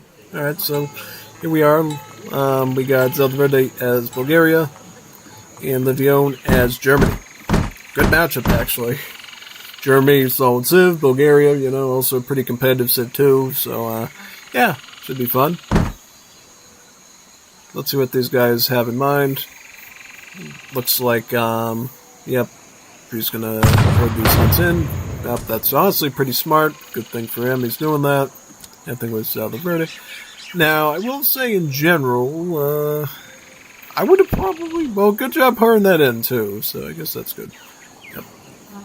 Alright, so anyways, here we are. Got both players hunting their meat, eating their meats. Yeah, should be a pretty good setup. Going barracks is pretty good. I usually do that myself, I think. No, I usually go, hunting lodge, typically, yeah. Coin. Not coin, XP.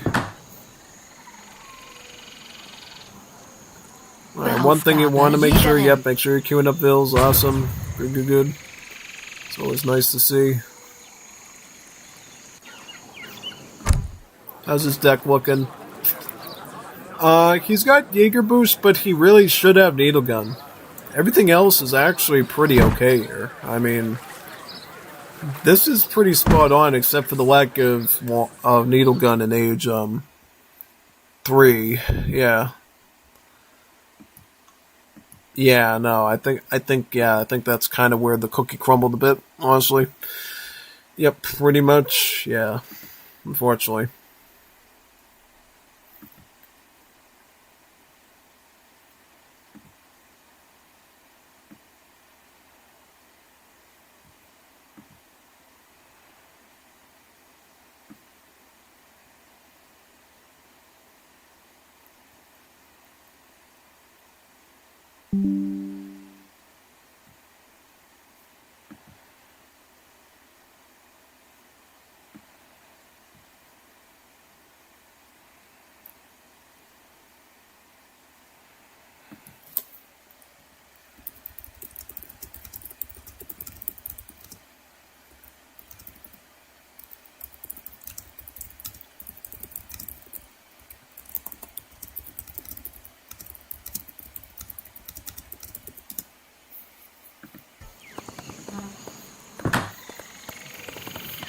Alright, so he's going to age up with, who?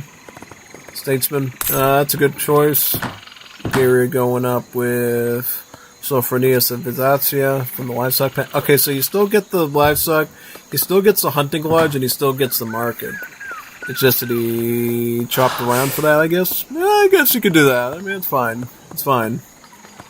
I guess in some ways he's better off now, because if he gets Krasatsa Kazarma, then he's going to have like a ton of pop, and then he can push right away, so I think you're doing okay in that front. Wouldn't complain too much about that, honestly. No, I mean, you're doing fine, you're doing fine. Nothing to worry about here, son. Yeah, nothing to worry about here, son.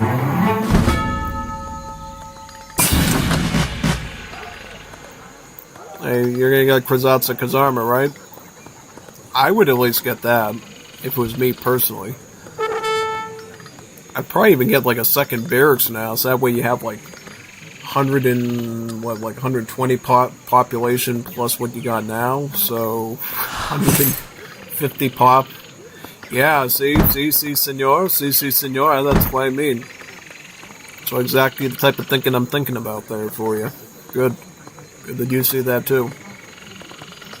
Also, I like you're picking up market stuff, picking up the farmer's market, yep. That way you can get more stuff in the market. You can pick up the marble sculptures, very nice. Just so you know, the market upgrades for the Balkan markets also give you a ton of XP too, so, yep, instead of having like a specific mercantilism type tech, Balkans just allow you to upgrade their market constantly, and then, to get the additional techs in the following age, and then it just gives you a prize of XP with it. So, yeah, kind of a neat thing. Kind of makes it tedious to get upgrades, but at the same time, at least you get a card reward for it, really.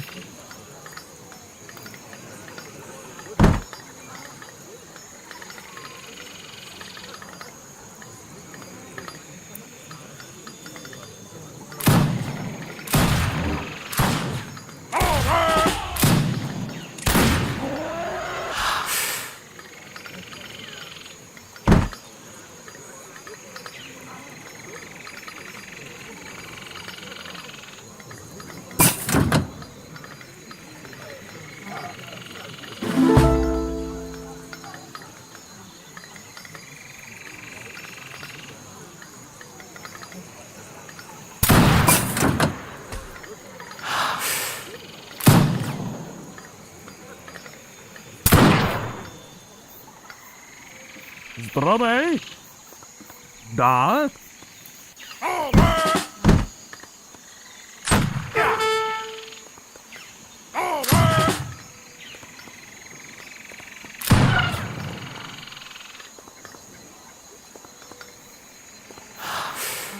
Povelete.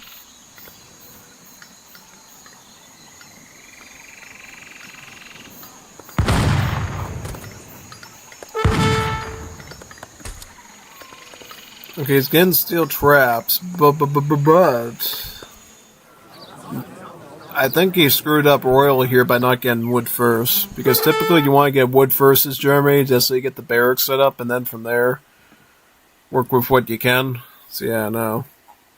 I think that was probably like the biggest oopsie doodles of the match for Livione here, honestly. Yeah, totally. You definitely should have gotten the barracks out first, pretty much, yeah.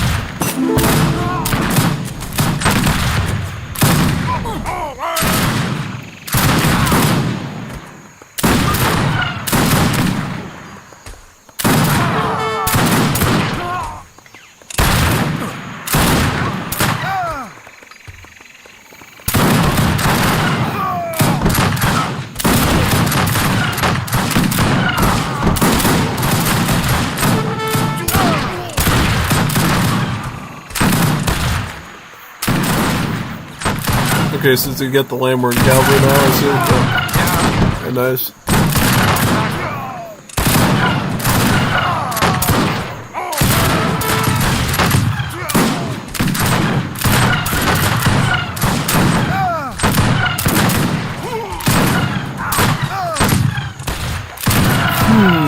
Yeah, see, it's actually not that good to go for that, because the Landward Cavalry are actually, like, cavalry Minutemen. So their best use is against, like, siege troopers. You actually would want to use the ranged Minutemen first from the tower, and not the mounted ones. Just so you know. Just for, like, proper reference, yeah.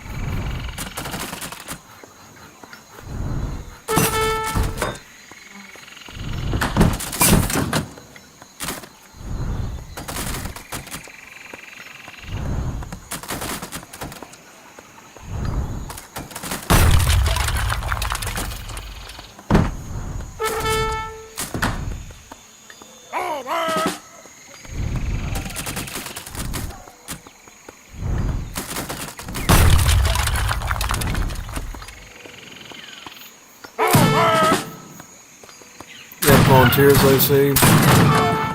But Sutherland is way ahead of the clock here, so he's just going to steamroll pretty quickly. Yeah, unfortunately that's the case. You gotta really be quick on your feet when you're dealing with your position and stuff. Particularly Bulgaria, because Bulgaria is one of those cities that tries to hit you early, typically with their upper-sended infantry. They're not the best troops on the block, so they kinda have to catch you by surprise, otherwise they kinda just fail out, you know? Doesn't mean they're totally bad. I mean, they have, like, double armor. They're both, they're kinda like the flankers, you know? They're both heavy infantry and skirmisher.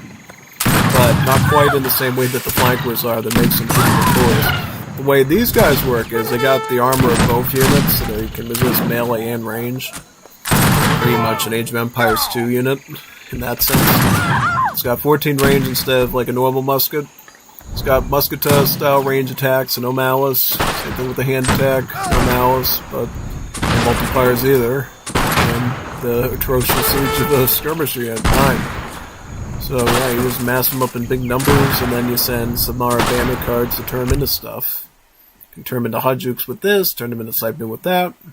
It's kind of how you use them, yeah. Pretty much, yep. I don't know why he doesn't have the Honor Guard ones in the late game. To me, that's kind of a fallacy. Yep, big time. I'll definitely include that if it's new, but whatever. Whatever, so. Well, this one's up to you, you know? But you haven't tried, so you know what I mean.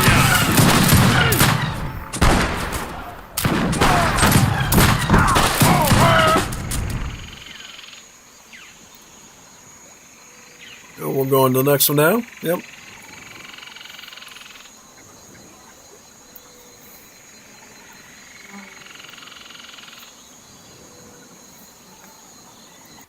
Go on to the next one. He's starring. Cool. Wonder what we're going to see in this one. Probably Hods, because what does he play? He plays Hods, Japan, and Germany, right? So yeah, maybe we'll see what he's got for that. This one here, give it a go.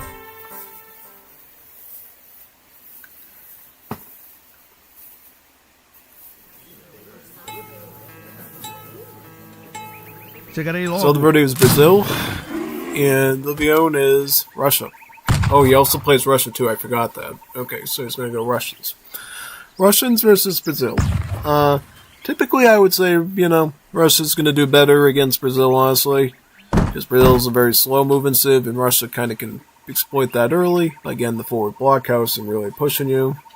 But honestly, I know Livione's a bit slower than the average Russia, so we'll see. I mean, if he does better than expected with them, I think Zelda can have a real problem. If he, you know, does what we expect, then it'll be a bit more difficult. Yeah. Totally.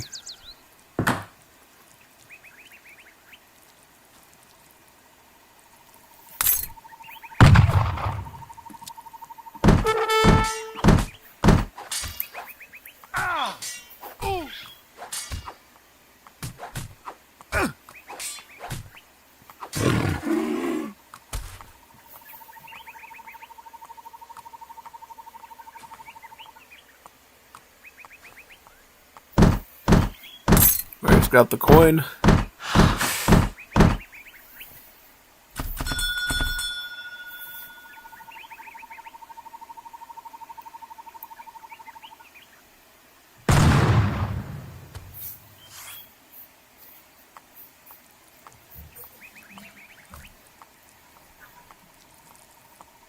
Level will. Ooh, 71. Could help out quite a bit later. Yep. You know what's kind of the most funny, ironic thing about this matchup? It's that the Russians no longer have their training system of the block of being able to train 3 vills at the same time. Because they train the settlers one by one now, and you know why that is? Because they literally took that vill training and they gave it to Brazil now. So that they train 3 villagers together in a block as part of a slave trade. So you pay 210 coin to get 3 slaves. So they figured, you know, because all the slave trade systems the devs kept coming up with were just useless, horrible, made Brazil weak, they decide, you know what, we're just giving them the Russian system of training vills and blocks, because at least that seems to be a bit more sturdy. And honestly, it did help. It did help. It did help them a lot. So I guess they were right on that to some extent, for sure. So yeah, they got something right with that, and that's pretty good. Yeah, pretty good, to say the least.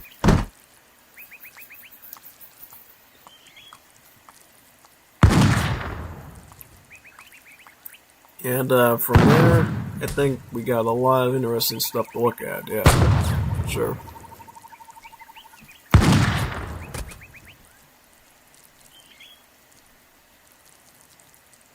Certo. Lá vou eu.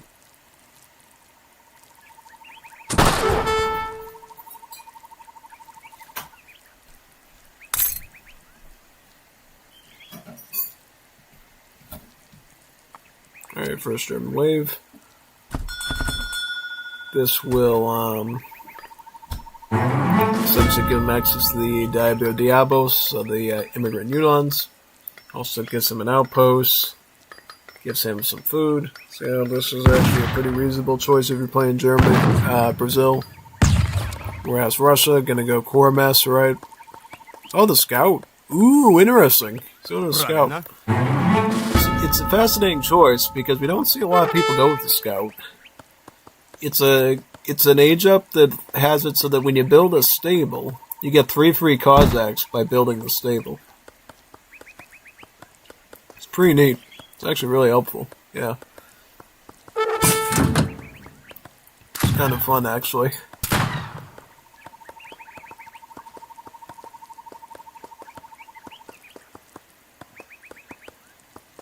Sometimes if you really know what you're doing with cavalry pushing, it can actually be really helpful.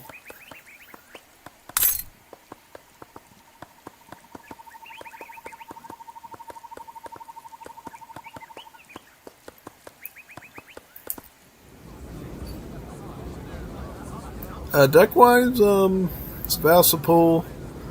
It's weird how he's running Sevastopol, but he doesn't have the national redoubt, though. To me, that's a little oddball.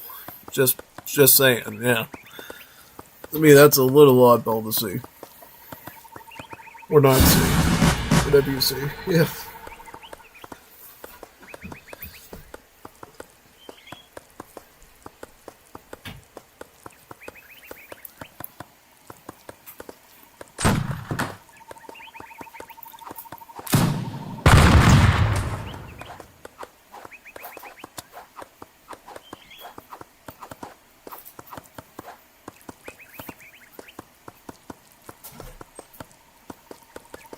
Yep, ship in the Ratniki first. That's pretty okay, if you know what you're doing. Prikaz? No, he's not going with the stable, even though he went with the scout, so I'm like, what is this guy cooking? Because, you know, I think he's going blockhouse because that's what you typically do as Russia, and that's absolutely correct, but you do want to make sure you get that stable out soon. So that way you can take advantage of the free Cossacks that you just awarded yourself by going with that agent. So having 3 Cossacks with those Ratnikis will be significantly better than just going in alone with just skirms. Especially if he's running something like Machatero, Voluntario, you know, just give you a little bit of a leg up in the race. So yeah, it's definitely something you need to definitely consider there, for sure, yep.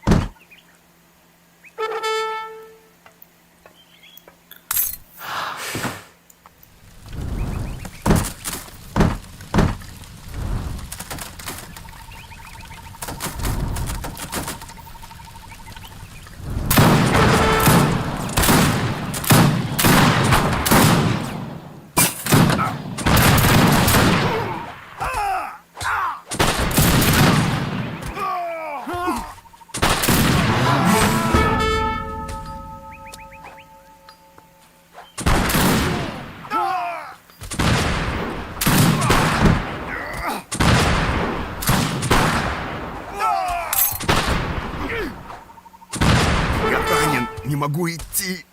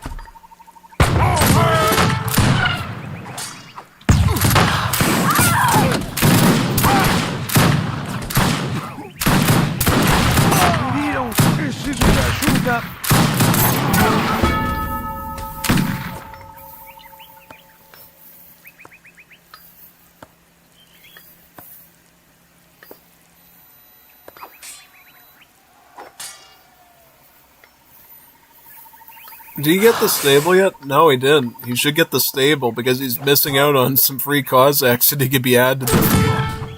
Also, yeah, be careful. Be careful with the Musketeros. No. Your Cossacks have low HP. They won't last against those. Be careful with those things. Watch out for that stuff. He's getting another Cossack shipment, but still, man, like, okay. You gotta make better decisions with your micro, you know? I mean, your comp is great, but your micro and it really weird, and he's like milking you so hard with those Musketeros. It's really bad.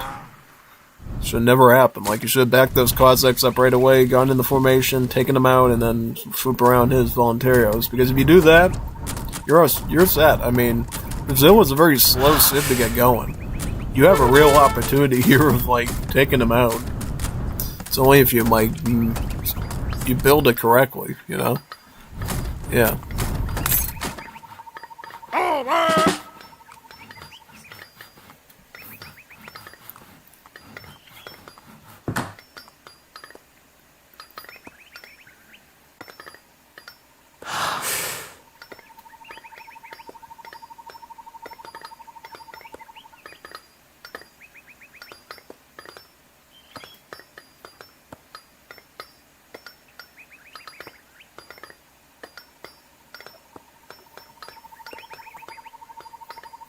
Ко мне возвращается сила.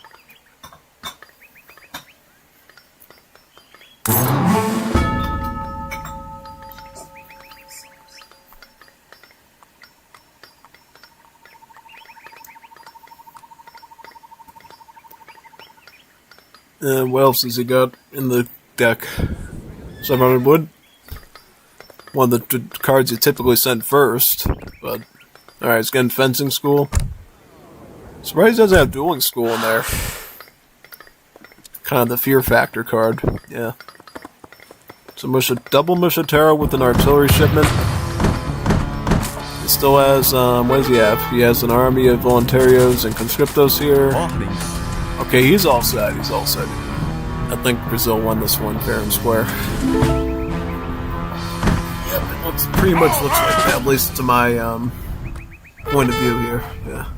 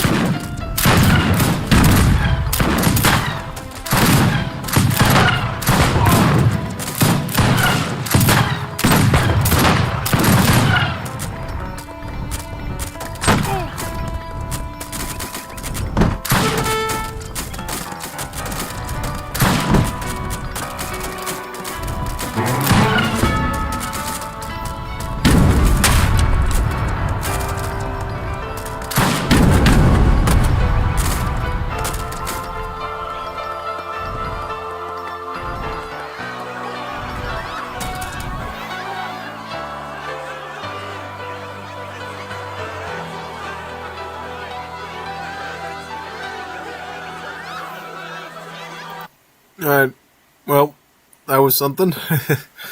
Yeah, good match though. It was a bit of a tussle there at the end, in the middle, I should say.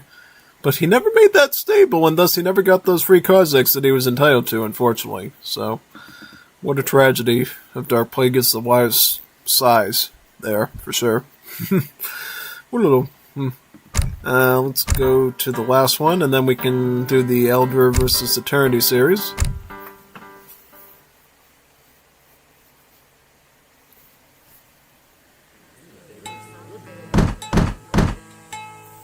So the Verde is Uzbeks, and then Livion is Japan. Okay, that's actually a good matchup for Livion if he wants to work on this.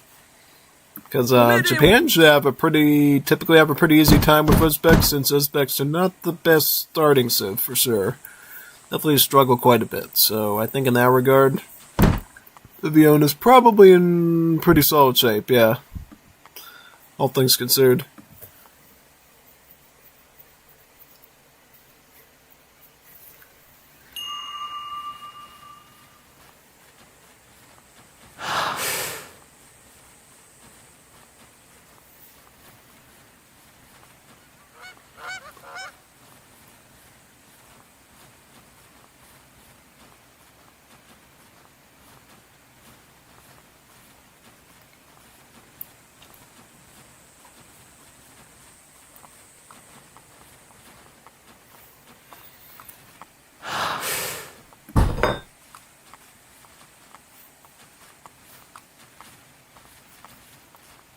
Consulate, going to go Portuguese age up.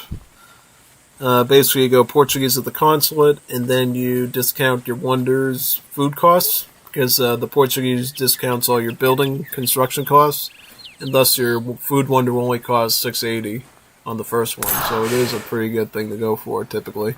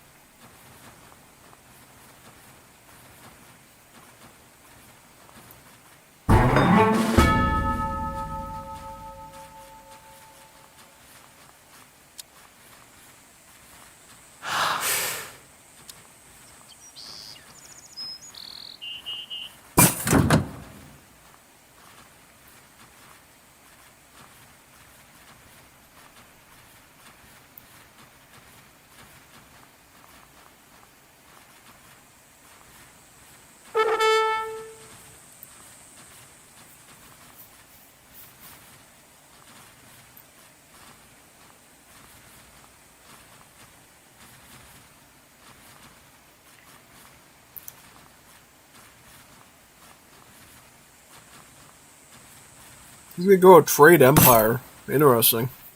Does he have heavenly? He has heavenly economy and trade empire, but he actually goes to a trade empire. Fascinating choice. Not the one I would have thought it is, but okay. I'll take it.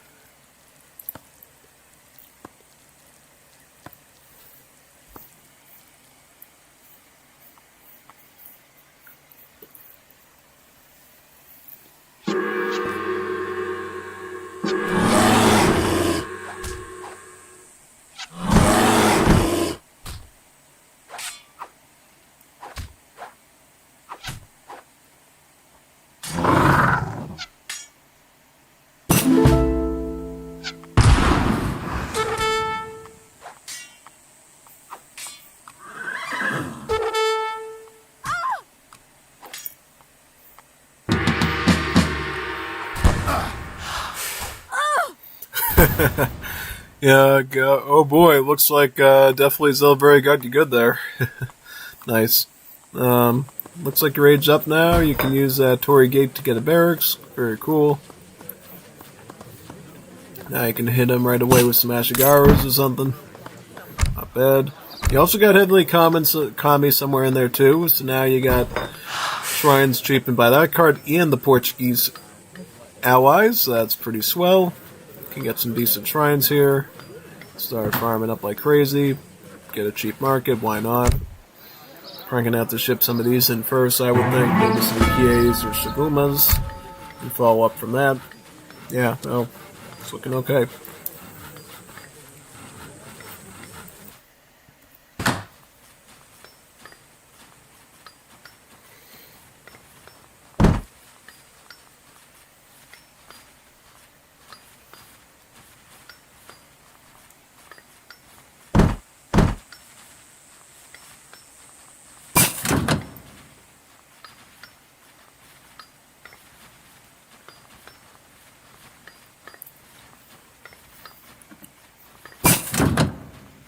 Ooh, no, we sent the Alamans up. I told you what these were earlier.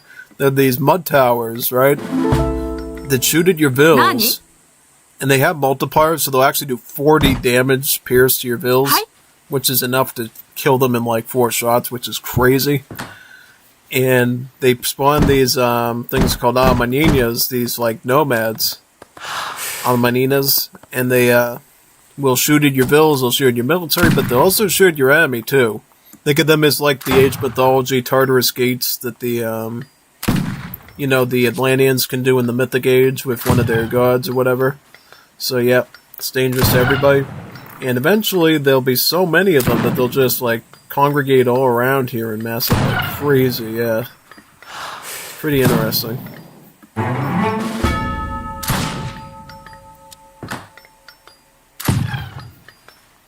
See, he's gonna rush them with his sentries, which, they don't have that much siege, believe it or not. I mean, they are spearmen, but they don't siege that good. He's actually gonna get them killed by the Alamaninas. Yeah, no, he's actually gonna get killed by those guys, yeah. And he's throwing a villager in too. Oh, great. See, if that Alaman kid starts shooting at your vills, you're kind of having some problems. And he's building up another one too. Well, poor Levione probably never seen this stuff before, so he's learning it for the first time. Yeah, no, he's probably living and built this. Like, what is that? What is this? Never seen this before. Oh my God, what is this? Yeah, no, I mean, he's probably never dealt with this before. It's probably new for him, honestly. Bringing another Turkmen nomad in too, and then what's going on down here? He's pushing them himself with like Gailis and Shrieks. Oh, he's killing you, man! Wow, going right for the jugular with this one. That's one way to play Uzbeks actually, though. So go hard aggro with the Alamans, and then hit them with an army while they're trying to deal with those crazy things. It's kind of the way to play him, really. Yeah.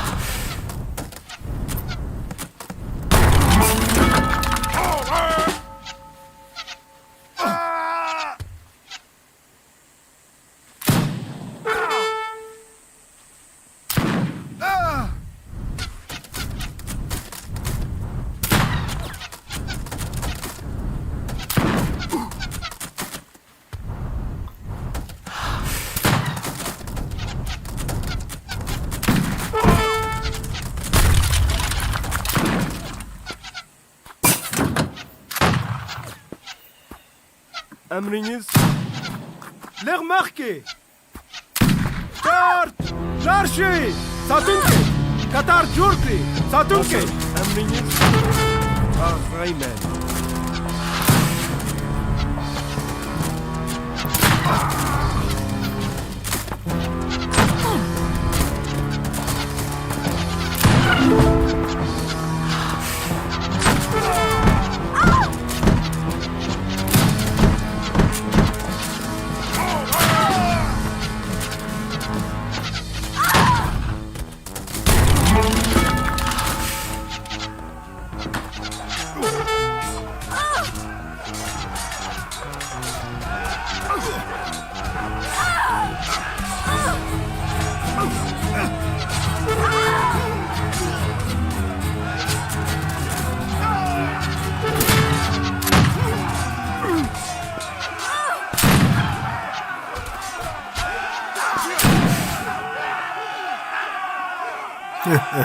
And then Jiggets too, yeah.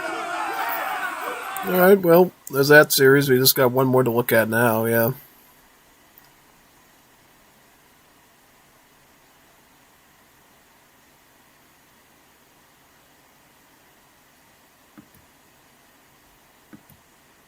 Let's boot into it now. Got Eternity versus Elder Hosmore.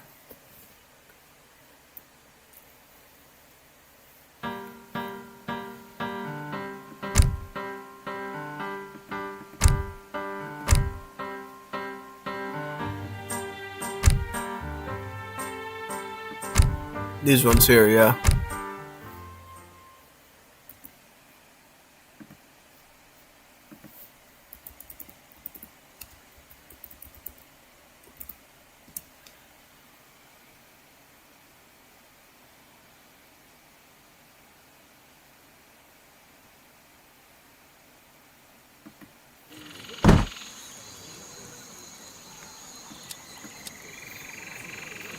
So we got Eternity as Afghans, and we got Elder as Spain. And the dude's idling his vills. Let's see if he can get his vills working before the minute mark. Oh good, he's doing something. Good, nice, cool. Alright, that's not bad. I think when he first started out this event, he used to start hunting around 1 minute or so. He's idling these vills though. Gotta get them to work too. Otherwise that's gonna be a waste as well.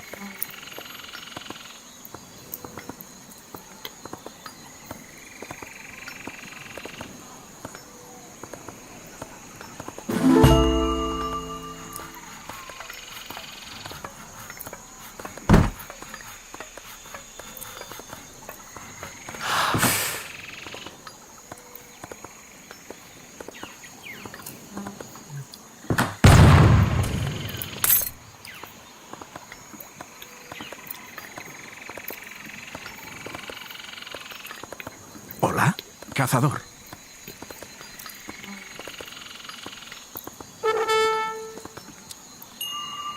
Okay, so Eater's obviously going to go through his Madrasa attacks and probably go for some sort of Zelchi push, I would assume, yeah. Yeah, picking up this is a good idea, so that should be decent.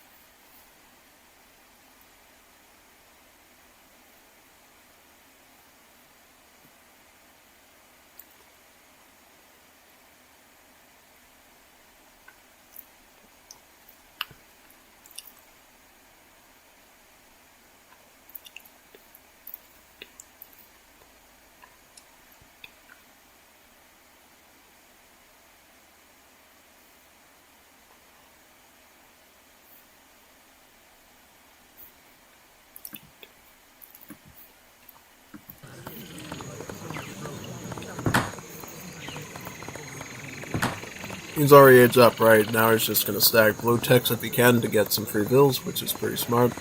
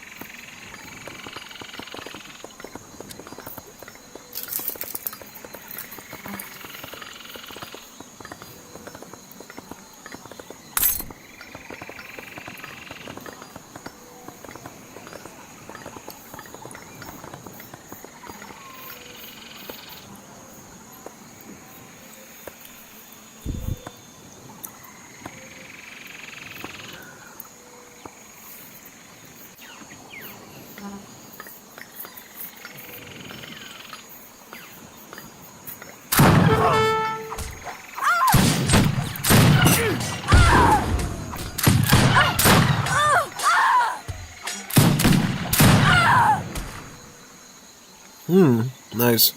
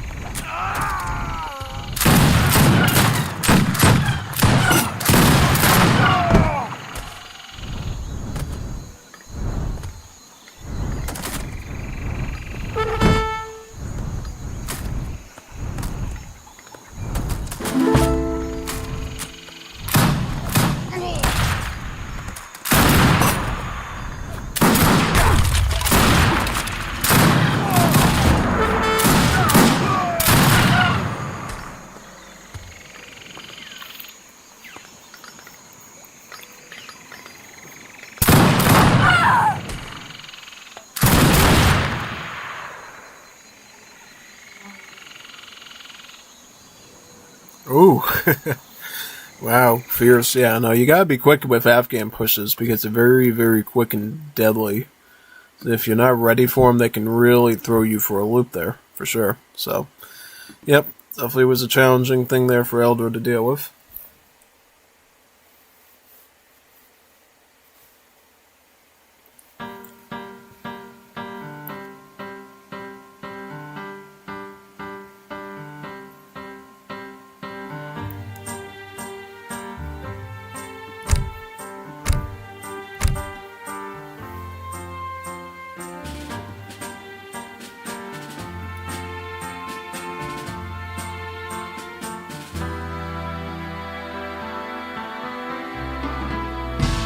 This one?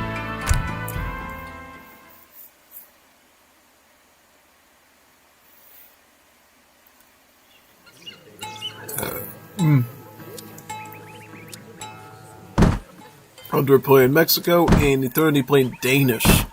Wait a second, when has Eternity ever played Danish before? That's a little off-putting. Wow, unexpected. I wasn't expecting Danish at all. Pretty good tip from what Goimastan said. He said they're actually pretty solid, so yeah, I gotta take his word on it. I guess he says the eco boost from the Ox card is actually pretty substantial, so yeah, I guess they're pretty good. One cool thing about them too is they give you a bunch of XP crates in your base at the start of the game, so you can actually get a shipment right away, which is really neat. Yeah, it's quite nice.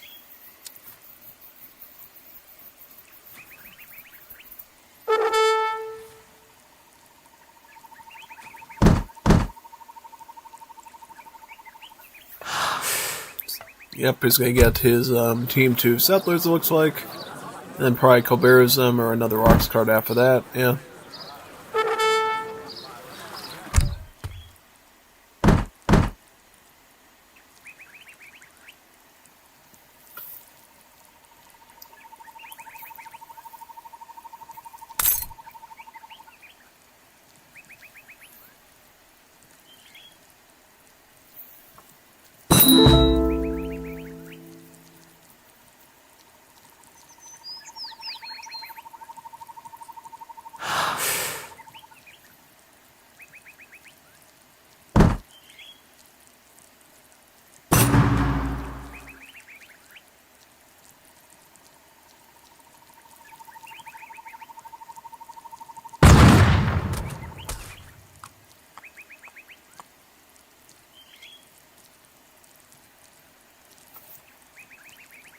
Heiser?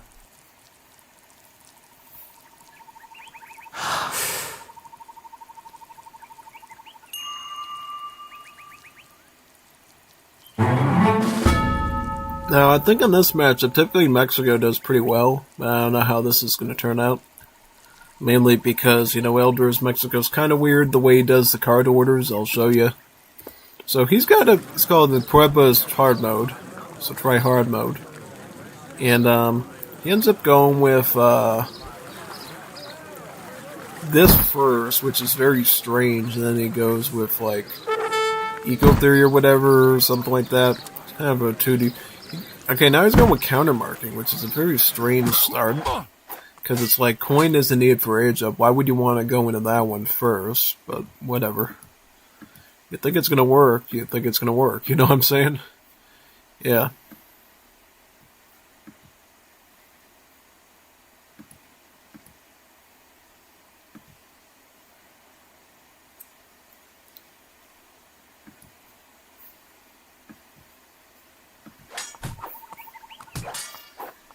La orden. ¿Qué pasa? Ah, me chingaron. ¿Y para yo voy?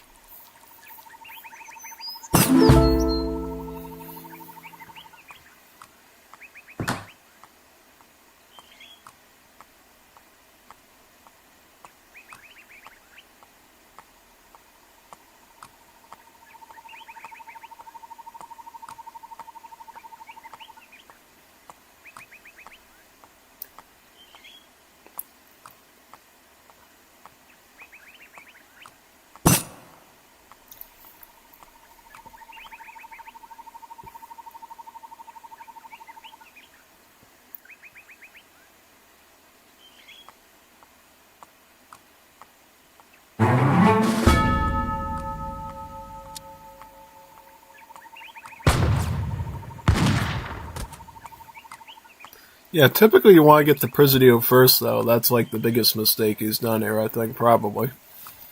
Get the Presidio first because it's like defense and then allows you to train your bills out somewhere else, and then, yeah. The attorney, again, Frontier Wagon, where's he going to put that thing? Black. It's going to put it somewhere over here, right? Yep.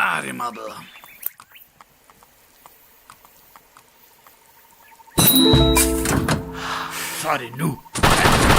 Yeah.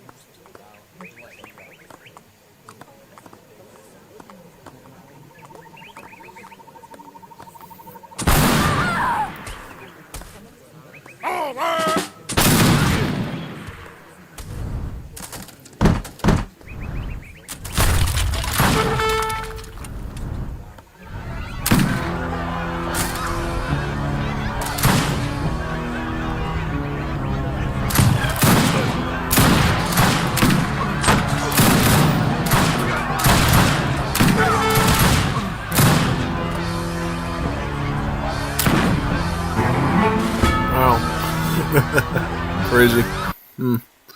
Alright, let's go to the next one now. There's one more, I think. I don't know how this one's going to go, but let's give it a try anyways.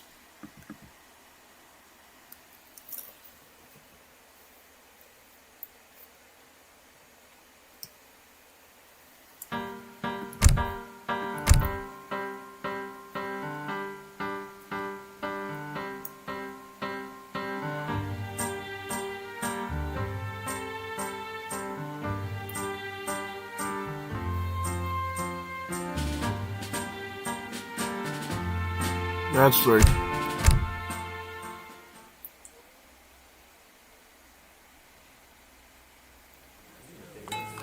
Romania, yep, I remember he likes Romania. So he's going to go Sweden. Sweetie. Alright. Should be a fun one. Typically, I actually haven't seen Sweden and Romania match up a lot, really. It's kind of a weird one because not a lot of people do Romania, so I can't really gauge how Sweden does in particular against them. I would assume, though, the Bev Vanguards are better than Dorabante. So you would probably want to go more the skirmish route if you're the Romania player. Go like Hajduk or something. Yeah, probably something along those lines, I would assume. Yeah, probably.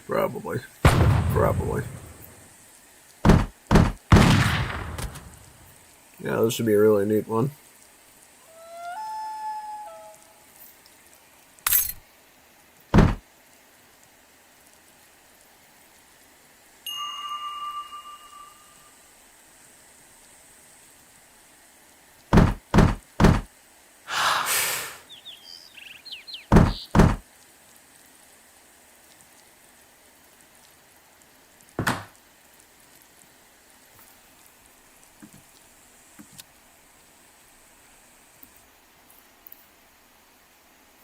Looks like you go stable and market.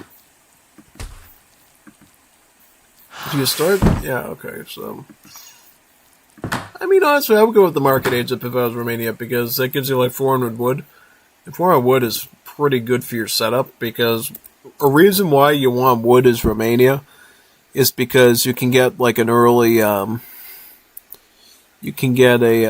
early upgrade with them, basically, yeah.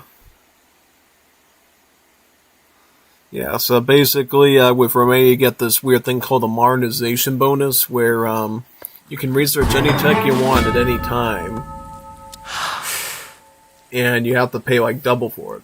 And with every age up, it gets cheaper and cheaper to the point that you get to the age it belongs in, and then it costs normal, and then if you wait another age to get it, then it gets slightly cheaper. Yeah. Kind of a weird wacko system, but at the same time, research and techs of any kind will actually cheapen your next age up. Kind of like how, you know that card that Spain gets? That card, the Cruzamata or whatever. Cruzamata. Let me see, what is that card called for 5th edition? I already forget what it's called, let me see it.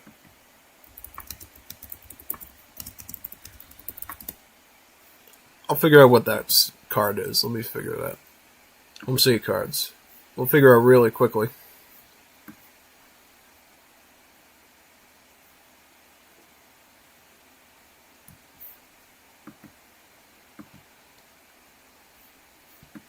Where is that card?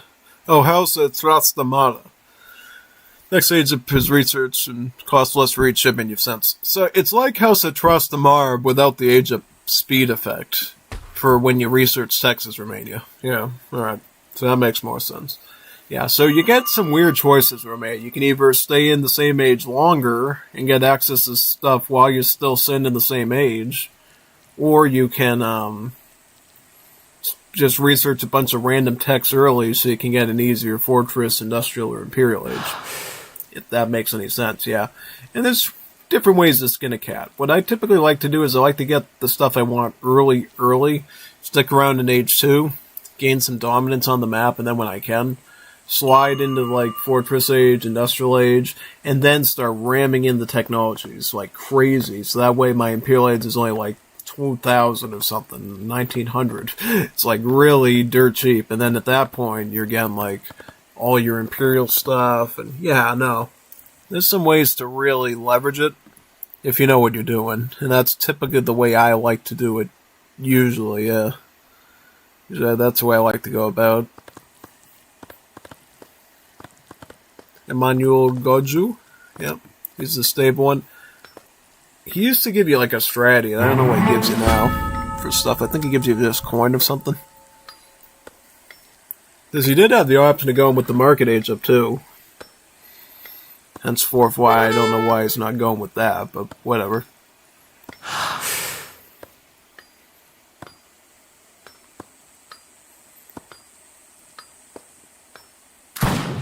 This is always a good card to go for, by the way, if you're going with the Gypsy Villagers.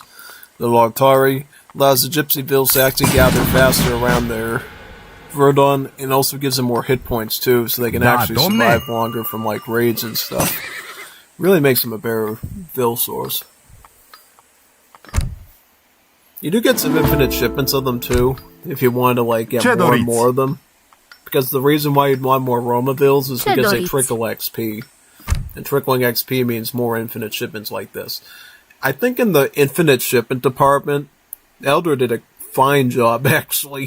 This is why I like to play Balkan Civs with all these infinite cards. Plus, he's got Giuni Brozovini. This is a great one. He did okay with this. This is a deck I might make. I think in that regard, he did fine. For sure. Yep.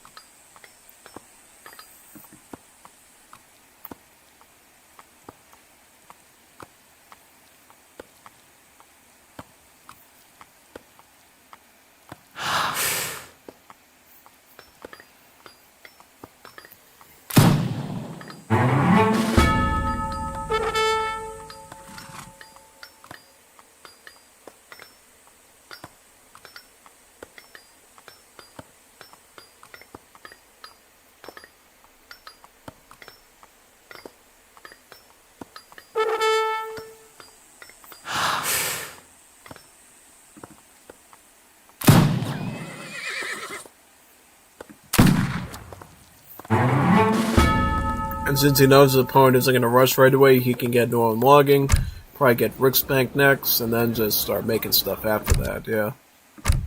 He also uses the Royal Decree, too, to buff up the trickle, I see. Yeah. It's not a bad idea.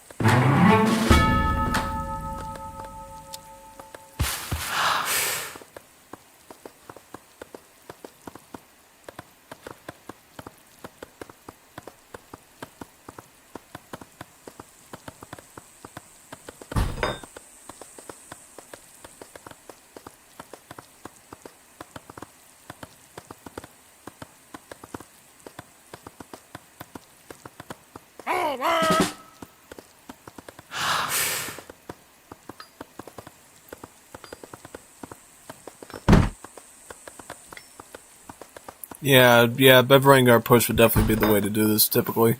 But he is going to throw in some Grenadiers, too, just as an add bonus, too. Which is not a bad idea, because Grenadiers obviously had that great charge attack, where they do splash damage, crush damage, and some infantry multiplier. So if you want a musket push that really excels, throwing in some Grenadiers could help you out. You could even go all Grenadier, too, if you want to. But because you're Sweden, you got sawmills, and you're obviously going to probably be eventually on the Royal Decree to up the trickle on these sawmills. To double them, essentially. Then yeah, that's eventually what you're going to want to do, pretty much, yeah.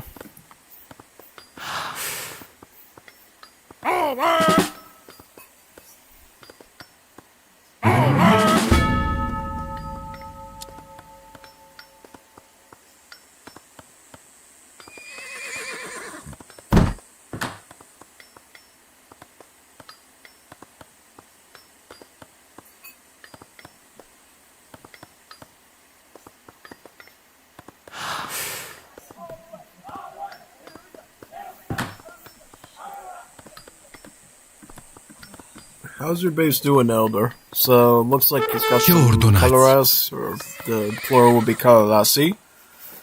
And, this is certainly a good unit later on, but early on it's not that good.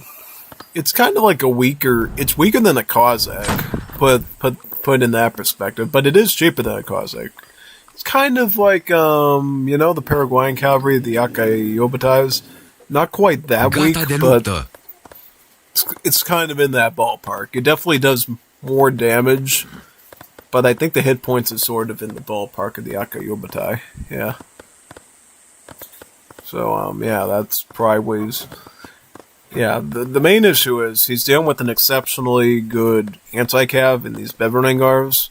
So he's going to be dealing with some pretty tough, hefty stuff there. Yeah.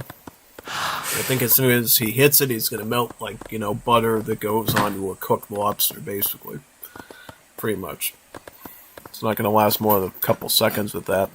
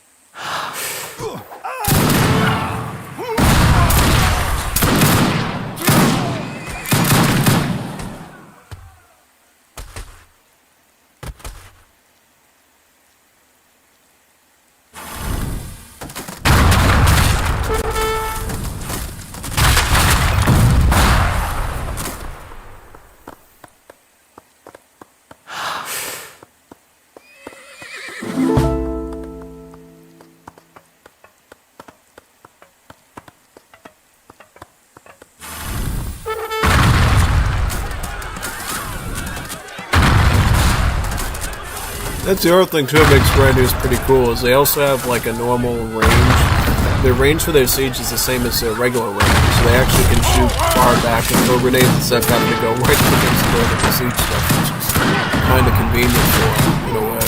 Yeah.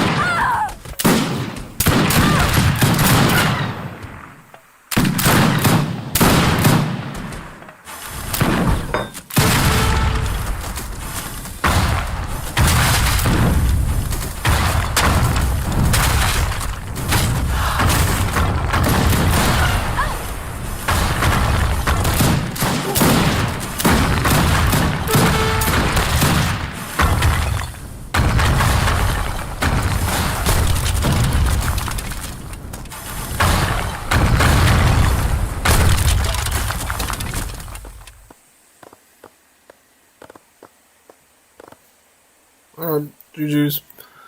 Well, that was an interesting stream. Gone through a lot of series today. It was pretty fun. Hopefully you enjoyed it. I'm going to be signing off for now. I'm going to be doing another Star Wars stream in probably the next 20-30 minutes or something.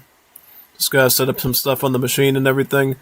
See if there's any mods I have to download. So yeah, see you then. See you in like 20 to 30 minutes or whatever. For whatever reason, if I show up at 11 or 11:30, it'll be because whatever. But I definitely will be streaming again tonight, so just